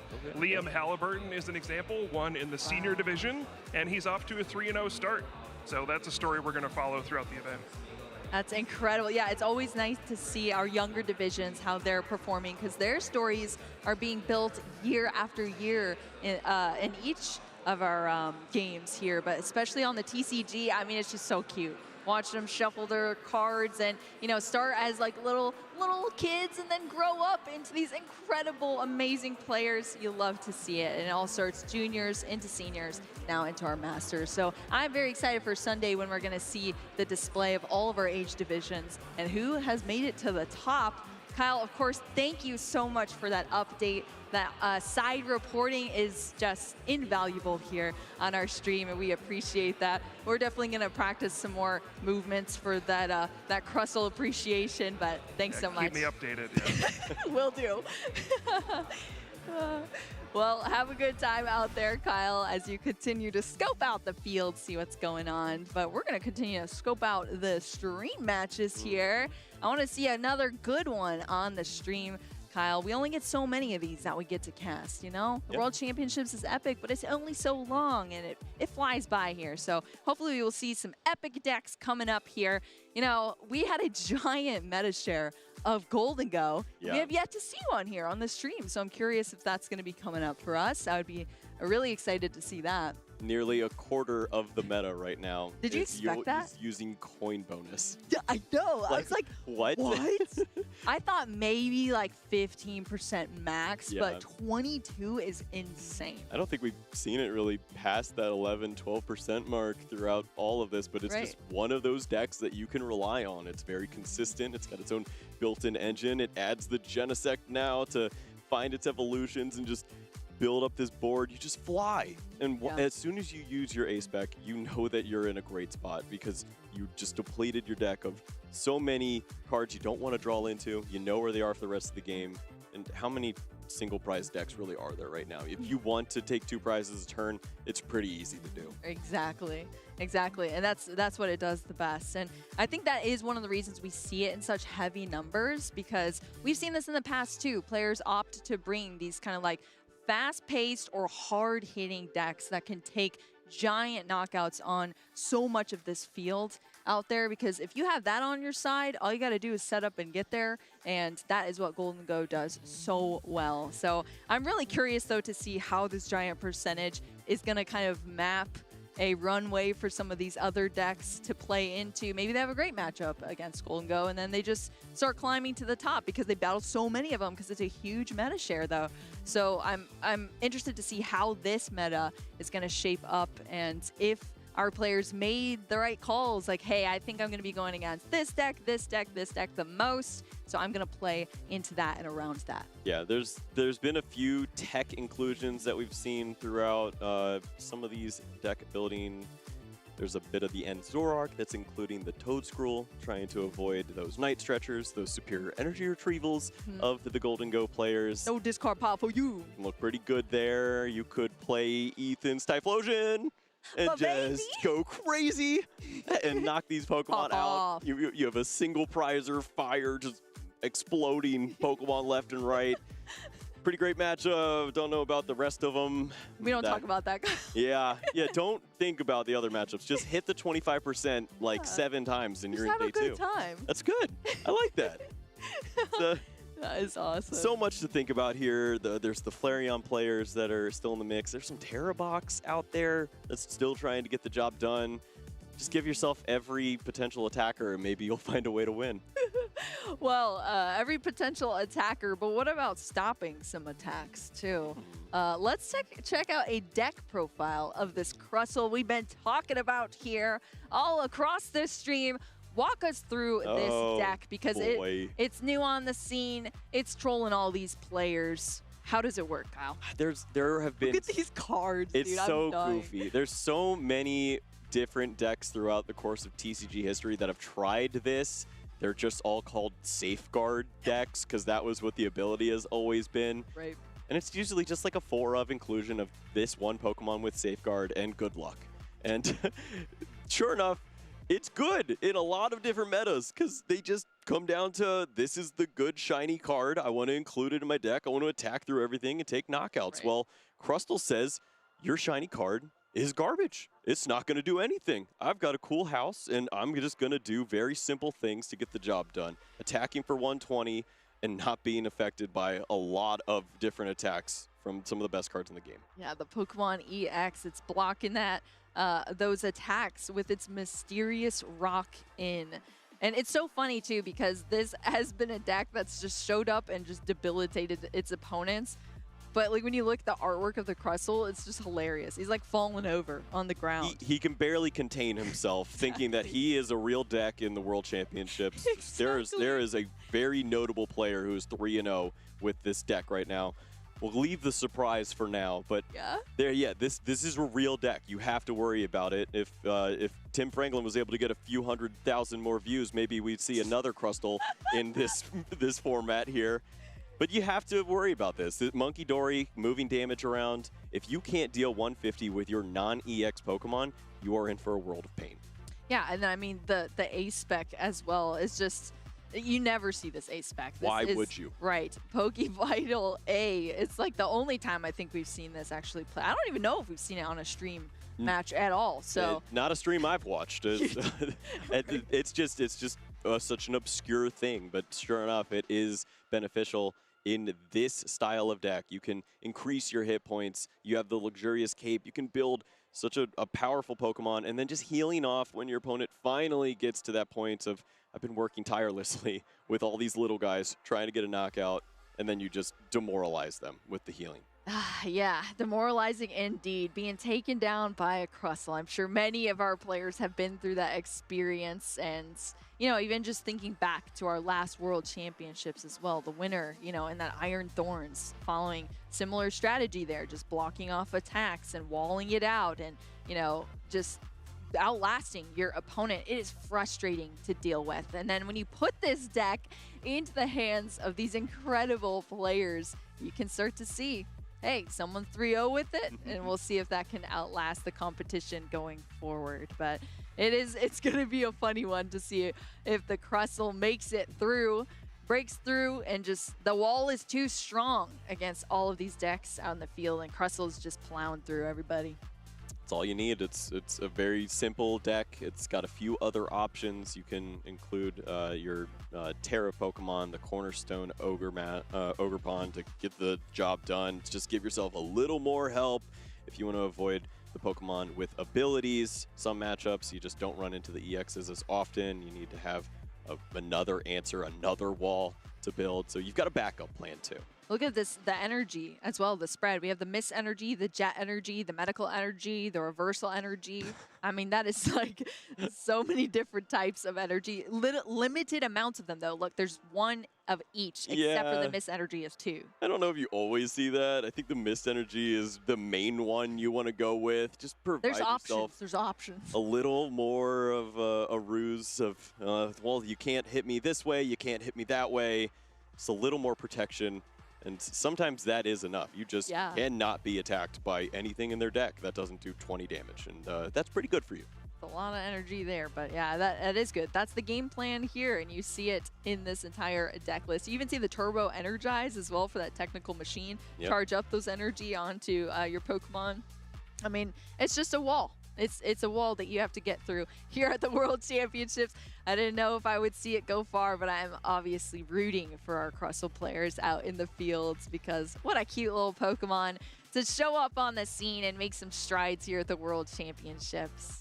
Yeah, it may not be the most fun opponent for you to have on the other side of the board. Not at all. You have a lot of work ahead of you, and it's in a very obscure way to try to take your 6 prize cards. But you can get the job done. You have to think outside the box, work on those dwebbles, try to take them out early on. And I mean, as great a deck as this is, it does have its issues. You don't see any way to really continue to draw.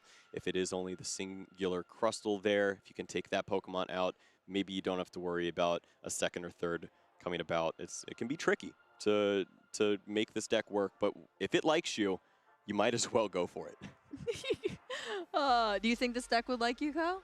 No, and only because it's the World Championships. If it was any other tournament, I'm sure that this goofy deck would call my name and say, "You've got it, buddy." Just embarrass a bunch of your opponents with this silly safeguard. But the World Championships, nothing will work for me.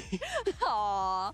Oh, Kyle, having to live through the pain every single year. Have you ever missed a Pokegear 11 times in a row? Oh my Because God. that happened for the first 4 rounds of one of my events, and I was like, okay, I should just go to bed or go home. Just get better, Kyle. What are you doing? I Play better. I was a little worried that I had like a deck list there and didn't play supporters for a second because of how bad this was going. Wow, that actually is pretty wild. So that's a little bit too skewed out of your favor. Maybe you just do have a bad luck charm. Huh? Well, you found your place here in the TCG on the desk. Yeah, so. just stay really far away from the table. This Right? place is cool. You get to watch everyone else miss their Pokegears. You love to see it here, but you know, of course, all of these casters have so much history in the game. We love this game. That's why we're here commentating just alongside you. But more than the casters, it's about the players here, and they have been battling all season for those championship points. Let's take a look at the leaderboards. Yeah. For each of our regions, of course. This is North America, and look who's sitting on top by a lot here. Henry Chow. Why do you think that is, Kyle? Because he's hungry. What do you mean? Of course. He's chowing down. He is chowing down on the competition. Took his first loss here at the World Championships just last round to another notable name. And he's got to be working his way back into the mix. Probably playing one of his favorite decks. Who knows? It's Henry. We've seen him very consistent through the regional events. We know. And even at NAIC the year prior, he's just worked tirelessly. And he's made so many great choices with his deck lists and his play that we know that he's always going to be one of these big names to look out for in the near future. It's just so cool. I think about it. We started this season off in our regionals with Henry Chow taking things down, the very first regional. And now we're seeing him here sitting at the top of our leaderboard at the end of the season, going into the World Championships. I mean, it just has mapped out truly how powerful he's showed up here in 2025 and just taken things down. A multi-regional champion just in this season. And he has already carved his name in the history books here of the TCG. But look at all of these other names that we have. So many powerful Pokemon players, some that are still young, that are still trying to shine here in the TCG or already have shined, and also some older players too that are bringing it back. No, I'm glad that you mentioned that, because that's kind of the interesting story of Henry, is that he doesn't really fit the mold of a lot of these players that we've seen, which is they were the best junior that we'd ever seen. They were the best senior, and then when they aged up, they continued that aggression and that ferocity. They brought exactly that energy into the mix. Piper Lapine, Grant Shen, Isaiah Bradner, John Ang. It just goes on and on. These were the players that 5 years ago we were saying be on the lookout for. They are coming up and they are going to be dismantling this Masters division. And now we have that second coming. This is Caleb Rogerson's time, Michael Davidson, Sebastian Lashmet as well. So many young players that are doing a great job here. And who could forget Andrew Hedrick as well in that mix? He's kind of in the middle of that, where he came up in the online era and then just took the world by storm with so many regional events over and over again. And we see that that leads to success. If you put the hours in, you're going to find the results. I know. You see that with so many of these players. They invest so much time into this game, and that's how they've made it here now. Of course, this is North America. Let's check out Europe, though. For our leaderboards in our European region here, sitting at the top, one of your faves, Kyle. The Mad Dog. Stop. Daniel Magda. His face does not say Mad Dog, but he's got it in him. And so that is why we are fearing him at every potential tournament. He can get the job done. He plays so well. He's been trained up by the best. He has Miloslav in his corner. Had to take him down in the top 4 of a tournament before, of the LAIC at the start of this year. You see Miloslav as well in those top 8 names. And it's a very similar story that we see. Just a lot of those consistent players sticking around, seeing the results. Stefan Ivanov, Tord Reklev, James Cox. These are players that have been winning for a long time. Yeah, exactly. I mean, and as you see, Tord Reklev stonks. They're up here on this graph. But yeah, I mean, they've had to grind so much to get here, so many championship points, and so much innovation too across Europe as well. It is slightly different than some of our NA regionals, like what they bring. The meta shares are different, and what is innovated over there and then taken back from other players in our NA region too, or on the flip side, some of our NA players going over to Europe and taking some things down. Yeah. I love to see that just cross balance of all of our regions coming together, innovating this entire meta throughout the season. And these are the players in Europe that have come out on top and should definitely be recognized by everyone here at the World Championships. As far as the young players go for EU, it basically is just Daniel Magda and Rune Hiremans that really James stand out to me. Young, right? James is 20s, I think. So I think he's around that spot. He looks pretty young. I could be wrong, but he's been. I mean, he fits more of that other mold of like the grinder. He puts the time and the effort in, and he's so good at deck building as well. That's more what stands out to me for the European region. Alessandro Cremascoli, Oscar Madsen as well. These are players that are known for the way that they build decks, and they are so good at it. It's in a lot of different ways, too. We see the control variants that do a great job. Tord with his ever-consistent style that has started to switch up now. He's now giving himself these single tech inclusions that give him these unique ways to close out games. And Oscar's known for a lot of the behind-the-scenes work for some of these big-name players, making these perfect deck lists, and now he's starting to pilot them to the success as well. I know. Very, very cool here. Definitely a huge shout out to all of these players representing Europe here at the World Championships. But we got to round things out here with LATAM, our LATAM community, our leaderboards from Latin America, of course. Incredible names. It does not stop here at the World Championships. And there's definitely several standouts here that I'm seeing. What are you seeing, Kyle? Yeah. I mean, sheesh. You could go on and on about the players that we see on this list. There's some amazing names. William Azevedo, with that 12th place there, with around 1,200 points that were earned, he does that in such a great way. He's one of those great deck builders that we've seen. He's also a solid pilot when it comes to his strategies. Pedro Pertusi as well. Giovanni Sasso, a young gun, getting the job done. Yerko Valencia has been traveling to so many of these different events, and we've already seen Fabrizio and what he's capable of here too. But I think it all comes down to the story of the Fernandez brothers. Of course. There is nothing more exciting in the LATAM region than what those two players have done. Vinny took the world by storm with his inclusion in the Masters division, playing very well at some of the North American regionals. And he just became a standout, while his brother won everything that existed. He won the World Championships in the year prior, and then this year alone, his final year in the senior division, he has won every tournament that exists. He has maxed out on points. It is unbelievable what he is capable of.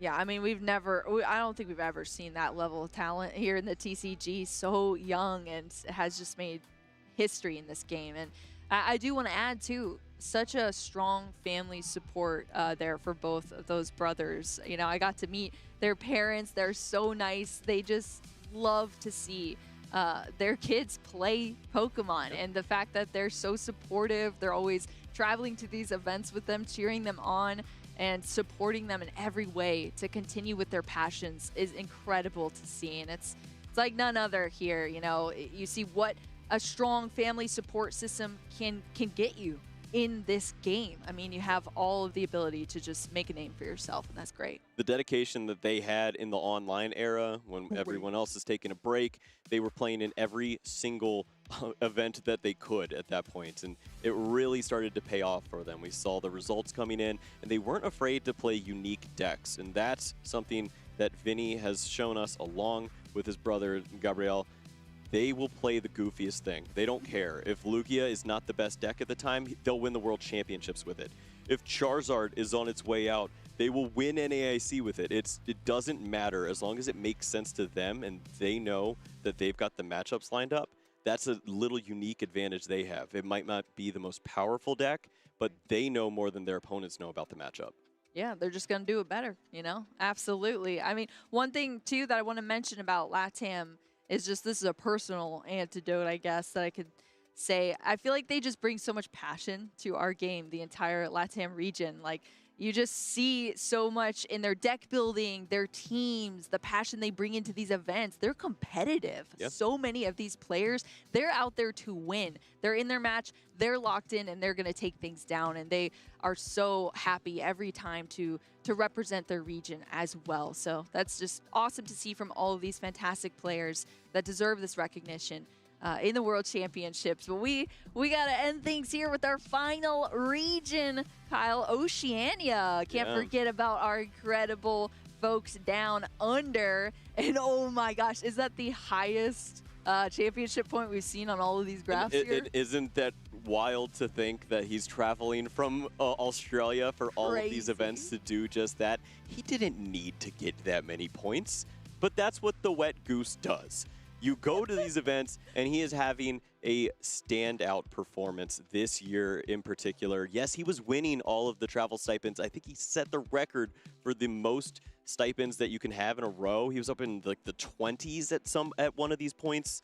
It's just unbelievable what he's done as far as the consistency, but it's paying off here. He's found the deck that works for him.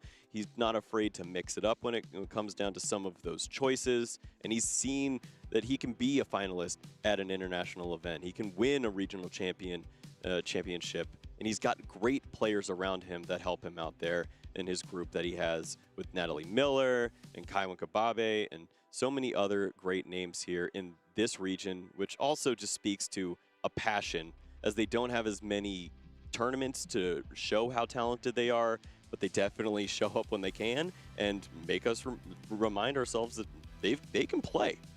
Oh, they can play indeed. They're here to play. And I mean, it's proven in all of those championship points that you see from our Australian players. So there's so much talent out there. You know, we only get to feature so much here at the World Championships on the stream, but what's going on behind us is even more epic at those tables. Of course, you know, speaking of the stream, we've been chit-chatting about our players, some of the decks that we've seen. We got to learn all about Crustle, but now we're going to tune into this next Swiss round coming up very soon for y'all as our players get ready, and it is going to be an explosive one. We're going to see some of those decks we were talking about, how they're going to collide here in our Swiss round 4. Yeah, this is definitely one for the history books. We have a world champion returning to the stage. Looks so different He's a now. little Oh my older. Gosh, he's so old now. But this is the story we're talking about. Just another great player that plays so many games, was playing in that online era, and it turned into a world championship for him in the seniors division. Liam Halliburton, he's also got the family there with him too. They all love Pokemon. They put the work in. Incredible. He's seen success here at the world stage again. Has to feel great now in the Masters division. I know, making it to this point here, being featured on stream. I remember when he won that World Championships back in our 2022 season, our 2021-2022 season, and like, he's back here in the Masters division, proving himself once again, making it onto our world stream, and he is no stranger to it. I mean, we're gonna see some epic plays, of course, going against Kazuki here as well. And look at this, we're talking about these decks. What are we looking at here, Kyle? This is my favorite thing about the World Championships, is that so often this exact thing happens. Wow. Where you take one deck that's pretty good and one deck that's pretty good, and you throw them together and you see what happens. And maybe this is the combination that we need to have on our radar. Golden Go Iron Hands? Coin bonus into the, I mean, it's all of the memes thrown together. You're just throwing your money and smacking your hands. It's got everything you want. If it works, I guess. I'm honestly so excited to see this here from Kazuki. We're gonna have that Golden Go, Iron Hands EX, the Joltik, of course, in there as well. I mean, there's a mirage of Pokemon in here that we're gonna see, but also on Liam Halliburton side too, with the Ends Zoroark EX deck, bringing that to our table. Oh my gosh, look at this. Both these players know instantly. Liam is playing Ends Zoroark, and Kazuki is playing a Joltik box deck. I mean, that's wild. Well, if you can even call it that. But what's in the box? A pile of money. It's a pretty great box to have, I guess. But yeah, this is what you can do with this deck. Is you have plenty of energies because you're using Golden Go. If you have a matchup where you can't take advantage of these lower hit point Pokemon with Iron Hands, taking 2 prize cards here, 2 prize cards there, then you just bring out the Golden Go. You find all those energies, and you get that one big knockout that you never were able to reach for in the other variant of Joltik Box. Has Kazuki Kasahara cracked the code here, Kyle? Are we going to see this happen? I am so excited to see this matchup here, of course. Kazuki working through this first turn here. We see that Joltik, the cute, oh my gosh, Man. the alt art in the active Can I position move? there. I want those energies so bad. For real, I know. Yeah, those are gorgeous here. And look at this, the ace spec as well in that precious trolley. That's what you want to see. You get all of those Pokemon set up nice and early for Kazuki, which is pretty cool. Yeah, great to see. This is another inclusion that you typically would not see from a Golden Go deck. Is they always have to play that Energy Search Pro, looking for all the different rainbow energies. This time around, you just flood the board. You have everything you want. You can accelerate energies onto your Iron Hands. You can search out your Golden Goes. Oh my gosh. Giddy up. Giddy up indeed. That Genesect EX hailing from our Black Bolt card set here. And it is coming out with just a reigning supreme metallic signal, able to search out those two evolution metal Pokemon here. And that is perfect when you're playing a Golden Go deck. I mean, the things that this card has unlocked in the stability that it provides, the the recovery that you have. This is the first turn that we see from Kazuki, and thanks to that jolting charge off that Joltik, look at all of the energy that's already lined up on this Iron Hands EX that can knock out these single prize Pokemon for double the prize cards here. Liam Halliburton is looking down at this field like, what is going on? I'm just going to become an Zoroark EX. Yeah, I mean, this is all you have at this point. Has Iono, obviously can't play that on the opening turn, so now you see what you're working with for the remainder of the game, which might not be that long. Yeah, for We're real. looking at a situation where Golden Goes could be flying onto the board, and the pressure of knockouts, it's not that far away.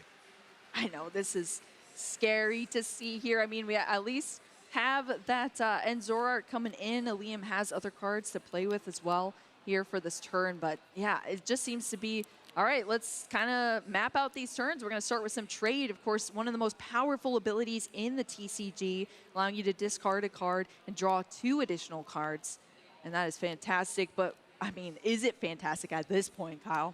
Yeah. What's in the hand? You have to make some decisions here. Do you risk not playing down other Pokemon here, thinking that this is a spot where your hit points on the Zoroark are protecting you? That you already see 5 energies in play, the potential of your opponent to go for a Golden Go knockout, it's pretty hard to get all of those energies for 300 damage KO, so you could slow down and not use Buddy Buddy Poffin, but you have to set up at some point, but then you walk into the boss's orders.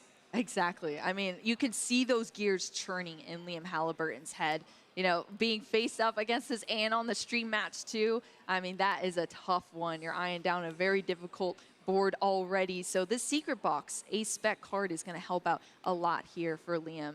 You're allowed to go into your deck and search out what you need. A tool card, a supporter card, a stadium, and an item card, of course. And you take them all out and kind of gear up for these turns. Of course, you do have to discard 3 cards as well, which sometimes plays in your favor. You get rid of cards that you don't need or cards that you can recover later. Get them out of the hand, out of the deck, so you can slim down your deck even more to play into some of these pivotal resources for the future turns. Well, I mean, you mentioned those resources and slimming down. This is where the secret will potentially come out here for Liam, is he does play that line of Toadscroll, which is such an important card in this matchup when you're playing against Golden Go.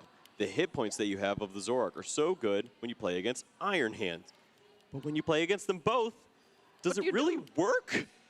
We're going to find out. You can target down the Toadscroll and take 2 prize cards at any point. So you have to play both of them down at the same time.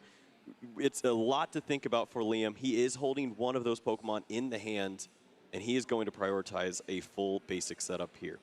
I mean, as needed at this point for Liam to try to establish things. Do you want to walk us through the Zoroark EX? I mean, we've seen this card around because it is so powerful, but the deck functions so uniquely in comparison to every other deck that we see in our format right now. How's it work for us, Kyle? Yeah, well, this is the problem we've run into with Zoroark, is it gives you more questions than answers. True. You have Trade, which is an amazing ability, but is this Pokemon going to be a support Pokemon, or is it an attacker? You have Night Joker, which is great, and you have these resources like End's PP Up to help you get the energies accelerated at the right time, but your options as far as attacking are not great. You have Reshiram, you have Darmanitan. That's basically it from this point. You can't really target any other attacks, and if those attacks don't work for you, you're in trouble. If you're playing against a deck with Shaman, Darmanitan's not doing very much for you, and if no one puts damage on you, if it's one-hit knockouts, Reshiram is only going to give you that 170 to work with the Virtuous Flame. It can get really awkward very quickly here. So, I mean, we see Liam adding that line of the Toadscroll in to try to maybe slow things down and change the pace of games a little bit there. But yeah, we're going to see how this pans out here for Liam against a unique deck on the other side as well.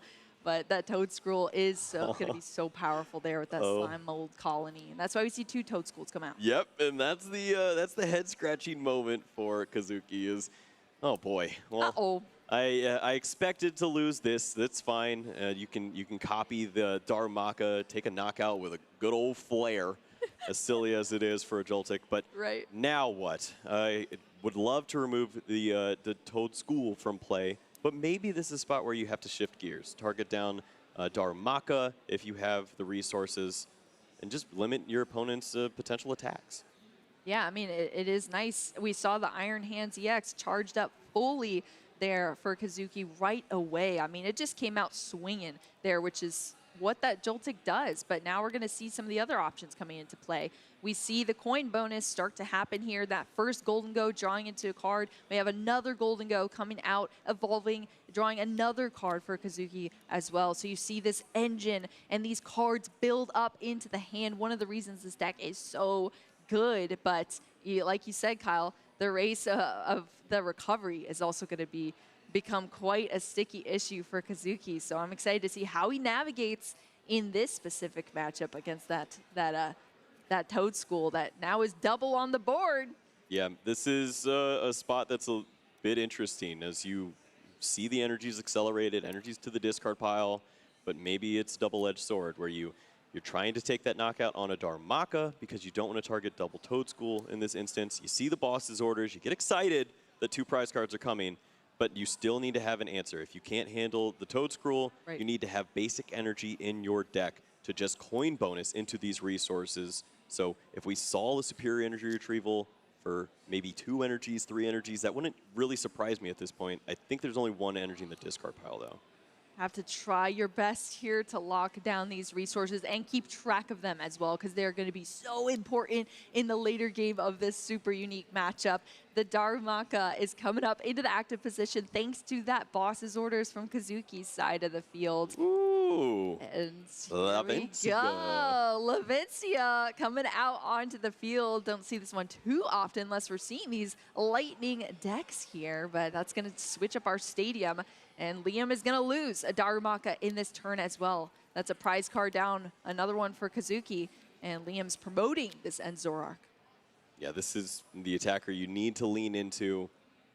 You need to set up that Toad Scroll to slow down the energies, but at this point, drawing into some help, some way to limit resources would be nice. The problem is, Goldango lives for that. They will just coin bonus and find resources, and over again, the hand will mount into this answer that you are not expecting if you're playing against just Golden Go or just Iron Hands.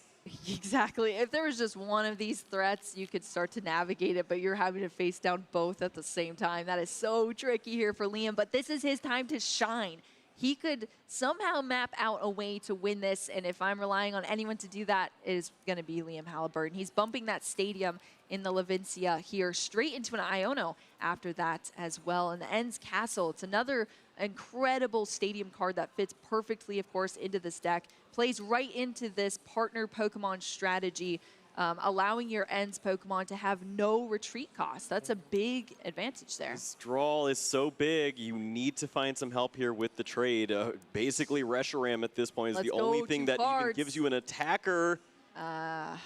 Oh, you found the Toad Scroll, so you're slowing down the Golden Go portion of the deck, but you are still getting smacked by Iron Hands.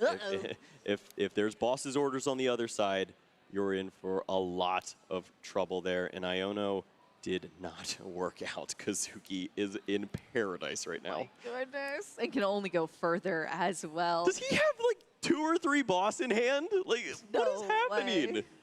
Oh no, we've only seen one, so there's still a heavy line of them there. None are in the prize cards for Kazuki, so that very well could be what you're seeing in the hand. Let's take a look. 1, 2, and a penny. Yeah, oh, I mean, this is just gruesome. That's brutal here that we're seeing Kazuki straight off the Iono, finding tons of incredible cards just like this boss's orders, targeting that Toad Scroll right away with the Slime Mold Colony ability, locking that discard pile from being recovering cards there. But now it is out for the count. The time and the resources spent for Liam to establish that Toad Scroll are knocked off the field here. As Kazuki churns through these prize cards, he's only got 2 prize cards left, and Liam still has 5 left to take.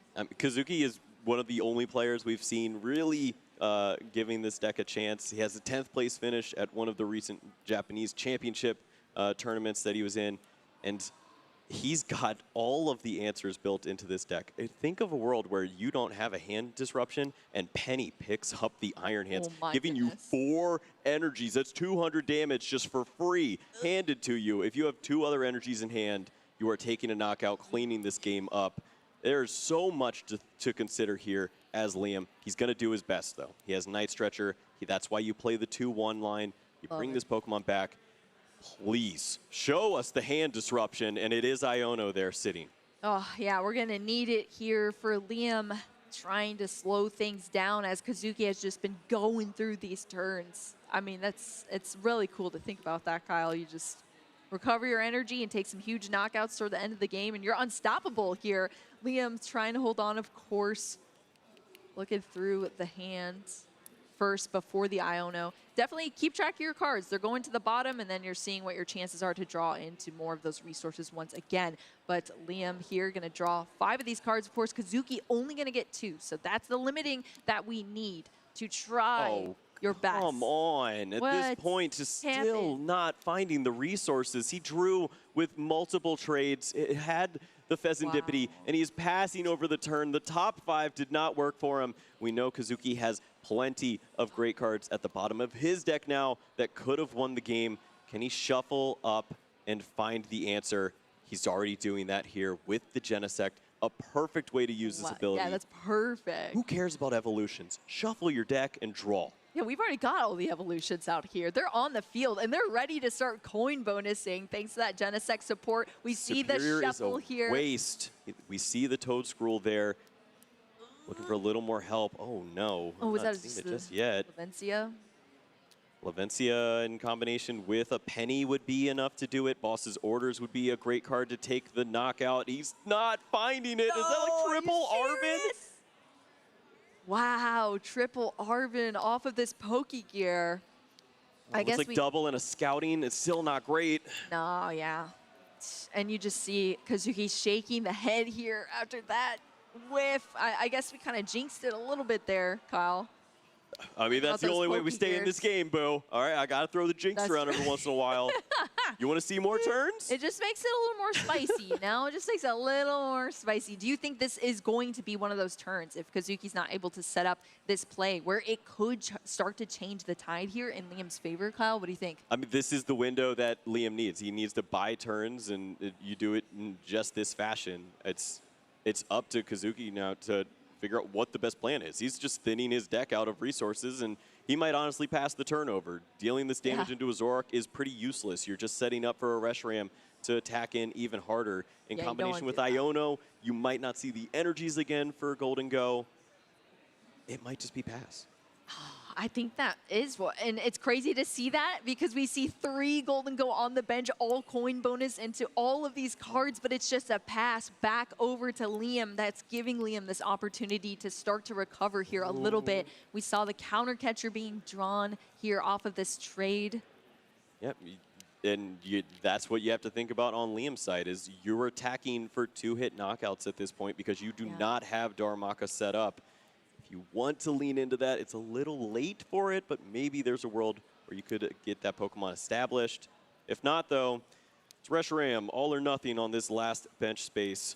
Right. This is the problem we see with this deck so often is it is great at setting up, but terrible at attacking. Yeah, it's terrible at attacking because it takes so much to get there, unfortunately, and Liam that's the board that we're looking at. It's just 3 and Zoroark here. We do have a Toad Scroll that's now getting an energy attached to it on Liam's side. We're going to see the boss's orders there for that Genesect. Yep. Just I need you to take a break. Hopefully the energies are depleted at this point, and somehow, some way, this hand has 0 basic energy in it. Wow.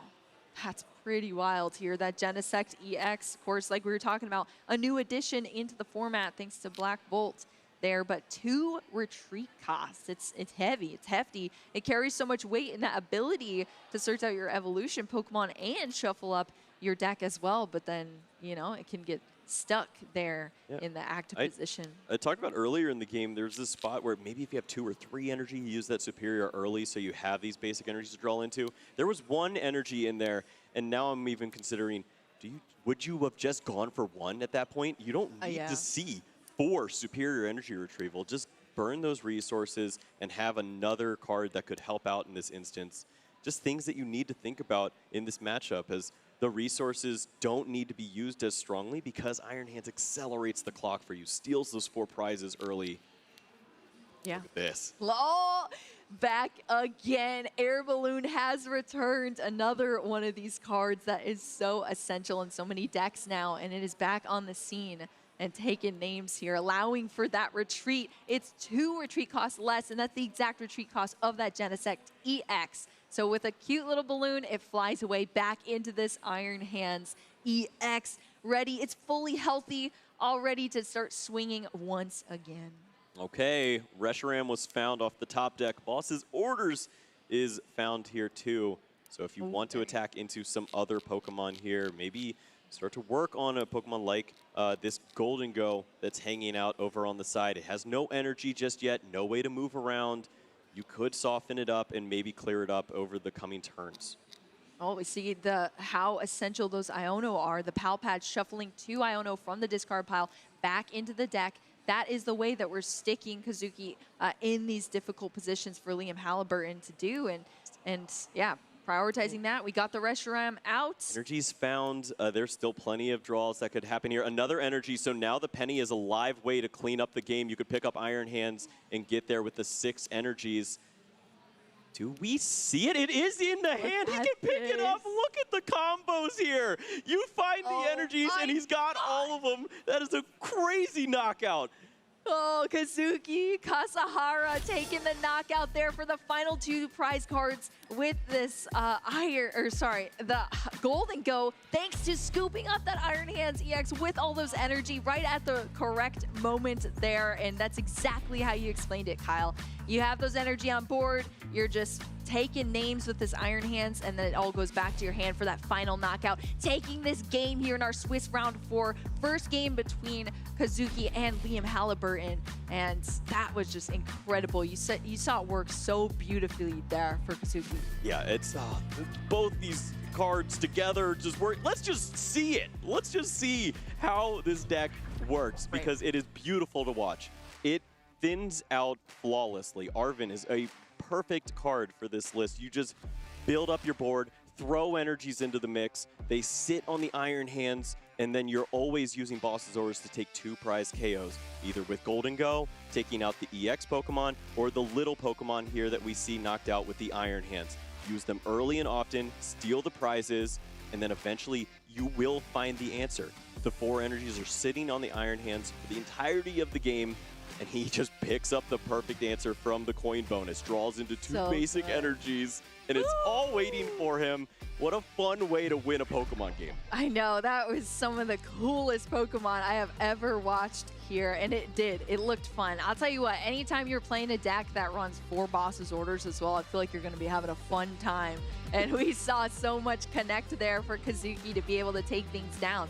Think about how strong that starting turn for Kazuki was. I mean, he charged up that Iron Hand straight away thanks to that cute little Joltik, and then everything just played out from there. The Golden Go were established, several of them, coin bonusing every turn. The Ionos could not stick except for, I think, 1 turn. It made it a little bit awkward, but you got out of that thanks to those coin bonus, supplying you that stability throughout the game. Liam Halliburton, it's tragic to see, but he just felt like it was so on just the back foot, unfortunately, in that entire match. So we'll see if Liam is able to recover from this, take a loss in game 1. Maybe things don't go so smoothly for Kazuki in this game too.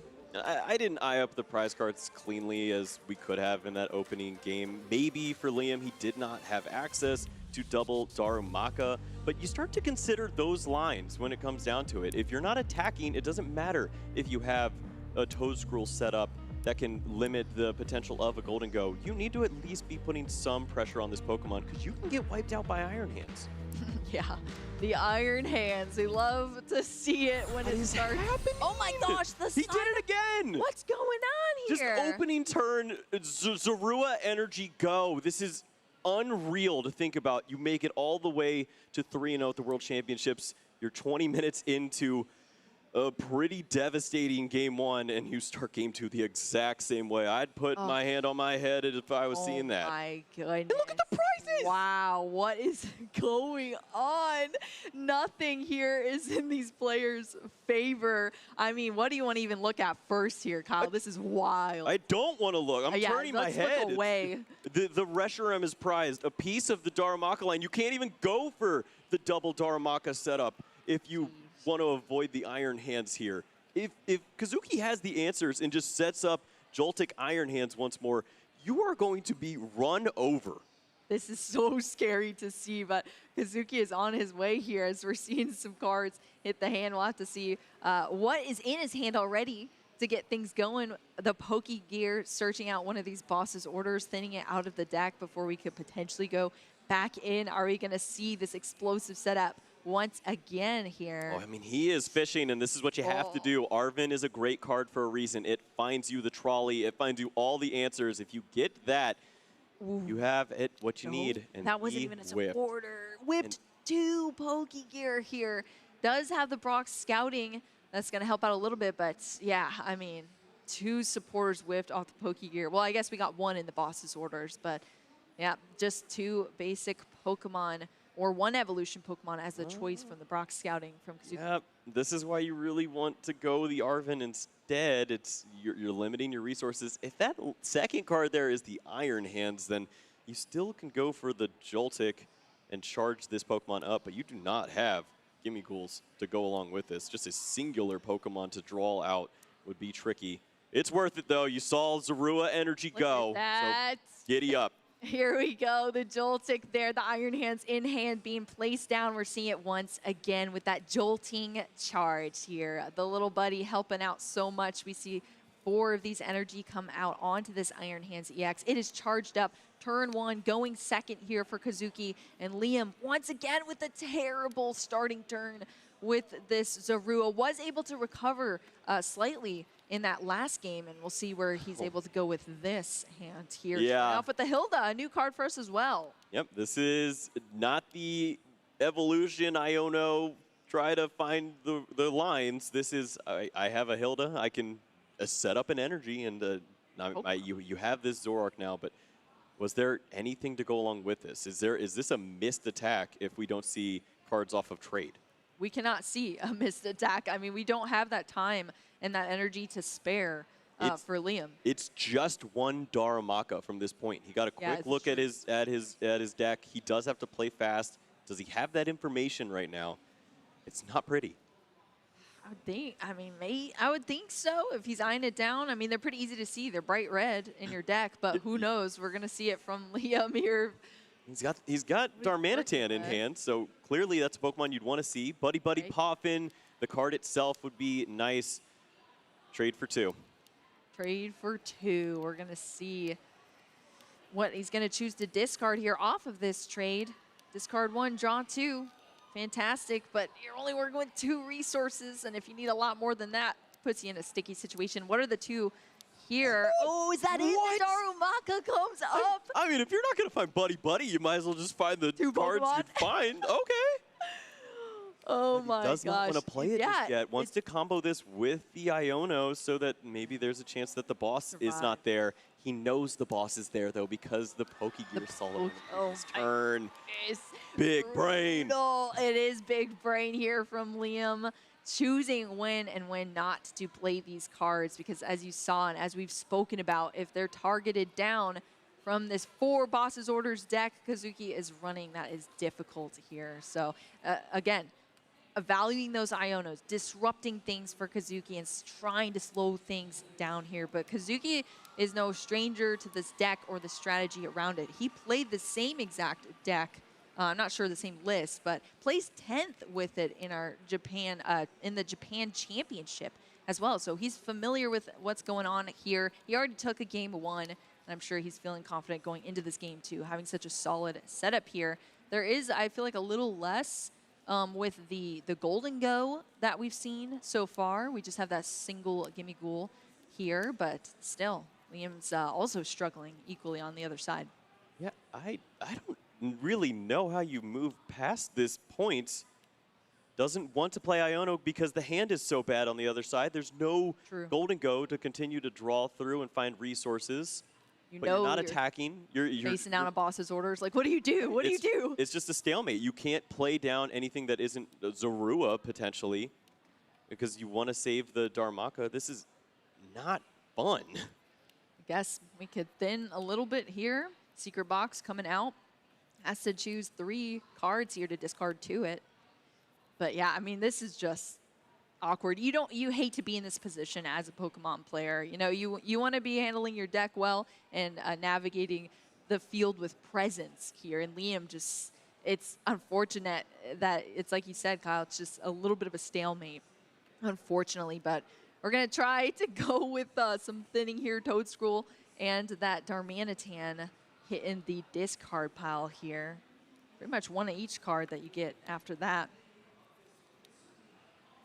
But what are the lines? Like, what is his best strategy here? It would be to not prize your Reshiram in boss's orders attack into the Iron Well, let me tell you about that, Kyle. You don't say. We got a lot of crucial prize cards there for Liam. So unfortunate for it to happen in the second game, already being down a game, but he is still going through. And I mean, you can tell from the way Liam is playing that he is just trying in his head to mentally map out, how do I do this? How do I go against this already? Because Kazuki is going to start picking up the pace here in these next couple of turns. As soon as he gets into a couple of cards that can help a dead hand, he's going to be off to the races. So energy switch here going down, as well as that Artisan and Cyrano coming into the hand from that secret box.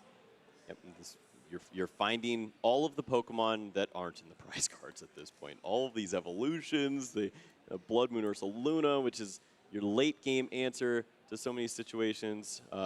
Bombardier as well in the mix there too.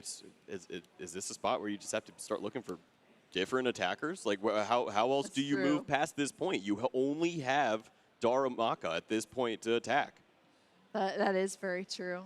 You have to find some way to actually take your prize cards and win this game. I mean, it's so weird to see the situation Liam is in, but at least we're going to have some... Oh, that is another alternative attacker there with that Blood Moon Ursaluna EX coming down with that reversal energy, but that is going to be for later on here. It's a full bench now to Zorua. We have that Darumaka out, the single little Darumaka making a name for himself, and that Toadstool as well.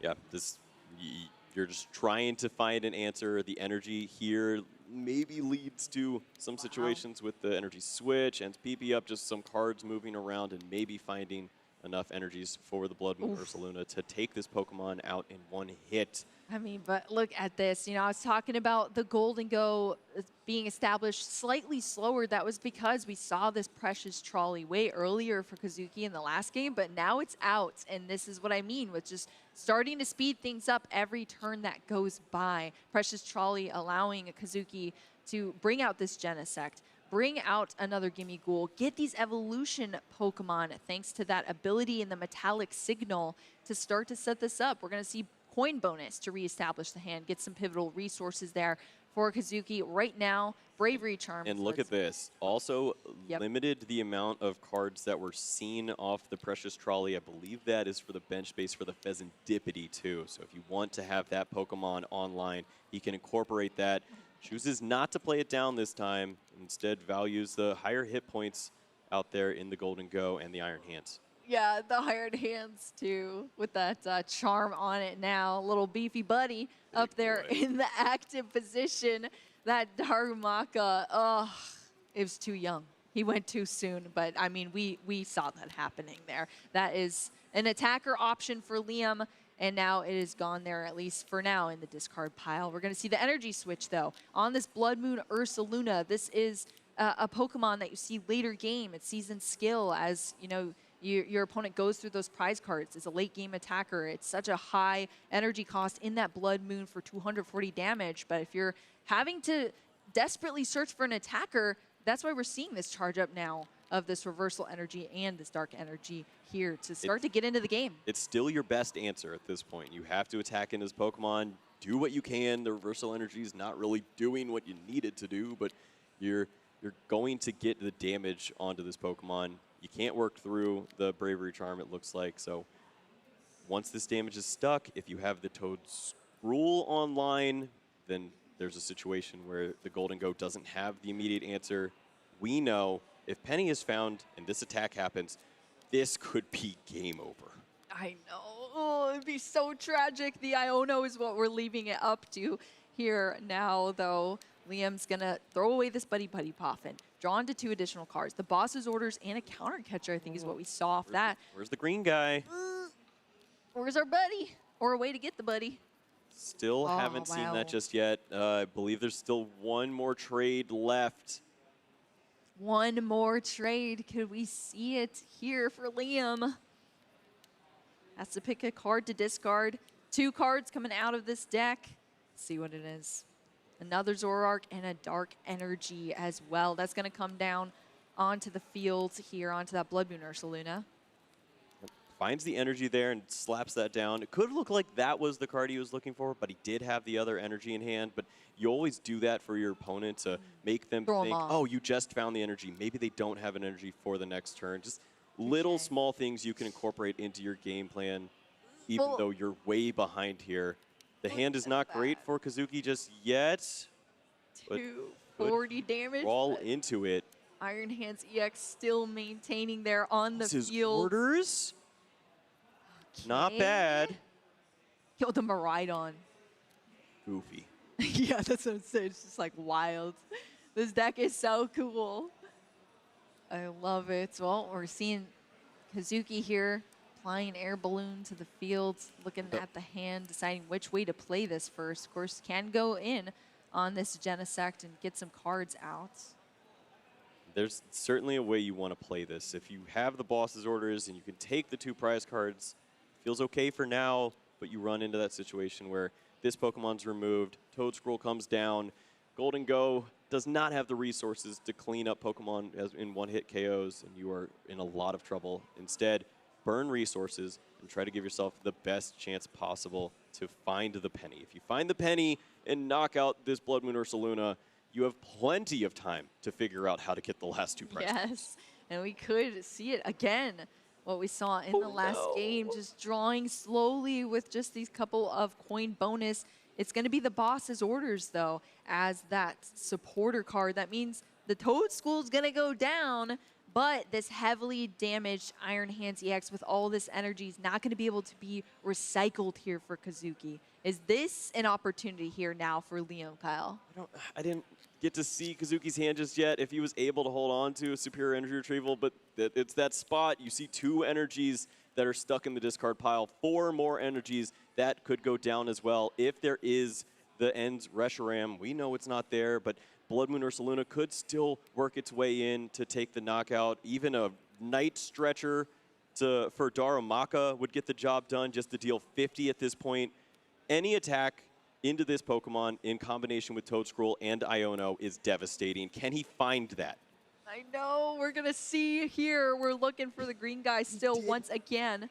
He had the superior. He could have found those additional energies. He did not do that. Is that going to bite him? He finds another superior here. Oh my gosh, are you serious?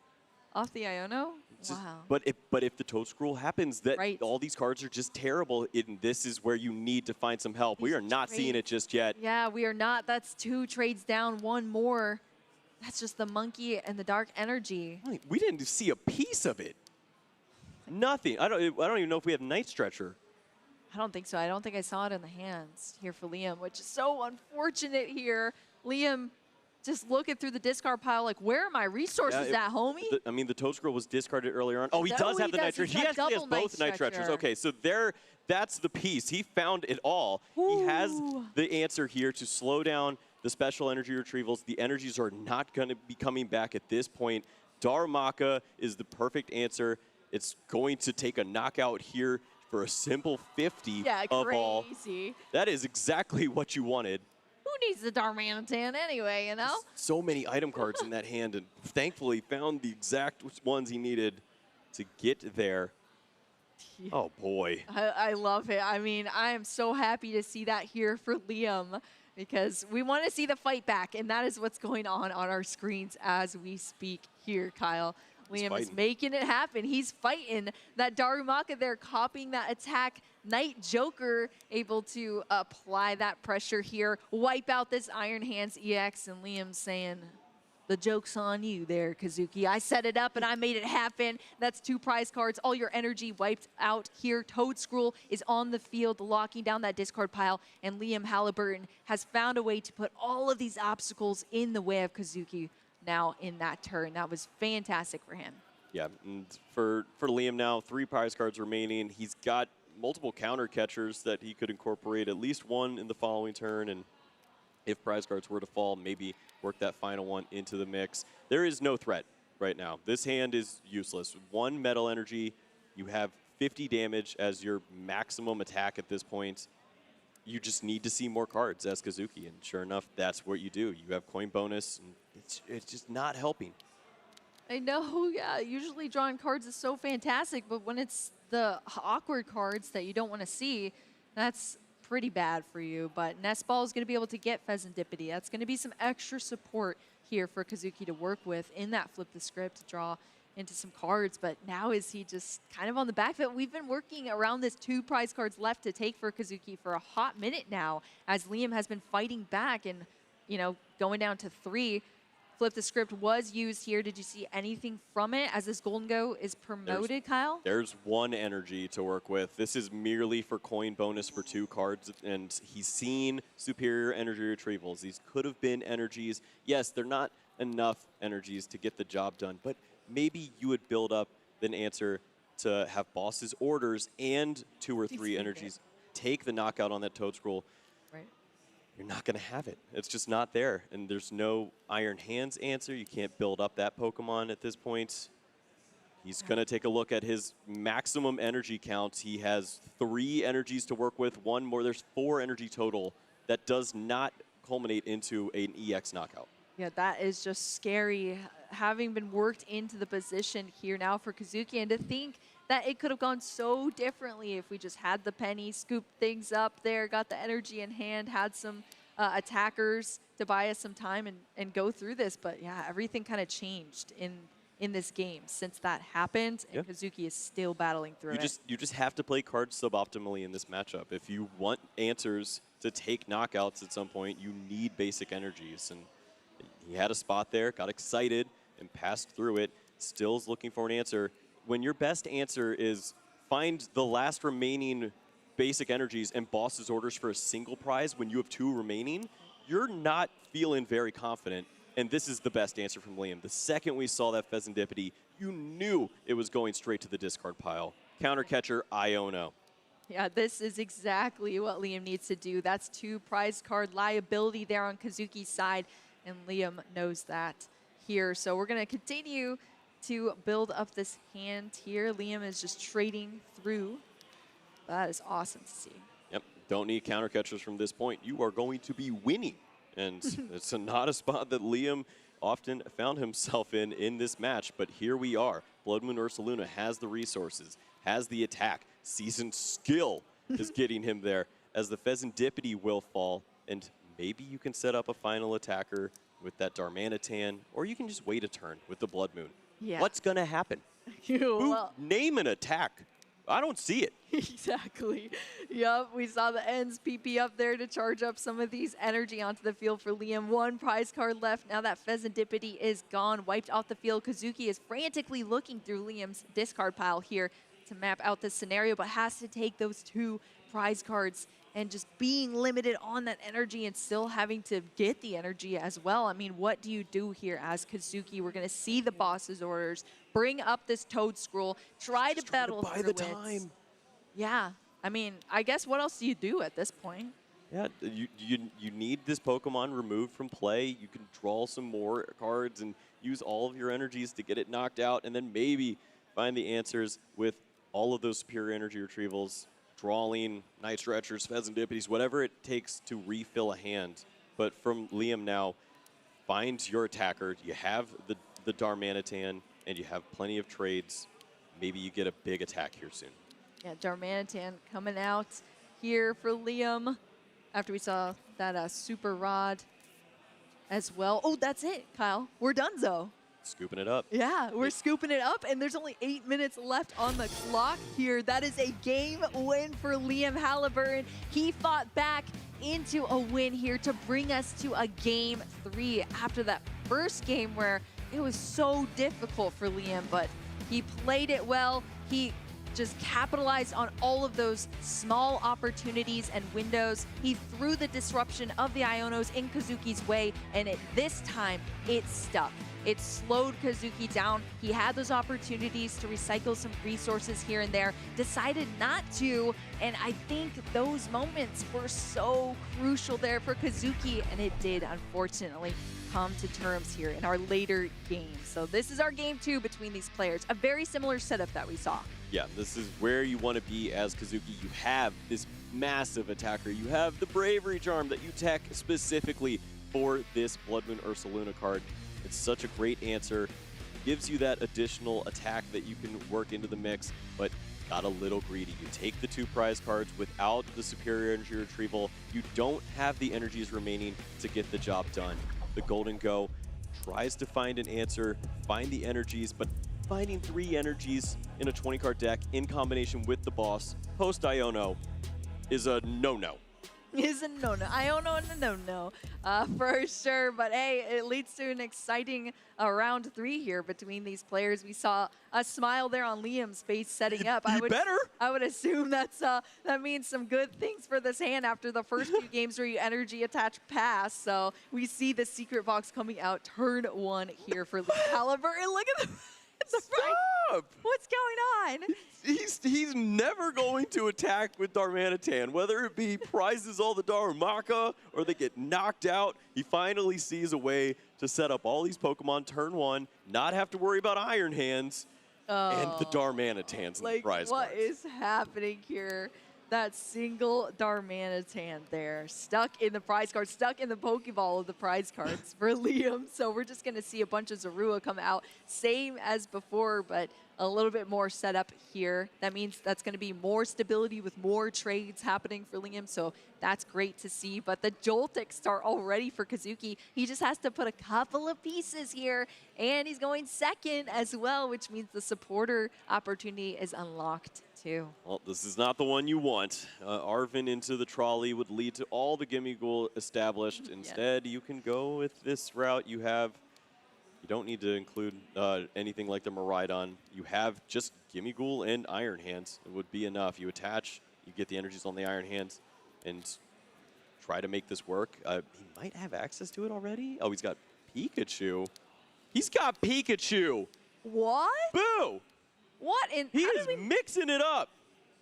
How did we miss that? We're going for the Topaz Bolt? I didn't even see that here. The Pikachu EX dropping down on the field. I mean, this is, I guess, a lightning deck at heart here. You have the energies. If you play 4 onto it, you just attach metal energy to it twice, and you can discard 3 energies 2 times in a row. Knock out 2 Zoroark. I guess it works for this situation. I guess so. That Pikachu EX, we haven't been seeing it too often here, but when it came on the scene, it was pretty cool with its Resolute Heart ability, keeping it alive. If you hit into it cleanly and it doesn't knock out, it survives by 10 HP. So it's pretty cool here, but Liam Halliburton throwing out his own supporter on this side too, getting all of those EX Pokemon out. This time it's going to be those 3 and Zoroark. I don't know. Maybe this is a great plan if you have 20 minutes on the clock. You have 4 minutes to win this game. How do you get it perfectly? Unless you have to find exactly all the metal energy back to back to back. Right. And you don't have the resources to really find anything else. That's scary. But Liam's going to play into it because he wants to win too. He's going to play down the evolutions. I think the better answer for him would just be to pass the turn with some Zoruas, and we'll see. So we're living on the edge, I guess, here. More so, we're seeing these trades start to happen for Liam. At least going in avoid evolving the active. Counter the catcher. prize cards are so tricky here. As PP up, I mean, yeah, that's This is a tough spot here, I guess, for Liam. It's awkward. It's very, very awkward. Well, if you want to win the game, it involves using Artisan, finding the Darumaka, and evolving, attacking, removing this Joltik, and getting into an absolute war. And I think you just need to do that at this point. You gotta fight dirty. 3 minutes. Gotta fight dirty. Yeah, 3 minutes on the clock here now. The Darumaka joining us thanks to that Artisan from Liam Halliburton here. You know, we already saw those Zoroark EX coming out, helping with the draw support. Here's the third coming down. Already had that energy attached there, as we saw, trading one of the boss's orders away for some additional cards, and already has the energy in hand to charge up that Night Joker here for Liam too. So Toad School also being established. I mean, it's the same thing that we've seen before from Liam, but it's just a little bit different now that Pikachu EX is on the other side. Joltik going down as predicted and has done in every single game here. That's the first prize card, but now Pikachu EX is promoted into the active position. What do we see? Hey, the precious now. trolley. You're a pink card. That's exactly what you need. It's the Genesect. It leads into finding some more resources. Coin bonus, Pheasantipity. You want to find answers, metal energies. This is how you do it. He has to play quickly here. Yeah, I mean, at this point, absolutely. Just under 2 minutes here, we're going to see the precious trolley that brought all of these basics down. We see the Genesect Metallic Signal bringing these Golden Go back out as well into the hand. And we're going to see the evolution of the first one for a single card coin bonus. Yep, not the answer you're looking for just yet, but still some help here with the Pheasantipity. Also, one more coin bonus. I saw a fancy energy. It is a metal. This is going to be fun. Kazuki, if he can play this quick enough, maybe there's a world where you take 3 Zoroark knockouts back to back to back. It is a lot to ask. It is. It absolutely is. We see the extra energy there on that Pikachu EX, having to maintain, like you said, that metal energy on there to carry out the Topaz Bolt. It's 300 damage, but it has the awkward energy that you need to attach to it, and you have to discard the 3 energy from the Pokemon in order to use it. So it's a ton of damage, but there is drawbacks, but it can fit perfectly into this Golden Go Joltik box deck here, but is Kazuki going to be able to pull it off? Wants to do this with the Golden Go. Ooh. That is a tricky one because... Well, also already coin bonus too. You don't have that resource. You don't have the energies to take this knockout. I'm not sure. Confusion? Superior energy retrieval? I mean, you find the energies. There's no supporter that's been used, but it's boss's orders. Oh, he wants to take out the Toad School. This is just not winning the game, though. You have 15 seconds. You needed 2 prize cards. Yeah. Yeah, I mean, playing it, taking out the Toad School, having been heavily affected by that Toad School in the former games. That Toad School is gone now. I think both players just heard its time. And yeah. for Kazuki, right. That is heartbreaking. As you had a chance. You could have taken those 2 prize cards. If the turn started for Liam, you have turn 1 and 3 to try to get it done. Right. But that's all she wrote. Yeah, that is kind of, I guess, anticlimactic conclusion between these players. A tie, 1-1 here in our Swiss round 4, but still. They performed so well up here on stage. They gave us a show, Kyle, and we saw some fantastic, unique decks here. Psyduck's gonna come in, sweep this wave. Your boy. Here as we, my boy, wrapping things up in this Swiss round 4. You know, you hate to see it. We always want to see a hard conclusion, see the smile on our players' faces as they're excited to advance in this competition with these undefeated records. But still, a tie is not terrible. It's not a loss here for these players, but how cool of a matchup was that? Yeah, I mean, you think of what could have been, what Liam could have done in this matchup had it not been for some of the worst prizing and unluckiest trades we've seen in quite some time. Just, he played it very well. He did exactly what he needed to do with the draws. We'll take a look at how this match really played out here. And you're going to see a trend.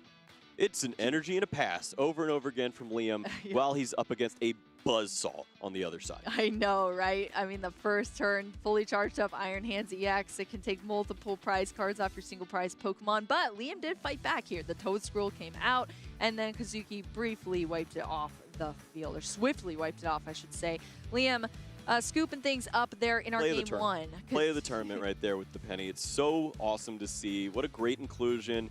Just gives this deck so much uniqueness on top of what it already brings. I And then the know. aggression So continued cool. here in game two, just flying through with the Iron Hands. But we saw that hiccup. We saw the energies not thrown back into the discard pile. It leads to this situation where you just don't have the resources, and even a Darumaka of all Pokemon can be enough to knock you out. Blood Moon Ursaluna with the energies, another thing you don't typically always see, but you have to use whatever is in your arsenal at that point. I mean, it's kind of wild because the Darumaka, I feel like, got more attacks and knockouts in that whole game than anything else, It actually. took more knockouts than it may It have did. done the most damage I think it- next to Blood Yeah. Moon. It's ridiculous, but Exactly. it's nice to have that attack in your arsenal when you only have 3 attackers to work with. It's just not good.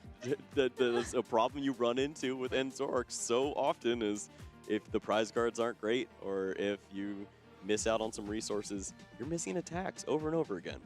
Yeah, I mean, I think looking at that match, Liam is such a strong player, bringing such a cool deck to the table. But if I had to choose, it looked a lot more fun on that Golden Ghost side of the field from Kazuki. I mean, Yeah. that was so cool. And like you said, that penny play was essential there. And it was epic to see. That's got to be one of my favorite moments already from this weekend. There's only one single penny in the deck. How did we not make a penny coin bonus reference? Oh my Come on, it gosh. was right in front of We're us. throwing. What are we doing right now? Ugh.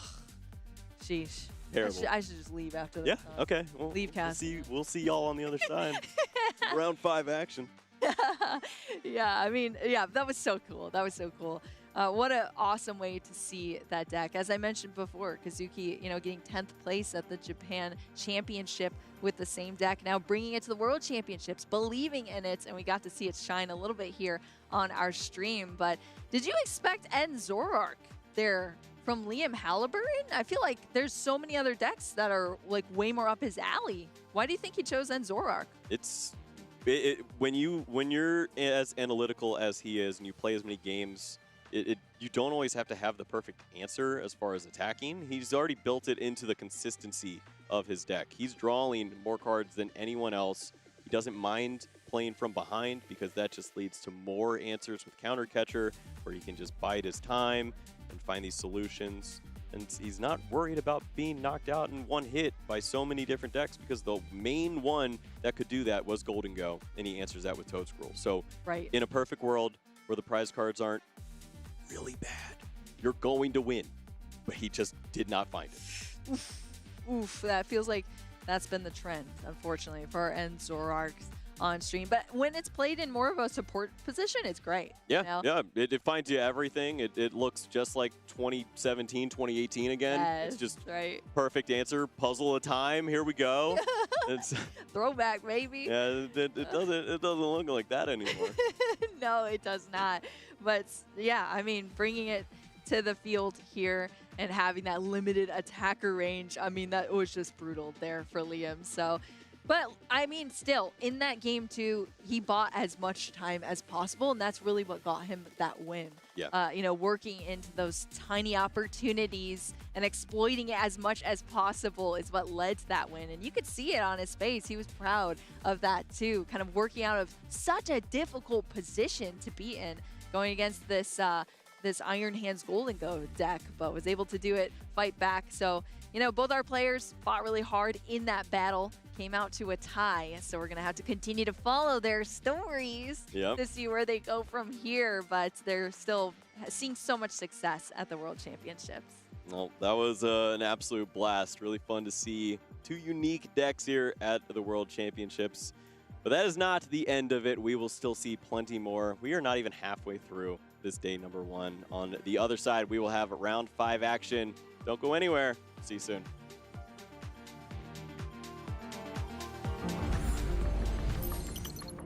My name is Vance Kelly. I'm from Kansas City, Missouri. Vance is playing quickly. Does he have the pieces? Switch card, moving the Mew VMAX into the active spot, and Boss's orders brings up the Zacian V. Vance Kelly, the 2023 Pokémon TCG World Champion! It still hasn't really set in that it's real, but it's really exciting, and it was super cool seeing my friends in the audience, and it's been a great time. My strategy throughout the tournament was just to use the deck that I'm comfortable with. My favorite card is Mew VMAX. It's a really versatile card. It can use a lot of different attacks, and games unfold in a lot of different ways. I definitely had my moment of doubt between the 2 days of the tournament when you're allowed to switch decks. I thought maybe I'll switch, but my friends told me to just stick with it, and I did, and it paid off. Going into the match, I did realize that the first 2 games went really long. You know, maybe like game 3, I could kind of eke out a win on prizes or something like that. I would have loved to play the full game out against Tord, but that's just kind of how it goes sometimes. Next year, I'd definitely be worried to play Tord again. I think he's the best of all time. I played against people from maybe 3 or 4 different continents this weekend. It's a lot of fun to play against people from different countries, and it's really cool to kind of have something in common with people from all over the world that you can talk about and bond over. My advice to anybody who's playing is find a good group of people to bounce ideas off of and play games with, and just practice a lot and go from there. Winning Worlds still feels just absolutely unreal. It's something that I aspire to, but it's really a dream.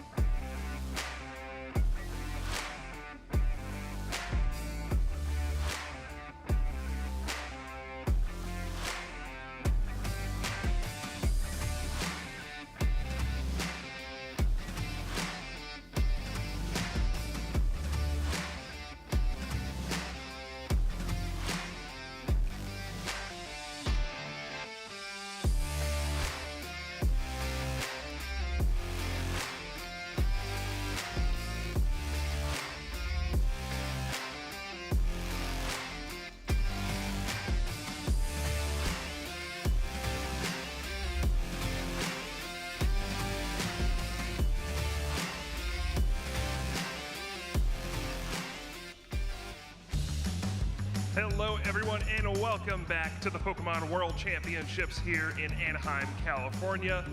Can you believe it? We're almost halfway through our first day already. I am Kyle Pukasukovic, and I am out here in the crowd at the World Championships. What better place to be? I have some quick updates for you as we head into Swiss round number 5. Keeping track of some of our top players, well-known players. We'll start off with maybe some unfortunate news. If you're a big fan of Azul GG, unfortunately, he is 1-3 to start the tournament. Things not going well for him today. Ross Cawthon, another player we're following. He's competed in all 20 World Championships. vying for that one big win at the World Championships. Unfortunately, that'll have to wait another year, as he is 1-3 as well. On the other side, Tord Reklev is 3-1. Our previous champion, Fernando Cifuentes, also at 3-1, and lots of big name players still in the running. There's some interesting decks at the top as well. Lots of familiar sights, but also there is still a Crustal deck at 4-0 and an Ethan's Ho-Oh Armor Rouge deck at 4-0 as well. We love to keep you guessing here on the TCG side. You never know what's going to happen. And speaking of Ethan, here we have Ethan and Freya standing by to jump in to the caster desk for the first time. How you two doing? Doing great. Thanks so much, Kyle. We're going to be taking you guys through the last half. But while we have you here, Kyle, you've been to numerous amount of World Championships. We're only, getting into the second half of the day. Still plenty of tournament. What are some impressions, maybe you had going into this event that so far with the player base and the meta percentage being out available, may have you changing your mind or maybe coming to some new conclusions? Yeah, I think a big thing is you come into this event, you think there's going to be very solidified decks, right? You're going to expect to run into Gardevoir and Golden Go and Dragapult and things like that. But you got to remember, you're playing in a field with a lot of smart players who also know that. And so we've seen a lot of clever innovations on decks that I think people just weren't prepared for. I think we just saw in that previous round the Golden Go plus the Iron Hands EX, a fun combination. So I think there's some fun stuff here that's going to catch people off guard. Well, kind of, I guess, speaking of innovations in that sense, you did mention, of course, our defending world champion, Fernando Cifuentes, of course, did do that with that quad Iron Thorns deck last year. Have you seen any murmurs of that making a comeback? I think we heard a little bit, like, before going to the World Championships, some people were talking about it. Is that kind of in the mix as well, or is that kind of last year's news? I think you can mark yourself safe from Iron Thorns this year. It was a big surprise last year, but not as powerful this time around. But there are some, I would say, similar decks with the Crustals, so we'll see if it can kind of carry the legacy of that Iron Thorns deck. Makes sense, makes sense. Well, thanks so much, Kyle. Of course, he'll be reporting throughout the weekend. Plenty of Pokemon to play, especially in this first day of competition, as we'll take you through our 5th, 6th, and last 2 Swiss rounds for the day. Welcome in again, everyone, for joining us. You've, of course, gone through Kyle and Boo, Joe and Mike, and now Ethan is here alongside Freya. Freya, I know you have a special connection to this venue, and I think we're all excited to see what's going to come out of this World Championship. Goodness, yeah. So the last time I was at a World Championships in any capacity was at this exact venue in 2017, 15th place with Mega Ray, still incredibly proud of that. So in a way, it's kind of a nice little full circle coming back now as a caster for the 2025 World Championships here in Anaheim. It feels great. So many players have different stories and paths to get to this World Championship. This is a culmination of many different regions, their best players being sent to battle it out here in Anaheim. There's rich history in this venue. Speaking of venue, it is an absolutely massive celebration of Pokemon. I wasn't at this personal World Championship, but from, hearing accords from you and others, it's just a hall. Still pretty big, lots of stuff to do, but Freya, there is so much to do at this World Championships this year. It doesn't even compare. I mean, back then, 2017 Worlds, it wasn't like it wasn't a big deal, right? Worlds was always the goal. It's always the thing everyone wants to aim for. Every trainer wants to be the best and put their stamp and say, I am, at least for this year, the best Pokemon player in the world for my respective game. But back then, I think we were in like 1, maybe 2 halls, and now we've got the whole convention center. We have a museum, we have activities, we have a trading corner. There is so much going on. The Miraidon bike is here. I was so excited about that. I went to see that as soon as I had some free time. That was so cool to see in person. Plenty of do if you are here at the event, but as you know, many watching from abroad are looking to see who will take the crown this weekend as our Pokemon TCG World Champion. We made some predictions on who we think, or rather what decks or cards will succeed this weekend. Our caster predictions will go ahead and showcase not just what we think is going to succeed, but some of our co-casters for the weekend. We went with a nice variety. I love to see that. A little bit of a mixture here and there. I'm sure Mike, Kyle, Boo, the rest of the casters, let's not leave Joe out, have made their predictions and made their cases.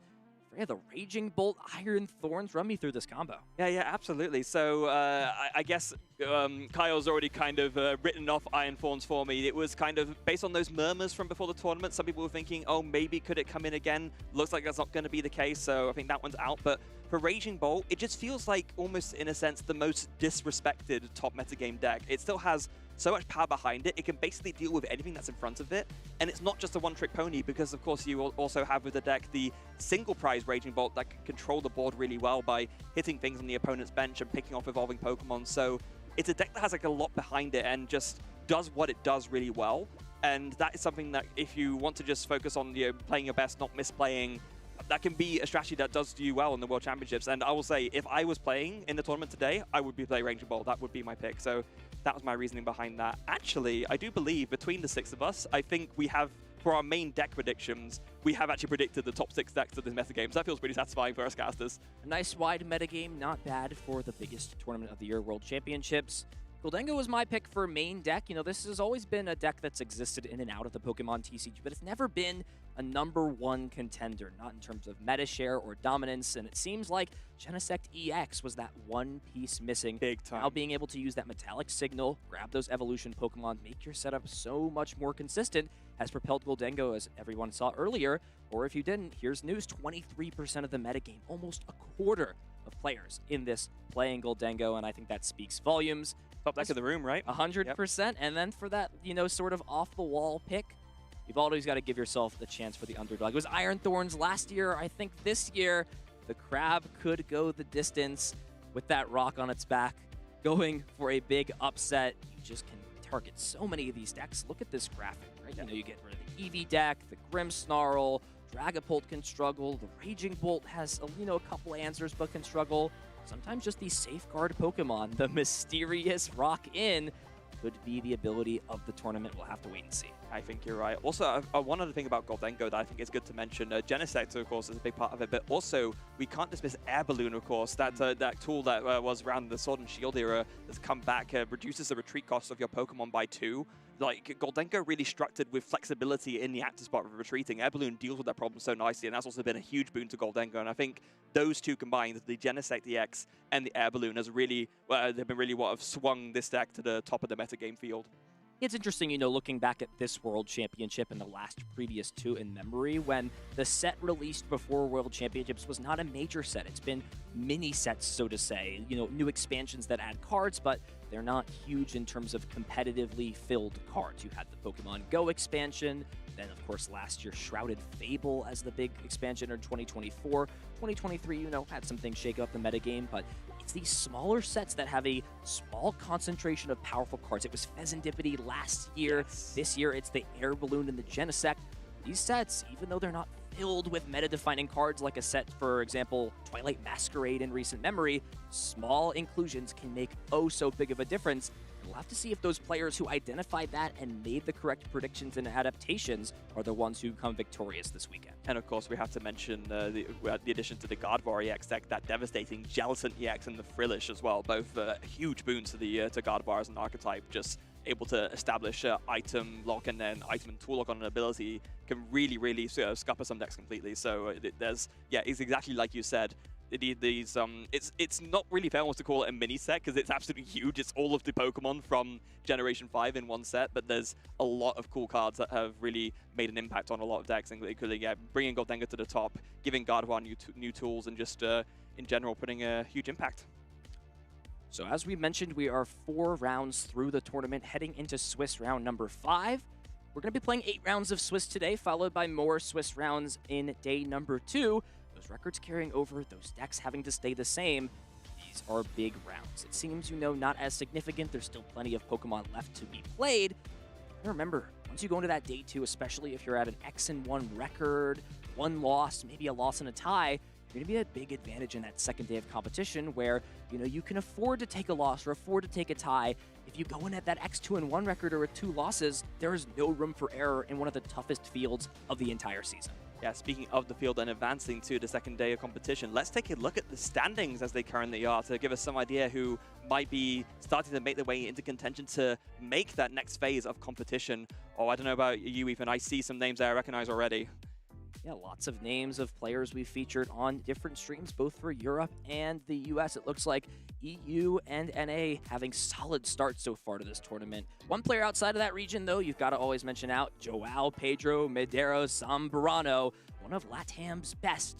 Has been a player in the Pokemon TCG for years. He's 4-0 right now with that Dragapult Dusknoir deck, tried and true. A lot of these top players have gravitated towards that deck for its power, but also their comfort. They've been playing this deck as a strong meta contender for as long as it's been there. Meanwhile, some other players on this list are finally reaping the rewards of Goldengo coming to the top. Yeah, I was going to say, Jelle van Kampen, our Goldengo hero, who was one of basically the first people to have breakout success with this deck, and as probably the most experienced Goldengo player in the entire competitive scene right now. Got to be very, very happy and feeling very, very good about his position right now and sitting there at 4-0.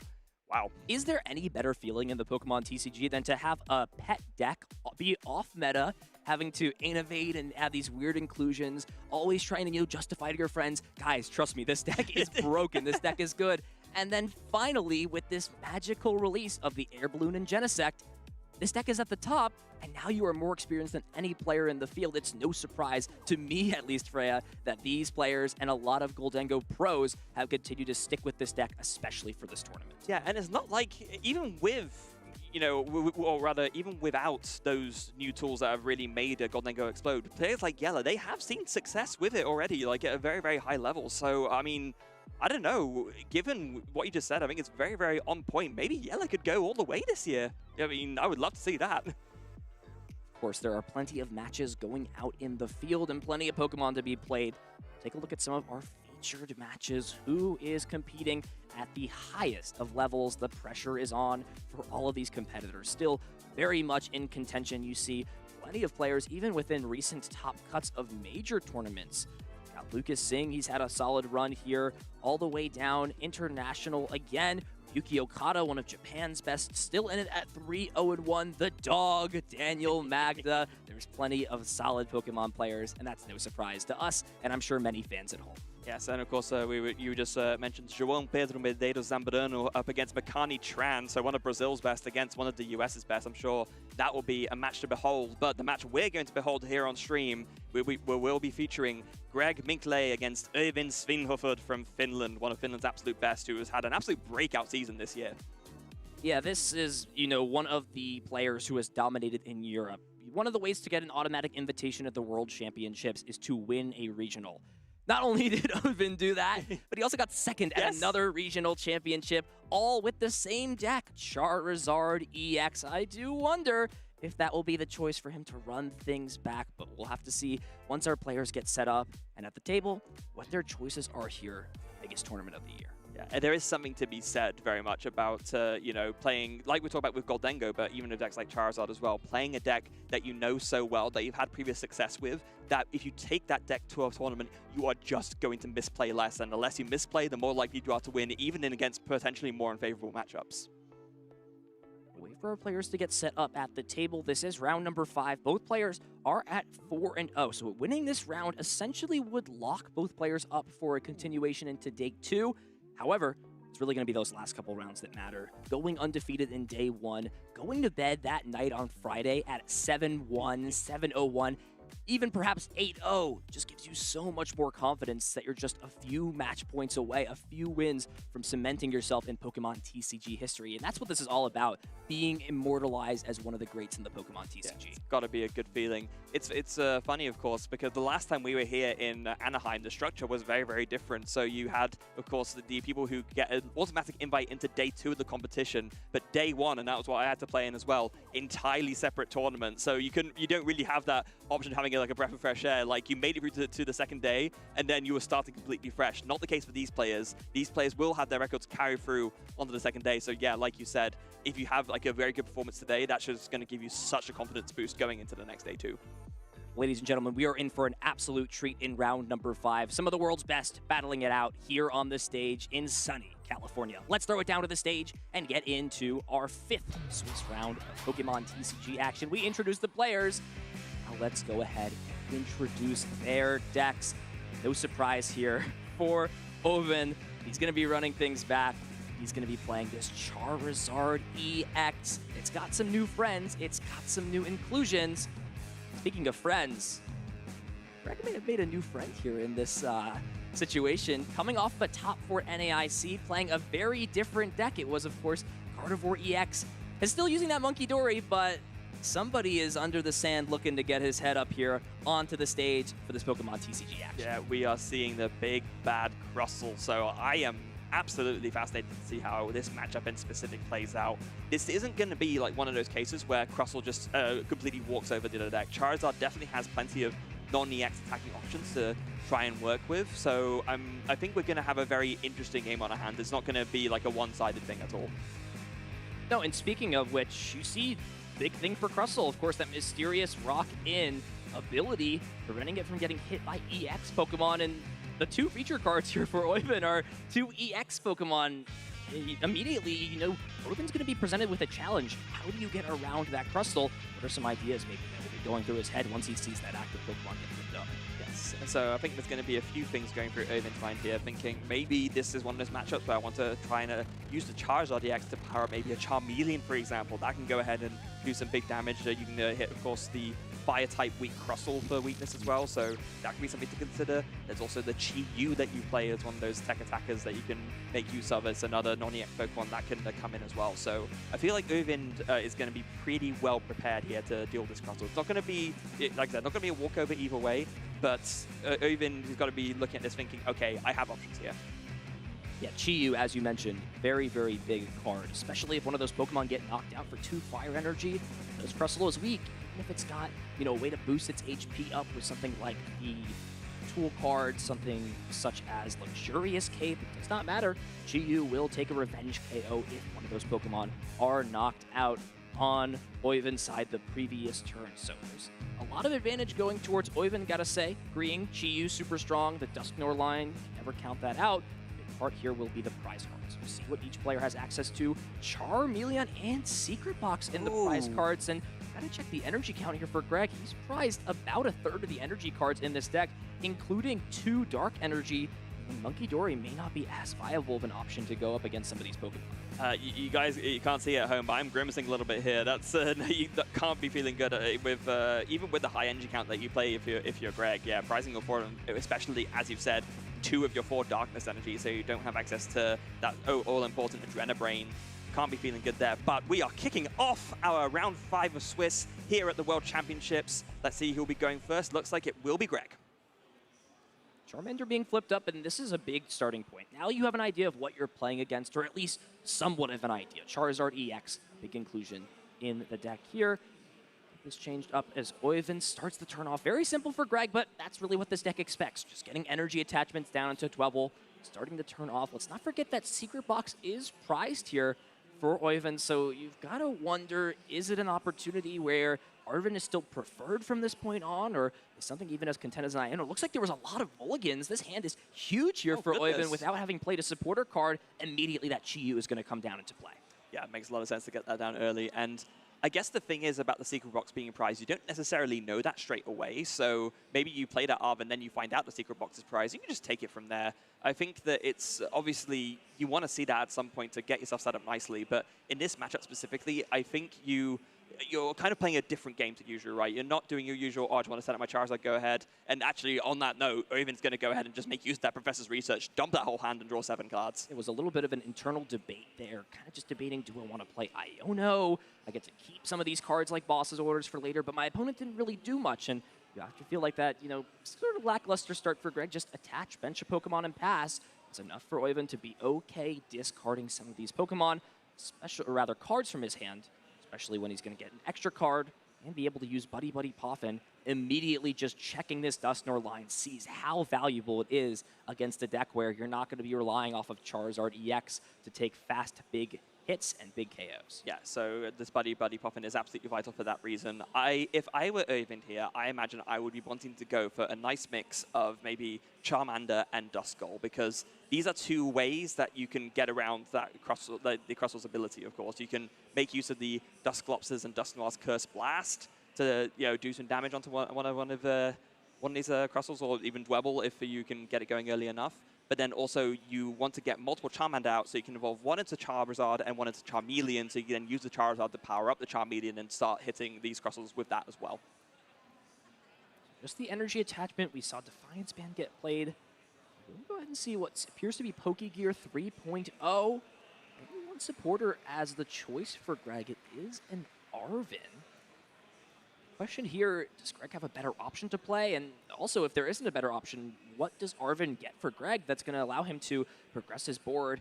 Big thing for Greg. He's going to want to make sure to check out that Chi-Yu and see how he can avoid that boosted damage from Mega Fire Event.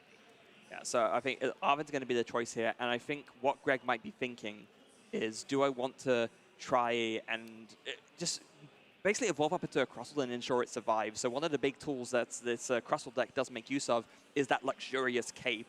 When it's attached to a Pokemon, it does make that Pokemon give an extra prize up when it's knocked out by damage, but it does also give that Pokemon an extra, I believe, 100 HP. So it's a very, very big HP boost that the luxurious cape gives. Lots of tool cards in this deck. Mainly one that does not see a lot of play in a lot of standard decks right now. We saw Isaiah Bradner use this in a cool way in that Gardevoir EX deck. It is that TM Turbo Energize. Well, you know you can rely off things like Crispin to accelerate energy into play. If you're not using a better attack for turn, you can end your turn with essentially a glorified energy acceleration, especially when you're staring down a one-hit KO machine like Chi-Yu. How to expect a big priority for Greg here is making sure that not just one Crustle, but maybe even 2 or 3 are ready, so that when Mega Fire of Envy is used, there's a guaranteed response KO, so Greg does not have to worry about easy access to another one-hit KO, albeit it's still possible thanks to that Infernal Rain ability. Yeah, I think that's definitely something that Greg will be considering, although it looks like the choice is going to be actually just another luxurious cape, so no Turbo Energize this time it looks like. I don't believe it's not, or is it in the hand already? No Turbo Energize in the hand. This is the question of, you know, what do you prioritize? You can, of course, use that energy acceleration from the TM Turbo Energize, or Greg can actually use the Ascension attack on this active. It's a iconic attack in the Pokemon TCG throughout time, just to let you search your deck for a Pokemon that evolves from this one, put it on top, getting yourself evolved, getting yourself set up, and not having to worry about this Dwebble being in fear of KO'd from something like Charizard EX, since it does not yet have that mysterious Rock-In ability. Yeah, and there it is. The Ascension comes in, evolving up that Dwebble into the Crustle, and look at that, 250 HP on a Crustle. That is a big, big HP boost. So Ovin's going to have to try and find a way to get a KO here, but I'm actually not sure if you can, unless you maybe use some combination of Dusclops and Charmeleon, perhaps, and maybe that's what's going for. Oh, no, going to start off with Rare Candy into Pidgeot. That's great for Ovin there. Yeah, you know, Ovin could go ahead and rush a KO, but why really bother? You know, your opponent's deck is not super aggressive in terms of dealing damage. You kind of can wait to go into Chi-Yu until it's boosted to do that damage, because if your opponent's not going to swing and put any pressure, you can kind of just sit here and build up as many strong disruptive Pokemon on your bench, like the Dusclops, like the Dusknoir, and now with Pidgeot, you're kind of just set for the rest of the game. Absolutely. It's never being threatened in terms of aggressive damage. 280 HP is more than enough to survive a couple of those superb scissors attacks.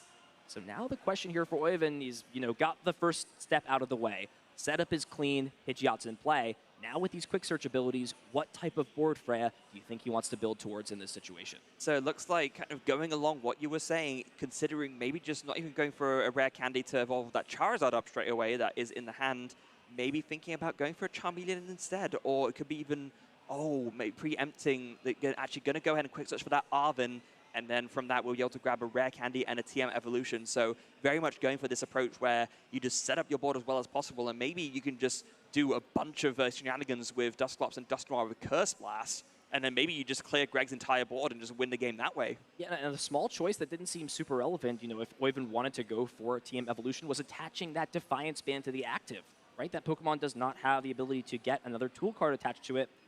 With there being no energy in hand here for Oivin, it means it's going to just have to go and grab some of these Pokemon manually and just use that TM Evolution as discard fodder.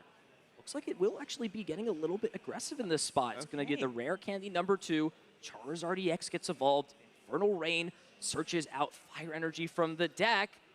With these energies being placed onto both the Charmeleon and the Chi-Yu, you just see a 2-hit or 3-hit rather KO start to be set up, thus taking double damage.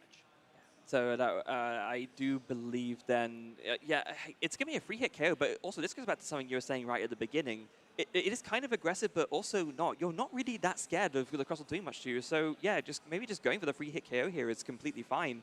Or even like next turn, if you want to go ahead and try and speed things up a little bit, you still have that access to quick search. Maybe then next turn you go ahead and start doing some more shenanigans with Duskull and with the Dusclops and the Dusknoir, and then you start really putting the hurt on Greg.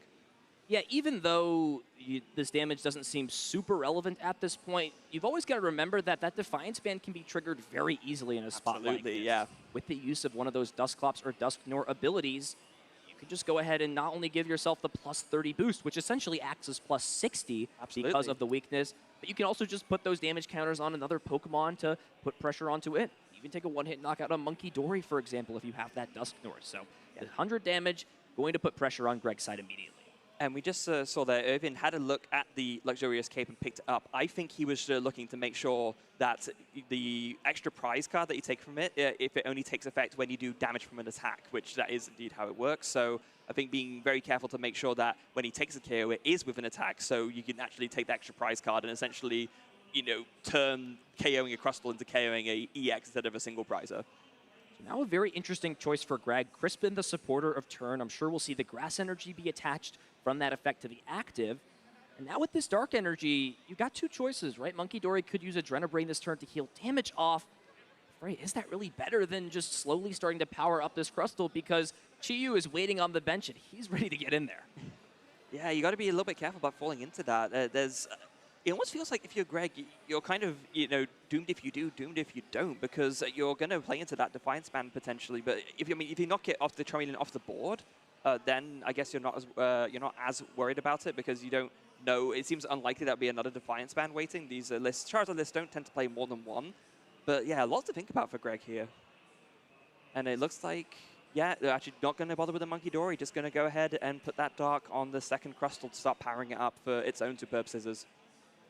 Yeah, and this is really where I wonder, if Greg is going to start attacking and start swinging into Pokemon, I would really love to see him at least have 2 energy on the bench Crustle so that when Chi-Yu inevitably comes up, you can at least take it out of play and force resources out of Oiven to re-establish that.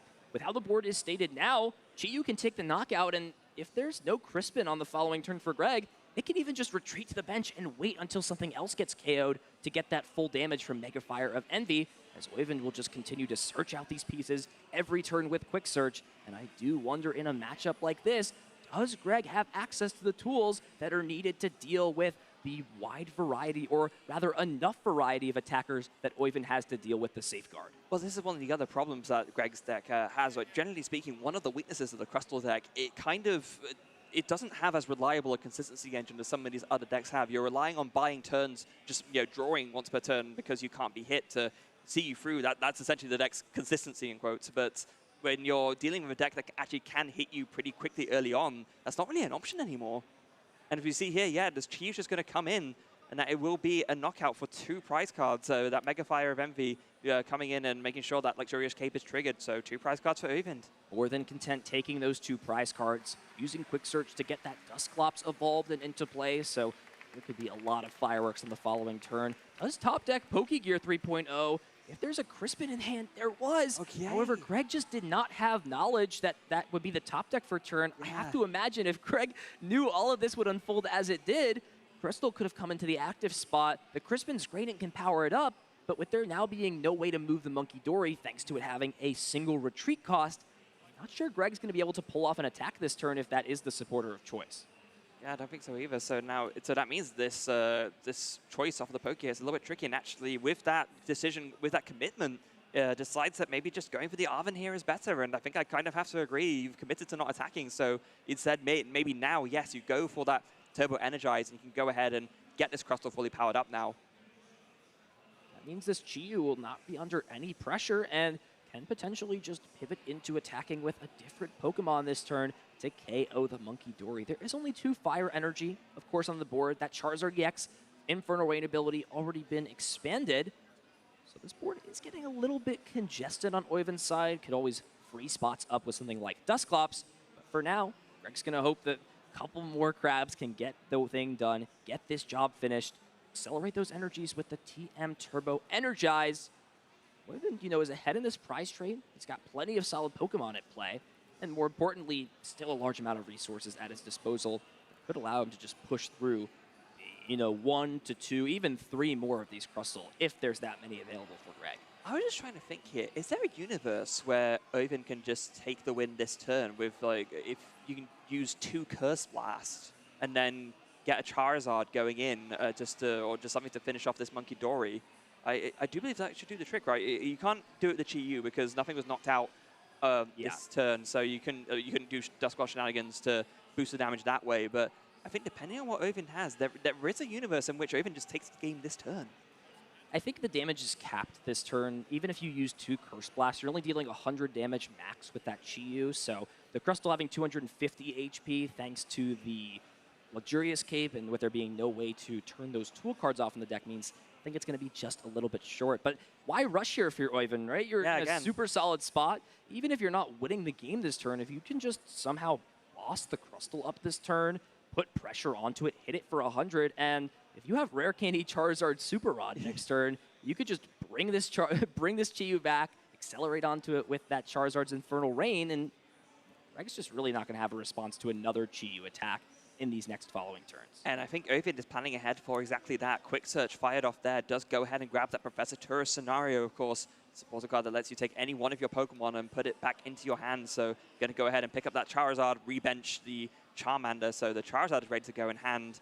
And I'm now going to go ahead and retreat into the Charmander. Oh, specifically the one on the left. That was very, very important. Yeah, setting the trap, essentially. I'm not sure either of these Charizard are going to be evolved this turn, so it really doesn't make a difference. No. But Oven is essentially saying, come and get me. If you knock this Charmander out, I have a response KO that's going to be way more valuable. And if you don't, if you just leave this Monkey Dory in the active spot, I could grab Rare Candy out of my deck, guaranteed, thanks to Quick Search, while also powering up the Chi-Yu. So while Greg has bought himself an extra turn to maybe get down another Dwebble, get some energy into play, you really have to wonder, what is the end game for Greg? It's not about prizes with this deck. No, it's not about at all. removing threats. But there hasn't been a single recovery card played yet for Oven. We do have to note that one Super Rod is in the prize cards up at the top here for Oven, so potentially it's not going to be accessed until a little bit later in the game. There are 2 in the deck. It is possible. Actually, Oven taking his prizes from the top, mixing things up on us a little bit. That's actually a really good prize card take. It's one of the old arts. It, kind of confused me there. That piece, rather from Neo, that Super Rod, it looks like. Out before you were born? Oh, yeah, we don't talk about what cards come out. We could have long conversations. For all I know, Sun and Moon was released, before I was born as well at this point. So Greg's going to go ahead and use a Pokégear. I'm sure that really wasn't the supporter he wanted. It could, however, turn out to be a point decision with boss's orders in hand. Go after Chi-Yu and hope your opponent doesn't have the necessary resources. And I have to wonder, or maybe lean towards yes, as that Quick Search just grabbed a piece that was held and nothing else was played. In a 5-card hand, right, how good could Oiven's combination of cards be? Would need to have the Rare Candy, Charizard, Super Rod, Nest Ball, all of those pieces. Is that likely with a 5-card hand and just one Quick Search at his disposal? Probably not. I think if you're Greg here, I think you weigh everything up, and it may be slightly marginal, but I think overall, yes, maybe this is the time you go for it. And it seems like Greg agrees, although, yeah, you can tell it's a very, very tough decision because I think it's very marginal which way is correct to do it. And actually, Greg changes his mind, just decide, no, you know what, I'm just going to pass here. Greg weighing his options, just going to take another turn pass with the Monkey Dory in the active spot. We're sort of at a little bit of a mini stalemate. Neither player really wants to commit energy cards to these other Pokemon, right? You could go ahead and use Rare Candy Charizard, knock out this Monkey Dory, but the Charizard kind of just does nothing when the board is filled with a bunch of Crustle, and more importantly, Oiven's only playing 6 energy total, 5 of which being Fire Energy, which that Chi-Yu does require 2 Fire to attack with that Mega Fire of Envy.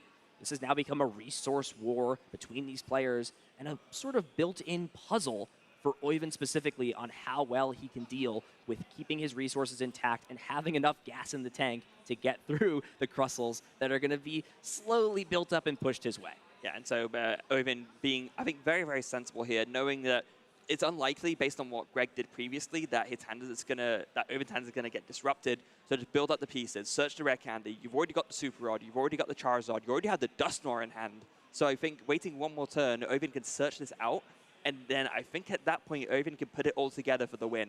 Just playing it very patiently. I like the way Oiven's approaching this. No need to rush. We are in a back and forth pass war, Freya. Yeah. Each player just drawing for turn, doing what they can It's a little bit more on Oyvind's side. Does find the Dusknoir. Here's the quick search, but with the way this math works out, I'm not sure there's a way necessarily for Oyvind to win, nor do I think he really wants to use the Dusknoir just yet, but this is really why I wondered if that was the turn Greg needed to go for the KO. Sure, you risk losing the game, but now that he's just given Oyvind so many turns of time to build up a perfect board, it feels like your chances, especially in this matchup, every turn Oyvind has access to quick search, just go down more and more and more. There is one piece missing, so Oyvind just search another rare candy, so there's 2 in hand. Next turn, if you can go ahead, and there's the Iono. Oh, perfectly timed. Was that the top deck for Greg? I have to imagine Greg would have just wanted to play this as soon as possible. Like you mentioned, double Curse Blast potentially at disposal. That could have been a dangerous situation. All those cards shuffled and put to the bottom of the deck. Now the question here, you didn't want to use that with boss's orders. Is now the time to put this in play? Still probably not, right? The Chiyu just can come up and guaranteed attack thanks to quick search, and we'll just see the pass again. So Oyvind's now going to be at 5 cards and have to take time from here to rebuild this hand up and kind of start to see how this cycle is going to want to be played from both players.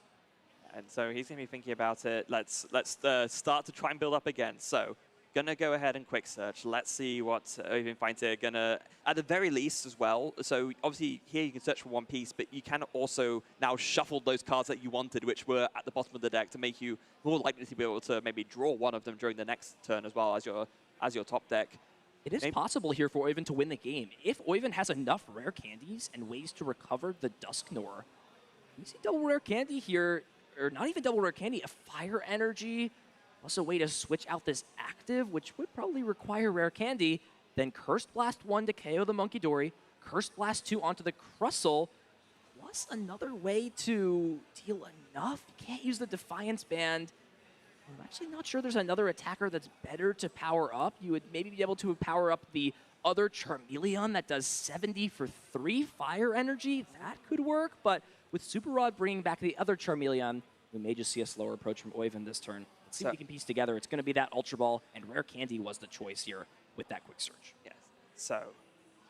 Oh, and let's not forget its prize. You know, that would be an important resource to figure out. Yes. It's a little bit complicated as you talk through it. I think Oyvind's just going to start building these Pokemon up, evolve into Charmeleon, and hey, that's one less rare candy you need to use that Infernal Rain ability. Yeah, exactly. So essentially, Oyvind is trying to build up the pieces in a way that's a little bit more Iono-proof. So you're building up pieces on the board. You have the Charmeleon down, you have the Dusknoir down, and then going to go ahead and Iono. Okay, there's going to be a big 4 cards here. Let's see, what does Oyvind find? Yeah, I'm not sure he's necessarily looking for anything too important this turn. It's kind of just hit the bookmarks, right? You've got Charmeleon in play now, the Dusknoir's there, you're going to draw 4 cards from your deck, and then you're still going to have access to quick search every single turn. And that's more than okay for Oyvind. Let's see if Greg's okay with just kind of doing this back and forth. Big piece still missing here for Greg. Has yet to find himself any more Crustle in play. We'll see the Cornerstone Ogerpon come down, so that's a way to deal with the Charizard, but Chiyu, without having an ability, can still hit through this Cornerstone Ogerpon. However, this is just another way to deal 140 damage to this Chiyu to KO it, and Charizard still can't deal damage to either of these Pokemon, so it's essentially acting as a Crustle with a Luxurious Cape, just having a little bit less protection against some of these other Pokemon. Yeah, absolutely. It's a very useful sort of tech again in sort of a number of matchups, which is why the Crustle deck does tend to play this just as a one-off usually. Of course, its own attack is quite nice as well. That Demolish does do 140 damage and punches through basically everything. So it is a nice little extra option. Like you said, kind of just like a Crustle in disguise, a little bit beefier. As we do see, after that Crispin is just going to be a pass, and Oyvind does go ahead and go for the Arvin, finds that Night Stretcher, and with basically no tools left in the deck, won't find anything else. But now Quick Search finds the rare candy off of that. Does Oyvind have the way to put it all together now? I wonder. And with no knockout being taken, and with the most damage being able to be dished out is from that Chiyu, if a knockout is taken, there's just too much HP between the Luxurious Cape, the Cornerstone Ogerpon now coming down, and Oyvind's still at 4 prize cards, so it's still going to need to get through at least those 2 Pokemon, assuming Greg does not bench anything else. But saying that, it looks like Oyvind's going on the offensive here. Cursed Blast KO, Night Stretcher, Rare Candy, double Cursed Blast this turn. Goodness so it's going to give Greg 2 prize cards, but now all those energies and resources from the Crispin to power up that Cornerstone Ogerpon going to waste as an even 2-2 prize trade is being taken from both of these players. Now Oiven just needs to get through that Crustle with that Luxurious Cape, and those final 2 prize cards will be his. Yeah, it takes an Ultra Ball and an Arven off the prizes. Neither is going to be specifically helpful right now, I believe. But you can go ahead, yeah, put a Mist Energy onto that Charmeleon, and then just going to go ahead and pass. Just deal with the Cornerstone Ogerpon while you can, basically. Yeah, and, you know, in this spot, if you're Greg, you just cannot afford to take a KO, it feels like. Oh. Even if you do, the best option, there is essentially no best option. No. You have to do some sort of combination of Hand Disruption and Gust. With Countercatcher being a possibility, with it being in this deck, it is not a huge inclusion here. We'll have to actually check through this deck. I'm actually not sure there are Countercatcher in this deck. There's no Countercatcher. I mean, this deck usually doesn't need to use cards that bring up Pokemon to the bench. It's not a huge necessity outside of something like Boss's Orders. Really interesting, actually. There's no Countercatcher, but there's 4 Boss's Orders in this deck. So Greg is, you know, really relying off of things being even when it comes to gusting cards, and without having the access to both Hand Disrupt and bring up a Pokemon the same turn, could potentially be his downfall this first game. Yeah, and actually, looks like Greg is just going to pass here. So back on Oiven, there's the Charizard in hand, ready to go. Could use that to go ahead and power up something. You can power up the Charmeleon on the bench by evolving the Charmander in the active if you want to. Does go ahead and play an Arven, though. Looking at that Power Pad, you're going to want that to get back that tourist scenario. We did see being able to, you know, earlier on pick up that Charizard proved very helpful to Oiven just to get that extra energy acceleration going. Yeah, a lot of really interesting card inclusions. I think I saw Squawkabilly earlier in his hand. Yes, you did. As it goes, we're not in Lugia times right now, are we? There are plenty of interesting card inclusions, but it's innovation at the end of the day, especially when it's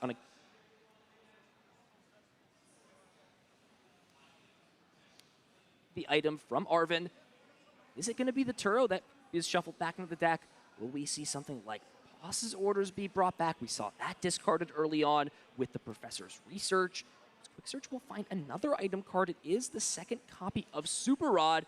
With there still being another Super Rod available, I have to wonder if, you know, with another turn of Quick Search, if Oiven would be okay just taking a knockout with Charizard EX on the Monkey Dory and then having enough resources for Super Rod and another Charizard EX to be able to close out the game, especially since this Chi-Yu having a Fire Energy on it means that even if you target the Charmander down, a single attachment will still allow it to attack, meaning there's no real way to just deny every Chi-Yu option available. I think with this move right here, what we're seeing is Super Rod shuffling in as basically a 1-0-1 Dusknoir line and the Fire Energy, and there's a Buddy Puffin ready to go in hand as well, which is, as we do see now, that gets played.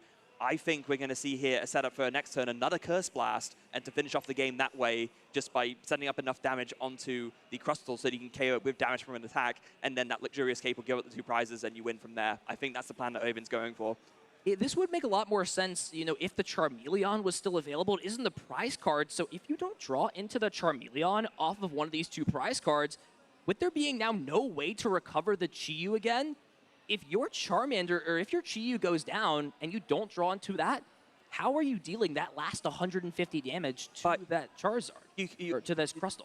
You evolve this Charmander into the active, you power up the Charmeleon onto the bench, and then you're doing 140. With the Curse Blast damage, that'll be enough. That's how you get there. Curse Blast, it does work.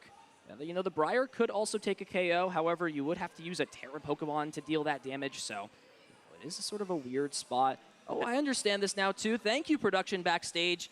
It's a little bit complicated, but I'll explain here through the viewers. You know, Greg's going to go through his turn and figure this out. If you just use the Curse Blast to put your opponent at 2 prize cards, then Briar is active, meaning you can just use Burning Darkness on the Charizard EX to KO Monkey Dory, thus closing the game out, meaning now Greg can't feel comfortable leaving this Monkey Dory in the active since it essentially can be treated just like a 2 prize Pokemon.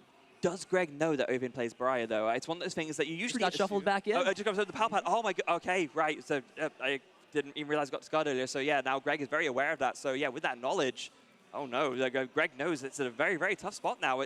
Are we going to see? Oh, no, I was going to say Mind Bend, but no, that's not the Psychic Energy. So it's going to have to be the Hand Disruption instead. It's going to have to be Iono. Yeah, and you can't even take a KO on this Charmander because Quick Search, again, just guarantees the Fire Energy attachment to this Chi-Yu. There's no counter catcher in this deck. Have to stress it again here for Greg. So he will put Oiven to a 2-card hand, and Quick Search plus those 2 cards may not be enough pieces. But what do you do here if you're Greg? You passing or just attacking? Both those options seem really, really bad. Even leaving this active Monkey Dory means your opponent has a chance to just close the game out if they have the correct combination of cards, either this turn or in those future turns thanks to that Quick Search. Yeah, so that Briar combined with the Curse Blast to, as you rightly said, force Greg to be on 2 prizes, so you then can play that Briar and just turn that Monkey Dory into a 2-prizer. So it's going to be a retreat into the Crustle, and it's going to be a Unhinged Scissors. I don't think he can afford to attack. He's just going to have to pass the turn with Crustle, because if you attack, the Mega Fire of Envy is guaranteed. So he's going to have to disrupt the hand this turn, and then look to play Boss on the following turn to target the Chi-Yu. Oh, right, because you can Quick Search the extra Fire Engine you need. So yeah, it is guaranteed. Exactly, it is guaranteed for the deck. So Oyvind's going to have more time to build this setup. I do wonder if there's still a Boss's orders in the deck. Now, you can't play Briar and Boss in the same turn. It's not a possibility. I think I do see a Boss, I think. Just one. The list plays 2 Boss's orders in total, so... It is an option. I have to wonder here, if you're Oyvind, rather on Greg's side, does the win condition from this point switch from winning via prizes to just trying to deck your opponent out? Because it seems from this board state, neither player really wants to do anything. If you commit energies and attack with the Chi-Yu, then you're putting yourself at risk potentially for, the Crustle to take the KO, and you can't bring the Chi-Yu back. And if you don't take the KO, then Greg's just going to keep passing with more cards in deck, and Oyvind eventually is just going to deck out. So this is a really interesting spot where it seems that both players' best condition at this point is to just continue passing the turn. And it seems with the amount of cards in deck, if there were to just be a stalemate, Greg is favored in this position. Yeah, potentially. I think the problem is there are still enough resources left in Oyvind's deck that in a stalemate situation, Oyvind will eventually find all the pieces, just put together this, last KO turn. I think that's going to be the biggest problem that Greg has. So, in the end, maybe a stalemate goes in his favor, but not before Oyvind can find all the bits he needs, because he's been very clever. He's made sure to get things back with the Power Pad and the Super Rod, and it's been always exactly what he needed every single time. Yeah, I mean, that is true.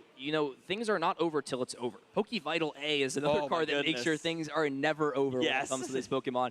It is probably one of the least used A-specs in competitive Pokemon. There are some A-specs that see no play. This one is very interesting. It is a super potion, and I mean that not literally, but figuratively. This is something you never want to see when you're 10 HP, 20 HP away from KOing a Pokemon. And with that Pokevital, it means a poking strategy from Oyvind would not work, since you would just heal that damage off.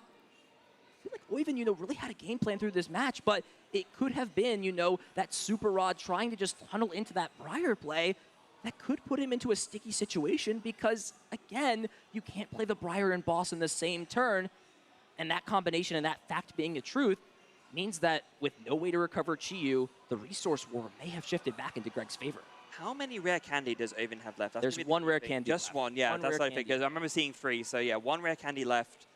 And he's Oyvind's already committed to using this rare candy for a Dusknoir, because we saw that line was shuffled back in, and as we've talked about a few times already, the Charmeleon is prized, so you can't really afford to use one Charmeleon to evolve into a Charizard, and then evolve one Charmander into a Charmeleon to get the attack that way. So this one Charmeleon being prized is really, really putting the hurt on Oyvind here. Did we just fail Quick Search? I'm not sure Quick Search was failed, but you do have to grab a card when you use Quick Search. Yes. So just want to confirm that that was the case. I'm not sure if Oyvind grabbed a card, or it looks like it was the rare candy. Yeah, so Oyvind's good. Grab the rare candy, use the town search to search through. Oyvind's playing this deck for a while, so let's not doubt him in the spot. But looks like we're going to start to see the aggression come in. Charizard EX is finally making its way onto the battlefield after being picked up time and time again. That's the big number, though, Freya. 3 fire energy available.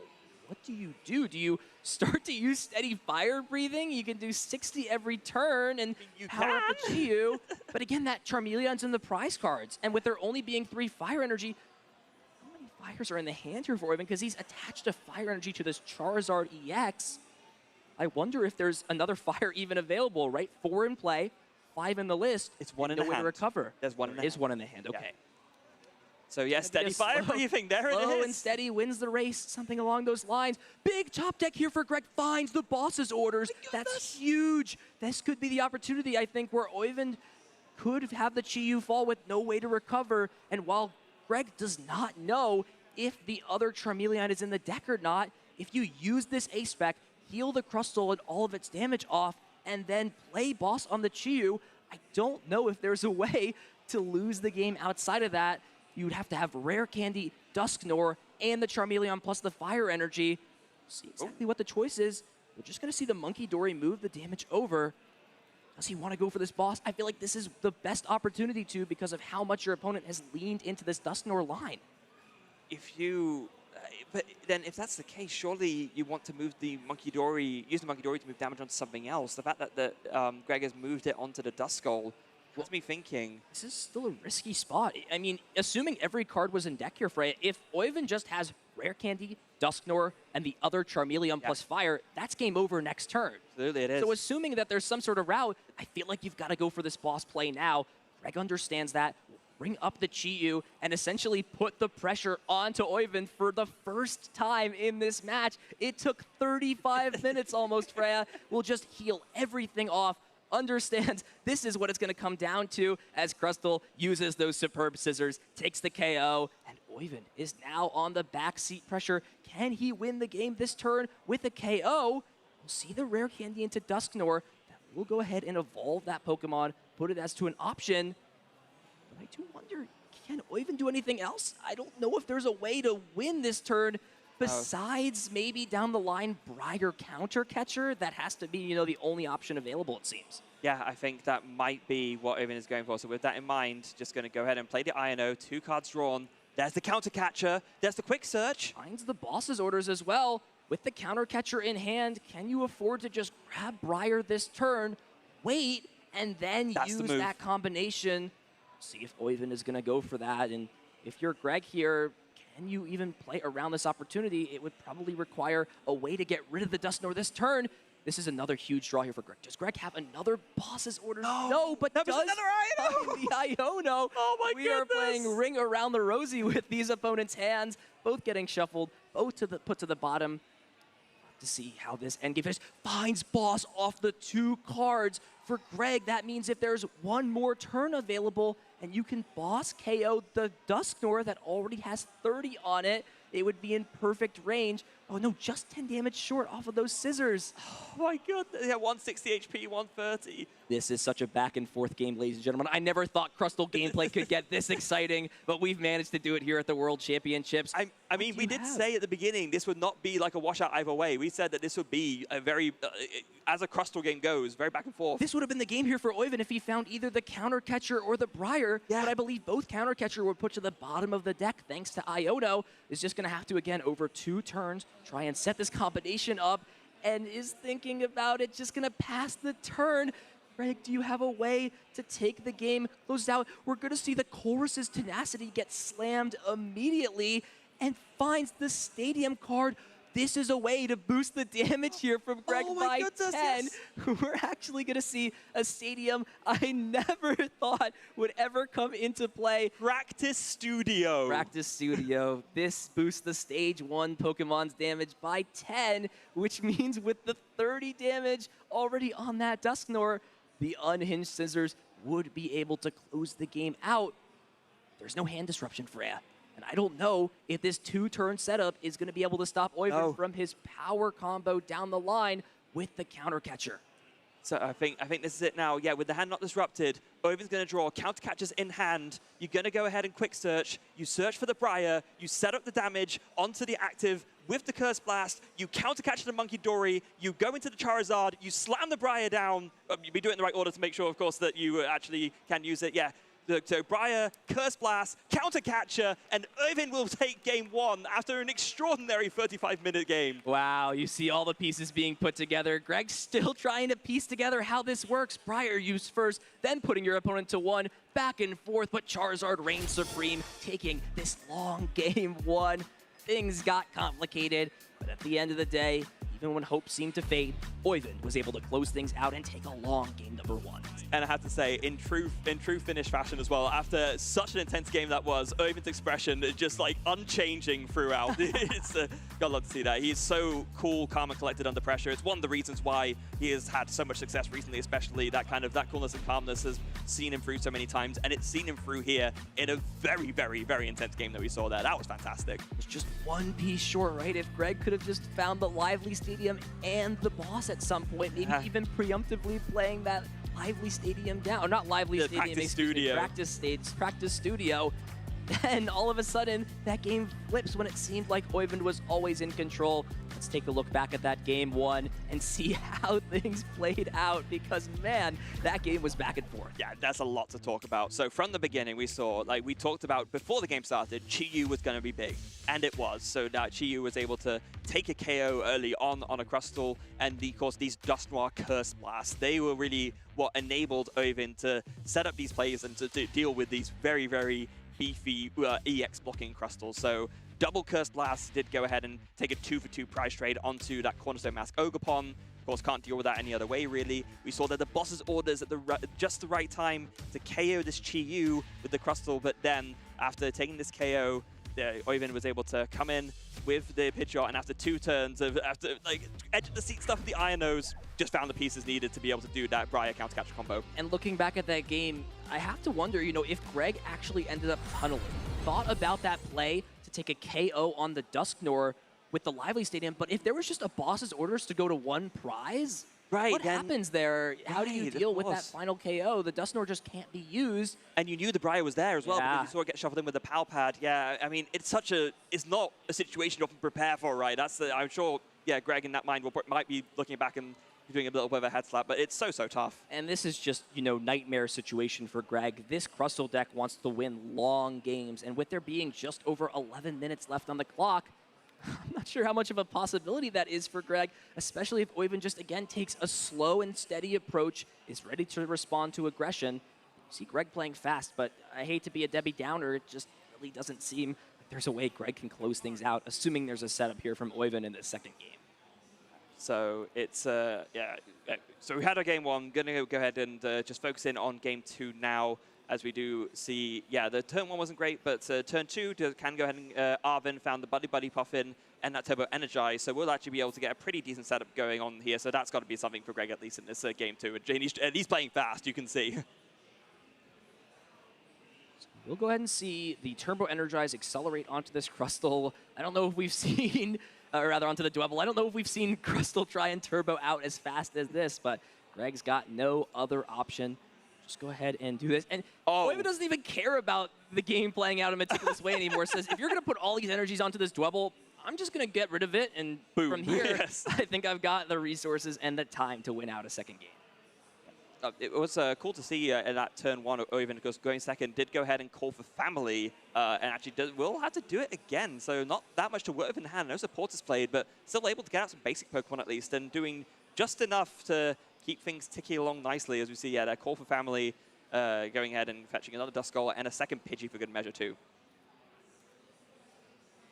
So, I mean, it just seems to keep getting worse and worse. All those energies now hitting the discard pile, 1-for-1 trade. Oyvind knows he just needs to essentially survive the game for 9.5 minutes, and with the Chi-Yu being at the disposal as an option, with there being plenty of rare candy, Pidgeot options available, as long as he just, can eventually start to play supporter cards and get in here, it seems like, Oyvind's going to have what he needs to stall this game out for long enough and win. And with Iono in hand, with there being the Technical Machine evolution, it seems there's going to be plenty of options to develop the board, especially with the Pidgeotto found in hand for turn. Yeah, so that's a pretty solid kind of recovery setup from Oyvind, given a couple of turns of call for family, but now the TM evolution, and like you said, the Pidgeotto coming down, got to be feeling pretty good. 5 cards drawn, doesn't necessarily matter too much what they are, except, drawing that Pidgeot isn't great. Is there a Judge Call of some kind? I mean, Oyvind drew 5 cards, that's the right amount, right? Or did Oyvind draw 6? No. We'll make sure we get everything settled out, see exactly how things are playing out. It looks like Greg actually drew 6 cards. Oh, okay. No. Not what you want to see, especially down a game, especially at the World Championships, playing on the biggest stage where every game matters. Make sure things get resolved out. Things, of this nature naturally happen. It is the Pokemon TCG. Mistakes do happen. We've got an expert team of judges up there, some seasoned veteran judges who have been involved in the Pokemon TCG for a while. We'll see how everything resolves out. And especially when you're playing so fast, right? When you've lost such a long game 1 and you need to kind of turbo through to try and make it through to a game 2 and 3, it's just all the more likely that stuff like this can happen. And you think, you forgot that you took a prize card because your opponent did Curse Blast, and then, unfortunate mistake there from Greg. But as you said, the judges are on it. We'll get to a resolution quickly. And once we know what that resolution is, we'll let you folks know at home how we'll be proceeding.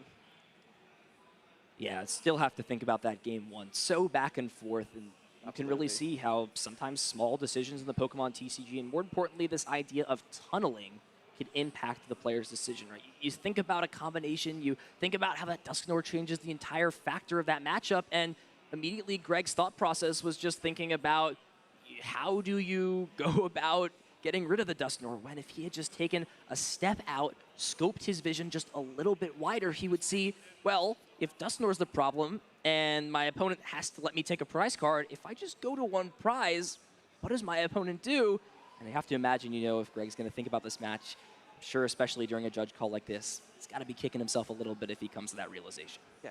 But the other thing is as well, we have seen like all the best players in the world. You know, they will make mistakes like this sometimes. No one is absolutely perfect all the time, and it'll be a learning experience, like it is for even the almighty Tord Reckler, right? Not so much necessarily a mistake, but not noticing the pass play option that would then made it so that Tord lost that sort of top 4 game at NAIC. It's everyone has room to grow and to learn new things. So yeah, I'm sure Greg will be kicking himself a little bit, but also at the same time taking that away and bearing that in mind in future. It's hard to, you know, see that down the line. And of course, Greg doesn't necessarily have an understanding of the full resources in Oyvind's deck. You know, if Oyvind, for example, has another way to bring back the Chi-Yu or another Charizard option, you know, there are always card counts that could shake things up. We saw a lot of really interesting inclusions like we mentioned. It's definitely not a very orthodox, normal list that Oyvind has decided to build his Charizard deck with in mind.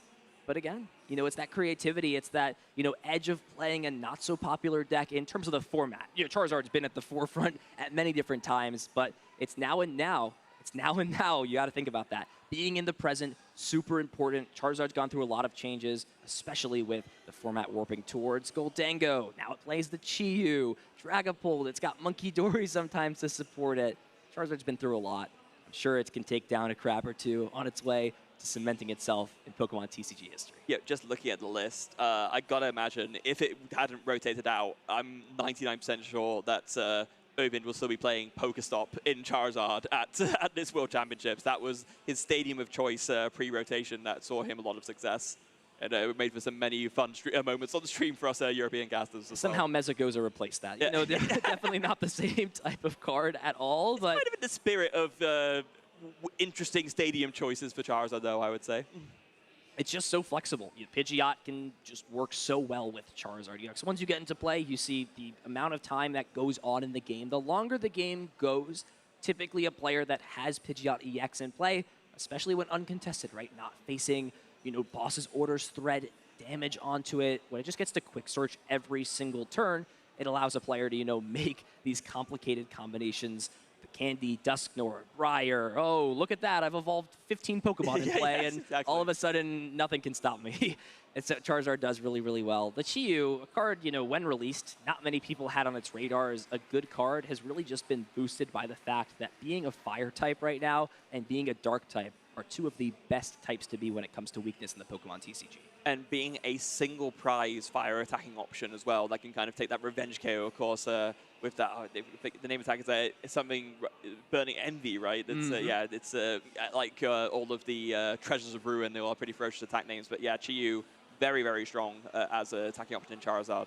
If you think about it, it's kind of taken the replacement role of the Radiant Charizard. Yeah, absolutely. Now, I'm not saying Chi-Yu is anywhere near as good as Radiant Charizard. I'm a Radiant Charizard believer. I loved that card when it was in the standard format.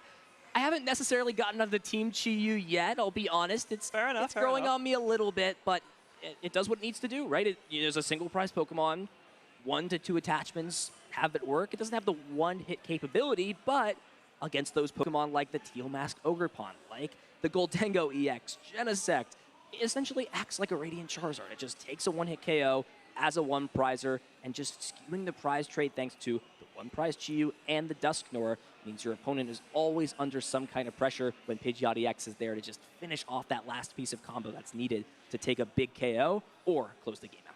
And of course, the Fika Charmeleon lines we see now as well, because now that you're kind of focusing on this TM evolution as well, kind of engine where you're playing more of the Pidgeotto.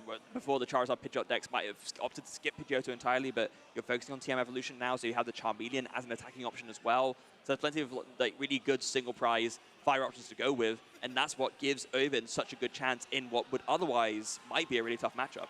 And it's all thanks to that small culprit Budu. Yeah. Budu has caused Charizard to really have to rework. A lot of people originally ruled the deck out. They thought Budu was just the demise of Charizard, and it always finds a way to adjust and adapt, whether it's Battle of the IP Pass or manually evolving up into Pidgeot thanks to the evolutions from hand and the TM evolution. Charizard Pidgeotto seem to always find a way.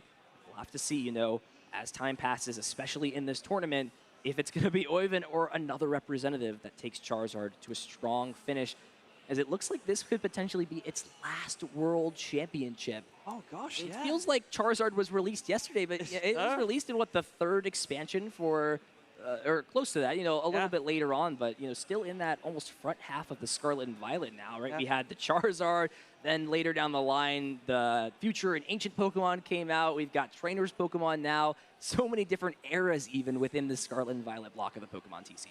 I gotta give a shout out. We were talking about the judge earlier, especially right now, the one doing the resolution, Michael Pramawat, of course, a highly decorated player, decided, you know what, being a highly decorated player wasn't enough. I now want to be on stream as a table judge at the World Championships as well. So very, very accomplished in multiple facets of the game. Clearly, he's at the judging table because he's washed and he's not very good at Pokemon anymore. The shade! This is all I've heard.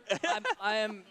Don't hurt the messenger. I'm just relaying what I've been told. No, I'm just kidding. Of course, Michael is a great player, and these two players are exceptional in their own right. We'll get things resumed.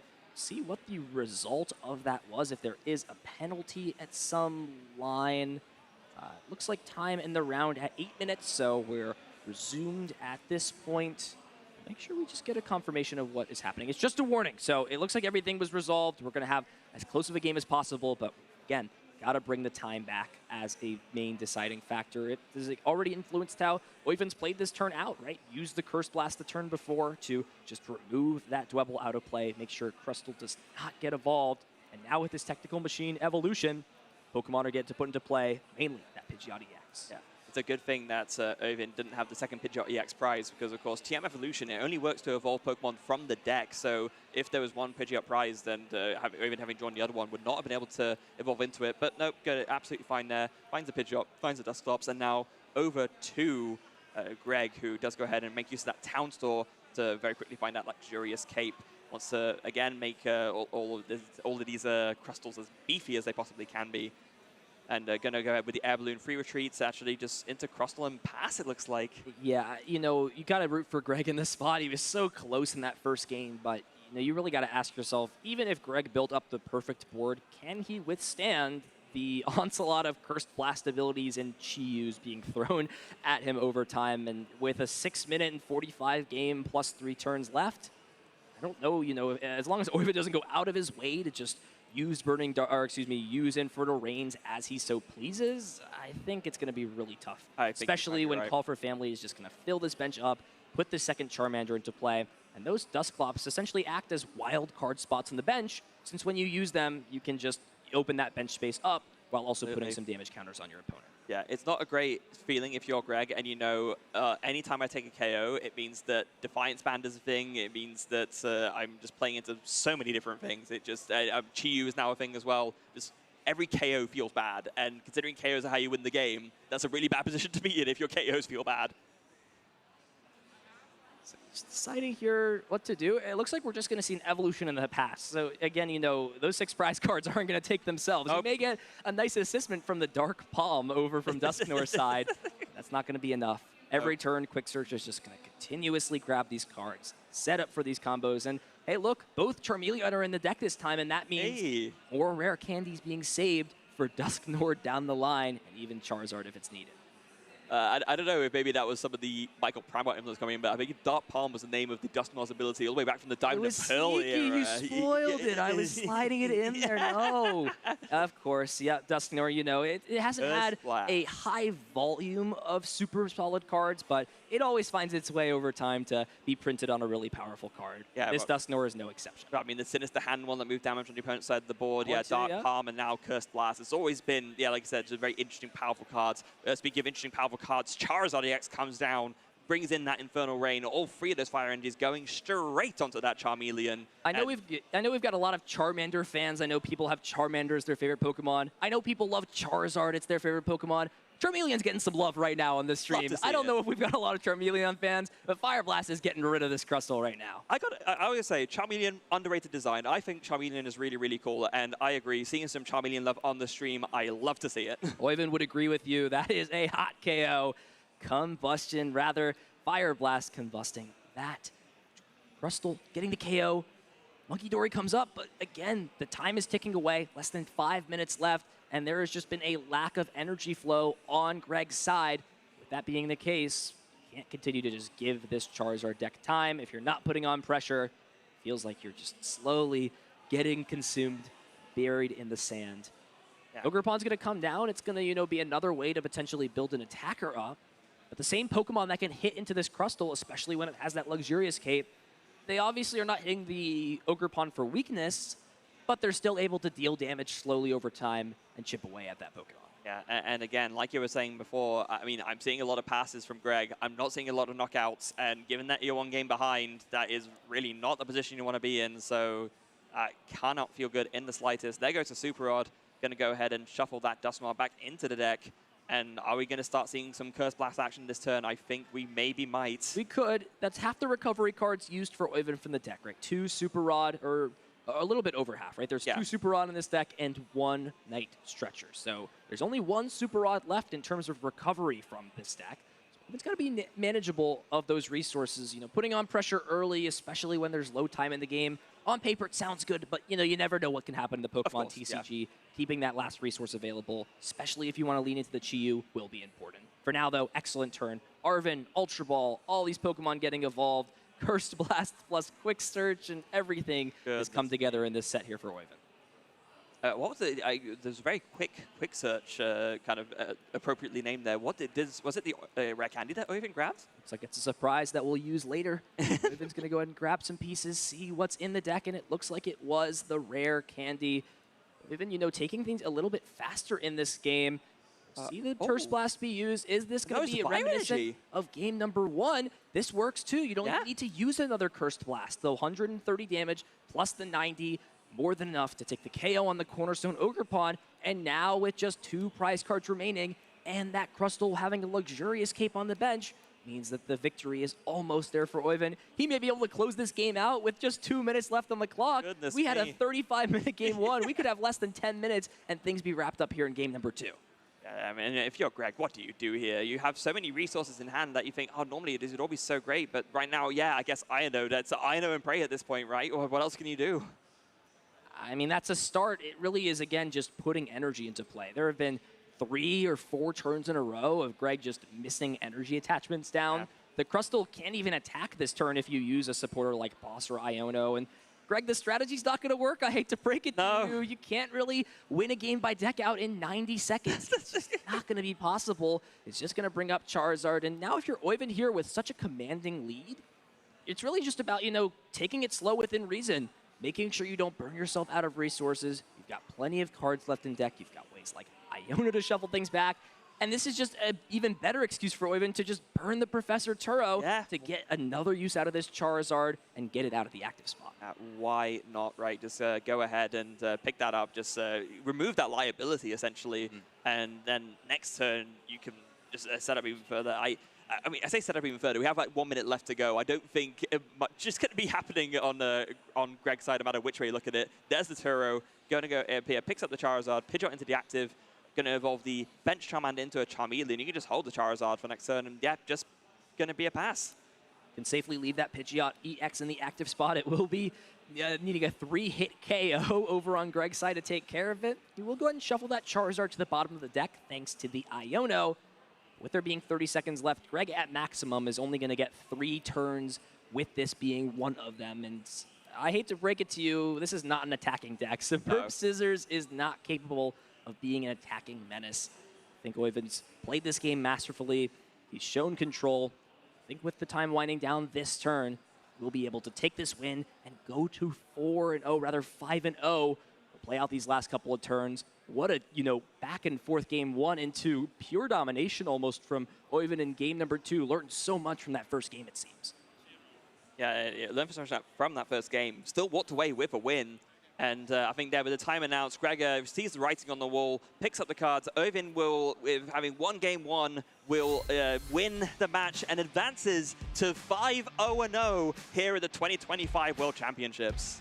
Never count Charizard out. It always comes back with a vengeance. Badu is not enough sometimes to stop it. No Badu interactions here. But Oyvind's got a deck that can handle almost anything that's thrown at him. 5-0, 3 more rounds to play. And while he was a big name in Europe, I wonder now, after a strong start, if the rest of the world will take follow in respecting and putting respect on Oyvind's name. You got to imagine it, right? Especially after such a breakout season that Oyvind has had, as we already talked about, second and first at 2 different regionals in Europe this season, and now the breakout performance at Worlds as well. I mean, he's nigh on lock for the next phase of the tournament. It's another European name to potentially go all the way. This first game was really the, highlight match. This is where things were back and forth. Russell came in, took attacks, but you just always had to fear the Chi-Yu if you're in Greg's shoes. Every time it can just take KOs, and when it seemed like another Pokemon was ready to be powered up, Dusknoir was there to just shut it down. Cursed Blast abilities, back and forth, using the Dusknoir more than a normal amount of times for a regular Charizard game. But the Chi-Yu in combination with just these last couple of Pokemon meant this close game 1 ended with this super cool combo.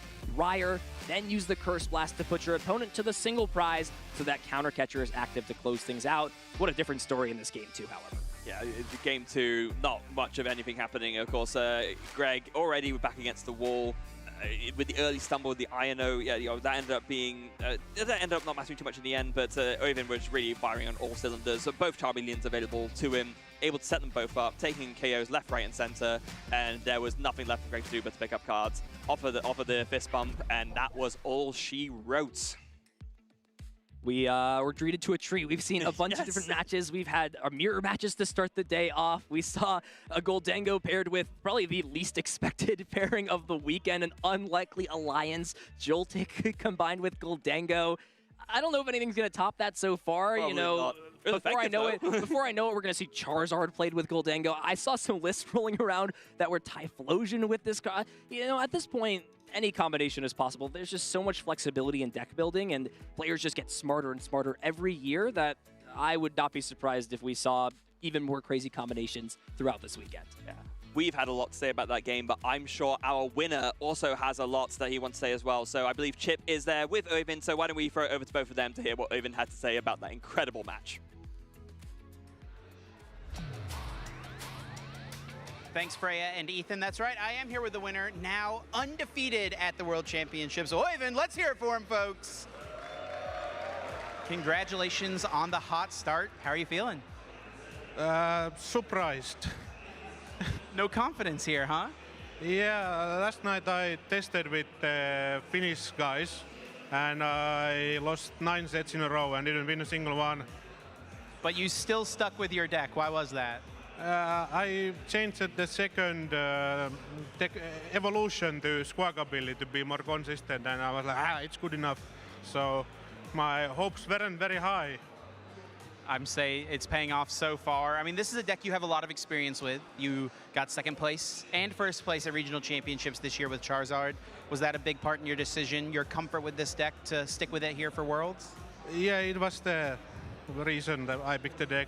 I haven't played it like before those 2 tournaments. I haven't played it afterwards because I didn't think it was good enough. And I didn't think it was good enough for here either. But this was last Worlds that you could play Charizard, so I decided to go with that.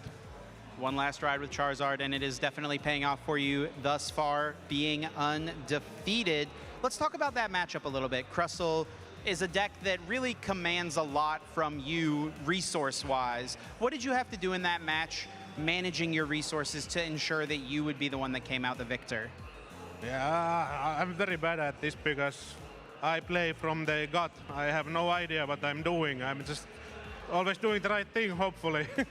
But I think I had to hold on the super rods and stretchers, and in the first game I thought that I could do the little bit pressure with the Charmander because I still had Squawkabilly in the deck, so I could use my last fire energy to use Motivate to load the Charmeleon or something. Using every resource available to you and keeping track of things. I'd say you did it correctly throughout as it got you the 2-0 win. Well, I know there's a great Finnish community out there. Anyone you want to say thank you to who's supporting you? Anyone you've tested with to get you to this point? I would like to thank our UG group and of course my parents and my fiancé. Thank you so much for your time, Oyvind. Best of luck in the rest of the tournament. Let's hear it for him one more time, folks. When I need it. And let's get back to the desk. I loved it. Everything about that. Playing from the gut. I don't use my brain sometimes. He's a character. You love to see someone who just, is happy to be here doing so well. Do you know what that reminds me of, funnily enough? Lasse Puisto, who took one of, I believe it was a couple of years ago, took Stockholm Regionals, and it was one of them, and he basically, in the winner's interview, he said something along the lines of, "I don't play test." And that was with Mew VMAX, and he won. So maybe playing from the gut, that's the Finnish way to real true sisu there, the courage. That does bring up a great point. Sometimes people have different approaches to getting ready for tournaments like this, but one thing stays the same for some of these top competitors. They love what they do. They love playing the Pokemon TCG. For some, this is a dream of theirs. They've worked hard for years to get to the world stage, and you kind of start to have that internal dialogue with yourself. Once you get to, the World Championships, you start playing your rounds, you've always got to, ask that question and wonder, could this be me? Could I be the one in that arena come Sunday playing for a World Championship title? I know a lot of our competitors are hoping that that's one of them as our 2 finalists come Sunday. I cannot wait for Championship Sunday myself. In fact, we're going to be in an arena for the first time. I mean, it's we were talking at the very start about the jump up from how Worlds was here back then compared to now, and that's a very, very big jump up there. I'm so hyped for Sunday. Speaking of jump up, Goldengo was a huge jump in terms of the meta. Let's take a look at how Goldengo shifted to the top while other decks made some movement as well. You could not have told me 23% of players would bring Goldengo. I thought it would be maybe number 2 behind Dragapult, but man, was I wrong. Almost a quarter of the percentage of field playing Goldengo EX.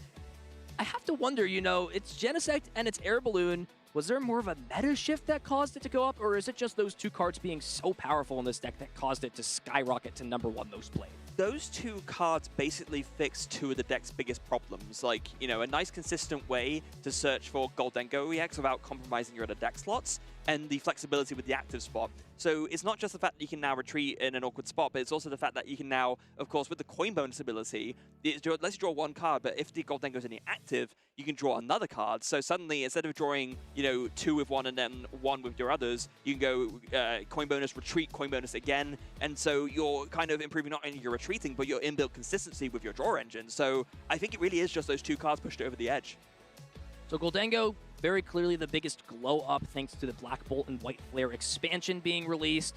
Let's talk about the biggest fall off. Marnie's Grimmsnarl EX, a huge presence at NAIC. It's down to just 35 representatives at this event. Freya, talk me through this. What really led to its downfall? Was it just everything got better and it stayed the same, or is there more to this deck losing a lot of, representation in the metagame? I think it's mostly the first one. I think it's Goldengo it can be a struggle, of course. It's not an unwinnable matchup. You can build up the damage with the Frostlass on the Goldengo. They do have ability, of course, so there is that. I think, yeah, just a general unfavorable shift in the metagame, and that combined with the fact that the deck didn't really gain much of anything, whereas a lot of other decks did, that has made it fall off in the way it has. At least that's the way I see it. And the rest of these, representatives at the top half, over 4%, nothing to be surprised. We talked Dragapult Dusknoir, one of the most powerful decks at the forefront of the meta since the release of Cursed Blast. Even Dragapult EX has, kind of always been in the shadows somewhere. Gardevoir, no exception. It dominated NAIC. Some would say Goldengo is not a great matchup for that deck. It is, of course, still navigable. Marnie's Grimmsnarl EX going down. If you are a Gardevoir fan, if you're maybe someone like Henry Chow, I'm sure you're more than happy to see that trend happening in the metagame. Yeah, I'm sure you are. And then my personal pick here, Raging Bolt. They're still in the mix. Fourth, you have 73 picks. It's there. It's around. I don't know quite how the best Raging Bolt is doing. I'm not sure if it's quite at the top tables as far as I recall, at least. But it's definitely it's around. That's more you can say for I guess a lot of other picks in the field right now. Speaking of top tables, of course, our feature match is not the only match going on out in the field. Talked about Raging Bolt. It is one of our 5-0 players, Michael Meal from Canada. 5-0 with Raging Bolt, Teal Mask, Ogerpon. There are so many players fighting to really be at that top slot by the end of the day. 7-0-1 or 8-0. Another name some people would recognize, Aban Ahmed, has had a great season from North America. Plenty of NA regional top cuts. He took down Alex Szymanski. What a matchup that was to advance to 5-0. And this is the tough reality of these world tournaments. You see match after match through the pairings, just so many top tier level battles happening out in the field. But there can only be one victor. One person's got to win. Someone's going to have to get upset and lose that match points opportunity, potentially just one win away from advancing into a top cut and giving themselves a chance to become a champion. Yeah, and the thing that's a little bit different as well, is at the start of this round, we were talking about how the structure for the World Championships is so different now compared to the last time we were at Anaheim, of course. With the record carrying through, and with the amount of players at the World Championships, I mean, you have to remember, Worlds is a much smaller tournament than all the other tournaments that are currently going on during our season. It's a more limited amount of players coming in because it's a limited qualifying structure. So that means there are less rounds overall. And so, every win that you get is that much more valuable because you think there's less rounds overall to play. So every win that I get just means that I am well within that shot of like a top cut or even the Championship Sunday. There's still plenty of Pokemon to play today. We've, of course, gone through 5 Swiss rounds. We've got 3 more left. These players are looking to get as many match points as possible. Anything can happen at the world's biggest stage. Round number 6 is coming up soon, but don't you go anywhere, because we'll be right back. My name is Calvin Connor, and I'm from Seattle, Washington. Calvin Connor, 1 game away from that regional championship victory. My go-to starter would definitely be Charizard. Oh, Charmander. I started playing Pokemon because my whole family was kind of into it. All my brothers played as well. So we started at Uncle's Games, actually. It was at the mall where we first found where Pokemon was. So we would all go to the local leagues. So in my first Worlds ever, I was a junior, and I felt like I was really prepared for the event, and then I ended up losing almost every single round. I kind of got shell-shocked and was like, okay, there's another level that I can get to in this game. My father, he likes to play Pokemon TCG as well. He would always be there for me and have my back throughout these tournaments. Sometimes you take a hard loss and you just kind of sit there for a minute. It's always nice to just have that person that's there for you and will help support you and get you through it. I did end up quitting from 2016 to 2020, I believe. I had a lot of changes going from high school to college, and over COVID, there was online play going on. Just getting a chance to compete and play again gave me all the strength to say, okay, I'm gonna start going to events again. My favorite moment was London 2022. I played in the asymmetrical top cut at 8-9. I ended up losing that game, but I did end up proposing to my wife at that event, so that was one of my favorite moments from Worlds for sure. My #1 goal is to always just be the best version of myself that I can be. So going into every game with a clean slate and saying, how can I play this game the best that I can? Something I learned is that it's okay to fall down, not always win. If you put the time in, you put the effort in and the practice, you will eventually get there. My deck was a Regidrago V-Star with the Teal Mask Ogerpon. So you play a plethora of Dragon-type attackers inside your deck that you can copy, like the Alolan Executor, Dragapult, Giratina V-Star. This finals match was just crazy.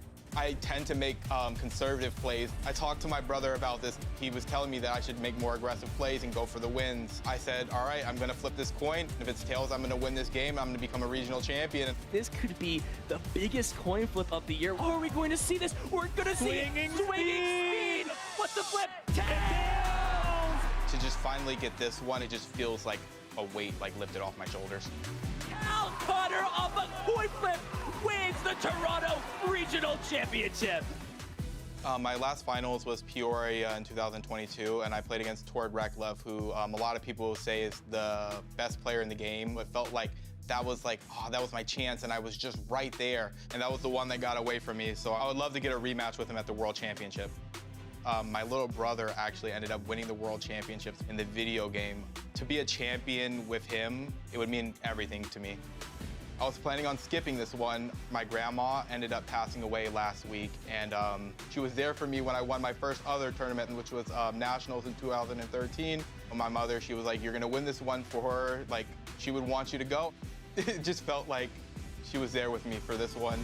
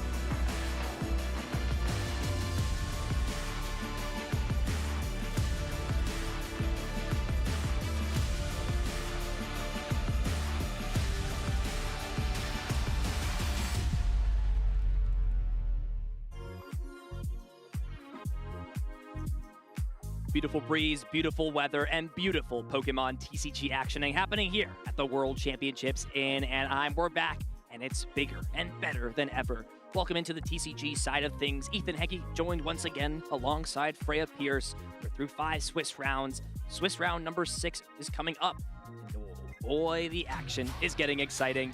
Freya, what can we talk about through here? There is just so much happening out in the field. I think the biggest takeaway for me is just how many... For the past few World Championships, right, the field has been a little bit wider because, of course, there's more people playing the game and more people were getting to that sort of fixed threshold for championship points. Now that we're on this like top 125 invite structure, the size of the tournament has gone like a little bit smaller again. So it's kind of interesting to see how the interplay of that. There's still like a lot of players in the field, of course, because we have all the invites from all the different regions. But to me, that's been like the most interesting part. And as we do see kind of a mixture of like rising and falling, right? Kyle explained to us earlier. Ross Corfin, veteran player of the game, not doing so well, unfortunately. Same with Azul GG, not doing so well. But we do see, Tord is doing well. A lot of the big name players are doing well as well. So it's definitely some feast or famine going on here in the field, I suppose.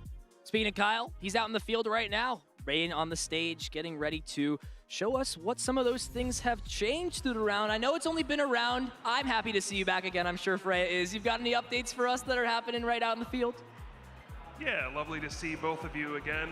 I heard you talking about Tord. Unfortunately, he did lose the last one, so he is now 3-2 in this tournament. A lot of great players are doing well. We'll get to them in a second. There's crazy stuff happening out here. It is the World Championships. You expect high-level play. I was walking through the tables and saw some unusual things, we'll say. I saw a Bombardier EX attacking into a Cornerstone Mask Ogerpon. I saw a crazy stalemate between Alex Szymanski and Abana Med that ended up with Alex decking out. It's wild out here. It feels like it's such a shame sometimes to talk about how we can only feature one match per round, right? But then we miss all these other crazy happenings and goings on. I mean, Kyle, you've been doing this for longer than basically almost anyone here. I mean, just out of curiosity, what would you say is the most crazy thing you've seen like on the floor at like any World Championships you've been to? I'm curious. I mean, it's hard to remember. I mean, there's crazy top decks you remember, crazy misplays where players thought they couldn't possibly win, and then something weird happens, and all of a sudden they're in it. I think the biggest thing is when you have a crowd of people who are watching, rooting for you, and then when you get the win, stand up, and then all your friends start cheering and going wild. I think that's what makes the World Championships really special. Yeah, I gotta agree there, I think. Yeah, we've got 3 rounds left. We're getting into this 6th round. Kyle, you've played in a lot of World Championships yourself. It seems like you've done everything in the Pokemon TCG, which is true. But from a mindset perspective, right? If you open right in this 5-0 spot, what has really got to be running through your mind, and how do you sort of curate that into a positive mindset for these competitors to put themselves into a spot in what could be the hardest and toughest field for a World Championships to date? Yeah, the big thing is don't get too far ahead of yourself. 5-0, you can't start better than that, but you're only partially there, right? You have a lot more wins you have to rack up before you get to that ultimate goal, making the top 8, winning the tournament. So you have to keep in mind, yes, you're off to an excellent start, but you can't get complacent. These are the rounds that are really important, where you really need to focus, center yourself. It's really easy to get tired at this point in the day as well, start making mistakes that you wouldn't have earlier in the tournament. So it's all about staying focused on this at this point, and take it one match at a time. I know it's cliche, but that's how you got to do it. Now, I have to ask, I'm not sure if you heard during the cast on the last round, Ethan throwing some absolute shade at, I know, close friend of yours and current stream judge, Michael Pramawat. So, can you confirm or deny, is Pram washed? I think you're in a better position to comment than maybe anyone. Oh, come on. Yeah. Pram is one of the greatest of all Exactly. time, right? Who's He made the kidding? finals of the World Championships, has the top 4 at the World Championships. He's the first ever international champion. Get out of here. He's not washed. He was joking, of course. Pram's my goat. Pram's my goat. I can never hate. And of course, Pooka, you're my goat too. I'm sure you've got lots of people out here supporting you. Thank you again for giving your input from out in the field. Sure, we'll be hearing from you later. But for now, we're going to bring things back to the desk as we get into our 6th Swiss round. What a day it's been so far. 5-0, lots of competitors here. But one thing to mention as well that we don't get to talk about a lot, the tie rate at this event has been extremely high. There is a very small percentage of people at 5-0 right now, proportionate to the large amount of players at 4-0-1, a majority of those draws coming from natural ties. Yeah, so I mean, that's one of the things that can be tricky. In a format like this, where games sometimes can tend to go on longer, there's a lot of the interplay. These crustle decks take a longer time, of course, as well. So then when do you have these decks that do tend to play out a little bit slower, then those ties will naturally happen more and more often. It's why, so the skill of knowing when to recognize when a game is lost and conceding, it seems like almost like a silly thing to bring up, but it actually is a key skill to doing well at a tournament like this. And of that skill, right, time management that you mentioned, one point to give out is Japan has gotten noticeably better at preventing ties at the World Championships. This was always a big factor. Japan would, a lot of the times, players from that region have a very polarized run through the World Championships. It would either be, these top 8 finishes, finals, World Championship wins, but a little bit of a lack, in that top 16, top 32 rankings out. Kind of the feast of famine again, it's because they only really play best of 1. They don't have a lot of experience. However, in recent time, lots of these players are going to things like international championships. The BO3 practice and experience is getting there. And that's why I really wonder, if this year and years to follow, Japan's going to be right up there at the top and sort of slowly improve that win percentage, since they've gotten a lot more accustomed to this best of 3 50 minutes structure. And of course, this is something that you've witnessed firsthand, of course. I know you were in Japan for a while. You've experienced a lot of their tournaments and formats. I'd like to ask you off the back of that, how does it compare, playing in those sort of really long best-of-1 tournaments compared to the best-of-3s that we have over here? It's a lot shorter days, which honestly is a lot better when you're just playing best of 1, but you have a lot less flexibility.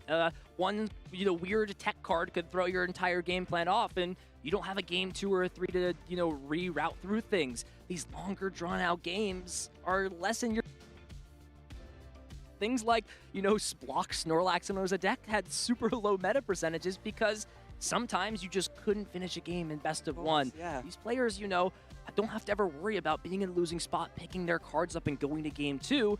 They just are always playing to win because there's nothing to gain from conceding early in a match.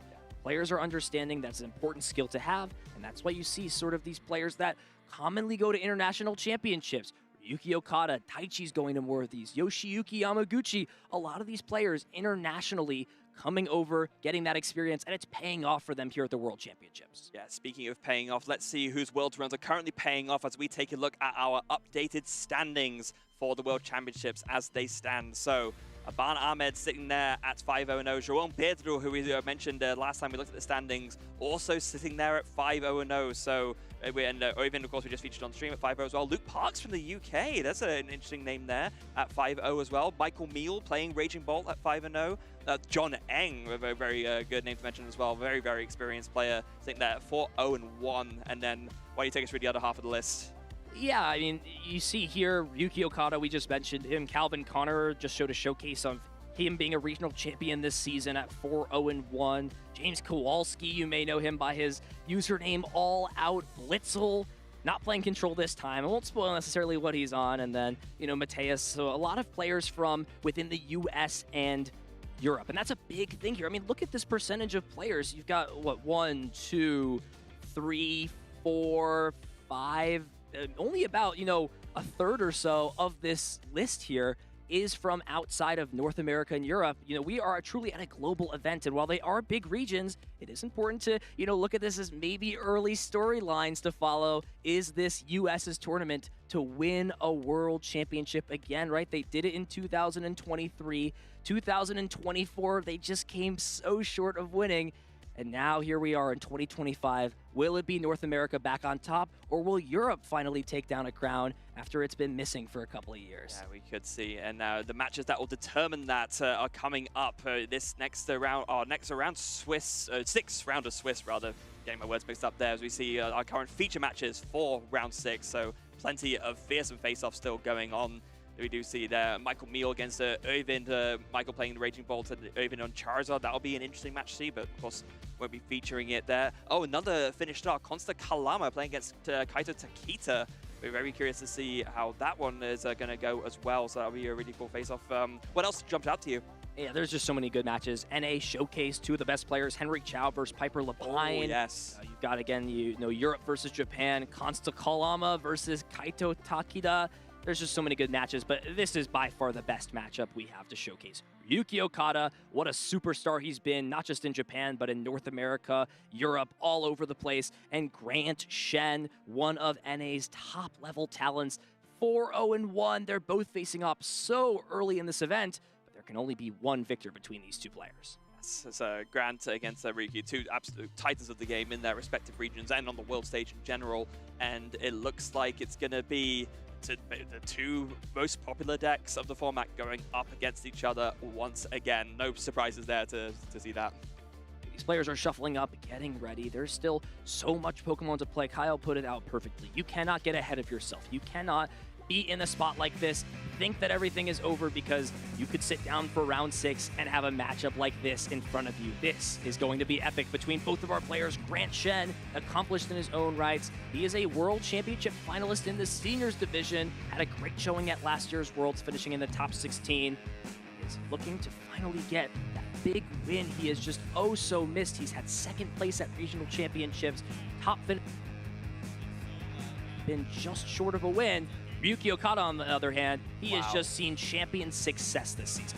Current defending champion of both Dortmund Regionals and the Internationals in London for the European International Championship. So, of course, with that cloth deck, taking down Natalie Miller in a very, very quick fashion. But actually going to go back to the deck that saw him success at Dortmund. It's going to be playing that Dragapult EX deck once again.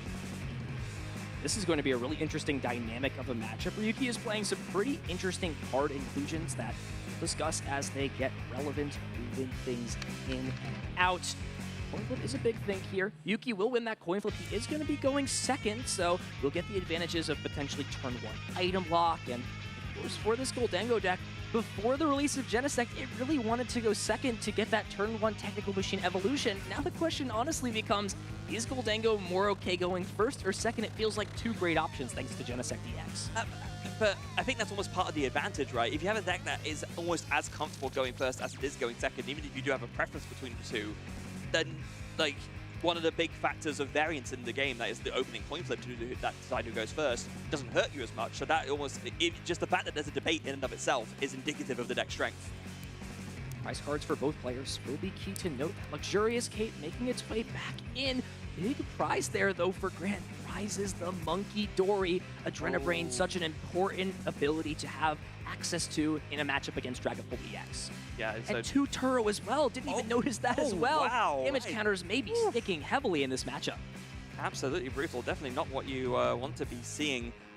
Interesting to note as well, there's a very interesting tech line of attacker in Grant's deck. I do see here the 1/1 liner, the Ceruledge EX. That's a very interesting choice. Yeah, the Ceruledge does kind of combo well with the Goldengo. You use a Make It Rain attack, put those energies in the bin, and then hit big round number 6. We'll see which of these top-level competitors will have what it takes to edge out the other in a battle of wits and determination. Yeah, so Grant going first and starts off with an S-Ball, so going to do a very quick flick through the deck to see what is prized and what is not. We can have a look at the prize cards here, or rather we already did, and we saw that Grant's prizes, yeah, not really great with the Monkey Dory and the double Turo prize, and Grant, I'm sure, will be looking through that, noting that and thinking, oh, that's a little bit awkward. Does start that Pheasantipity. Usually a little bit better to start something like the Gimme Ghoul, even if it's not that Call for Family one, which is prized. Just getting that down and being able to use the coin bonus to draw 2 cards instead of 1. Every card counts in the Pokemon TCG. As Grant, like you mentioned, will take a look through the deck, see what pieces are prized, and noticing those 2 Turo in the prizes along with Monkey Dory, could that realization shift his strategy to be a little bit different than it usually is in a matchup like this? Yeah, I guess so. I mean, the thing is about the approach to the Dragapult matchup is, of course, Dragapult is not a deck that takes one-hit knockouts, generally speaking. You're doing 200 to the active with a Phantom Dive. You're spreading the damage onto the bench with the residual damage from that Phantom Dive. So not having access to Tourist Scenario, I mean, ultimately, you still want to be just taking big one-hit knockouts on Dragapult with your Goldengo EX, but maybe you're thinking, I need to be a little bit mindful of the fact that I can't really heal off any damage and prevent those multi-prize turns which Dragapult can take, which can swing the tempo back in their favor.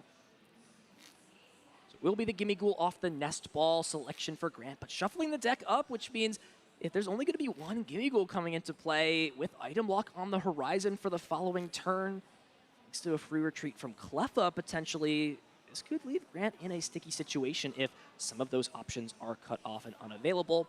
It is still a nice thing to have down. Gimme Ghoul number 1 on the bench. Will there be even an attachment? Oh, it looks like number 2 in hand. Okay. So must have been the draw for turn. Energy onto the Pheasantipity will allow it to retreat. Here we go. Ryuki Okada will kick things off, and immediately that first card in hand, Rock Scouting, and of something like Arven to just get Pokemon into play, up and running, and it will be the first action Ryuki takes on his turn. Yeah, Brock Scouting, one of the supporters from the recent Journey Together set. So, it's like you said, a great supporter for setting up early and later on. So in the early stages, you can use it to search your deck for 2 basic Pokemon, or later on, you can also use it to search for an evolution Pokemon. And then, so later on, you can grab your Dragapult, but now you're going to be wanting to get your basics. And speaking of basics, there's a very interesting tech card in Ryuki's list that he was eyeing, and that is that Elgyem from Black Bolt. Yeah, it's usually seen in sort of more control-esque styles of decks, but this is kind of the direction Dragapult has slowly been going. It's become a, ability to trap Pokemon in the active sometimes with Maractus. It can now move energies around thanks to that slight shift attack on the Elgyem. Big thing here in this matchup, I'm not sure how relevant that's going to be. Goldengo can just attack for a single metal energy, and pending it has to Professor Turo, it can always just pick the Pokemon up, discard those energies, and get them back later on with a superior energy retrieval. So it's good to note that it's in the deck. Not sure we're going to see it hit the stage in this matchup. Yeah, I guess the most annoying use you could put to use it against Grant is maybe move a Metal Energy onto something like a Pheasantipity EX, because that way, yeah, you force either the retreat or the Turo, but because you only need 1 energy to attack, like you said, more than likely not going to sort of come into it. Probably not a card overall for this matchup, but Ryuki going to have a look through. Have a look at the prize cards. We can see that overall the prizes aren't too bad. The one of Luxurious Cape is prized. Maybe that could be a bit annoying. That could be a way to prevent a reach for a 1-hit knockout from Goldengo EX. A couple of Ino as well. We do play 4 of those, so that's really not the end of the world. I think Ryuki's overall's got to be pretty content with these prize cards. Start is good. Now Ryuki's got to start making decisions. What is the attack of choice this turn? The obvious choice, of course, Grasping Draw is already at your disposal. It's the Cleffa in the active spot. Could fill the hand up to 7 cards with a 0 energy attack. See this at the forefront along with the other baby Pokemon, that Badoo, to item lock, use Itchy Pollen, shut off Grant from using something like another Nest Ball to grab Genesect thanks to Arven, being able to search out the items. It's a big decision here for Ryuki. The one thing, I'd love to hear your thoughts on this, Freya. The one point you have to point out, however, is there the ability to afford putting a bunch of these low HP Pokemon in play when Monkey Dory can KO them so easily late in the game? Ryuki thinks it's worth the item lock. What do you think about that? I think it is absolutely on like a razor-thin edge. I think that the item lock probably overall is worth it enough to go for it, but it's definitely something you have to think about in the sense that you don't really want to be in a position where there's something very easily that can be sniped for, you know, a one prize with that Monkey Dory's ability. And I'm sure Ryuki is aware that Monkey Dory is something that these Goldengo decks are opting for more often as well. So overall worth it, but it's just something that Ryuki is going to have in the back of his mind as this game progresses. Looks like we're going to see the Goldengo evolved on the bench, deciding to actually not retreat into that Goldengo to get that coin bonus's effect. Maybe just having a little bit more options, maybe not having the metal energy in hand. Some thought processes could potentially have in this spot. Does have metal energy plus boss's orders. Is this just an opportunity where Grant wants to get on the aggressive, chase down the Dreepy with the energy, try and slow down Phantom Dive as an option? Yeah, I mean, I think might that's be the case. fine. And I have to wonder, you know, if this was the plan, we could have just drawn an extra card with that coin bonus. So I have to wonder if that one card was an impactful card, like another energy, to get through this math. We'll see boss's orders, or no boss's orders, just going to save it, take the KO on Badu, and I actually think I like this play a little bit. It seems like Dracloak being available is going to be, you know, in the same wheelhouse of value after being KO'd. Yeah, just at this point, just dealing with the Badu means you're not worried about being item locked again next turn. And although there are no items in the hand currently, you really don't want to be in a position where you need to play items and you can't. So just deal with the Badu while you can. Although here comes the counter catcher from Ryuki, of course. Grant having just gone ahead on prizes. Counter catcher is live, going to bring out that Pheasantipity, and after that, was it just a Professor's Research I saw? Yeah, Professor's Research. There is only one Badu in Ryuki's list, so can only use this if he can find a Night Stretcher, and you see at the top of the hand, off of that Professor's Research, it will be an option now, can still use Recon Directive, goes through the deck a little bit, finds a tough choice. It's Dreepy or another Ultra Ball to search out for one of these Pokemon like the Dracloak. And I have to imagine if there is an energy card in hand, it's definitely got to be worth getting another Dracloak in play so Boss isn't as big of a threat. Yeah, you want to make sure that at least one of your Dracloak will survive the next turn, so you can evolve into that Dragapult and start doing Phantom Dive as soon as possible. Debating whether to bench the Pheasantipity yet, so go for that script, does go for it, and is rewarded with finding his ace spec, that Sparkling Crystal. Seems like we've come full circle before the rotation of those V Pokemon from the Sword and Shield era. This was the ace spec of choice in Dragapult EX. Playing the Sparkling Crystal means that in one turn you can attack with no energy on. We saw something like the Neo Upper energy become a more popular inclusion as of recent. Yuki's decided Sparkling Crystal outweighs the benefits of that double rainbow energy essentially from Neo Upper. We'll be playing that as the ace spec, and the Ultra Ball will be played. It is a bit costly though, getting rid of Dreepy and the Monkey Dory in response to just getting another Dracloak out and maybe finding this energy attachment. I have to wonder, that's still the one thing missing at this point. See if it is in there. You know, the Sparkling Crystal will allow an attack in one turn. Looks like the Night Stretcher means we're going to see Badu, number 2, essentially come into play. This is just going perfectly for Ryuki. Grant's had the response to KO to start. He's now going about thinking which option he wants to go for here.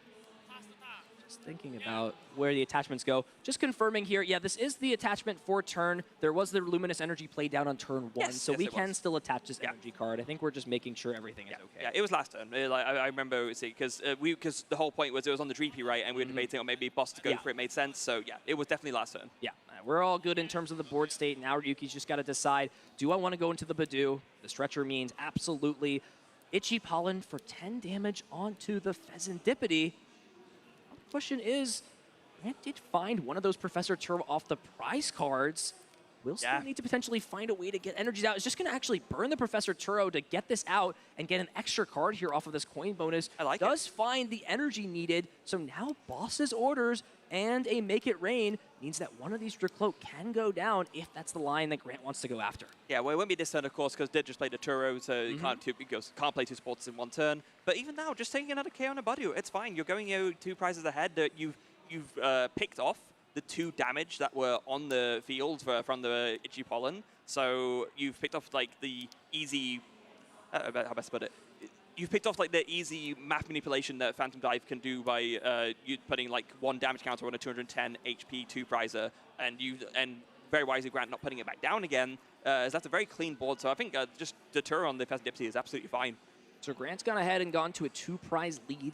Ryuki yet to put any pressure on offensively. That will definitely change with Dragapult EX getting evolved, 1 energy away, or even the Sparkling Crystal away from a Phantom Dive attack.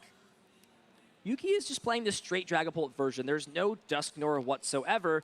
Needs a little bit less explosive pressure. What are some ways in this matchup he can still, try and apply offensive pressure while not having access to something like Cursed Blast to use offensively? Well, I think in this matchup specifically, it's one of the ones where it doesn't matter as much. The maths for you as a Dragapult player works out very, very well against Goldengo, because of course you're doing 200 to the active. Goldengo has 260 HP, so then if you bring something else into the active, you can KO it, and then the 60 residual damage from Phantom Dive will KO that Goldengo that has a 200 damage on it. So the maths works out very well for the Dragapult player. Flip the Script being used does draw into 3 very solid cards. The Brock Scouting, Night Stretcher, and Psychic Energy. We've yet to see the attachment happen, and now with the Brock Scouting, it means Hawlucha is a potential basic Pokemon option. Oh, yes. Immediately grabbed the top of the deck, placed into the hand, along with that Toad School. Oh. I'm repping it on my lapel today. It's going to get in there, and that Toad Scroll is really going to be the big disruptive threat in a matchup like this. Yeah, Slime Mold Colony prevents items, or prevents energies, or any cards in general from being taken back from the discard pile. So Superior Energy Retrieval, not going to be doing much of anything once that Toad Scroll comes out into play. And it's potentially just going to go fully after this Okay. Cool. Not going to try and worry about putting Hawlucha into play as it seems. Going to just use this and now use this Recon Directive. Ultra Ball, much better card than Buddy Buddy Poffin at this point, will be the selection for Yuki. So the question now becomes, where does he want to go after this? And it seems that the game plan, now that there is this Cleffa in play, is just to not overload damage on the board so that Monkey Dory can just take an easy prize card down the line or even as soon as this turn. Yeah, very sensible here. Still taking 2 prizes because you're taking out the Gimmighoul and that bench Charcadet. And the other nice thing, of course, is that 1 more Gimmighoul down means 1 less option for Grant to evolve into Goldengo to attack more and draw more cards. So I think overall a really great turn for Ryuki. Grant has yet to play a supporter card outside of Professor Turo. No Cypher Maniacs code breaking, no Arven to search out energies thanks to Energy Search Pro. Just start things off with another coin bonus in the active spot, so it does draw 2 cards instead of 1 from the top of the deck. And hasn't played a lot of items either. It's going to be Flip the Script. That Pheasantipity staying in the hand after being picked up from Turo on the previous turn. And just a bunch more items. There's a bunch of energy, a bunch of items, and a Goldengo EX. I mean, Nest Ball is still a great find. You can try to go ahead and start to get some more Gimmighoul out into the field so you can start getting more Goldengo out. But yeah, Ryuki just had a very, very good turn last turn. Generally speaking, the way things go is that you might fall behind a little bit early on, but then a sweep, right? But Ryuki is taking a very proactive kind of attacking methodology just by you making use of the Hawlucha combined with the Gusting to deal with basically almost clear Grant's board other than that 1 Goldengo EX, and it's really paying off for Ryuki right now.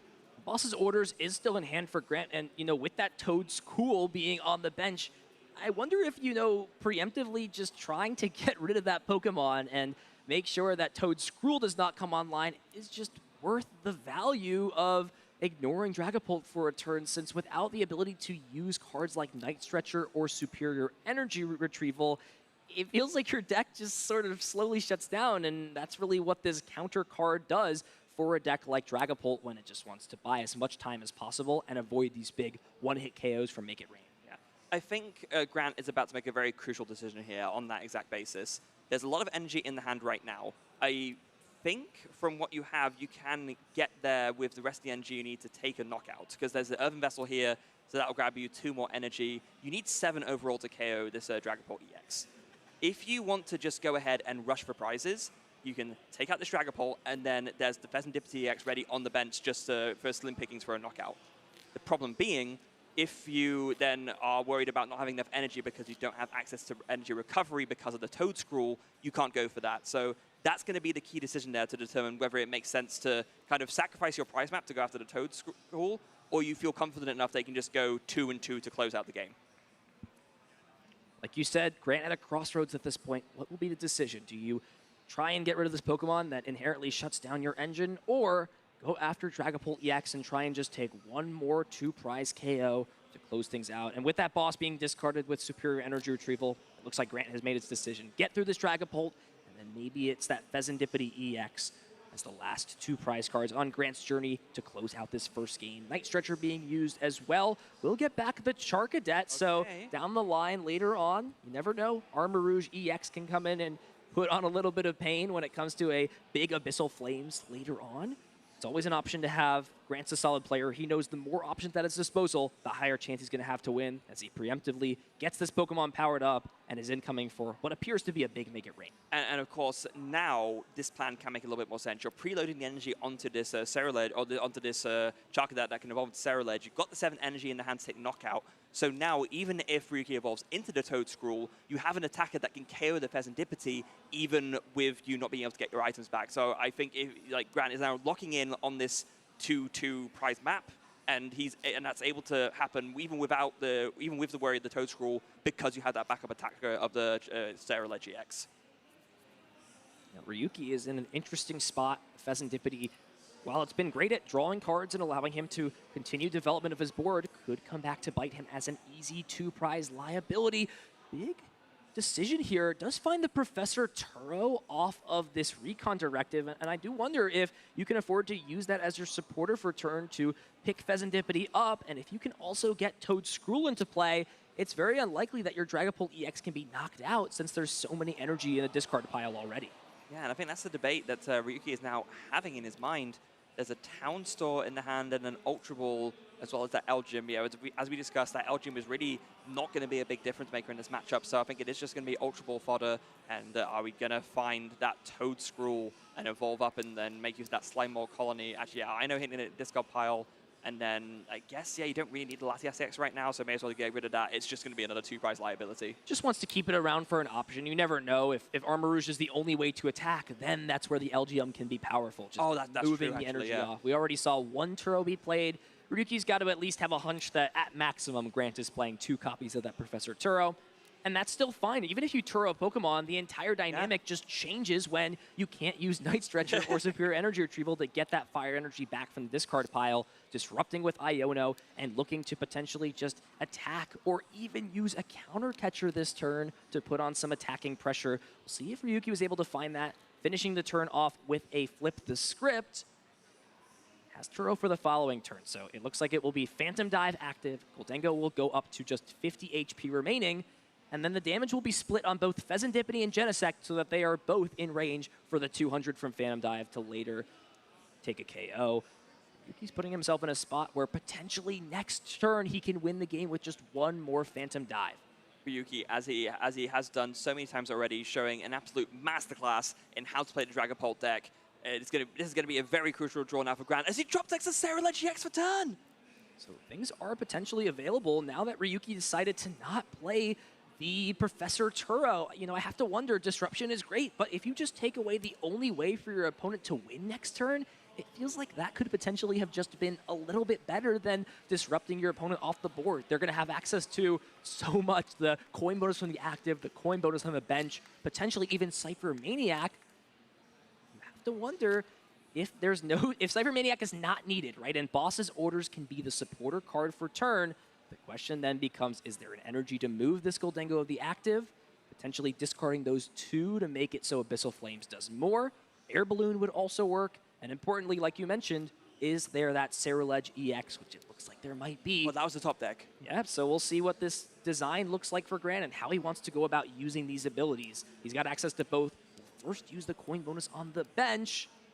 What do you have access to, Grant? Can you find a way to take the last 2 prize cards this turn? So it looks like it's a Monkey Dory and a Lightning Energy. And you see Ryuki just putting his hands up, praying, saying, please don't have the combo. Ryuki's experienced. He knows how this game could end this turn, but with the pace that Grant is taking this turn, I'm not sure he has all the pieces. He's going to go ahead and count the energy. So 7 energy in the discard pile, 30 plus 20 for each energy in the discard. So that's 170. And then if you discard 2 energy off the active, that puts you to 9 energy in play. That's 180 plus 30 would be exact math to KO the Pheasantipity. So we'll need to have a manual attachment instead of an Air Balloon. Are the pieces here for Grant? If he has Boss's Orders, this game is over. Freya is going to retreat off the active into the Ceruledge. Is there a Boss's Orders? If the math is correct, then this will be game over. Do you have it, Grant? I'm not sure it's there. No, Surely it's not. you'd see him slam it. No, I think that's the thing. Yeah, if it was in hand, you would have seen the retreat and slam. Grant has done the maths in his head already. I think instead it's just a retreat and...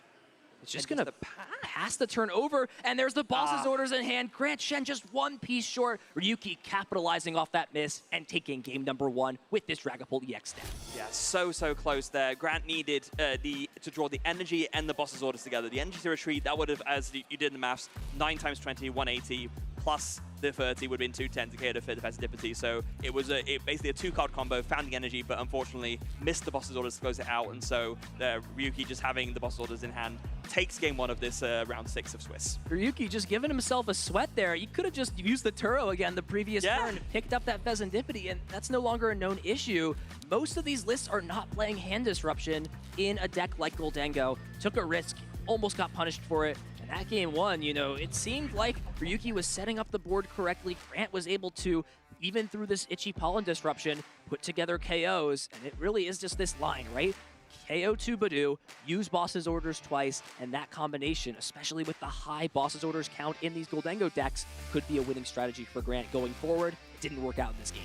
Unfortunate. Set up the discard pile nicely with, it wasn't even the boss's orders, right? I mean, it was just KOing the Dragapult EX in the active, setting up all the energy in the discard pile so that just a 2 more energy in the discard pile plus the boss's orders would KO the Festivity for the win, but just missing one of those pieces. Ryuki had the boss's orders to take the 4 prizes in 1 turn. That was all she wrote for game 1. So here we go in game 2. Be interested to see if Grant decides to go first or second in this spot.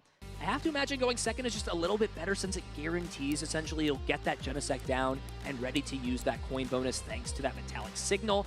Let's see the prize cards here for both players. Oh my goodness. Well, ladies and gentlemen, we'll show you in a second, but we are both grimacing in the back of the stage. Big time. These players are going to have some hurdles they need to get over when it comes to setting up. Ryuki will be going first. Grant opting to go second. He's going to play this Buddy Puffin, and there's some cards in both players' prizes they're not going to like to see. Freya, break it down for me here. Some prize cards of all time, I think, in a nutshell. So on Grant's side, 2 Goldengo EX prize, and with 1 Genesect down, starting 1 prize and starting with the other one. I guess that's not so bad. But then you go to Ryuki's side, the whole Toad Screw line prized, and the Badoo as well. 3 of the best cards in this matchup. Yeah, and there's only 1 Badoo. A lot of these straight Dragapult lists are playing 2 copies of that card. Ryuki making space for things like the Cleffa, the Maractus, Elgium's got to make a cut somewhere. It was that Badoo with the risk of prizing it, and that risk may have just come back to bite him. He'll have to figure out, without access to Toadstool or Item Block, if there's a realistic chance for him to navigate through this game. You see his eyes open up wide, being like, is this really my prize cards in a huge stakes game early on in this tournament? Yes, unfortunately, Ryuki, it is. So it's a very good thing that Ryuki won that game 1, because if you're in this game 2 scenario, you're staring down prize cards like that. It's not an instant concede, but it's pretty bad. It's not an instant concede, but I wonder if Grant just sets up his board normally, if you consider within, 5 to 10 minutes just picking your cards up and going next, right? You get to go second in this 3rd game. You'd have access to hopefully better prize cards. If you play this game out, you're most likely going to be left with 10 minutes or so on the clock, and I'm not sure that's enough time for both these players to play a full-fledged out game. You got to think about that if you're Ryuki. Yes. This best-of-3 experience, I think, is definitely going to come back to provide him a little bit of reward in this World Championship match. Yeah, Ryuki shaking his head. The expressions have been priceless, I gotta say, and I mean, who can really blame him given that 3 of the best cards in this specific matchup, and you don't have access to them. I mean, he's writing down the prize cards. He's just looking through. Maybe he's hoping, hold on, if I just look through the deck enough, maybe I'll see them again. But unfortunately, we both know that's not how it's gonna work. Does not work. There's no reserved ticket available to shuffle or mix those prize cards up. We're gonna go see the Buddy Poffin as the use, of course. Want to just check through the deck. It will just be Dreepies all day for Ryuki. And, if you can't disrupt, we saw Ryuki able to draw a bunch of cards. So if the Dracloaks are there in flow, if you can use a bunch of recon directives, you're just a couple of Phantom Dives away from success and glory if you really think about it. Yeah, and you were just saying about how maybe if Grant can set up well, Ryuki might consider going next. And Grant's hand is pretty stacked for a turn 1 setup. I saw a Buddy Puffin, that's just been slammed down. I saw a Nest Ball. I saw a bunch of good turn 1 cards. exactly what you want to see. And Grant doesn't even know it's just going to get better next turn when there's no item lock as a threat on Ryuki's side. It's just going to use this Buddy Puff, and it means no matter what, Genesect EX can grab out those Stage 1 Goldengo EX Pokemon next turn, and we haven't even seen a supporter card played yet. Grant's going to do the same, just check through the deck, see what Pokemon and pieces are available, what's in the prize cards, and noticing that there are those 2 Goldengo means we may not even see more than 2 Gimmighoul hit the board. Maybe we'll see a third one just in case later on, but there's no reason to go crazy with the gimmies at this point. There really isn't. And I mean, do you even consider maybe putting down the Charcadet now? I guess maybe you'd rather save it for later just to make sure it doesn't get sniped easily off of a Holucha plus Phantom Dive combo. But yeah, we're talking about bad prizes. Obviously, Grant's prizes aren't amazing in the sense that prizing 2 Goldengo is never really what you want to see. Yeah. But at least you have 2 Goldengo to search, right? And it's not like all of them are prized, like is the case for Ryuki's one-ups being in the prize cards. Yeah, guaranteed these both will get evolved. You're not threatened by Cursed Blast, Rare Candy on turn 2. This is a slower version of Dragapult EX. It looks to do what it did in game number 1. Buy time with Badoo, that's not an option. Shut your opponent's resource recovery down with Toad Scroll, that's not an option. As I'm saying, option 1 and option 2 are both unavailable. What do you do here if you're Ryuki, assuming the game is going to play out just like this? Grant's going to get set up, Ryuki's going to get set up, we could see Monkey Dory come down, energies get placed, knockouts be taken, and if there's not that, one extra disruptive element, at either the item lock or the recovery blockage from that Toad Scroll, it seems Ryuki just doesn't have the pieces to swing a matchup like this into his favor. Slight aside here, actually, something that I think is important to mention is you do see the Professor Churro picking up the Genesect EX. That's really good after already using the Metallic Signal on it, and then can go ahead and mine an errand running to search the deck for 2 more energy. Grant's list, as well as the Ceruledge EX, is playing 1 copy of Briar, to use the fact that, of course, Ceruledge EX is a Terra Pokemon. I imagine Grant has already stolen some games with that little combination there. Yeah, I don't think you'd expect Ceruledge, let alone the Ceruledge-Briar combination. We saw it be used in a really intuitive way in that last round with the Charizard versus Crustle matchup. Who knows, Briar could be the star-studded guest that we never knew was on the invite list this weekend. Not for Goldengo, at least. Yeah, we've seen some interesting partners with Goldengo. We saw the Joltik earlier on today. Now we're seeing Ceruledge. Goldengo, it provides, it does what it needs to do. I think players are getting a little bit too creative with this. I don't want to be the fun police and stop people from playing what they want to play, but we got to chill out a little bit, guys. Come on. I mean, to be fair, if there's anywhere where you usually see like this kind of out of the box, sort of really kind of the edge of what's not like reasonable, but the edge of what you'd expect, it is at the World Championships. This is the place to consider going for these crazy techs, and people tend to pull out all the stops at World Championships. So if there's anywhere where you're going to see this, I'm not surprised it's here. So Ryuki also missing that energy attachment means he's even more on the back foot than what was already in place thanks to those prize cards. Doing what he can, though, getting these Dracloaks number 1 and number 2 evolved.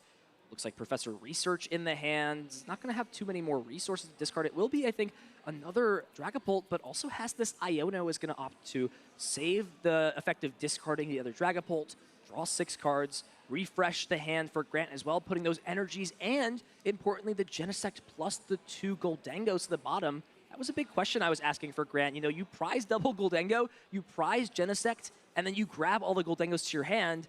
You're just kind of asking yourself to get Iono to a spot like that, it feels. Yeah, and that might end up coming back to bite him. I mean, he does that. The Iono hand isn't the worst. We do see a Pokegear, so maybe that can find something, but actually, well, I say it's not the worst. Other than that, there actually is not a lot to work with, so things could get a bit ugly for Grant depending on how this Pokegear goes.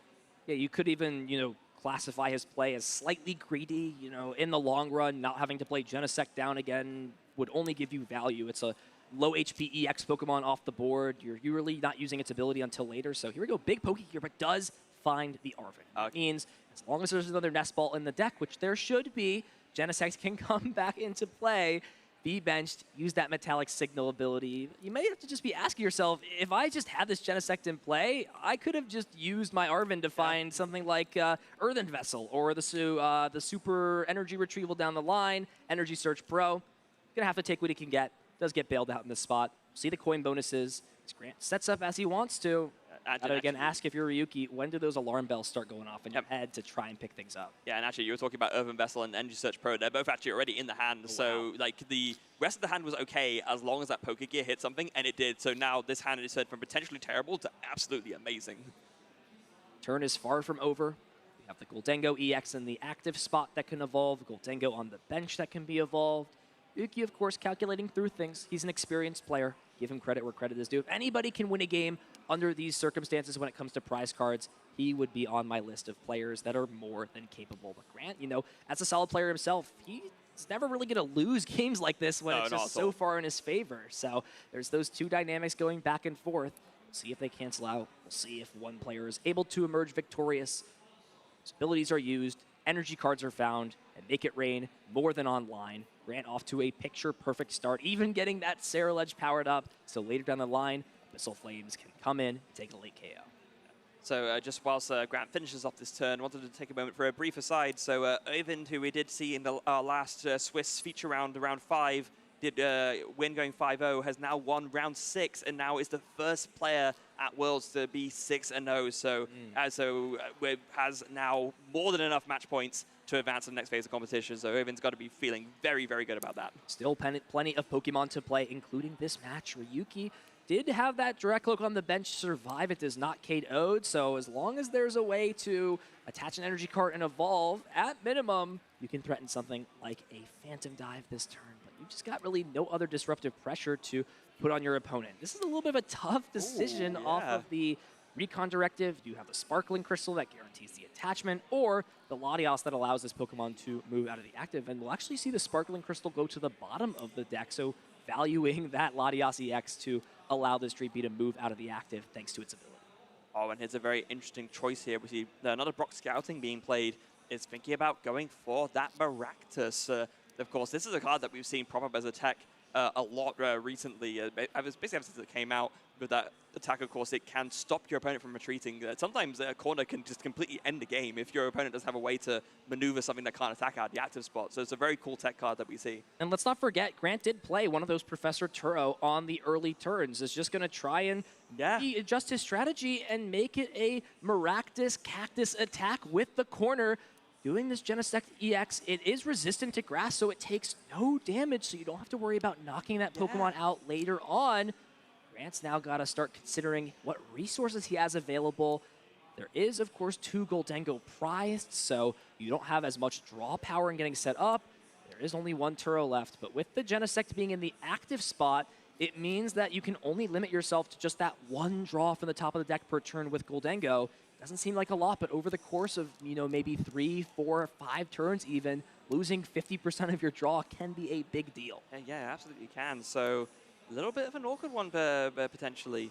I mean, Ryuki can use that to buy some time, but, if you're just drawing more cards, eventually you will find that tourist scenario. It's perhaps the best Ryuki can make of an awkward situation where you're not really disrupting the way you want to. Like, there's no Toad Scroll option because of the prizes. There's no Budu option, and kind of, I guess this is the best disruption that Ryuki can do, but it's still, it can't be feeling amazing. Yeah, if deck out is the potential strategy for Ryuki, he's got to also make sure he watches how many cards he leaves in his deck.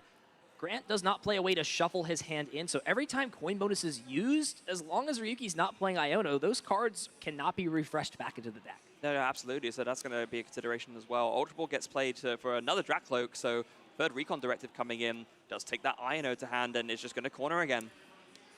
So Grant's kind of on a clock to, hopefully find something like Turo as quickly as possible. You take that Genesect out of play, it's done its job now. You don't have to, re-bench it to have its effect later down the line. It does use those 2 coin bonus abilities, and now here is that Pokegear 3.0. Does not find the... Yeah, the last card. Oh, the last card is the Turo. It's cut off a bit from the camera. Thought he missed it. Instead, is just going to find the Professor Turo scenario. Now with this card being used, Genesect can leave play. It's no longer going to be an option in terms of being trapped, since Grant will use the smart option of not re-benching it. And all of these Pokemon in play now, except for that Gimmighoul, can attack to some extent. So trapping it is really going to have pretty minimal value. Yeah, and with the Gimmighoul as well, although it kind of, it's not resistant to grass, so it can actually be KO'd by the corner, so you can't trap it forever, unlike with the Genesect. That is true. However, what you do have to think about is if Monkey Dory comes down, it can sort of delay the damage. Oh, that's true, Since you yeah. move 20, then you move it back. However, it's still net 20 damage plus every turn if Grant sets up a Monkey Dory of his own. So you are right, it's not infinite, but you know, if you can buy yourself 5, 6 turns, bring it back, do it again, it could be enough. And Grant has yet to show that there is another Goldengo EX in play, and Ryuki may just not have a better option than taking the risk to just try and trap this Gimme Ghoul up, because as it stands right now, the prize race is going to be very hard to shift in his favor. Oh, but there's some very nice maths that worked out here, though. So, of course, that Maractus, when it gets KO'd, it does activate that Exploding Needles ability, putting 6 damage counters onto that Goldengo. So now it has 200 HP left. Do you know what does 200 damage? I would go as far as to say Phantom Dive does that exactly. So, yeah. Lo and behold, Exploding Needles, just another plus that Maractus boasts in its unique yet disruptive card, printed recently in Scarlet and Violet. Latias can move, so that's no issue. We've got the Sparkling Crystal. Now all that's missed here for Ryuki is finding a Dragapult EX. Gonna just check his opponent's discard pile, see what resources are available, and figure out what the best approach is at this point. If Hawlucha can come down, that's a way to, you know, remove another Goldengo. We saw that kind of work out pretty well in that first game. You can take 3 prize cards there by putting this Goldengo in a knockout range and also KOing the Gimme Ghoul on the bench. You kind of prevent your opponent from putting down another 1 prize Pokemon, which, as things stand for Grant, 1 coin bonus a turn with no KO 1 or 2 Dragapult EX down the line. Yeah, there was an interesting debate there that Ryuki had for playing that Ino, which was to whether to put down the Pheasantipity EX. I think that it does make sense to do because you cannot miss the Dragapult this turn. So just making sure that you draw essentially 9 cards after you, or even more after these Recon Directors, just really making sure you don't miss a Dragapult. I think going for the Pheasantipity does make sense here. I don't think it's any more of a liability than the Latias already would be. So another turn of Recon Directive. We saw Flip the Script be used. Iono was played. Now is still just missing that Dragapult EX. We did see 1 hit the discard pile early on. There was the 1 Dragapult EX hit from the Recon Directive, the first one. There you go. Then the Dragapult EX problem, no more. Even an Ultra Ball taken to the hand for safe measure. And an energy drop onto the bench means even if this Dragapult EX is to go down, Phantom Dive next turn, still a very realistic option. Haven't even seen the energy attachment, just bought that turn thanks to the corner on the Maractus, means energy pacing no longer an issue for Ryuki. And despite these terrible prize cards, he's going to fight his way through this game. Phantom Dive KO, now just has to figure out where he would like to put these 6 damage counters. Does he want to go onto odd prizes and try and threaten this Gimme Ghoul, or is it just better to go after a different Pokemon? Instead, just going to dump all 6 onto this Ceruledge, trying to put it into range potentially later on during the course of the game to maybe route those prizes so Goldengo EXs the game.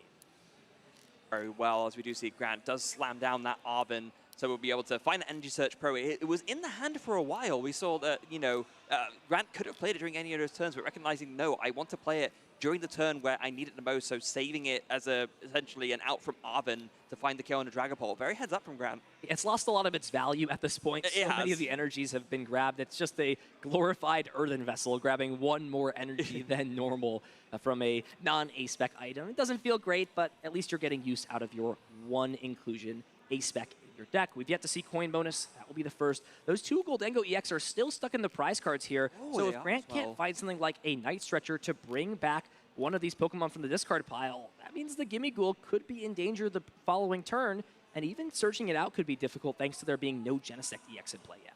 Yeah, and I mean, there is a universe as well where Ryuki could go ahead and, with the use of something like Hawlucha's Flying Entry, take a KO on the Gimme Ghoul, and then, yeah, you're left with, like, what, 1 Goldengo out? You're not quite in a position where you can do, like, a double KO and knock out all of, like, the potential Goldengo options on the field. But, yeah, there it is. 7 energy, make it rain. 2 more prizes for Grant, 2 more away from winning this game.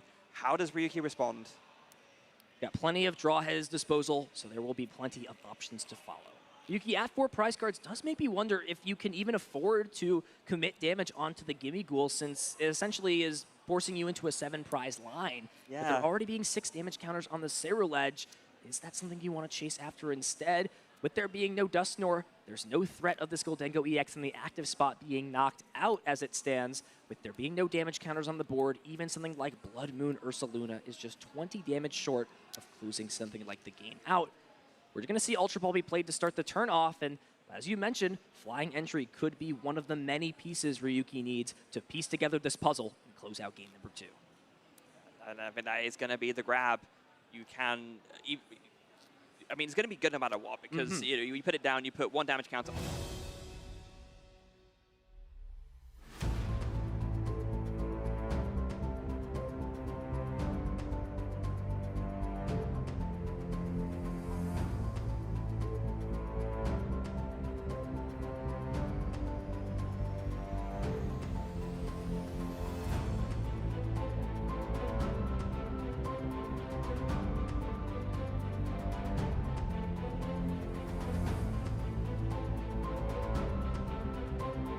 No longer an option. We'll see Flying Entry be used.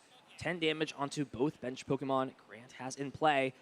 Yet to see these recon directives. Is there an Iono for Disruption?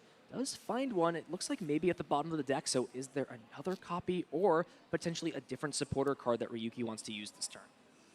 Yeah, I mean, Boss's Orders could be something if you want to just, you know, bring up the Ceruledge that way. Ideally, you could do it with like a counter catcher there. There's the Boss's Orders in hand, but though we can save that, has the counter catcher ready to go. So instead can go ahead and attach. Oh, is that the Luxurious Cape coming down? My goodness. And then the Iono as well for good measure. Wow. Yeah, Luxcape just protecting this Pokemon if there's something like Devolution, but it's really just Ryuki thinning that card out of the hand. Yeah. It's not going to get any value on bench Pokemon for the future of this game. Ryuki just doesn't want to draw into that card, so we'll go about doing that. Still has access to flip the script, another recon directive. Ryuki's doing what he can, despite his unfortunate circumstance, to fight back into this game. We'll see Ultra Ball continue to just thin the deck out.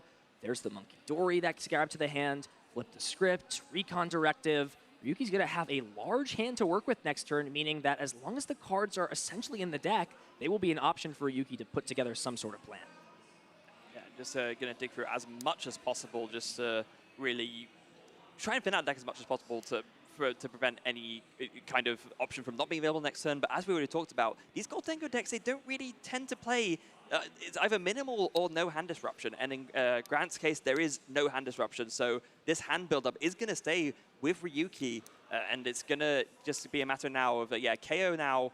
Can Grant find a way to close out the game and take these last 2 prizes to take us to a game 3? This is a super smart damage counter placement from Ryuki, deciding to put 5 damage counters on the active and 2 on the bench to make sure Blood Moon Ursaluna can KO one of these 2 Pokemon next turn. Even if you use Monkey Dory to heal off that active, you'll still be in range of a Blood Moon KO.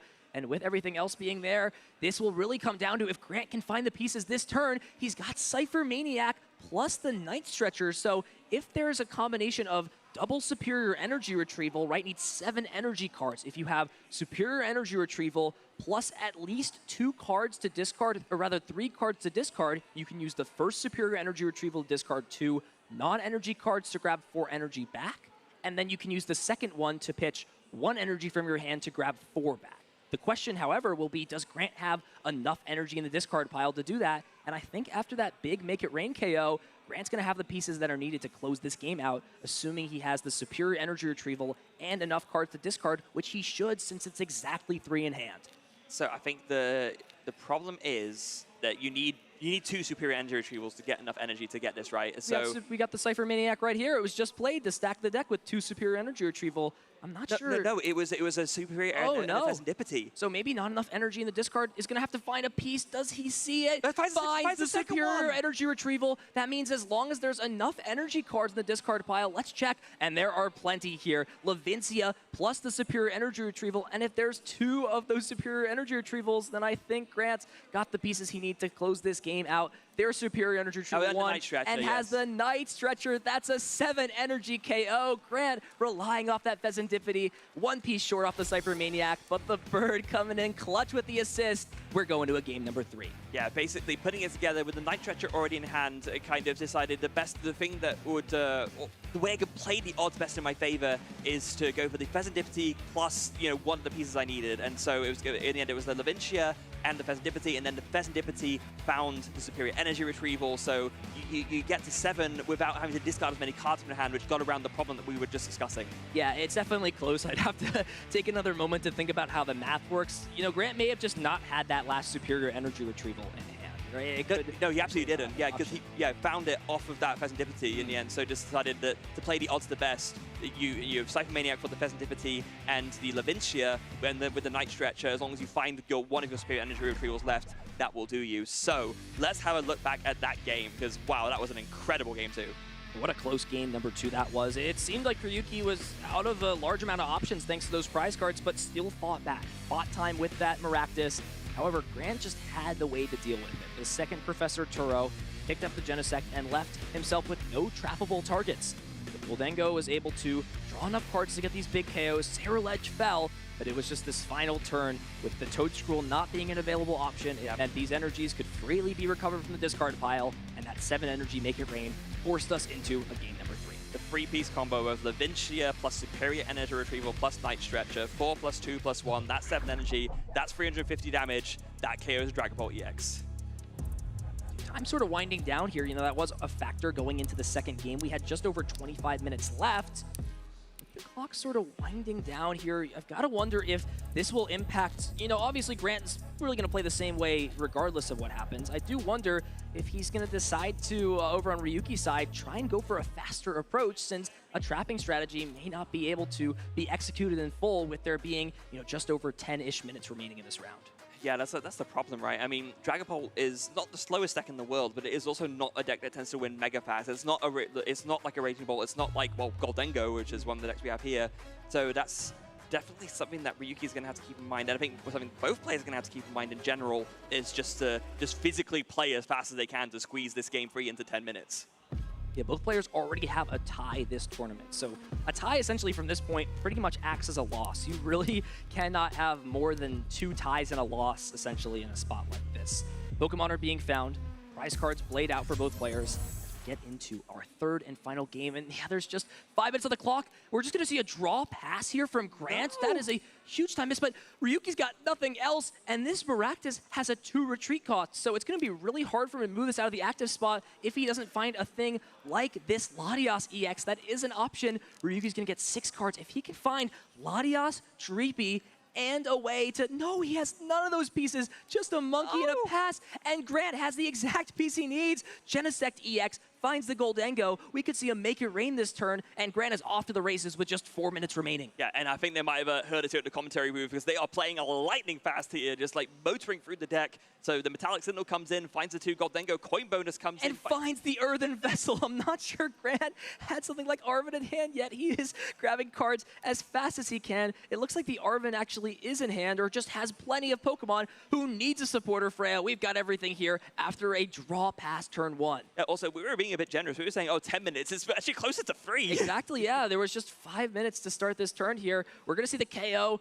the Exploding Needles, putting 6 damage counters on. What is in the hand? There's a Night Stretcher that can bring back the Maractus. Yeah. Got Counter Catcher to buy some time. There's just 3 minutes remaining, but don't count Grant out of this game. Ryuki's going to have a lot harder time. He's going to do whatever he can, however, to slow this game down, even considering playing Research over Iono just to make sure there's plenty of basic Pokemon to hit the board. Yeah, I guess so, but like the problem is, like, you're not going to play, rather, you're not going to win this game by playing at this pace. Like, if you're Ryuki, you got to be motoring through, and Ryuki's not motoring right now. Yeah, you know, you kind of wonder with how bad this start is going and with how poor your setup is, do you just try and, you know, within the confines of the game, delay as much as possible? Use this Maractus to just buy time. You've got 2 Dreepy prized, Freya. That means your setup is going to be lackluster when it comes to having a competitive game, especially with there being just 2 minutes remaining. You see him thinking about drawing. Grant's already got his card on the top of the deck. He's just going to keep drawing. Already has the air balloon.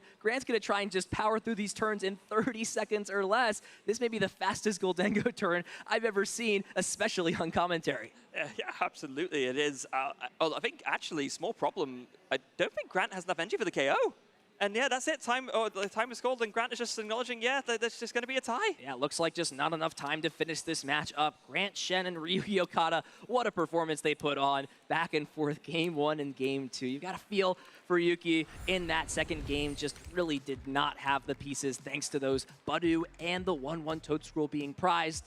was able to make it competitive. Grant had the pieces needed, forced the third game, but that's just sort of the issue right now in the Pokemon TCG. Sometimes when you have such back and forth game 1 and game 2, there wasn't enough time to play out that game 3. I'm just so curious if we had more time, how that game ends up playing out. It feels a bit prescient, right? Because you were talking right at the start of this round about how there's a lot of ties in the field, and I imagine a lot of them, they probably played out very similarly to that.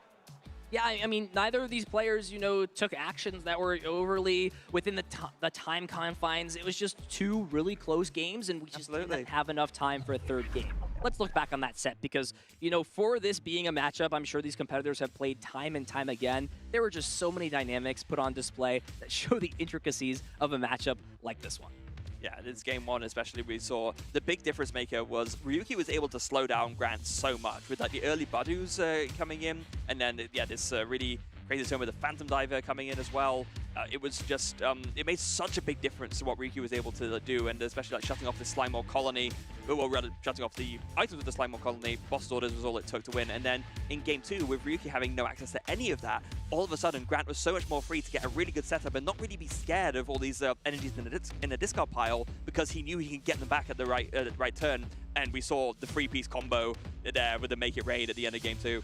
Yeah, Maractus made things competitive. It was that exploding needles, not the corner, that made things super competitive. It put those Pokemon in range, and while this was looking to be an interesting game 3, unfortunately, not enough time to close things out. Both players going to 4-0-2, so just a win or 2 away from advancing into the second day of competition, right? 5-1-2 is more than enough match points to make it in. However, it's going to be tough from here to really cement themselves in the top 8. They're going to have to go on a really, really strong run if they want to be in this year's top cut at Worlds. Yeah, and that's going to be a tricky thing, right? You want to be in Ovin's position. You want to be going into day 2 thinking, I've won so many rounds day 1 that my top spot in that final phase, the top cut of the tournament, is all but guaranteed. But these 2 players are really going to have to fight for it over these next few rounds if they don't want to make it there. There's plenty of action going on out in the field right now. We're wrapping up our 6th Swiss round. I'm interested to take a look and see what some of the matches have concluded, right? As you mentioned, one of our 6-0 players, 6-0 players playing Charizard. We've also got a couple other interesting inclusions. Ethan's Ho-Oh EX Armarouge is 6-0 at this tournament. No shot. That is something, I'm a little bit biased towards my Pokemon. I trained them, I brought them up. However, literally, it was you, yeah. It is me, but as an Ethan fan, of course, myself, I have to be honest, it was not on my bucket list for at least opening this strong at this event. Wow. Who's piloting the Ethan's Ho again? So it's Nathan Spry from Australia. Okay. So one of the few Australian representatives. Of course, Australia does still show up well in kind. They've had a great season. 2 finalist appearances at the International Championships, and now it could be an unlikely hero. Nathan, not the biggest name from out of Australia, but he's looking to make a name for himself at this tournament. Yeah, I think a lot of the Australian players, no matter, Australia's a big country, but even so, the player base there is very tight-knit. They all like to help each other out, so it doesn't surprise me that we're seeing a new Australian name also doing well at Worlds. And this is what we're talking about when it comes to ties of the tournament. We only are having what appears to be 6 players at 6-0 at this point. There's only 3 players at 6-0. There were 8 total players at 5-0 going to this round. But Joao lost the down pair to Cal Connor. Cal will be 5-0-1. Joao going to 5 wins, 1 loss. And this is really going to start to bring the question. We'll know a little bit better going into day 2. What is this point threshold cutoff going to look like for asymmetric top cut? That's going to be really interesting to think about. Yeah, and of course, the asymmetric top cut, that's the first step, right? It's that's what you need to, if you want to be in contention to get yourself in that arena on Championship Sunday, that's where you need to be first. So that's going to be the first goal for everyone here. Yeah, and as we keep mentioning, it's a lot of hard work to get there, and it will be interesting to see what that breakdown of decks look like. Will it be some of these outside-the-box decks, the Ethan's Ho-Oh Armarouge deck? We haven't really seen too many combinations of Goldango before this weekend. Now we're seeing this played with the Joltik. We saw Sarilege featured in Grant Shen's deck. Or will it be some of the more defined archetypes, defined lists, the Dragapults of the world, the Gardevoirs, even just the standard Goldango lists? Or will some old newcomers, or some old veterans come in? Charizard EX, so many storylines that we'll be keeping up with, and of course sharing with you all at home throughout the weekend. So, as it stands currently, we have seen 6 rounds of Swiss. We have seen a lot of action, of course, all of our caster pairs. What is your current, I guess, either same or revised prediction for what's going to take down the whole thing? I think Goldengo's got the volume and it has the strength to still be the favorite to have at least a strong finish in terms of top 8. You know, it really depends how the rest of the tournament goes, how many Charizards, for example, do well. That's a matchup, you know, as a Goldengo fan, you've got to be a little bit scared of. The Chi-Yu is just such a good card in that matchup, but I'm not changing it up. The Crustle could still go far, the Goldengo could go far. Freya, I'll ask you the same. Any changes? Are you sticking with your guns? What are we thinking? I think I'm sticking with my guns. I do believe our one Raging Bolt player still doing... did they win the last round? Are they still playing? I think we do have a Raging Bolt at 6-0. Okay. We'll go ahead and double check here. It looks like the Raging Bolt actually did lose, so it's at 5-0-1 and 5-1, but there's still plenty out in the field. And one loss or one tie, it doesn't make or break your tournament. Yeah, I'm happy to stick with it. It does have a little bit of a tough time, or at least it can into the Goldengo, so that's my one thing that makes it a little bit iffy, but it's not unwinnable. I'm still a Bolt believer, so I'll stick with my guns as well. Well, hopefully you at home are getting excited for how this tournament will shape up. We've got 2 more rounds of Swiss to end off our first day of competition. Round number 7. Will it be a lucky one, or will we be seeing action back and forth? Time will tell as we get into our 7th Swiss round. We'll be right back after this. Don't go anywhere. Hey there, Pokemon trainers. Gabby Snyder here with the one and only host of the Gotta Catch 'Em All game show, Brian David Gilbert. Welcome to the Pokemon World Championships. Thank you very much. It is an honor to be here. It is overwhelming in the best ways. What has been the most overwhelming part of it? Truly just kind of absorbing the amount of exhibits I can go look at, and also figuring out just how much of my budget I should go over, which I have already gone over, but I think I can go over it more because there's some really cool stuff here. All right, well, if you figure that out, let me know. Yeah, I'll tell you. But, you know, as the host of the Gotta Catch 'Em All game show, I gotta ask you about your Pokemon history, because you ask your contestants about Pokemon, so I'm gonna flip the tables. Please. How did you first discover Pokemon? It feels like it's just always been there in my life, but also I was thinking about it, like, I do remember a very important Pokemon memory for me is my sister and I, like, watching over the shoulder of my older brother as he was playing Pokemon Red on his Game Boy, and just, like, I'm pretty sure there are photos of us doing this. I definitely remember my brother getting very upset with us for, like, sticking our heads way too far over his shoulder, but that was such an important memory to me as a kid, and since then I've just been playing the games, cards, everything. Do you have a Pokemon that you'd consider your first partner Pokemon?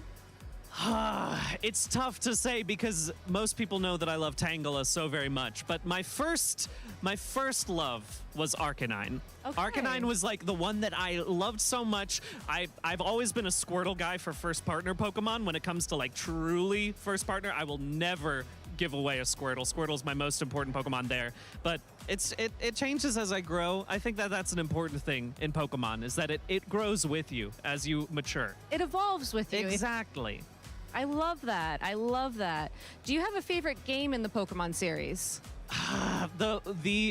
The hipster in me wants to say Pokemon Stadium, because I will destroy any of you at the Scyther Pinsir game where you're chopping the logs. That's I'm so the best hard. at it. And again, this is an open call.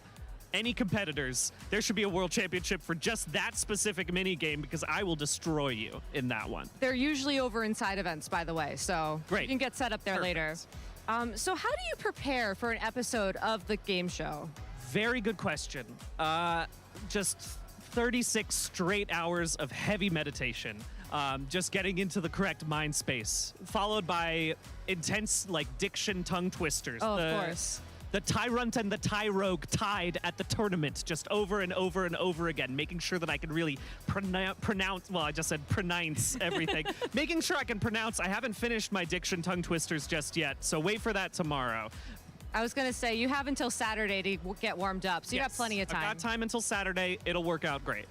And do you have any other, like, physical warm-ups that you do, or is it all a mental thing? It's predominantly mental, but, you know, I'm always getting those just in case I need to run on stage. I'm ready to go. Yeah, 'cause stretching out. this is the first time it's in person. It is the first time. I'm very excited about that. I think the audience's energy is going to be incredible, specifically when all of the audience knows the answer to a trivia question and none of my contestants do.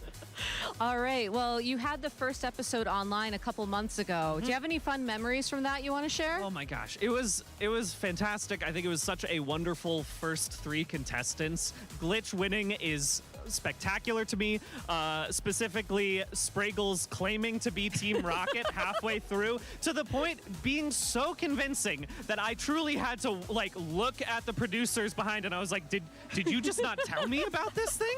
Did you hide this from even your host? But no, it was just Spraggle's doing his thing. But all of it was just so much fun. Watching all of them really get to show their knowledge, it's just a joy. It's just a joy.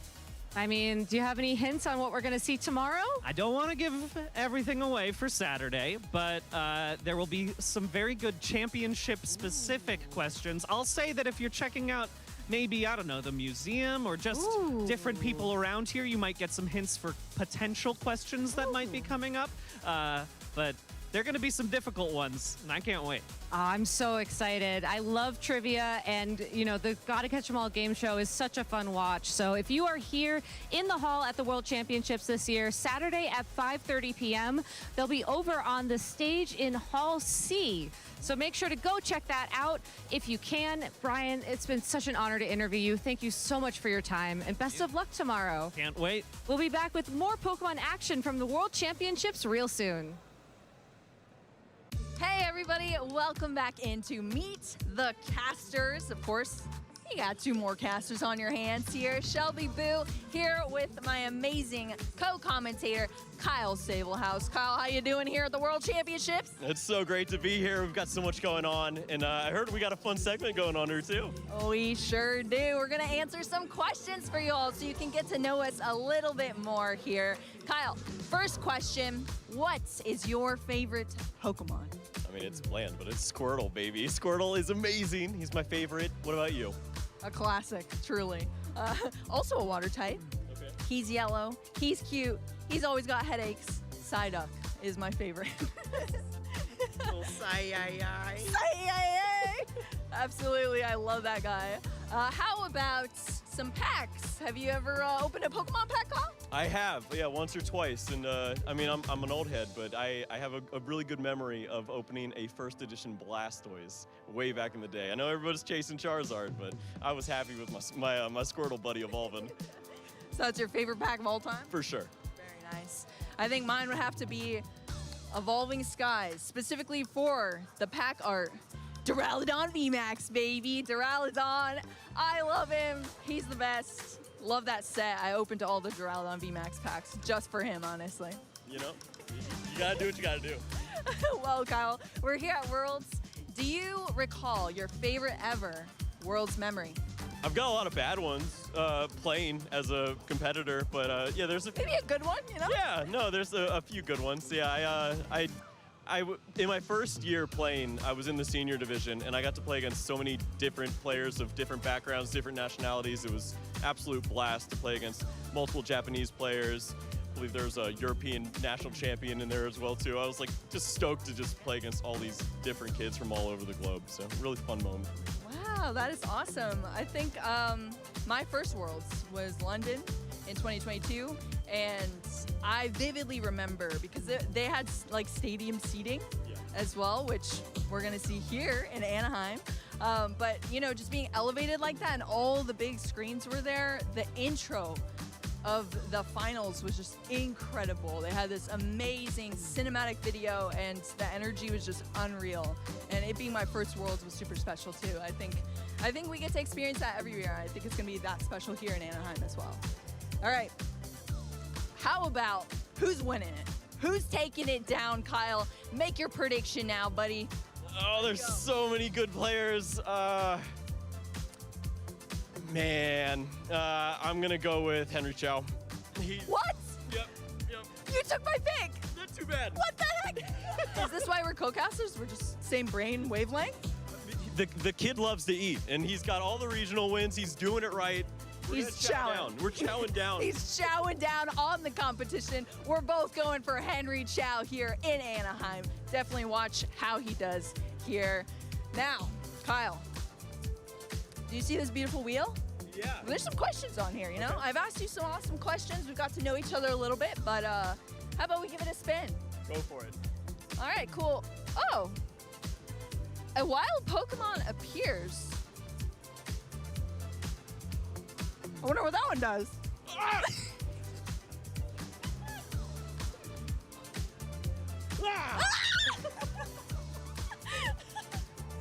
Hi, buddy. Well, Machamp has joined us here as one of our casters for this weekend as well, I guess. And there's plenty more to meet too. So make sure you stay tuned to meet all of the casters here in Anaheim. I started playing the Pokemon TCG in 2011. If I had a starter Pokemon, it would be Umbreon. My catchphrase is usually, I'm just vibing. I look up to Justin Bakari as a competitive TCG player and a very good friend.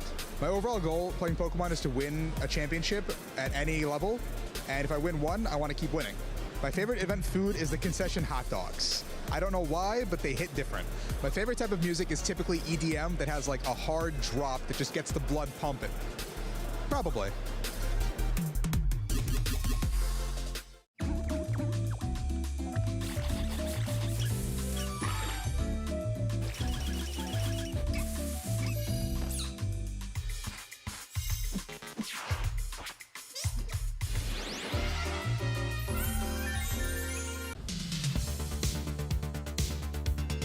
I started playing Pokemon back in 2011. I'd probably have to go with Froakie. I played Greninja a lot back in the day. The deck wasn't super amazing, but I liked it a lot, so I'd have to go with Froakie. That guy's cute. If I had to pick a catchphrase, it'd probably be never lucky. So I definitely look up to Isaiah Bradner. He's a very good friend of mine. We work together a lot on decks, travel together to tournaments. He's one of the smartest players this game will ever see, and I'm just happy that he's having me along for the ride with him. So I think my goals have changed a lot over the course of me playing Pokemon over my career.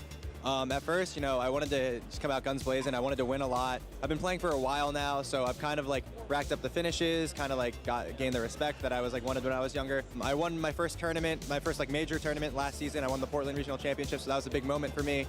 And that was a big goal crossed off the list. For me now, there's still a lot of IC finishes that I want to get. A Worlds finish would be nice. But I think my overarching goal for this season, at least, would be to just like really like keep enjoying playing. That was the main thing. Going to all these tournaments all year, it's a big grind, it's really tiring, but just remembering why you play is like super important. I've got to go with the classic, a bottle of water. I tend to get nervous sometimes, so eating isn't the best decision when it comes to right before the tournament or like mid-tournament, but staying hydrated is super important. So yeah, no, nothing goes wrong with a bottle of water. I'm a huge creme brulee guy. I like the texture, I like the flavor. One of my favorites. Yokohama for Worlds 2023 was absolutely my favorite. I made a whole trip out of it with my friends. We obviously were in Yokohama for the tournament, but stayed there for like 3 weeks, went city hopping all across Japan. It was just, it was a blast, yeah. Would love to go back.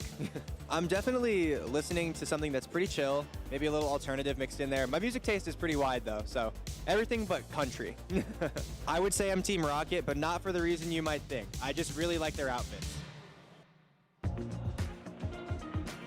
Sun is shining and Pokemon TCG cards are flying here at this year's World Championships in Anaheim, California. Welcome back in as I'm reporting from outside the event hall. And what an event hall it is. There's so much to do here at the World Championships, especially if you're a Pokemon TCG fan. As for the main event, we are getting into the 7th Swiss round. Some players have already locked up their day tickets into day 2. However, some players are doing even better than that. Undefeated so far. We have 3 players at a 6-0 record. We talked about that before. We've got 4 players, rather. We got the Charizard EX we featured earlier on. That's 6-0. Nathan Spry, the big name coming out here as a surprise and playing a surprise deck. He's at that Ethan's Ho-Oh Armor Rouge box. Undefeated so far. There's still plenty of Pokemon to play, but that's got to be the deck off the box to watch out for. We've also got a popular name, James Kowalski. You may know him as All Out Blitzel. He is sitting at 5-0-1 right now. He's definitely a player to look for. Has had a really strong season at his first World Championships, playing that Raging Bolt deck. And finally, a player from China by the name of Donkey is at 6-0 with Goldengo. So though we saw Goldengo tie again last round, don't count it out. There's still plenty of action happening out in the field. Speaking of which, we'll have to see how this tie rate impacts the event. With there being a low number of players at X0-0, a lot of players at 4-1-1, 5-0-1, it will be interesting to see how the asymmetric top cut shapes out in terms of there being either an even cut in terms of players at match points or a large bubble. Anything can happen here at the World Championships. And what a round 7 we have. In the desk, we've got a special surprise, a special pairing here. Chip and Kyle Sukovic are roaring to go. So let's send it over to them.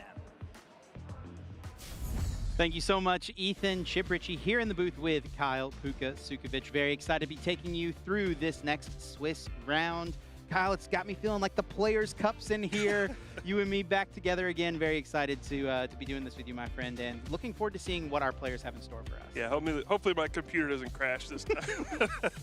Yeah, hard to believe that was already, what, like 5 years ago? Been a minute. Time flies. Yeah, I mean, we're at the World Championships. Doesn't get much better than this. Honored to be able to cast with you. I think it's our first time in person.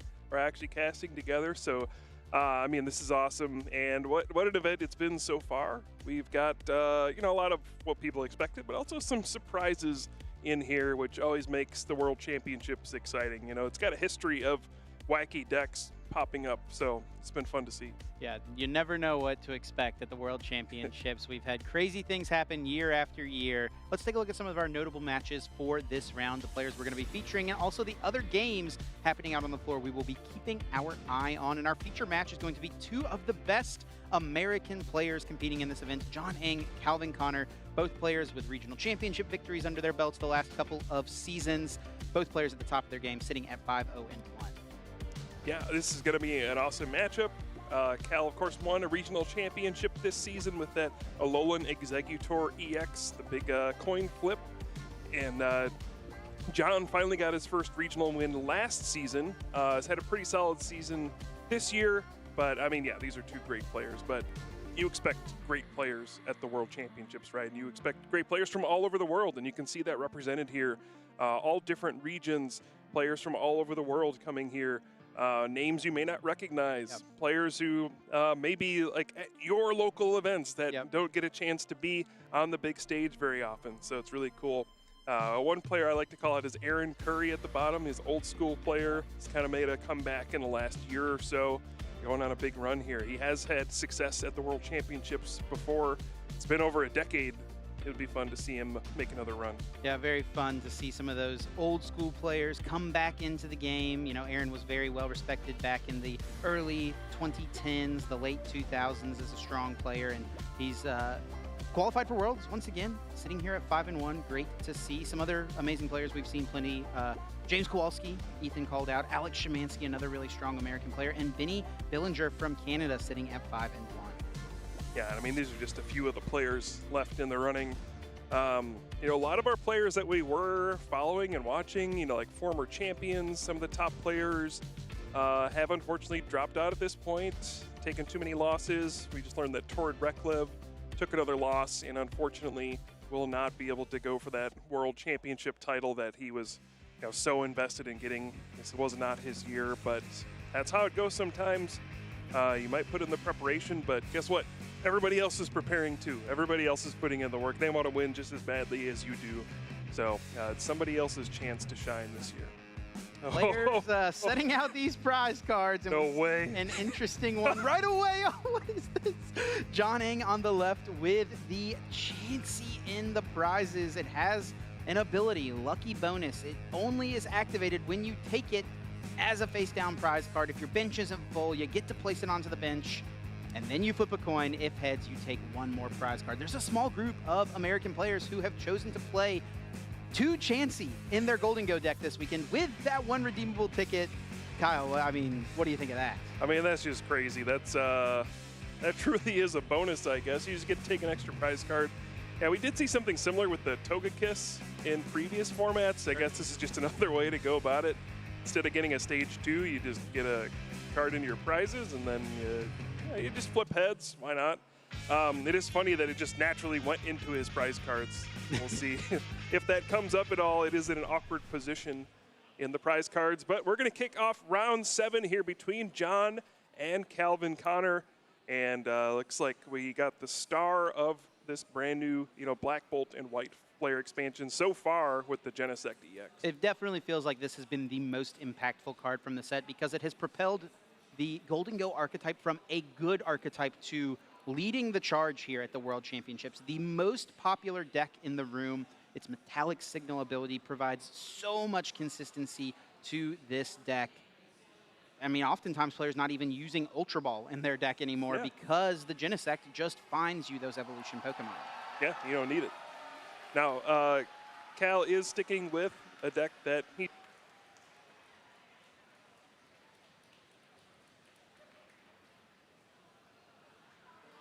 This season, regional championships, international championships, this deck has won a lot, so no surprise to see it showing up at the World Championships as well. And he is playing a version with 4 copies of Monkey Dory. I think a lot of players realizing this card is extremely good. I win a lot of games when I get a lot of these in play and use Adrenabrain a lot, so why not just play 4? Monkey Dory with its Adrenabrain has become one of the best cards, if not just the format warping card for this event. On John's side, he's kicking things off, going first. Does find Buddy Buddy Poffin in that opening hand, one of the best cards in the game right now for your early game consistency. John was able to use that to search his deck for 2 Pokemon with 70 hit points or less, put them directly onto the bench, finding a pair of Gimmighoul, and then immediately taps that Genesect EX Metallic Signal, finding a pair of Golden Go EX. Won't be able to use them this turn, but thins the deck, increases his odds to maybe top deck a better card. Yeah, and I think this is a big difference in what Genesect EX provides to this deck. For a while, this Golden Go deck wanted to go second, and you would use Technical Machine Evolution to evolve up on your first turn. Now you have strong plays going first. All you need is a Buddy Buddy Poffin, and then you just need a Genesect EX on the next turn. You can search right for those Golden Go EX and get off to a quick start. So you can see an example of why this is such a big deal for this deck. Attachment for turn from John. Metal Energy down to the Gimmighoul. Passes over to Cal Connor. Does have an Arven, and right away will find the secret box. This has become one of the best A-specs in the game, which is kind of funny to say because for a while, it took players a good while to catch on to how strong this card really is. Yeah, of course. I mean, look at all the other A-spec cards you have to pick from. I thought for a while, like, why would I play anything but Prime Catcher? And it's like, well, turns out just setting up your strategy is pretty good, and Secret Box is kind of a one-card solution that just finds everything you need. Part of it is that there's so many powerful effects at each kind of trainer card, right? You get item cards, you can get Buddy Buddy Poffin to find basics. The Stadium, even the Artisan, can get you a basic Pokemon. The Pokemon Tool can get you the Technical Machine Evolution to evolve your Pokemon. So it really is just this one card that, kickstarts your whole deck. Now, as Cal is doing his first deck search, he will be checking his prize cards. That's what we see right now. Organizing the Pokemon and the energy to the front, moving them back. That's what we see often from many players. He is going to find Technical Machine Evolution and the Secret Box off of this Arven, which he played. One important prize, I think, to note here for Cal is that Pheasantipity EX. Gardevoir does not have great draw power available to it in this build outside of Pheasantipity. So that is something, with that card not being available, it could hinder Cal a bit. Definitely, and well, that's nice. that's like a dream scenario. You get to just throw away 3 Psychic Energy. That's what you're trying to do with Gardevoir. You need to get Psychic Energy into the discard pile to use Psychic Embrace. So, I mean, this is a picture-perfect start so far. If I'm playing a Gardevoir deck and I get to start with this hand every game, I'm feeling pretty good. Yeah, I think at first glance you would be like, oh my gosh, 1 supporter card plus 4 energy, this is terrible. But when analyzing it, yes, you want those energy cards in the discard pile. The Secret Box finds you a supporter card for the next turn, and Technical Machine Evolution can be utilized using that evolution attack, choosing both Ralts, a pair of Kirlia into play, and we know Professor's Research is now waiting in the hand for Cal on his next turn. Over now to John Ing, has the Air Balloon already in the hand. We know a pair of Golden Go are there from the Genesect Metallic Signal. Looks like it will be used one more time. I think 3 Golden Go in the hand, so 1 more can be found here. It does look like John did already have Air Balloon, which is another huge card to be reprinted in the Black Bolt and White Flare expansions. Now the question for John is, where do you want to go from here? Being the aggressor, usually a decent option, but Cal has got a really strong board already set up with that Drifloon and Bravery Charm. Definitely. This can be a somewhat challenging matchup for Gardevoir. Golden Go has enough HP that it's difficult to punch through. You really do need the Drifloon with the Bravery Charm, and a lot of these decks are now playing Tool Scrapper to kind of nullify that. So yeah, I mean, as the Golden Go deck, you just want to start attacking, right? This is not a very like technical deck, we'll say. It's just trying to make it rain, knock out the active Pokemon. It just does a bunch of damage. You know, it's not a tricky deck like Gardevoir where you're trying to like move damage counters all around and be very precise. You're really just trying to race and see how many prize cards you can get.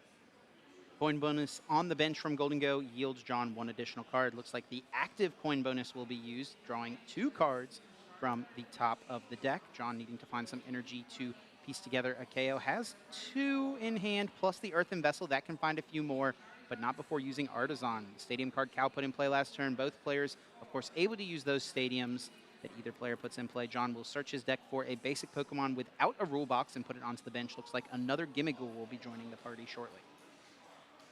Yeah, great starts for both players so far. They've been able to do exactly what they want. And yeah, it can get awkward sometimes against Gardevoir. Right now, you feel pretty safe because your opponent doesn't have, assuming you knock out this active Monkey Dory, your opponent doesn't have any Adrenabrain set up. Sometimes it can be a little scary, you know, damage moving around all over the place. You do have to be wary of, you know, not giving up too many easy prize cards on smaller benched Pokemon like this Gimmighoul. You know, you bench too many, you know, your opponent can pick them off with Scream Tail, that sort of thing. You're really trying to force your opponent to get the most difficult knockouts that they can. Force them to extend and have all these resources, and eventually they might run out. So you do have to be careful, and I would expect a player of John's caliber to know exactly what he's doing in this matchup. Earthen Vessel from John discards a Golden Go EX, searches the deck for 2 basic energy cards, adding them to the hand. A Metal and Lightning both found. That will add to the bonus the damage that this Make It Rain can do from the Golden Go EX. We now know that there is enough energy in hand for this Monkey Dory to be KO'd. And John has not even played a supporter card yet. He's done so much. No supporter played, and it looks like Cypher Maniac is being debated here. I think he's got an Arven as well. What do you think here, Kyle? Yeah, it looks like he's just going to put 2 cards on top of his deck and say, I'm going to draw these next turn. It is a bit of protection against INO as well. You know, if your opponent tries to disrupt you, put your hand on the bottom of your deck, you'll just draw right into these cards. So it doesn't really hurt to play this card unless you plan incorrectly, let's say. Sure. I've been there many times. You know, you search up 2 cards, and you're like, all right, I think I know how the next turn's going to go. And then you have completely bungled it, and then you know what you're going to draw the next turn. So it's good to do this, but you do have to get it right. Otherwise, it can backfire pretty badly. Looks like John is debating between 3 cards here. Energy Search Pro, Superior Energy Retrieval, and Boss's Orders. Looks like the energy-related cards will be the choice. Boss's Orders remaining in the deck.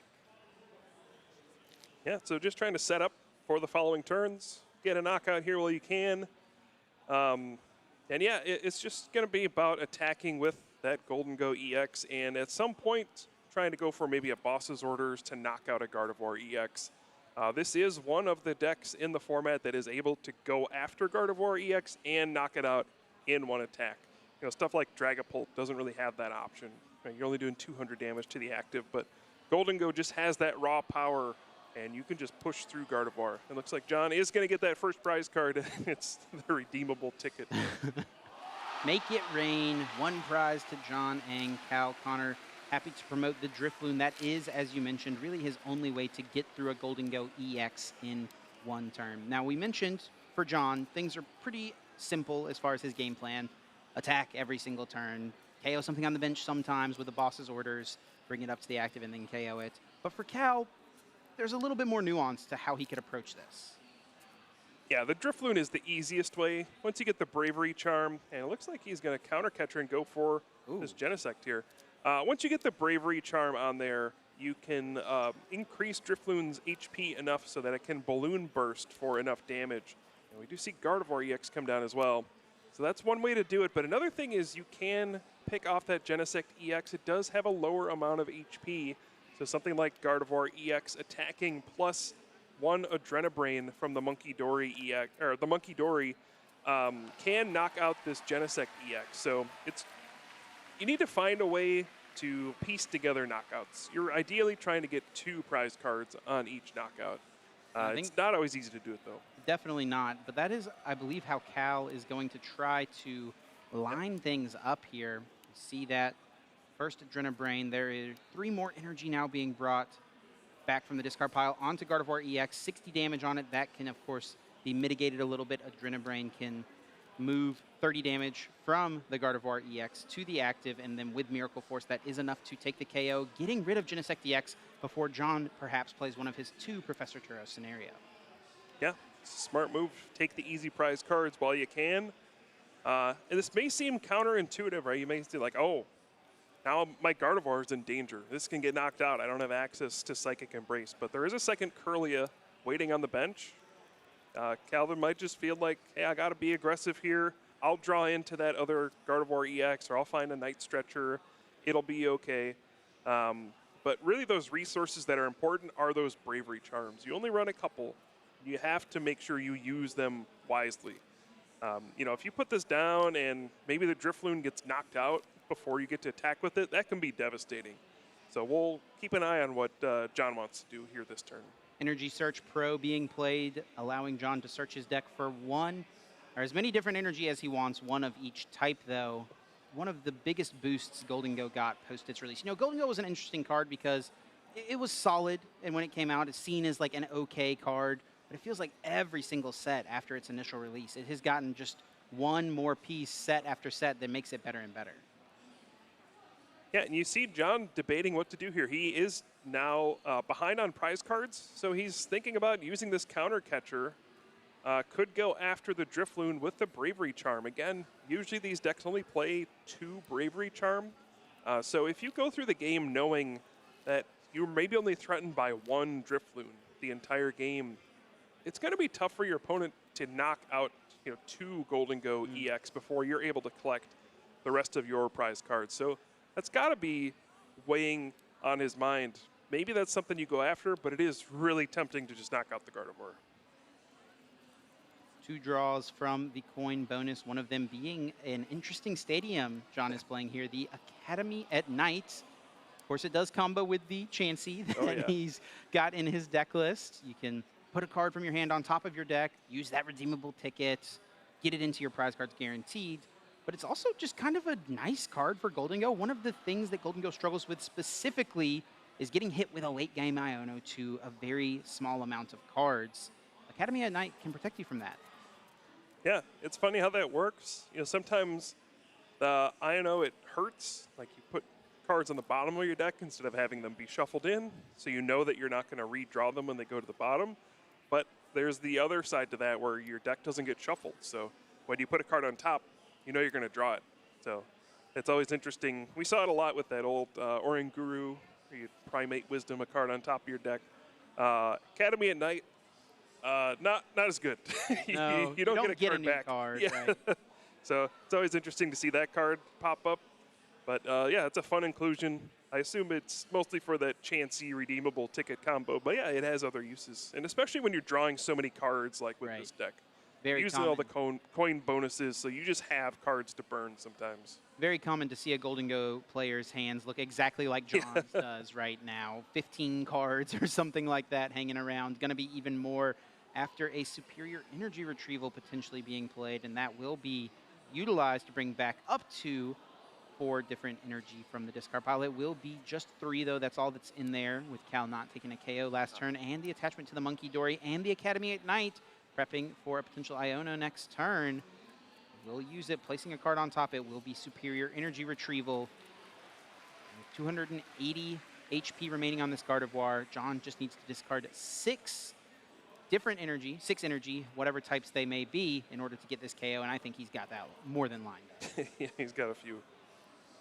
Yeah, it seemed like he was really valuing getting the Darkness energy on the Monkey Dory as well to block any sort of plays where Calvin tries to leave damage on John's board.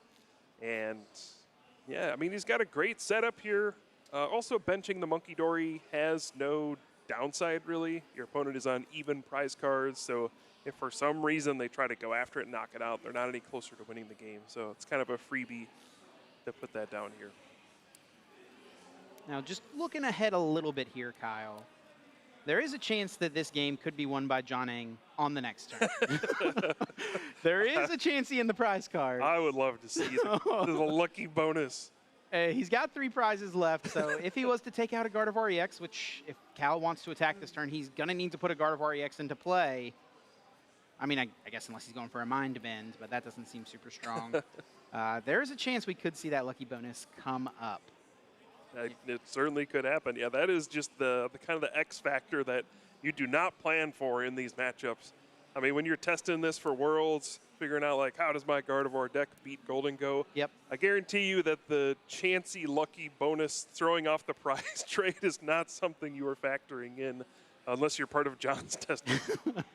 Yeah, I mean, and it is cheesy, right? But it makes sense. Golden Go is a deck that you have the bench space pretty often open for it.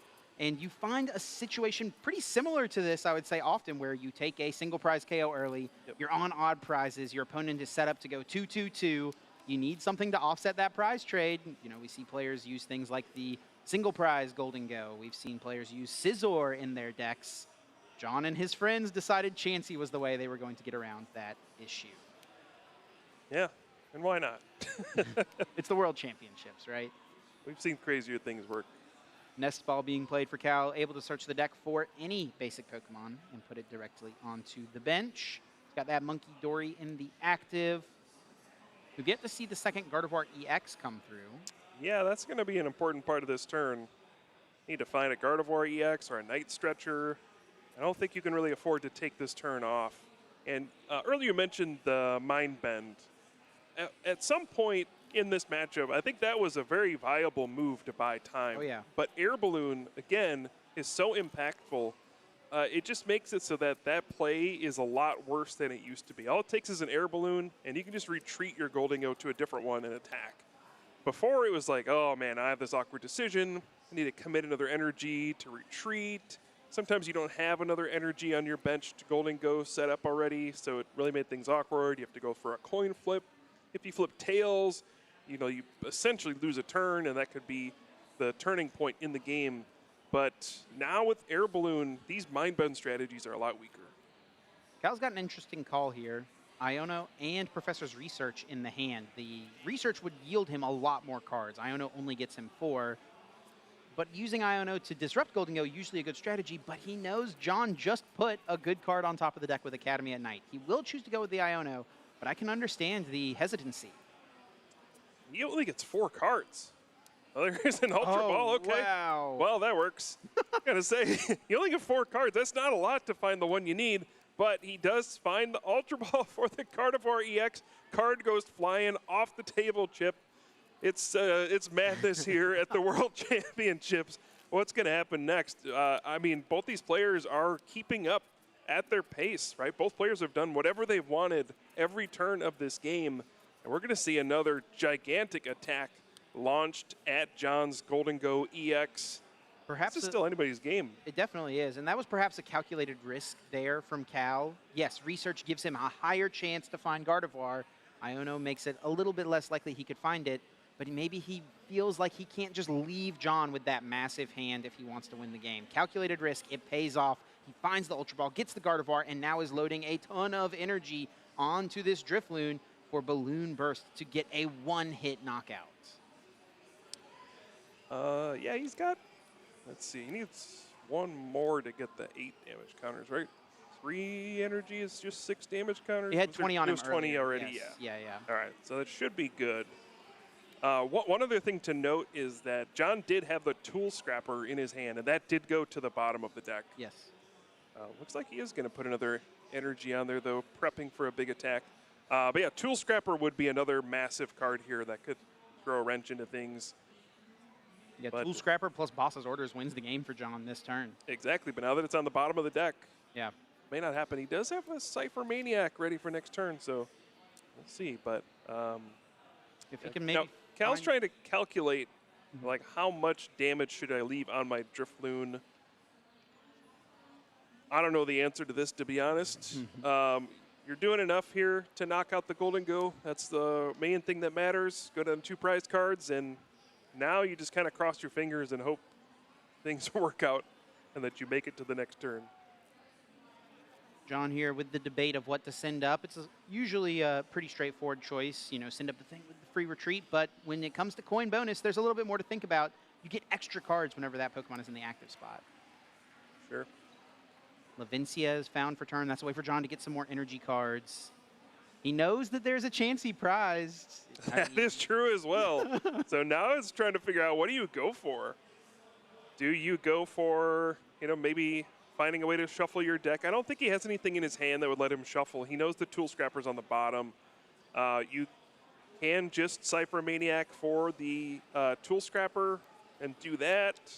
See if you hit the Chansey off the prize card you draw, see what happens, and then if you don't, you got to figure out what to do from there. Remind me how it would work here with Chansey. Is it just whenever it's taken as a prize card, or is it only whenever an attack happens? It has to be during your turn. Okay. Yeah. So if a KO happened with the Tool Scrapper, Chansey would theoretically work. So that's something else John could be thinking through here. We'll use that first coin bonus, draws 1 card. And it will be the Chansey. A perfect thing to discard with the superior energy retrieval. Now things are getting a little tricky here for John because Cal has kind of sneakily gone down to just 2 prizes left. Set himself up to just potentially win the game next turn with a Drifloon, KOing a Golden Go for 2 prizes. So John has got to figure out, can he win this turn, or what can he do to best limit Cal from winning on his next turn? It's funny, it feels like there's something you should be able to do here to manipulate things.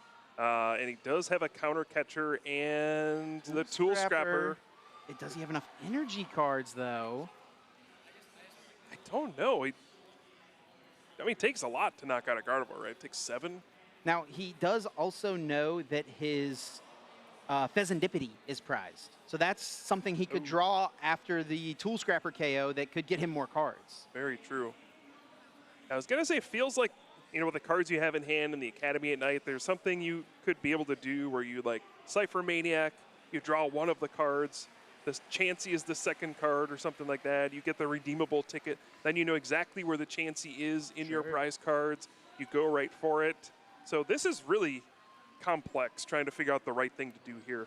There are many different paths to try to win this game. There probably is a correct one, but it is somewhat random, right? You don't know what the right order is, and it just, this is where you just, you know, put yourself in a blender trying to figure out, how am I supposed to win this game? It's definitely not clean here for John. It's not super straightforward. He is going to land on the Tool Scrapper and the Counter Catcher as the choice. And he has to play the Counter Catcher first, right? Otherwise, they would be tied on prizes. So John needs to use the Counter Catcher, and we'll see what he chooses to target after Coin Bonus draws those cards. And it's funny, too, right? If you Counter Catcher the Gardevoir now and then Tool Scrapper, and the prize card you draw is the Chansey, then you have a tough thing you have to knock out, right? If you were like Counter Catcher the Monkey Dory and then Tool Scrapper, you draw the Chansey, you get an extra prize card, then it's really easy to knock out the Monkey Dory. But if you do it this way, it's still challenging to knock out the Gardevoir. It's like, what am I getting off my prize cards? The big issue here is the unknown of the prize cards, because we've talked about 2 of his prizes, but another one here is the Night Stretcher, and I actually think it would line up perfectly for John to get the KO if he takes the Night Stretcher off the prizes. He has Superior Energy Retrieval in his hand. That's 4.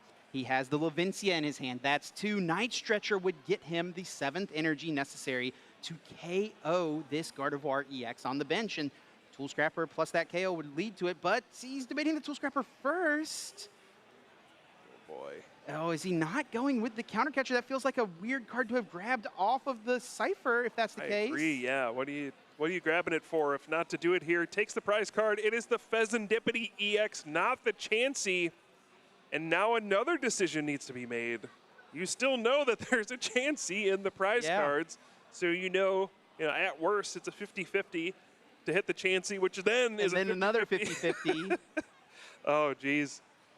Will this be John's lucky day with the Chansey and the lucky bonus? There's still so much to think about.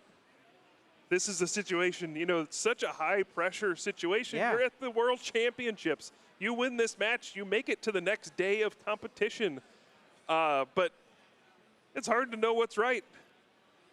Superior Energy Retrieval's being played. That's 4 energy cards from the discard pile back to the hand. Levincia, we know, is hanging around here as well. Academy of Night, I do not believe, has been used. I don't believe so. So, yeah, well, and I'm not even sure if it will be. It is going to be make it rain and cross your fingers that Cal Connor doesn't have it. Which prize card is he going to take? Is it going to be the Chansey or the It's Night? a Chansey! It's a Chansey. It comes to this flip. The If he lucky flips bonus. heads, the game is over. It is tails. Cal Connor has a chance to still close this out. He finds the counter catcher. That's not going to do him much good, but he does have Professor's Research. How are we going to get a lucky bonus and it's tails, Chip? Oh, my goodness. Doesn't even pay off. Right down to the wire. Cal Connor won his regional championships this year on a coin flip.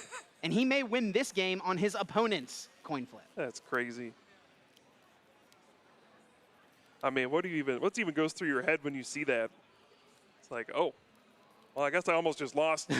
Anyway, I'll take my turn. Yeah, absolutely. And counter catcher will be used now. Actually brings up the Chansey. So Cal, now with this play, will not be able to win the game this turn. Yeah, maybe hedging a bit and saying that's got to retreat. Could get stuck up there. There's you a could get in a situation where you Scream Tail, knock out the Monkey Dory on the bench. Then if your opponent just doesn't draw an air balloon, you're going to win on the next turn. So maybe a calculated risk, and maybe knowing I don't have access to the Drifloon and the Bravery Charm this turn, but I know I have access to just getting a Scream Tail. I mean, if I don't know, it would have been tough for me in Cal's shoes not to just play the research and look for the Night Stretcher plus Bravery Charm combo, but I think he recognized it seemed a little less than likely. So now Cal not able to close out the game here, has to figure out which way he can prevent John best from not winning the game. And John will need to find a way to move this Chansey. He's got 1 air balloon left, I believe. I think he has at least 1 of his Turo remaining. He does play 2 copies of that card. Yep. And Cal will play Ultra Ball, discards 2 cards. Down goes Lily's Clefairy and Iono. Screamtail is the card grabbed. Counting the cards remaining in deck. As a Mew, maybe looking for a little bit of help with a restart incoming. Yeah, we'll see what he's going for here. Turns out these games are kind of complicated. Yeah, absolutely. I do not envy either of these players the spot they find themselves in here.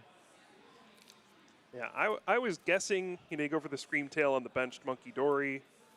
You just, INO your opponent to 1 card. Hope they don't find the air balloon. Looks like Calvin Connor has another plan in mind. Another Monkey Dory comes down. Plays himself to a 0-card hand. This restart will find him 3 more. Yeah, I think did he use the Academy at Night to put card on top? It's like there's a Professor's Research. And he's going to go in with the Gardevoir EX. Huh. Is he going to take this KO? I don't think so. Passing? Yeah, that is a pass of the turn over to John. Cal just saying, hey, I hope you don't have it. Yeah, and I mean, this does take a lot of energy to knock out the Gardevoir, right? Even if you do have an air balloon, this could be a situation where you look at your opponent's resources, and if there's too many superior energy retrieval gone, maybe they just can't muster up enough to knock out the Gardevoir.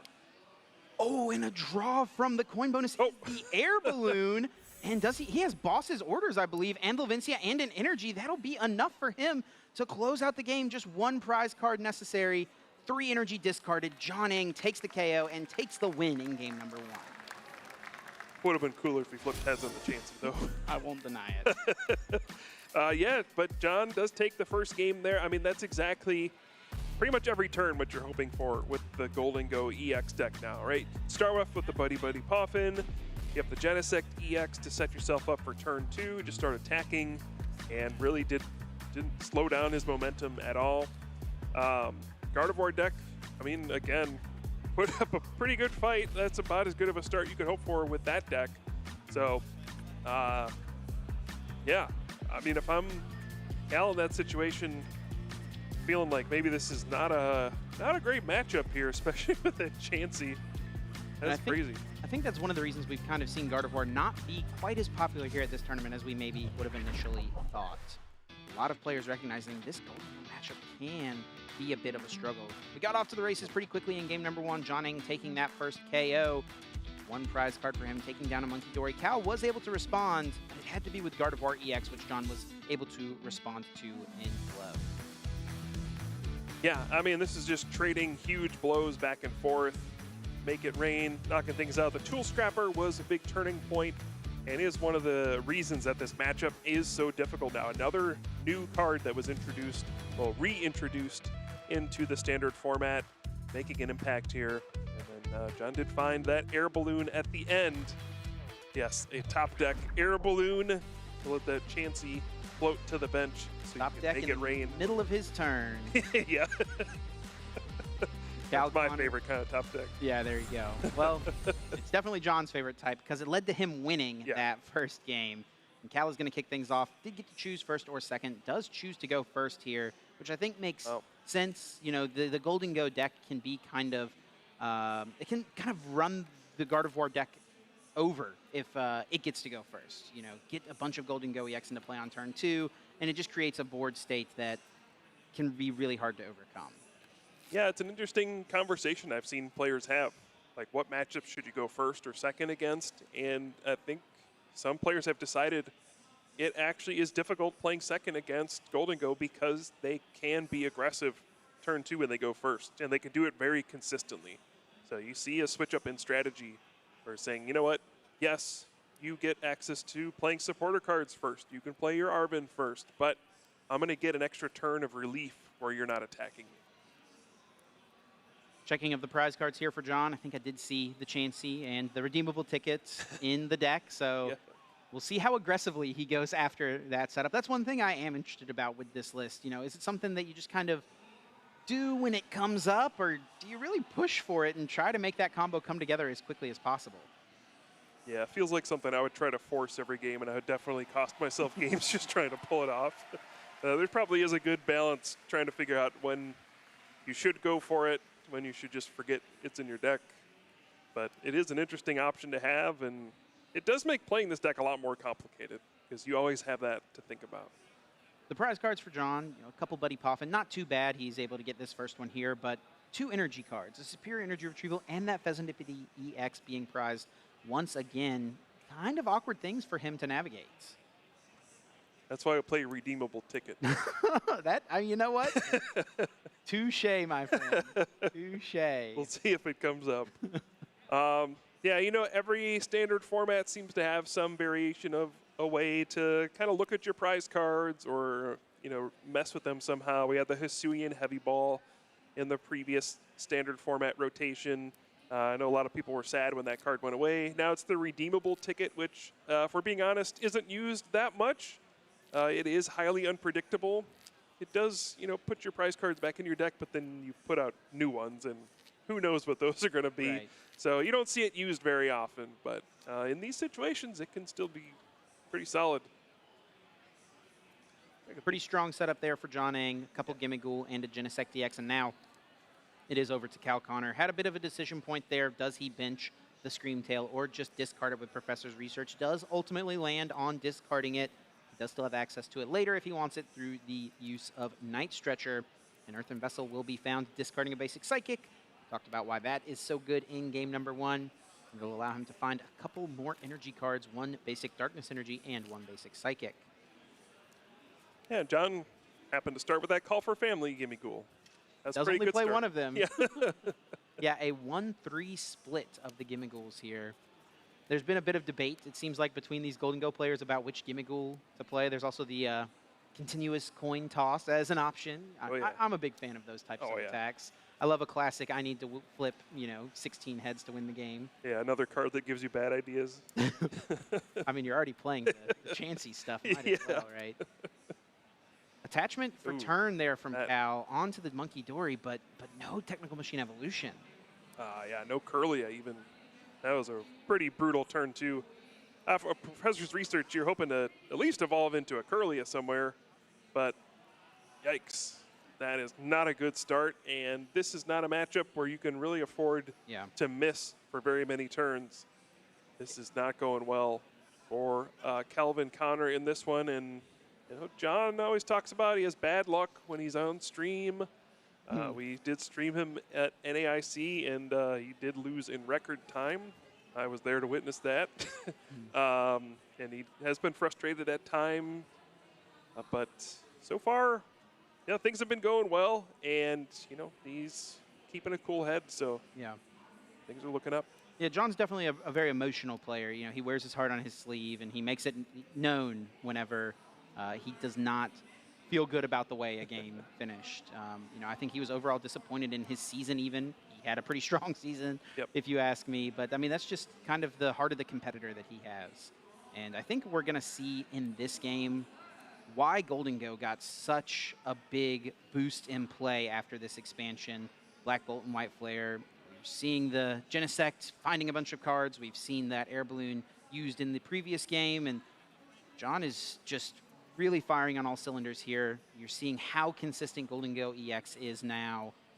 And he's probably going to just run Cal out of this game pretty quickly. Cal is going to need to find a way to slow things down. Definitely. Yeah, the Cypher Maniacs code breaking being played here lets you search your deck for 2 cards, put them on top of your deck, and then of course you can use coin bonus to draw them. It's always been fascinating. This effect has come up several times throughout the history of the Pokemon TCG. Players may remember Mallow, which was used with Zoroark GX. If you go way far back, you have Oracle, which was combined with Delcatty, or even Oracle combined with Old Bill to just draw the 2 cards right away. So this effect has kind of gone in and out of the game, and it's typically only good in specific strategies, but I mean, getting to search for whatever 2 cards you want is always good. Yeah, I know Oracle was a card that was a staple of that format, but then Mallow, when that card came back around for a second time, basically never got played. Very, very rarely did we see Mallow come up. Every once in a while in some Zoroark decks. Yeah. But like here, 1 copy. right. But here, Cypher Maniac, is acting much more similarly to how the Oracle initially operated. Now John here able to find a few more energy from the Earthen Vessel. He's got that Academy at Night in the hand. Going to prep maybe a superior energy retrieval, playing around a potential Iono from his opponents. Potentially giving up your Chansey chance. That is it's the risks we take here, and he's going to value hanging on to it. Okay. This is what I'm telling you, Chip. It gives you bad ideas.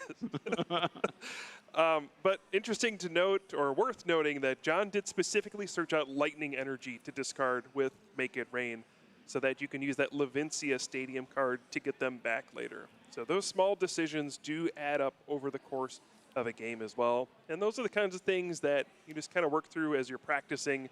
Oh my, that's an ugly research, a rare candy. That is a card you need to get back into this game. Oh boy. Cal does play 2 rare candy. Doesn't look like he found one. He did find a pair of Curlia. Okay. But it's another slow turn. He's got Technical Machine Evolution, so Gardevoir EX could come into play. But then you run the risk of that being KO'd. So now at this point, do you even go for the evolution? I think you have to still. I don't know. You're so far behind. I don't even think his hand is very good. Yeah, he doesn't so have much going on for next turn. Yeah, so may as well search up some Gardevoir EX and hope you draw something. But this is looking ugly. Getting ugly fast. Yeah, absolutely. John definitely going to be feeling comfortable here as he goes into this next turn. His draw for turn is another Genesect, not super useful, but something he'll be fine to discard through a superior energy retrieval. He will utilize Metallic Signal, searching out that last Golden Go EX, thinning it from the deck. Obviously no 4th Gimmighoul in play.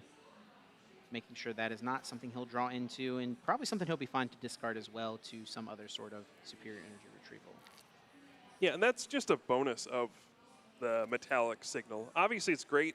The first time you use it, you get to search up your Golden Go EX and evolve your Gimmighoul right away.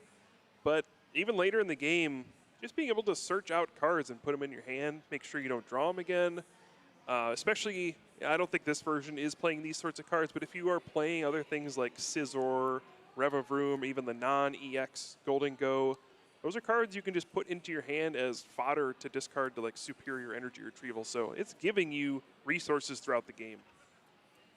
Couple of coin bonuses on the bench used. That's just one card apiece. Energy cards, Night Stretcher being found, and the final coin bonus yields 2 cards, another energy, and that Zacian. The Zacian EX is an interesting card to see included here. Yep. It's meant as a response to Cornerstone Mask Ogre Pawn EX, a card that has seen some talk leading up to this tournament. A card It's not even Hop Zacian EX. It's just the regular Zacian EX. Regular Zacian EX included in this. It's a promo card, I believe. Yeah, yeah. It's like 3 energy, does like 210 damage or something. That's right. Like that. Yep. That's enough to KO Cornerstone Mask Ogre Pawn EX. It also accelerates energy to itself with its first attack. So not too bad as a response, but yeah, not going to be great here in this matchup. Superior energy retrieval, though, will be very strong. Brings back 3 energy cards this time. Can get up to 4. All John had was the 3. I think maybe he'll be content with just KOing this Monkey Dory here. I don't think he's got quite enough push to go for a Gardevoir KO. Yeah, I'm sure that's what he would have wanted this turn, but, you know, a knockout to knockout. I think Cal will breathe in a sigh of relief, though. A boss's orders would have been devastating on this turn. Your opponent, you know, gets a big 2-prize knockout. I wonder how vital it would have even been, though, for John to get a 2-prize KO here. I feel like he's fine to take a single prize KO, and he may even actually boss's orders the Drifloon, Cal's only response here. This will keep John on those even prize cards. Now he'll be able to win the game by just KOing 2 Gardevoir EX or a Gardevoir EX and, you know, flipping heads on Chansey. Yeah, I think even more importantly is just getting rid of the Bravery Charm. That's a resource. That's the only thing that can knock you out in one hit is Drifloon with a Bravery Charm. And if you just take one out of play before your opponent even got to use it, that's a huge win. Now where does Cal even get all of his prize cards? So that's honestly just as good as taking 2 prize cards because it's denying your opponent from doing the same to you. Right. And that's a huge swing in the game as well. Draw for turn for Cal is not a bad one. Professor's Research. That'll be 7 fresh cards. Artisan immediately bumps we get that to play Academy at night. And yes, indeed, Cal does get to play the game. All right. Well, let's see what this brings. Not sure what you want to go for here. I think there is an energy on the active Monkey Dory already. Mind Bend on the menu, potentially. I don't know about that. That might be a little bit too late for Mind Bend. But with 2 Monkey Dory, you can Adrenabrain 6 damage counters over to the Genesect, and then a Scream Tail can hit it for 160 damage and take 2 prize cards on that. So that's one way you get a 2 prize card knockout. You know, you got a Drifloon in there with another Bravery Charm eventually. I don't know how you're getting the last one, but at least you got to start somewhere. Maybe John benches another Genesect for you. Sure, yeah. Unlikely. A pretty good card to find here, though, for Cal off the research is the Secret Box. He'll be able to discard 3 cards from his hand and then searches his deck for one of each of the trainer cards, supporter card, item card, tool card, and stadium, adding them to the hand. And Night Stretcher can bring back that Screamtail that you mentioned. It did get discarded early on in this game, so that is the piece that Cal will need if that is the route he wants to go. Yeah, let's see. I wonder if he needs to go for some sort of, I mean, the stall strategies seem so unlikely, like a counter catcher on the Golden Go with no energy. Yeah. John would get to draw a million cards, and he hasn't put in, he has 2 Air Balloon left, he's only put 1 in play, so that seems unlikely. Yeah. Yeah, and I guess if you have a counter catcher, even the Screamtail isn't particularly necessary. You can just attack with Drifloon for 180. Plus the 2 Adrenabrains, that'll do it as well. Looks like Cal will be able to get a big knockout here. I think he actually could get the Drifloon KO if he wants it on the active. Yeah, that is an option.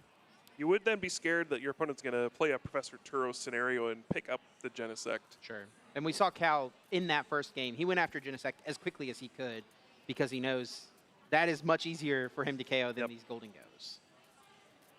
But, I mean, when you're this far behind, you got to figure out any way that'll let you get into the game. Looks like, all right, is going to be the counter catcher onto the Genesect EX. So he can get this KO with the Gardevoir EX here. All right, yeah, looks like that's going to be the plan. try to make it as difficult as possible for his opponent to knock out this Gardevoir, try to, whittle down some of these resources as we go along. Psychic Embrace brings back 3 energy from the discard pile, 20 damage placed on Gardevoir for each of those energy attached. Now, of course, Adrenabrain can move that damage. We'll move 30 over to Genesect, sets it up for a perfect KO here with Miracle Force. May be mistaken, but I think there should be 2 damage counters on the Monkey Dory. I think there was a Psychic Embrace there to let it retreat. Yeah, I do believe you're right. Yeah, hopefully we can get that sorted. That should be the case, and all the damage was moved off of the Gardevoir. None of the damage was moved from a Monkey Dory.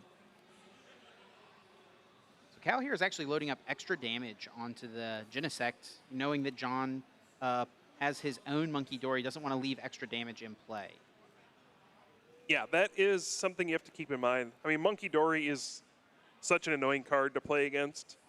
It's so annoying that even when you have it, you have to worry about your opponents. Right. So yeah, we're seeing this be a more common strategy now where you purposely over-damage your opponent's Pokemon just so they can't shoot damage back your way. It looks like we've got that Monkey Dory damage corrected, 20 damage placed on it as it should be. Looks like the first coin bonus is up here for John.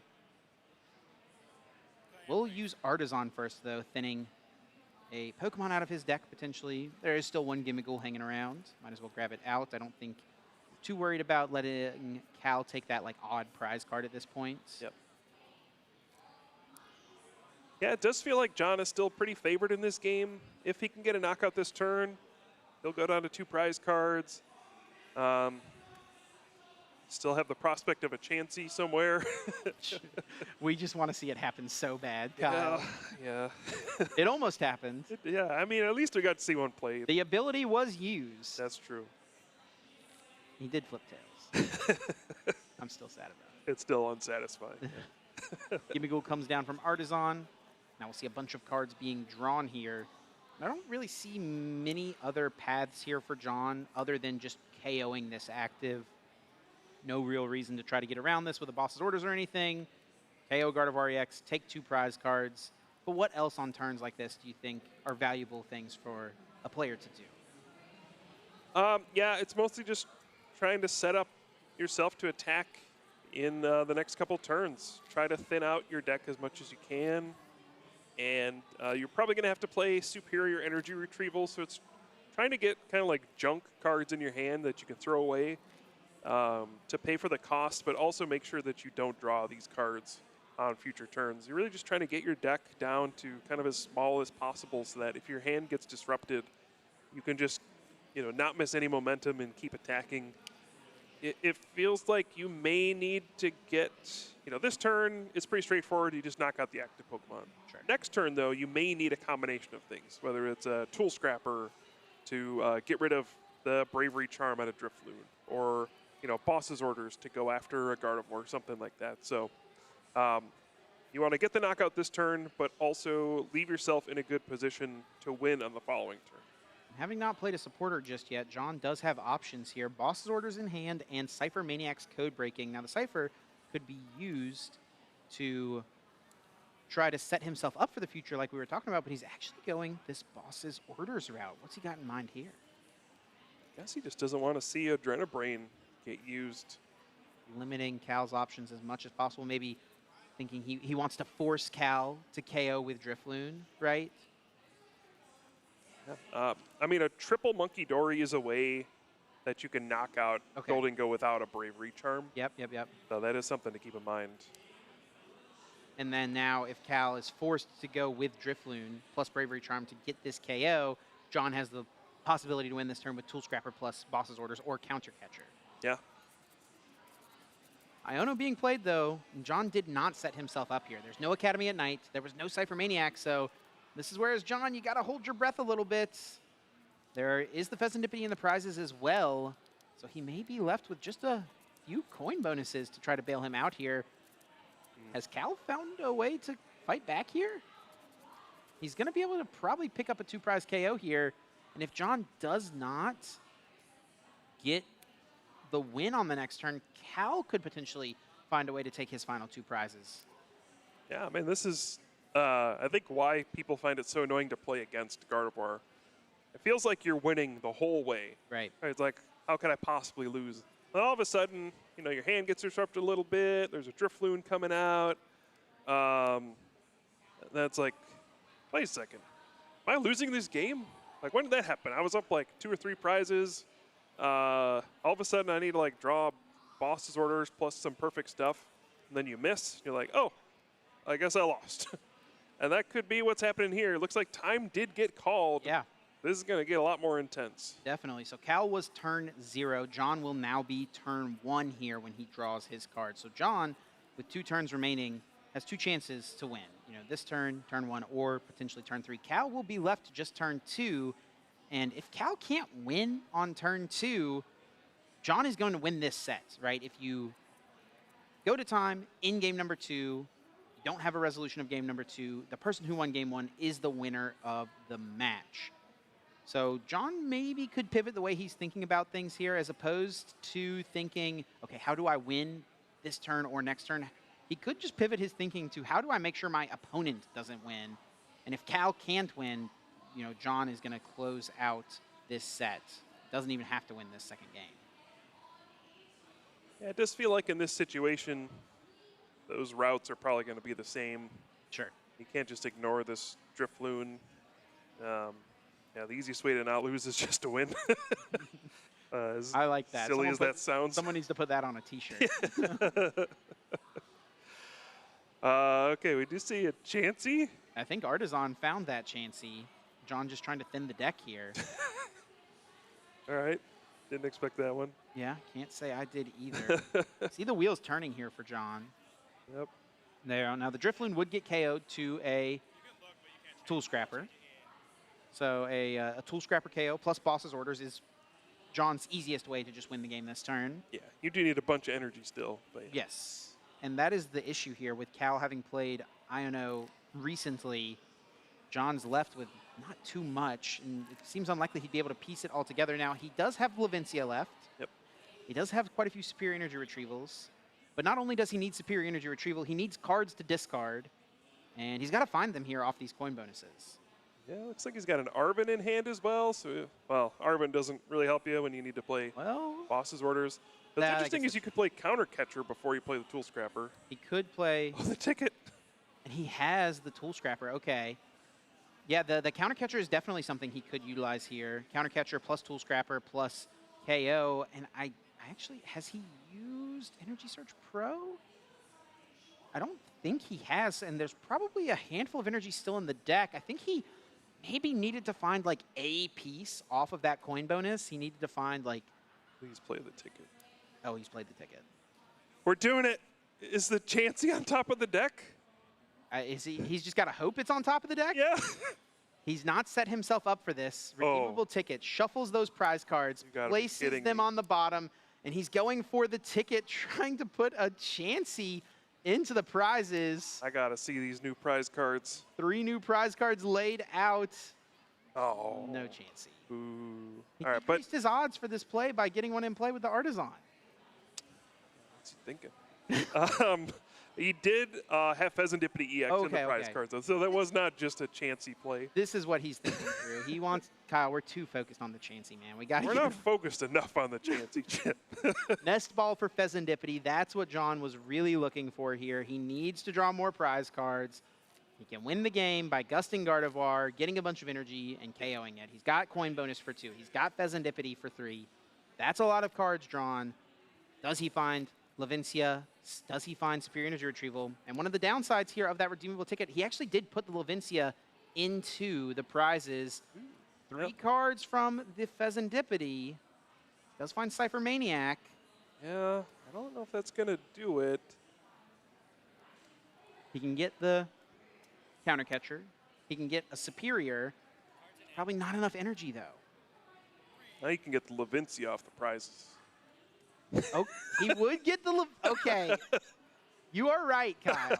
If he were to go in on this play, Counter Catcher Gardevoir, bring it to the active, use the Tool Scrapper, take the KO, take Levincia off the prizes. He still has a coin bonus, right? Yeah, he does, and he could get the whole combo together here with this Cypher. Oh, my goodness. does have Arven as well. He's just going Oh, for the just coin. going for it. Let's Okay. see. There's a Chansey, no. And Turo. This is okay. What a betrayal. I don't even know if John can get a KO this turn. Besides Tool Scrapper, I don't think, does he have a superior in hand? I don't think No, so. he He does doesn't have not. any energy, I don't think either. Nope. So I will say the Tool Scrapper presents a very awkward situation for Cal. When this Drifloon goes down, he's going to have to figure out what to promote. Now, you might say, oh, obviously you sent out Monkey Dory. He does have Energy Search Pro in the deck. He does have that, yes. Yeah, okay. But it's going to present an awkward situation. You would say, oh, I'll just send out Monkey Dory because it gives up one prize card. If you do that, I don't think he has a way to close out the game. It looks like, oh my, is he actually going to try to strand the Gardevoir in the active spot? Brings it up. He did just check Cal's discard pile. He's promoting his own Chansey, and he passes. This is what I was talking about. He doesn't have to set himself up to win. He just has to set it up so that Cal cannot win on this turn. And looking at the discard pile, there are no Psychic Energy. There's 5 on the Drifloon on the bench. There's 1 on the Gardevoir. Only 1 left. There's only 1 left, so he needs to discard the 1. He needs to attach a Darkness Energy from hand to retreat this active. And then he also needs to find a way to take 2 prize cards. I think John has possibly found the route that leads to him winning this set, even though he would not win game number 2 with this play. He's locking up the set. Yeah, trying to figure out what Cal could possibly do here. Needs 2 prize cards. Yeah, the number one thing is you need to be able to move the Gardevoir. Yeah, I think you might just be locked. One of the ways you would win is by a 3rd Adrenabrain, but you need to attach to the Gardevoir to retreat it. Right. You only have 1 Psychic Energy, so you need to attach to the Gardevoir to retreat. So he might just be locked out. He also has to discard a Psychic as well. Like, he has to discard a Psychic and attach, right? That part's not easy either. Yeah, and he doesn't have a way to do it in this hand currently. Earthen Vessel will find the 2 energy cards, but he doesn't have a way to discard them from his hand currently. I don't know if there's one in his deck either. I don't know. No, he's got 2 energy in his deck. It's a Darkness and a Psychic. Well, I don't know if he has a way to discard them. Oh, sure. Yeah, is that an Ultra Ball there? Maybe not. And even if it was, I don't think he has a way to find it. And if you play Iono, you only draw 2 cards. You couldn't Ultra Ball. And you wouldn't. Yeah, he's putting the energy in his hand off the Earthen Vessel here potentially. Or if he leaves them in the deck, and then Ionos, he can only draw 2 cards, can't draw a way to discard 1 and attach. That's it. And Cal cannot win. We see the fist bump. John Eng doesn't win game 2. That's what he had to do to win the set. He didn't lose either. Didn't lose either. And sometimes not losing is the best way to win. The 1-0 victory from John Eng. What a crazy sequence there we saw, Kyle, from those 2 games. The nuance that the Chansey added to the mix. We almost saw the lucky bonus for the win in game 1. Wow, what a game. Well played by both of these players. Cal almost found a way to fight back there in that game 2, which was so bad for him from the start. Yeah, I mean, he was under a lot of pressure in both games. He had a horrible start in the second one. Even the first game, just great starts from John, and Cal tried to battle back, but there's only so much you can do sometimes. And hey, I mean, all the credit to John for finding the way to win these games. These were not easy games to win either, but he found creative ways to really make things annoying for Cal to piece together attacks. So yeah, in the first game, it's just, full steam ahead. Turn 2, attacking with Golden Go EX. Added the Tool Scrapper at the right time. Was able to just take knockouts and close out the game. Really close one, but Cal just couldn't stop him. Could not stop him. Did find that air balloon there. Cal almost found a way to slow things down. It was not the top deck, but he found it. And Boss's orders led to a 1 prize KO to close out the game. And here in game number 2, John got off to a hot start once again. Cannot say the same for Cal. That was a top deck. Kind of keep himself in this game. Found a path where he could have potentially won, but John Eng thinking through all of the options on his turn 1 of time and using the time rules to his advantage very strategically. And it gets him the win there. Really cool to see. Those are some of my favorite situations in Pokemon. Whenever you have to go against what a normal game plan is. You have to think outside the box, and that's one of the unique things with tournament rules compared to just playing at locals or playing it on Pokemon Trading Card Game Live. And that's what where experience really comes through. John, someone who's been playing the game for years and years, the majority of his life, that experience shown through there. Yeah, and we saw in that second game, maybe a turning point was that Boss's Orders on the Drifloon with the Bravery Charm. It made it so difficult for Cal to piece together knockouts as the game progressed. Yeah, Cal actually might have won the game if that didn't happen. Yeah, those Bravery Charms are your #1 tool in the matchup to fight back against Golden Go, and so just losing one early on was devastating. But yeah, again, congrats to John. That's a big win on the stage. Probably wasn't thrilled when he found out he had to go on stream yet again, but was able to overcome that and put together a big win, and that's going to lock up his spot in day 2 of the World Championships as well. You were mentioning maybe he thought this wasn't a great season for him, but only takes one tournament for all that to go away. I mean, if you have a deep run at the World Championships, all of a sudden you forget about maybe some rough luck for the past year. Yeah, who cares about the rest of the season if you end things off as a world champion? And I know that's what John's goal is here. 6-0-1, an incredible start. Kyle, it's been a pleasure casting with you, my friend. We'll have to see what happens in this last Swiss round coming up very, very soon. You're not going to want to miss it. Be sure to stay tuned. Are you guys ready for the Pokemon Center? Yeah, so excited! What are you gonna get at the Pokemon Center? I'm gonna get the Jigglypuff. What are you gonna get? I'm gonna get the Pikachu. Oh, I'm so excited! Okay, let's go! Let's go! Let's go!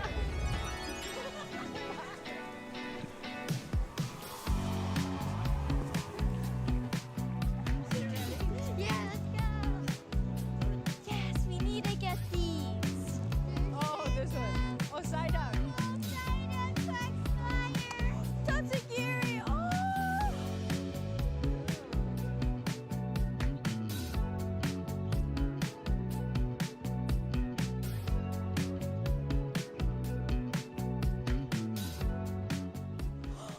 It's a Pikachu!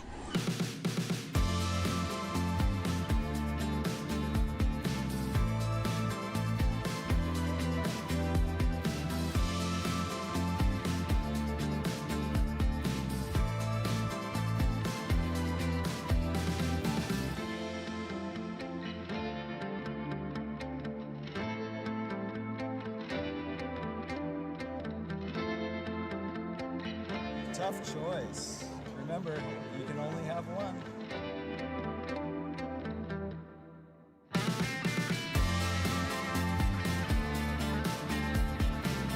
What did you get from the Pokemon Center? I actually got something for you.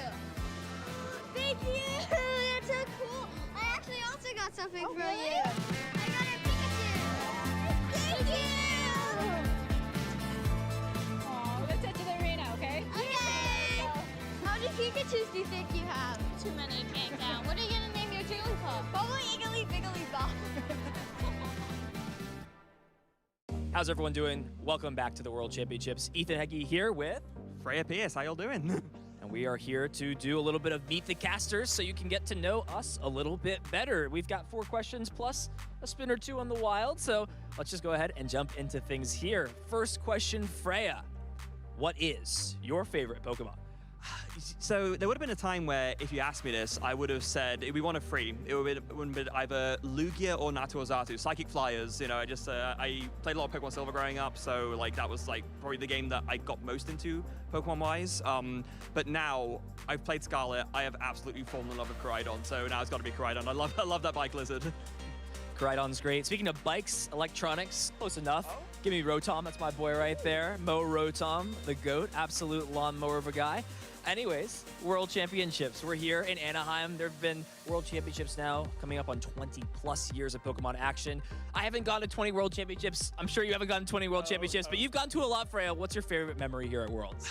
As much as it was a bittersweet memory, probably the time I bobbled out of top 8 in 9th place at the 2016 World Championships. I remember like everyone was behind me. They were watching my game. I was like one of the last ones there because we went to overtime against Frank Diaz. I managed to win and I was so hyped I thought I made it, but then I saw the result sheet and I was unfortunately the one bubble, but everyone commiserated with me and that was when I knew that I was at least good enough as a player to get that far, so I'll cherish that memory forever. Yeah, similar moment at Worlds. Calling that winning it. It was just for day 2 though, but I was a wee senior in 2018. I was more than happy to win that match. It meant a lot, 100%. Question number 2. Question number 3. We're going to a third question. We've got lots of questions here. I don't know about you, but I've opened a lot of packs of Pokemon cards from all the years over, X and Y, Sun and Moon, Black and White, you name it. What's your most memorable pull out of a Pokemon TCG pack? It's a relatively recent-ish, I'd say. So Silver Tempest. In general, I've been okay with lock-in pack pulls, but not crazy so. Silver Tempest, of course, on the big chase cards was that beautiful alternative full art Lugia V. I was opening a third pack into a box of Silver Tempest. I pulled it. I was there with my husband Tyler, and I think I just stared at it like, opened my face for about 3 minutes, not believing that I'd actually just pulled that. One of my favorite Pokemon, arguably the most chased after card in the set. So yeah, definitely that. I didn't know what I pulled when I was young. I was very, very naive. Out of 5 random loose booster packs, I pulled the Rainbow Rare Charizard GX from Burning Shadows. If you guys watch any YouTube content, you guys will know this is not an easy card to pull. Some of your favorites, Leonhardt, all those players, they spent thousands of dollars trying to buy a bunch of Pokemon TCG booster packs and make stuff work. I was very privileged and I did not realize what I had. One of my great colors in my collection. You did it before it was cool, basically. I'm a trendsetter. What can I say? I'm just built different. Yes. We've got some more questions coming up, but I think it's time to spin the wheel. Okay. We got to spin this wheel here. Let's see what we got on this. Give me a good question here. You gotta leave things up to chance sometimes, and give this wheel a good spin. Let's not leave things up to chance. All right, this is a skill game, not a luck game. All right, let's see what we've got here. Are you an early Pidgey or a Noctowl? That's a great question, Freya. What do you got? For me, it can vary. Sometimes it depends on. Yeah, no, that's a tough one for me. I'd say I'm probably more of a Noctowl overall, but I can be an early Pidgey if life necessitates. I'll put it that way. I'm a Noctowl, no questions asked. Let's go for number 2 here. Give me a third one on the spin. Let's see what we got. Let's see what we got. There's some good questions on here, ladies and gentlemen. Our previous casters have hit a couple of these, but I'm hoping to get a new one right here. What type of gym leader would you be? What type of gym would you lead, Freya? Easy, Psychic. I've always loved the Psychic side here. So many of my favorites are Psychic, like Lugia, also Gardevoir, Espeon, my favorite EVE Evolution, so Psychic, easy peasy. I would be an electric type trainer, I think.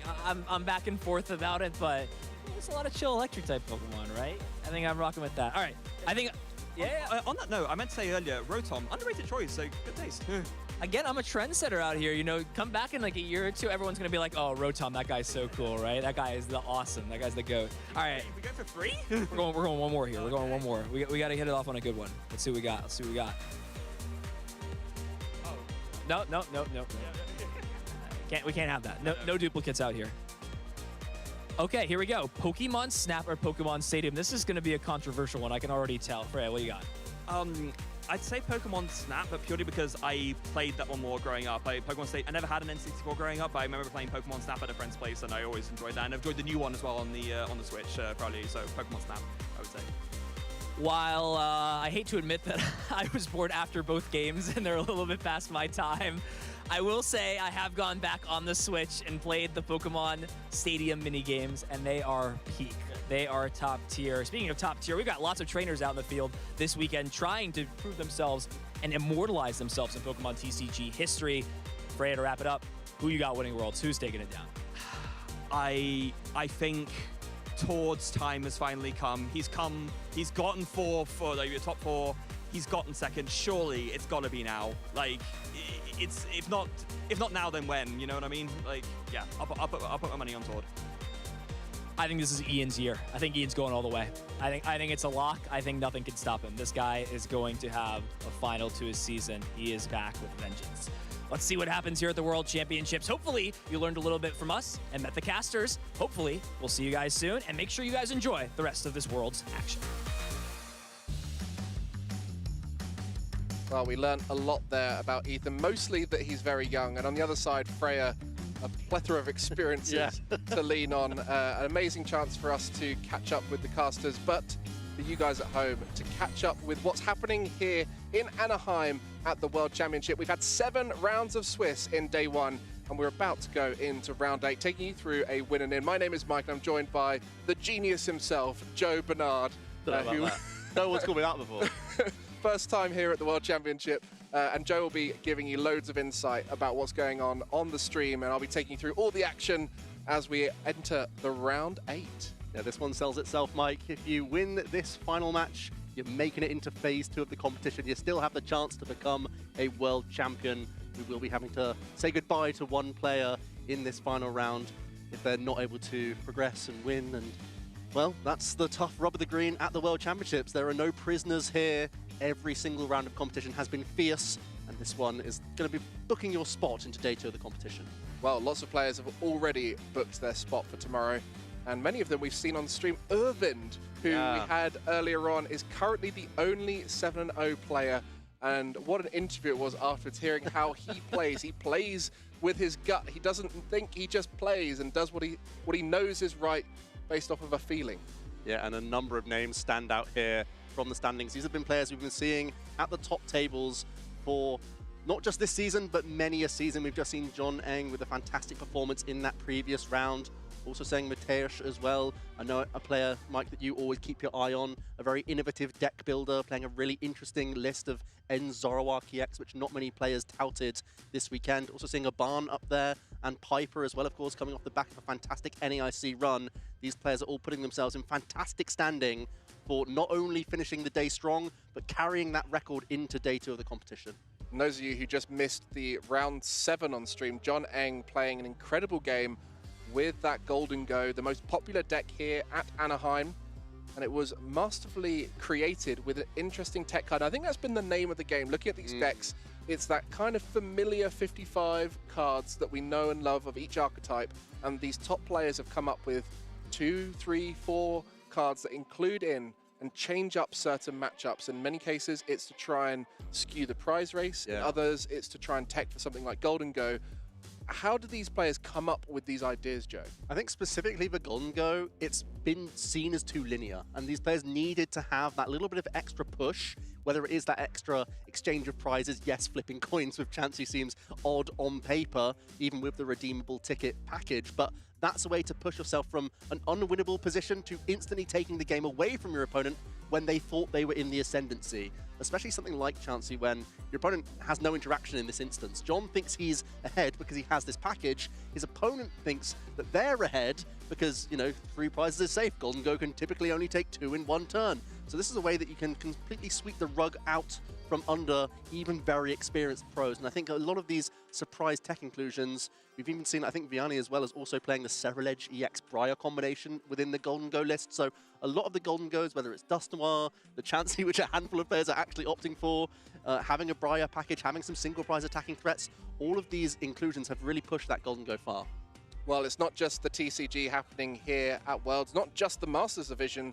We do have the juniors and seniors, which will catch up with the action on Championship Sunday as we reach the final. But of course, we've had Video Game, Go, and Unite all going on in the hall. There's a real big buzz here as it's a celebration of what Pokemon brings to all of us, which is that joy, that fun, the competition that we all know and love. But here in the TCG, it really is that special moment as we reach the end of the Scarlet and Violet block and get to celebrate all the cards we've seen throughout this era. And as we get into our final round of phase number 1, let's have a look at some of the notable matches then for the players battling out. These are the players who are in touching distance, a lot of them, from getting into day 2 of that competition. We're going to be following Consta, Kalama, and Dario Scano, but as you can see, a number of great players jump off the page here. And just running through a lot of the tournament, many of those players who just squeaked into Worlds having great performances here. No notable top finishes throughout the season, but consistently making top positions, top 32s, top 16s, finding themselves here at the World Championship, and they have just found their run this event being the one, and many of these players are of that ilk, and it's great to see rising to the top and having that final opportunity to try and squeeze in to phase 2. James Kowalski, known for being a player constantly streaming their games and being online and showing their presence, often has been known for playing Control for a long time, but has recently pivoted towards Raging Bolt archetypes. Not sure what they're on this weekend, but they're having a great run right now. Kato Arai, of course, jumps off the page on a 5-1-1 record, has been so consistent whenever they have come over to the Western tournaments, and of course now at the World Championships, has to be expected to go far in this event.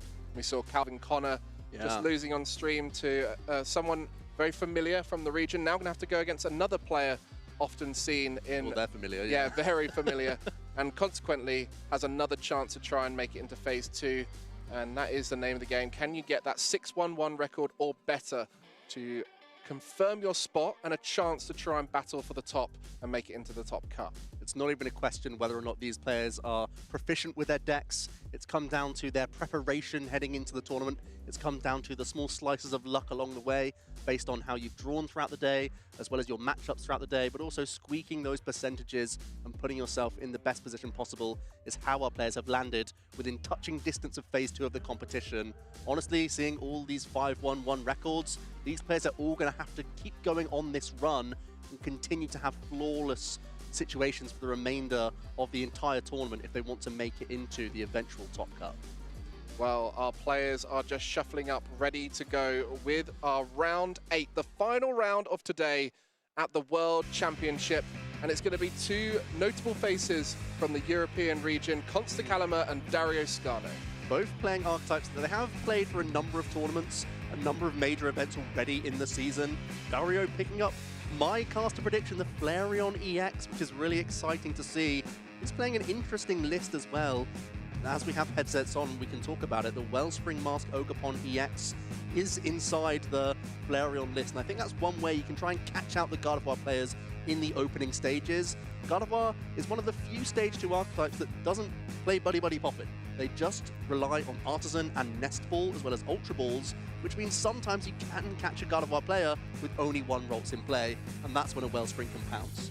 We look on the other side, Consta playing with Gardevoir, but that new inclusion of Jellicent, a great card that we saw executed well early on in the tournament by Isaiah Bradner, but it does seem to be a contentious inclusion in Gardevoir, always able to find these new Psychic-type Pokemon to include, but this one hasn't necessarily started off strong in many people's eyes, but many of our top players have brought it here. But it's actually a strange pivot where sometimes you would still expect a good amount of Monkey Glory and Darkness Energy and Devo, but instead Consta is still sticking with 3 copies of Bravery Charm with Drifloon and Screamtail within the list. So it's actually reduced down the Monkey Glory count to just 2 in this case, with 2 Darkness Energy.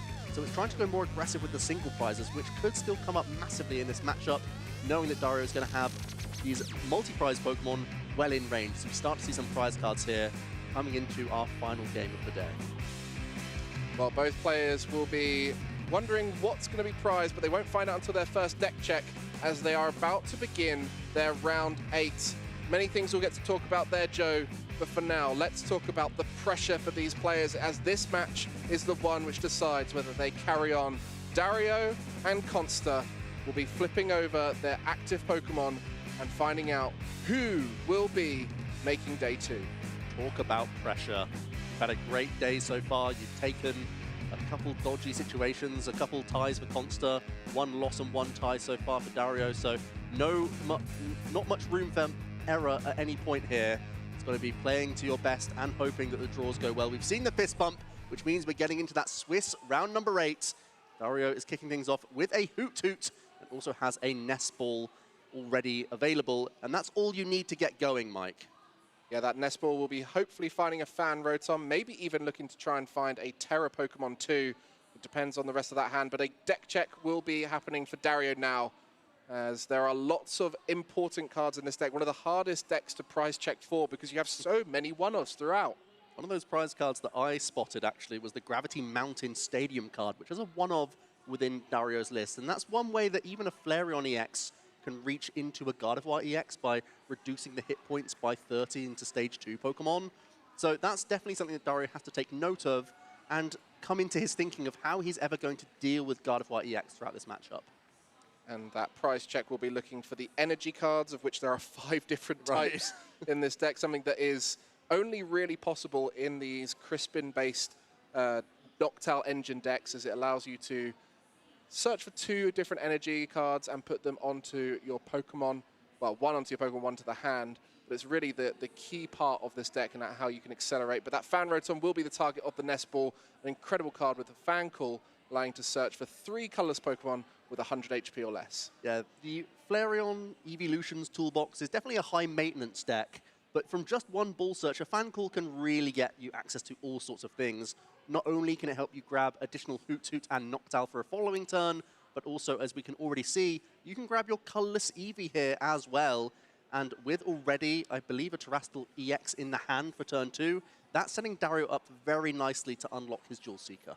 Yeah, normally that Fan Call, you're happy with the 3, it's got you more than enough. But this is one of those decks where you'd greedily like 4 or 5 Almost, if you could, as there's so many of those 100 HP colorless Pokemon you'd love to get out and put into play. But a solid start setting up for Dario, and Consta on the other side, staring down with that singular Ralts, and we'll be hoping to stabilize just as well. And this matchup is one that I know you mentioned before when talking about Flareon EX. Why is this such a significant matchup for the Flareon EX deck? Well, it's one of the few matchups where you can't hit a crucial weakness, and weakness is one of the main ways that Flareon can take one-hit KOs cleanly. So the fact that a Gardevoir EX can stick around on the board, provided it's healed with its own Monkey Dory throughout the game, is one of the main downsides of the matchup. And of course, when Consta is also opting to have a couple of single prize attacking threats, they can also reach on these EX Pokemon very cleanly. So it does feel like the advantage right now might be slightly in favor of Costa, but also bear in mind that Dario, with the Wellspring Mask Ogerpon EX, might be tipping that scales again to make it a little bit more balanced. And for those of you who tune in every year for the World Championship, you might recognize Consta top 16 in the previous 2 Worlds. That is an amazing achievement, especially in the era we're in now. There's so many players making it to these events. Another player notable for having a sibling that is also very good. It's something that we see quite a lot in our TCG. You know, Consta and Yuho both having amazing success throughout the last few years, and definitely helps when it comes to testing and improving as a player. Having a testing partner in your own home is definitely a handy thing. It means you can just throw some poke whenever you feel like it. We are having this opening deck search for Consta here. These players will be familiar with each other, not sure how familiar they are of each other's lists just yet. That would be one thing to bear in mind, because getting down multiple Ralts is going to be really important.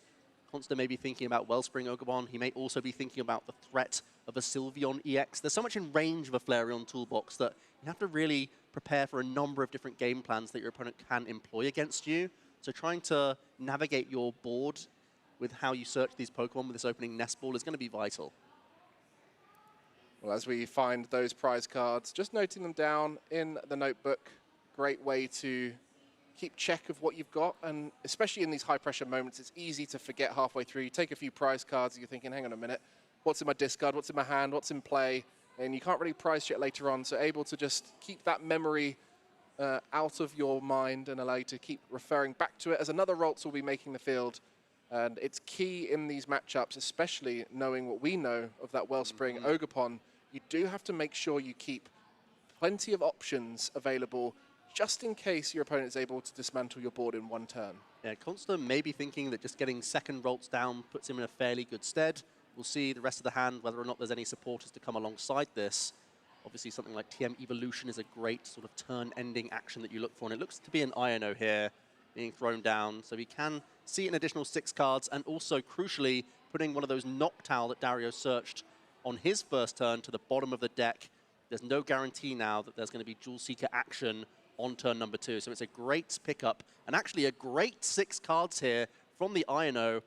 We see the Psychic Energy and TM Evolution, even an Ultra Ball in the hand as well, so looks like a great grip here from Consta. This will be the Evolution straight away here to end the turn. Well, with it being the active Ralts, will just be the bench one, as you can only evolve your bench Pokemon with TM Evolution. But having that singular Curlier in play will set up Consta for next turn. But there is a world where Dario could win this turn. As we know, that Wellspring Ogerpon is in the deck, and that's going to be the Nest Ball to find it. You can see the anticipation for the turn, just planning it fully out. Mike, there's Terra Orb in hand. That can get our Terrastal EX Pokemon. There's an Ultra Ball already. There's Nest Ball for the Wellspring Ogerpon as well. There's so many options here. Dario just has to map it out, because with 3 Hoot in play, we could see Jewel Seeker into Jewel Seeker into Jewel Seeker.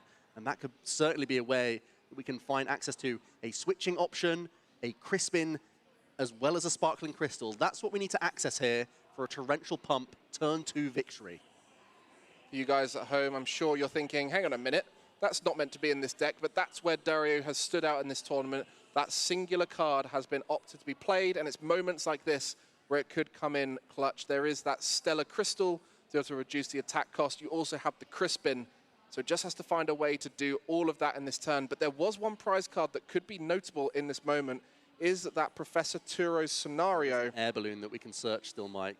So that would be able to chain the Noctowl. I don't know, there's something there that could be missing. It's just got to work it out now. Dario trying to solve it all. I think Ultra Ball, Noctowl, and then one Noctowl can dual seek for another Noctowl, and then you're getting one extra item for the price. And straight away, we're searching out the Wellspring Ogerpon. We've seen nodding, we've seen a bit of gesturing here. Whether or not we can piece it all together, it is definitely a few Jewel Seekers to get there.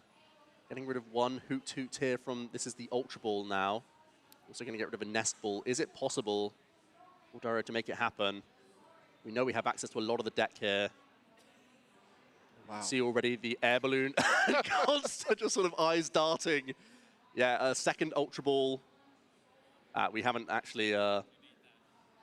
we need to Ultra Ball for a Noctowl here, because we've grabbed the items. Yeah. So just checking. Ultra Balls for the Wellspring, and he's jumping a step forward here, but we will be accessing these item cards. You can tell with these moments how easy it is to skip ahead, because you have to chain so many pieces together, and that is why this Jewel Seeker is so powerful. Able to get 2 trainers with 1 Pokemon ability there, and you can see the Ultra Ball plus the Air Balloon, just making sure to go through it correctly, and that will allow the free retreat. Now another Ultra Ball, but this is where the amount of cards in hand starts to be a question. Have you got it? And that's going to be the Jewel Seeker number 2. Crispin, Sparkling Crystal, Mike. It's all there, nothing in the prize cards. We know that that actually spells the doom for Consta. All he has to see is that there are 2 energy remaining in the deck so that Crispin can get the extra attachment. And there it is, a turn 2 victory for Dario. The fist bump comes down. What a way to win your first game in round number 8 to book your spot in phase 2 of the competition. Wow, what an amazing performance there. And that's where those unknown tech cards can come in clutch. This Eevee attacking box with Flareon as the main attacker has the advantage. You can sprinkle in so many terror attackers with that Stellar Crystal and the Noctowl engine. You can piece them together just like that, as we saw on the stream there. 2 Noctowl was needed. There was a 3rd one available if you're able to get a hold of it. And there were even cards prized that would have helped make it easier. Oh, well, Turo wouldn't have worked because you'd have needed the Crispin.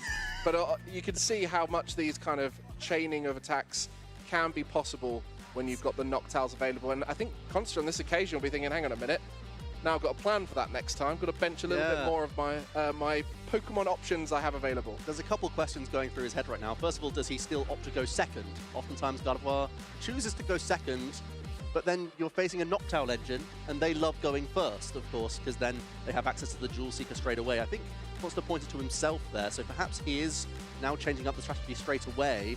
The other thing, of course, Mike, that you can do is try and have the likes of Monkey Dory in the active position, because Torrential Pump only deals 100 to the active. That can force only a single prize knockout, even from a Torrential Pump. Also trying to weave in your own Bravery Charm, perhaps, on some of your Pokemon could also skew the situation more in your favor. But what a fantastic start here for Dario. Got to be feeling good about that one. In a tough matchup where you've also prized a Gravity Mountain, being able to just take that win immediately is phenomenal. Yeah, both these players currently at a record which would allow them to go through to day 2. It's more about getting as far ahead as possible. Right. 5-1-1 is the record needed to make day 2. But at this stage, you want to be getting as close to top cut as possible. No one comes to the World Championship to make top 32 or top 16. They want to be winning it. And so to try and get as high a record as possible, so you can get as far ahead as possible tomorrow, especially with such few players on high records at this event. Only 1 player currently on 7-0. It's really every win matters at this stage. Let's get into this game number 2 then. The good news is for Consta is that there's plenty of time remaining to change your fortunes. Leads out with a Lily's Clefairy EX. It does kick off with an Earthen Vessel. It's going to be discarding one Jellicent EX. It's going to be the first search of the game, but of course, getting access to early energy drops, not only fantastic for getting them in the discard pile to pitch early, setting up your Gardevoir EX, but in this case, when you've led the Lily's Clefairy EX, why not start attaching to that Pokemon anyway? You know you're up against a deck that utilizes Area Zero Underdepths. That means this actually can be a good attacking presence, Mike. Yeah, interesting start. You don't always want to start a two-prizer as Gardevoir. And also looking to start by going first. As you mentioned, that would be a potential adaptation here for Consta as he goes into that first deck search for energy. But really want to be getting the Gardevoir going as soon as possible because, as we all know, Gardevoir is one of the most powerful decks we've had in the Scarlet and Violet era, and it is due to that on-board presence of everything you need to continually attack turn after turn. No cards from hand needed a lot of the time. And so if you can get the Gardevoir in play, this matchup heavily swings in favor of Consta. A couple of awkward prize cards there. A couple of research, which is never great to see, but also some of your one-of Pokemon. The one Frillish, in addition to the one Mew EX. Sometimes Mew EX copying a Flareon EX is a really efficient way to take a response KO. Copying that Carnelian, even though it's a 2-for-2 trade, sometimes it means that you can do it with very few Psychic Energy discarded, which can be appealing. Consta's going to take a few notes here, jotting down those cards that he doesn't have access to. And you have a couple of those Professor's Research Prize. There's 3 copies within Consta's list. That is a little bit awkward. Got to see if he's got a hand on any for any future turns to see if he can get into this game. The Terapagos EX on the other side, and another interesting starter being 230 HP, making it quite tanky when it comes to something like Lily's Clefairy attacking into it. Now, what makes Gardevoir so dangerous when it comes to these attacks and, you know, leaving things on board where they've got HP remaining is that Monkey Dory can always finish them off. And I think that's something that Consta has to think about, is how to navigate the matchup where you can stay ahead, disrupt, and use the Iono, which is so powerful against the Noctowl engine.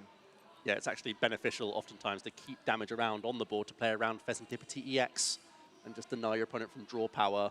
I really like the attachment to the active Lily's Clefairy. It makes Dario think twice about how he wants to commit to his bench Pokemon. Typically, the Flareon loves to just go as wide as possible with that fan call and grabbing all sorts, as we see some prize cards for Dario now. Wow. Also prizing his copy of Mew EX. And many of those pieces, there is one EV-EX in the list and 2 different regular EV. So the boosted evolution currently in the prize card, so that only has access to 1 EV right now, Mike. Yeah, that's going to be tough. And the ability to evolve in this matchup is key. But then also that Wellspring Ogerpon is now an option to think about. But going second, everything changes. The flow of the game is now completely different. As previously, Dario could attack on his first attacking turn. Now has to wait a few turns, which gives Consta the space to start going. Yeah, the only real attack you could launch here would be an Assault Landing, maybe a Corner, something like that in the best case scenario. And that's not great when you're staring down a Lily's Clefairy EX, because that can easily just Full Moon Rondo into you, and the 70 damage isn't really that relevant. So it doesn't look like Dario's going to prioritize much of an attack here. Instead, he just has to try and still develop a good-sized board, but also be aware of that Full Moon Rondo damage to not allow your Terapagos to get too damaged. Well, the deck check just being completed here, also important at this event. I think that's one of the things that stands out with the top players compared to the rest, is how diligent they are with their deck checks and the ability to play differently based off of those prize cards. And we mentioned the EVX and one of the EVs in the prizes. That is going to completely change the lines Dario has to go for here, as that Fan Rotom Fan Call we mentioned before has been completed. And there we see the singular EV, a Hoot Hoot, and a Noctowl. The good news is this doesn't look suspicious, to be honest with you. This looks like quite a traditional fan call, to be fair. So there's no warning signs being sort of triggered right now for Consta. It's a fairly routine turn, to be fair. If Dario does want to stay safe, he could just manually attach to the Terapagos EX as well in the active position and just sort of set that up for a future turn, not allowing Consta to start chasing down that EV straight away. We know that with a rare candy Gardevoir, we could easily see a Screamtail attack, or if there just happens to be a gusting effect, even the Clefairy could get involved. Yeah, that Terapagos, a great attacker in its own right. Double colorless for a unified beatdown, 30 times the number of benched Pokemon in play, but you cannot use it on your first turn. so unable to attack with it at this stage. So Dario going to be opting to attach to the Eevee on the bench, and now it's up to Consta to try and race ahead with that board. I don't think it's a great hand, Mike. I see Pheasantipity, I see Night Stretcher, is that Counter Catcher and Artisan. This is going to be a really weak turn. The Artisan can search out an additional basic Pokemon. It's going to be a backup Ralts, of course, but I don't think we're going to see much. I believe we can Night Stretcher for a Psychic Energy that we pitched with Ultra Ball last turn and just swing with Full Moon Rondo for as much as possible. It's really not ideal. As we said, with so many supporter cards in the prizes, just not having access to one straight away is really going to hurt Consta. Yeah, previously Gardevoir had Refinement Curlier, so was able to set up the board and draw consistently with that trade, whereas now it's so reliant on the supporters to continually see cards or knockouts with that Pheasantipity EX. So now we'll just be going for the simplest route, which is to attack with the active Pokemon, manually attaching, something we often don't see with Gardevoir. But on this occasion, it has started a bit of an attacking race, putting plenty of damage on that Trapagos, now 90 HP remaining. And a return attack here from Dario will be possible thanks to that ability to go nice and wide with Area Zero. We're kicking things off with an Artisan from Dario now. This might be showing off that there's access to no additional Eevee, but just finding more Hoot Hoot is also really reasonable. So again, Consta still sort of none the wiser about the situation that Dario's in based on those prize cards. But there's already a Terrastal EX in the active, so Jewel Seeker is live, which means Dario has access to all sorts of different attacking threats here. Yeah, just off the Artisan, that Hoot Hoot now will be using that Jewel Seeker ability. Needs a Terra Pokemon in play. Thankfully for Dario, started the Terrapagos. Often used in this deck to be an option for a single Pokemon, a basic Pokemon that can be put in play. Otherwise, the Evolutions, the Flareon and the Sylveon, Leafeon, they are all great options to have that Terra part of the ability created there. So the Noctowl, Jewel Seeker will find that Area Zero, as we mentioned. I'm sure something like a Crispin will be part of this turn. But this is where the chaining of those Noctowls is the obvious thing to do, but actually, it's sometimes better to leave the Hoot Hoots in play for future turns. Yeah, because as long as you have access to Jewel Seeker after a hand disrupt, you know that you're putting yourself into a great position. Area Zero Underdepths allows us to expand this bench from the usual 5 all the way up to 8 benched Pokemon. That's not only going to be great to allow Dario to get even more engine Pokemon established here, but it's pushing this Unified Beatdown into a one-hit KO range into this Clefairy.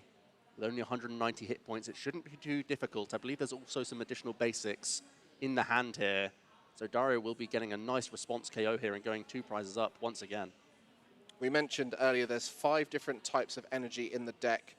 And thankfully for the Terrapagos, it doesn't matter which ones. But how key is it to use the right energies in the scenarios to plan ahead, Joe? The forward planning is what attackers do you still need to have access to throughout the remainder of the game. So you're trying to pull out the least impactful energy in this case, or ones that you have more within your deck even after using this Crispin. So grabbing a Grass, grabbing a Water.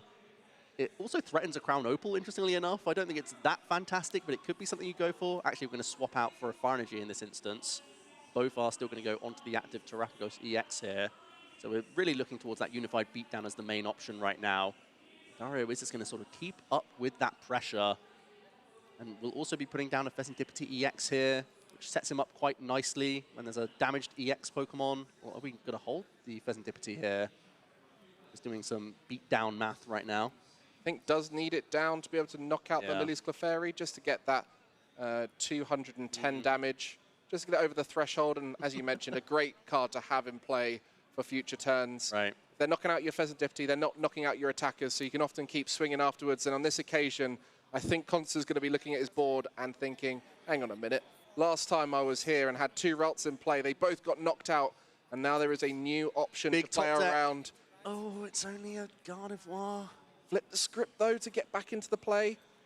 Yeah, Pheasantipity EX is the lifeline for Consta. 3 big cards from Flip the Script. Oh, a Rare Candy there. Rare Candy gets us into the mix. There's plenty of Psych Energy in the discard pile. That's a huge pickup from Consta, who's now reaching over for his discard to see what he has access to. He's still in this, Mike. Just about. Yeah.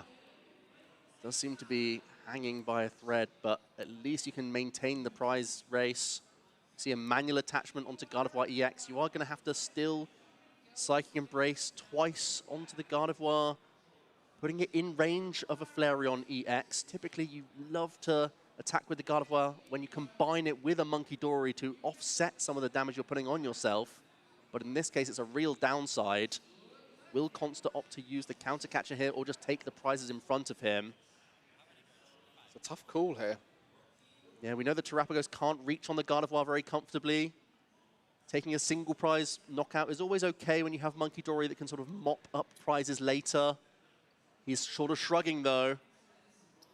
I mean, one thing he has here is he knows there's some good cards in those prize cards. So if he takes a big knockout, increases the likelihood of seeing one of those research of the prize cards. Yeah. I feel like the Eevee is such a big threat, though. You could always punch the Pheasantipity EX as well. That is an option that can help you in the future. But like you said, those prize cards are so tempting. He's going to take the 2 here, Mike. And I think it's exactly what you highlighted. We need access to those supporters. And we have fortunately found a Professor's Research and an Arvum for the next turn. Dario doing some bench management as his only Terrastal EX Pokemon has been knocked out. So he has to once again reduce his bench size down to just the 5 before promoting his Eevee. But we know exactly what's in his mind this turn, Mike. A response KO with Flareon EX looks so powerful. For sure, and that counter catcher as well, such a powerful resource, as you only have 2 gust options in this Gardevoir list, the counter catchers being both of them. So if you use them early on, you then limit your ability to take out the bench Pokemon. There's that Mew EX coming down now, and that promoted Eevee now has a fellow Eevee to help evolve later on. That was something that definitely changed that decision for Consta. He had to think about getting rid of the final Eevee as the draw off the flip the script does find the Ultra Ball. Everything, yeah.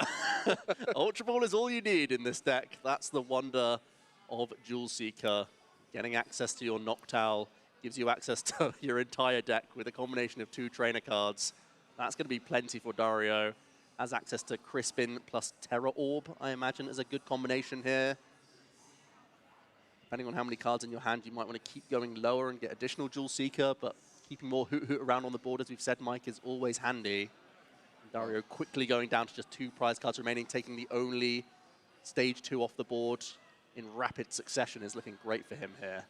Yeah, it's important to note that that knockout on the Terrapagos also allowed him to discard the previous Noctowl and was thankful that the EVX came off the prize cards as the Terra Pokemon to replace it. So a lot of things going well here for Dario. Game 1 couldn't have gone more perfect with that early quick knockout with the Wellspring Ogerpon. Now having to stabilize and play the actual game. And I think it's important to remind everyone at home that this is a tough matchup for the Flareon EX and friends. And this is where we are seeing how it's always possible in those tough matchups to find a way back in. As the Crispin is played, fire energy required, and the water energy, which is in the deck. Yeah, is in there. Thumbed past it, so we have no issue. I believe there's also one in the hand, which is the only reason for Dario to pause here. But still going to opt to take those out, slam them onto the active Flareon EX. The Carnelian attack deals 280 damage, and this Pokemon can't attack during the next turn, but that's not an issue for Dario. He has plenty of ways of pivoting this Pokemon around. Right now, it's all about taking out this Gardevoir, and he's got to be licking his lips being 2 prize cards away, especially when Consta's been forced to put his Pheasantipity EX in play. That's something that's much easier to reach. And this knockout, so important. Typically, Dario would be using a Gravity Mountain to reduce the HP of that Gardevoir, but in this case, the damage left on it through its ability, the Psychic Embrace leaving 4 damage counters there, meant it was in rage, and that knockout from the Flareon puts Consta back on the back foot as the singular route promotes itself to the active, and flip the script is going to be clutch here for Consta. Needs to find everything on this turn, and nothing in that, but we do see there are a lot of supporters in that hand, lots of options. I think it's clear that he needed Iono here, and that's been found, which is huge. We have access to Counter Catcher, Iono. We can bounce the Area 0 Underdepths with our Artisan here. You're still going to need a lot from these next 6 cards, or 4 cards, I should say.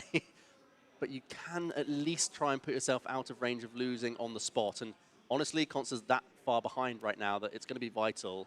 Maybe even spying a Bravery Charm for one of your benched Pokemon here. An Artisan out something like Monkey Dory and then put a Bravery Charm on it. Artisaning out one of these basic attacking Pokemon could be useful as well. Trying to get something like Screamtail in the mix can be a great way to make a big comeback happen. Well, trying to counter-catch Trap and start Screamtailing away the benched Pokemon.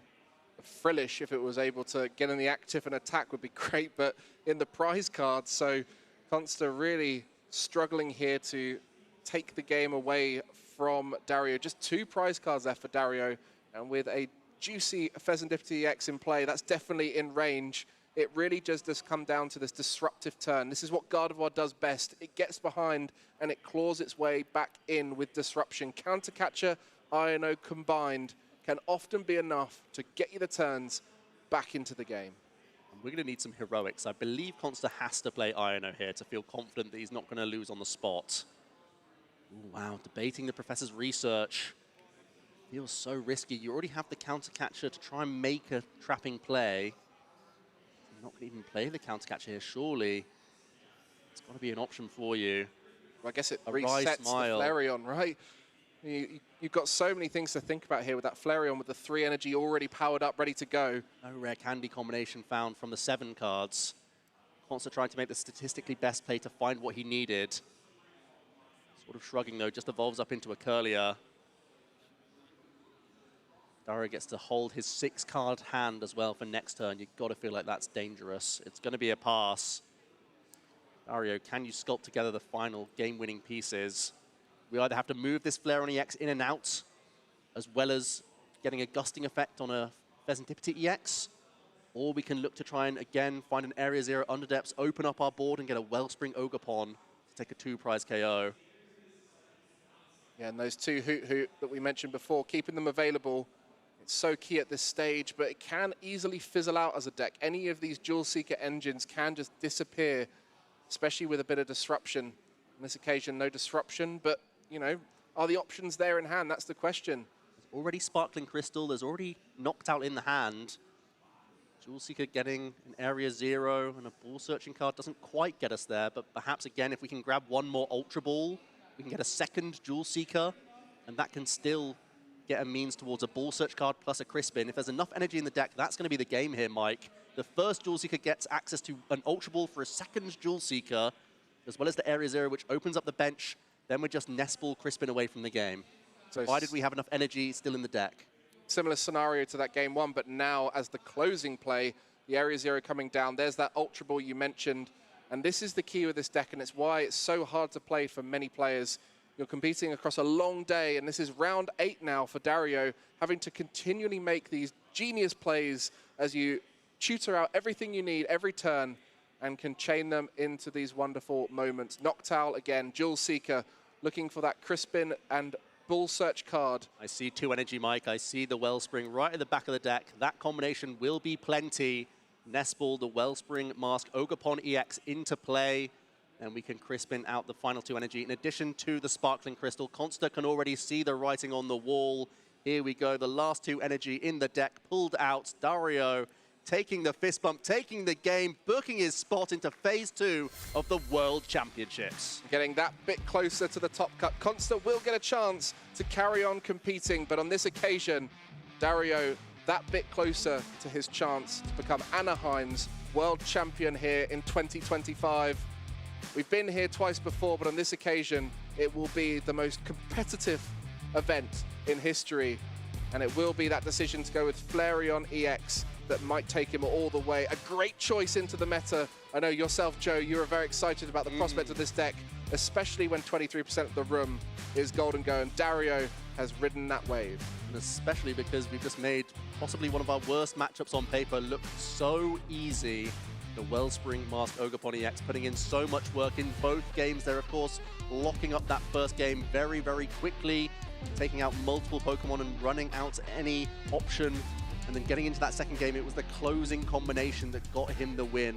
Such a great build from Dario. Let's see how it all played out. And it was that first turn we saw with the fan calls straight away. It happened in both games, but on the first game, it led to this amazing first turn. The Wellspring Mask Ogerpon coming in with a 2 Pokemon knockout to finish the game, and those 2 routes remained in play for the rest of the game. One of them was able to evolve into the Gardevoir and take a knockout for Consta, but it was not onto that Eevee, so a return knockout was available through the Flareon EX.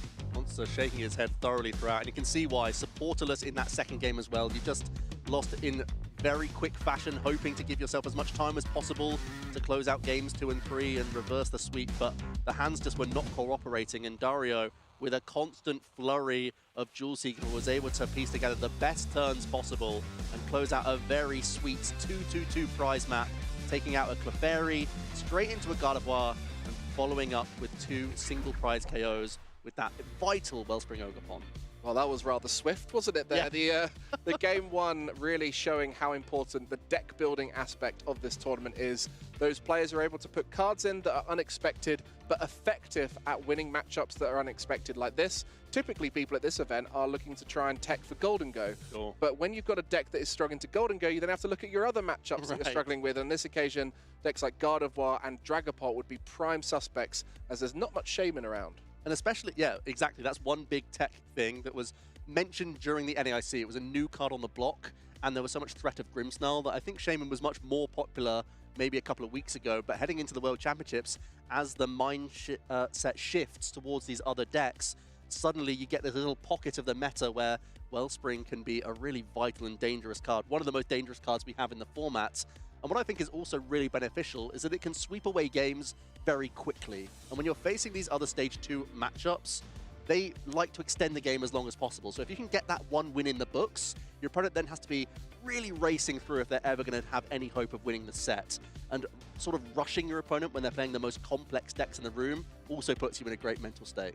Yeah, I know you're a big advocate for any of these Jewel Seeker-based decks, whether it was using more of the Ogerpons, or whether it was in this case using the Eevee and the various evolved forms of Eevee. It definitely shows that there is different ways to use Jewel Seeker, but clearly the type advantage going into a Golden Go meta where it's 23% of the room, and you've got that Flareon, 130 damage for fire weakness into a 260 HP Pokemon. It's almost too perfect. Whilst accelerating. Whilst accelerating. As well. Yeah, it kind of fits perfectly into the format because of that, and I think that's why we're seeing a few of these Flareon decks rising to the top. Dario must be licking his lips now that he knows that surrounding him is Golden Go. A lot of our players on the top records that we were talking about, the notable matchups coming into this final round of day one, a lot of them are Golden Go. Now, interestingly, these Golden Go's have some techs up their sleeves as well to try and skew a prize race and sort of deny Flareon from the easy Briar for game strategy that it can oftentimes employ.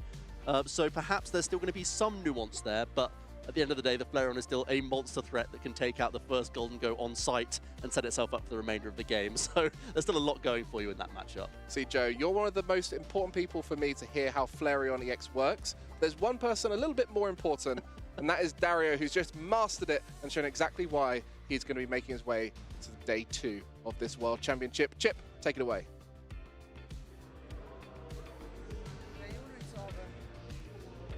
Thanks, gentlemen. That's right. I am here with our winner from the last round, Dario. Congratulations, 6-1-1, an incredible record with the Flareon as well. How are you feeling?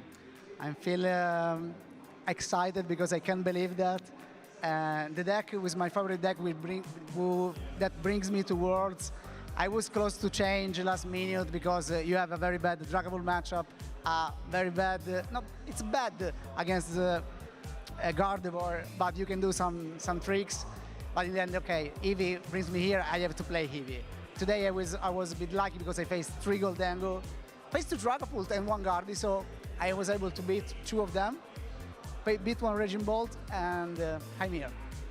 Yeah, you mentioned this matchup, Gardevoir. On paper, a lot of people feel it's a bad matchup for your deck, Flareon, but you're able to come out on top. Obviously, I think, that game, things didn't go very well for your opponent, but what were some of the things that you had to make sure to do in matchups where you feel unfavored to make sure you come out on top? Honestly, in this matchup, I have to hope that my opponent has a very good start, so I have to go ahead on prizes, and especially if I can keep my boss in this matchup, I have the Gravity Mountain, which allows me to knock out the Gardevoir one shot with the Flareon. Also, the Mask can do something. If they don't play tour, I can solve, still some time, and then go ahead in prizes.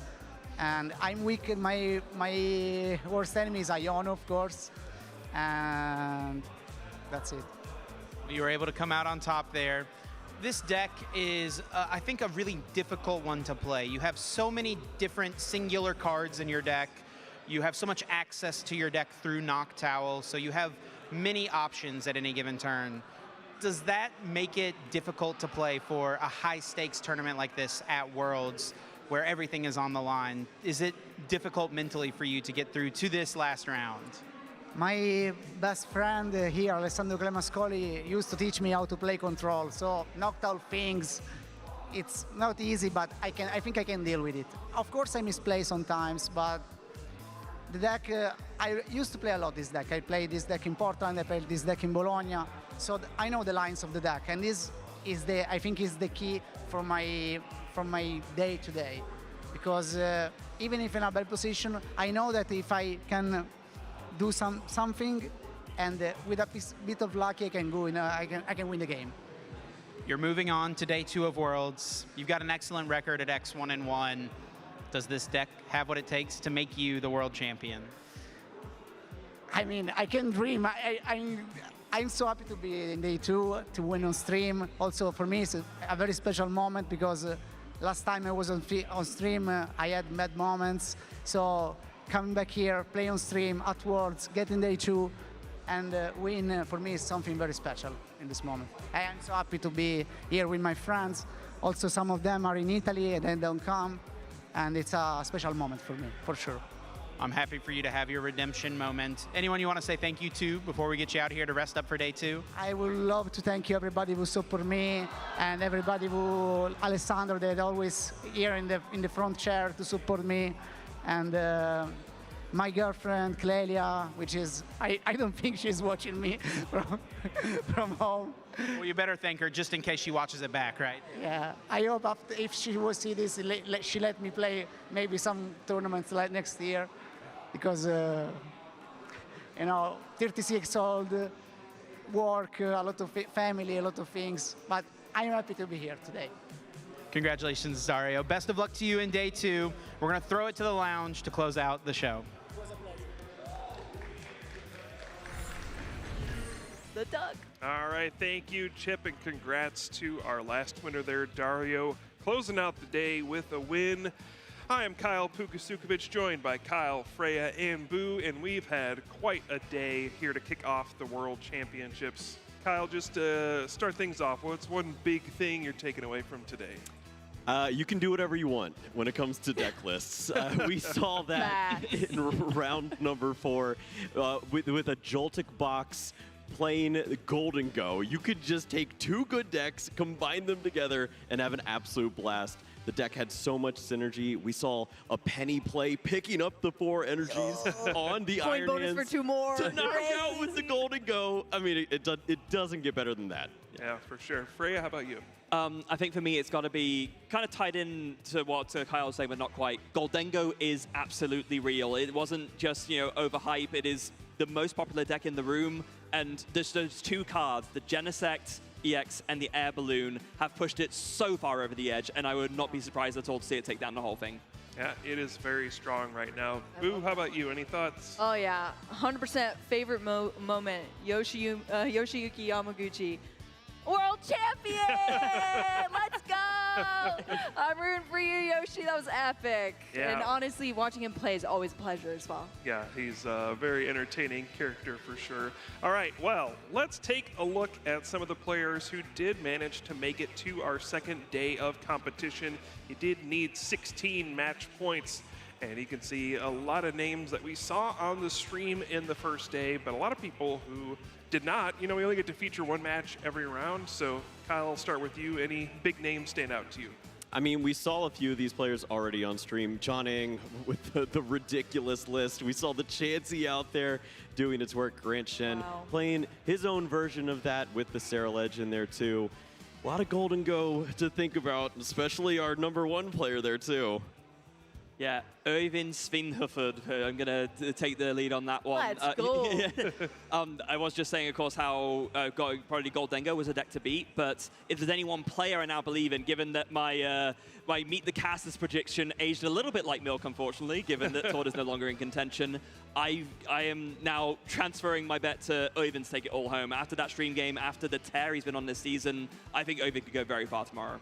Yeah, he's on a roll. Boo, how about you? Anybody stand out? Yeah, Grant Shen. Shout out to Grant Shen. I mean, so cool to see him here performing well all season and back at it again. World Championships doing the same. Yeah, and Piper Lapine sticks out to me as well. Fresh off a top 8 at NAIC. Could be a big run here. I saw her doing some crazy stuff out there. I won't give anything away, but he ain't lying. I'll tell you that much. Like Kyle said, you can just put anything, especially you can just put anything into Golden Go apparently, and it'll work. You just have space for whatever now. Let's go. All right, well, that is our first day of competition here in Anaheim, but we're just getting started. We got a whole second day of competition tomorrow and Championship Sunday. We are coming back tomorrow at 9 a.m. That's Pacific time here in California. So be sure to check out the stream tomorrow. Any closing thoughts before we go? Kyle, I'll start with you. There's a lot of great players still in contention, but there's definitely a chance for a player that you may not have heard of to take it all the way at this point. So don't be surprised if you see an unknown deck or an unknown player at the tippy top here at the end of day 2. I'm kind of going to go in the middle of what you said. I think the winner of Worlds is going to be someone who is known but has not had their big breakout performance yet. That's what I'm going for. So kind of, I mean, Ovind has had the regionals win, so maybe you could consider that a breakout, but I think it's going to be someone who's like known but not in the conversation for the greatest yet, and that's going to be their big thing. I'm ready for the stadium, baby. I mean, that is going to be sweet. You definitely don't want to miss it. Tune in for that. I think it's going to be epic, and it's just so great to see every single year these events grow larger, more fun, more stuff to do, and more Pokemon fans come together. So love to see it. Yeah, I mean, to that exact point, right? I mean, for us, especially for us who've been doing this for a while, the comparison between now and the previous Worlds in this exact venue, we've talked about it a few times, but I mean, it's a very, very special thing to behold how much the game has grown in size and scope and everything. Yeah, and of course, we always encourage people to come out to these events and attend. It's awesome here in person, but if you're watching at home, please be sure to follow along the whole weekend. TCG, video game, Pokemon GO, Pokemon UNITE, Pokemon.com/broadcast. You can go ahead and take a look at that and follow on all the different social channels. Yeah, there's always so much fun stuff going on. And of course, if you watch throughout the weekend, we do have some Twitch drops as well. Kyle, what do we got here for TCG Live? Yeah, we're going to need some of that because that is some pretty nice sleeves and deck box to go along with that coin there. Some nice help and a little Hydreigon. Okay, sign me up. Very nice. Also, 2,000 trade credits and 2,000 trainer points. You can get a decent amount of stuff crafted with that. That's pretty generous, I think. Yeah, I'm glad that you guys can read that because I can't see anything from over here. So that's great. It was like, I see a Pokeball in the corner. All I see is colors. You need to borrow my prescription. All right, well, it's not just TCG. We also have other Twitch drops going on as well for some of the other games, such as Pokemon GO. Unite, we have video game, we have all sorts of drops, so whatever your favorite Pokemon game is, you can follow along for the rest of the weekend and get some fun stuff as you go along. It's all about celebrating here at the World Championships. Hey, look at that, yeah. Pokemon GO, look at all that stuff you can get. Boo, can you see any of those? Green. You get the Skarmory. I think there's a Charge TM in there as well. That's so fun cool. stuff. I have a feeling, from talking with the Go folks, that's kind of a big deal. Yeah, I heard. I do understand that one's pretty important. Yeah. Yeah, we got a video game as well, Pokemon Scarlet and Pokemon Violet. You can get that for Rigorath. It's on the World Championship winning team. Got the world's armor tail. It's a little tricky though. There's like a 1 instead of an I and a 0 instead of an O maybe. Yeah, you'll figure it out. But yeah, there's the code. Yeah. I think on the Switch keyboard, when you go to redeem, you can't choose I or O. It's only the ones that are zeros, so it's a little bit tricky, but you can't mess it up, basically. Yeah, you'll figure it out. Watch me. All right, well, that is going to wrap things up from the first day here at the World Championships. Again, join us again tomorrow, 9 a.m. will be the start time. We have a whole other day of action, and that's going to lead into Championship Sunday in the arena for the first time. Let's go. You're not going to want to miss any of this stuff, but thanks for tuning in today, folks. Have a great night, and we'll see you tomorrow.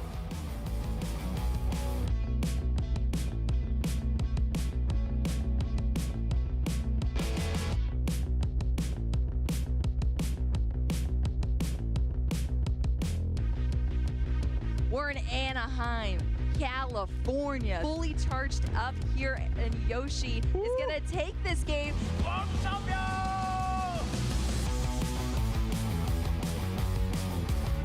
Our 20th World Championship.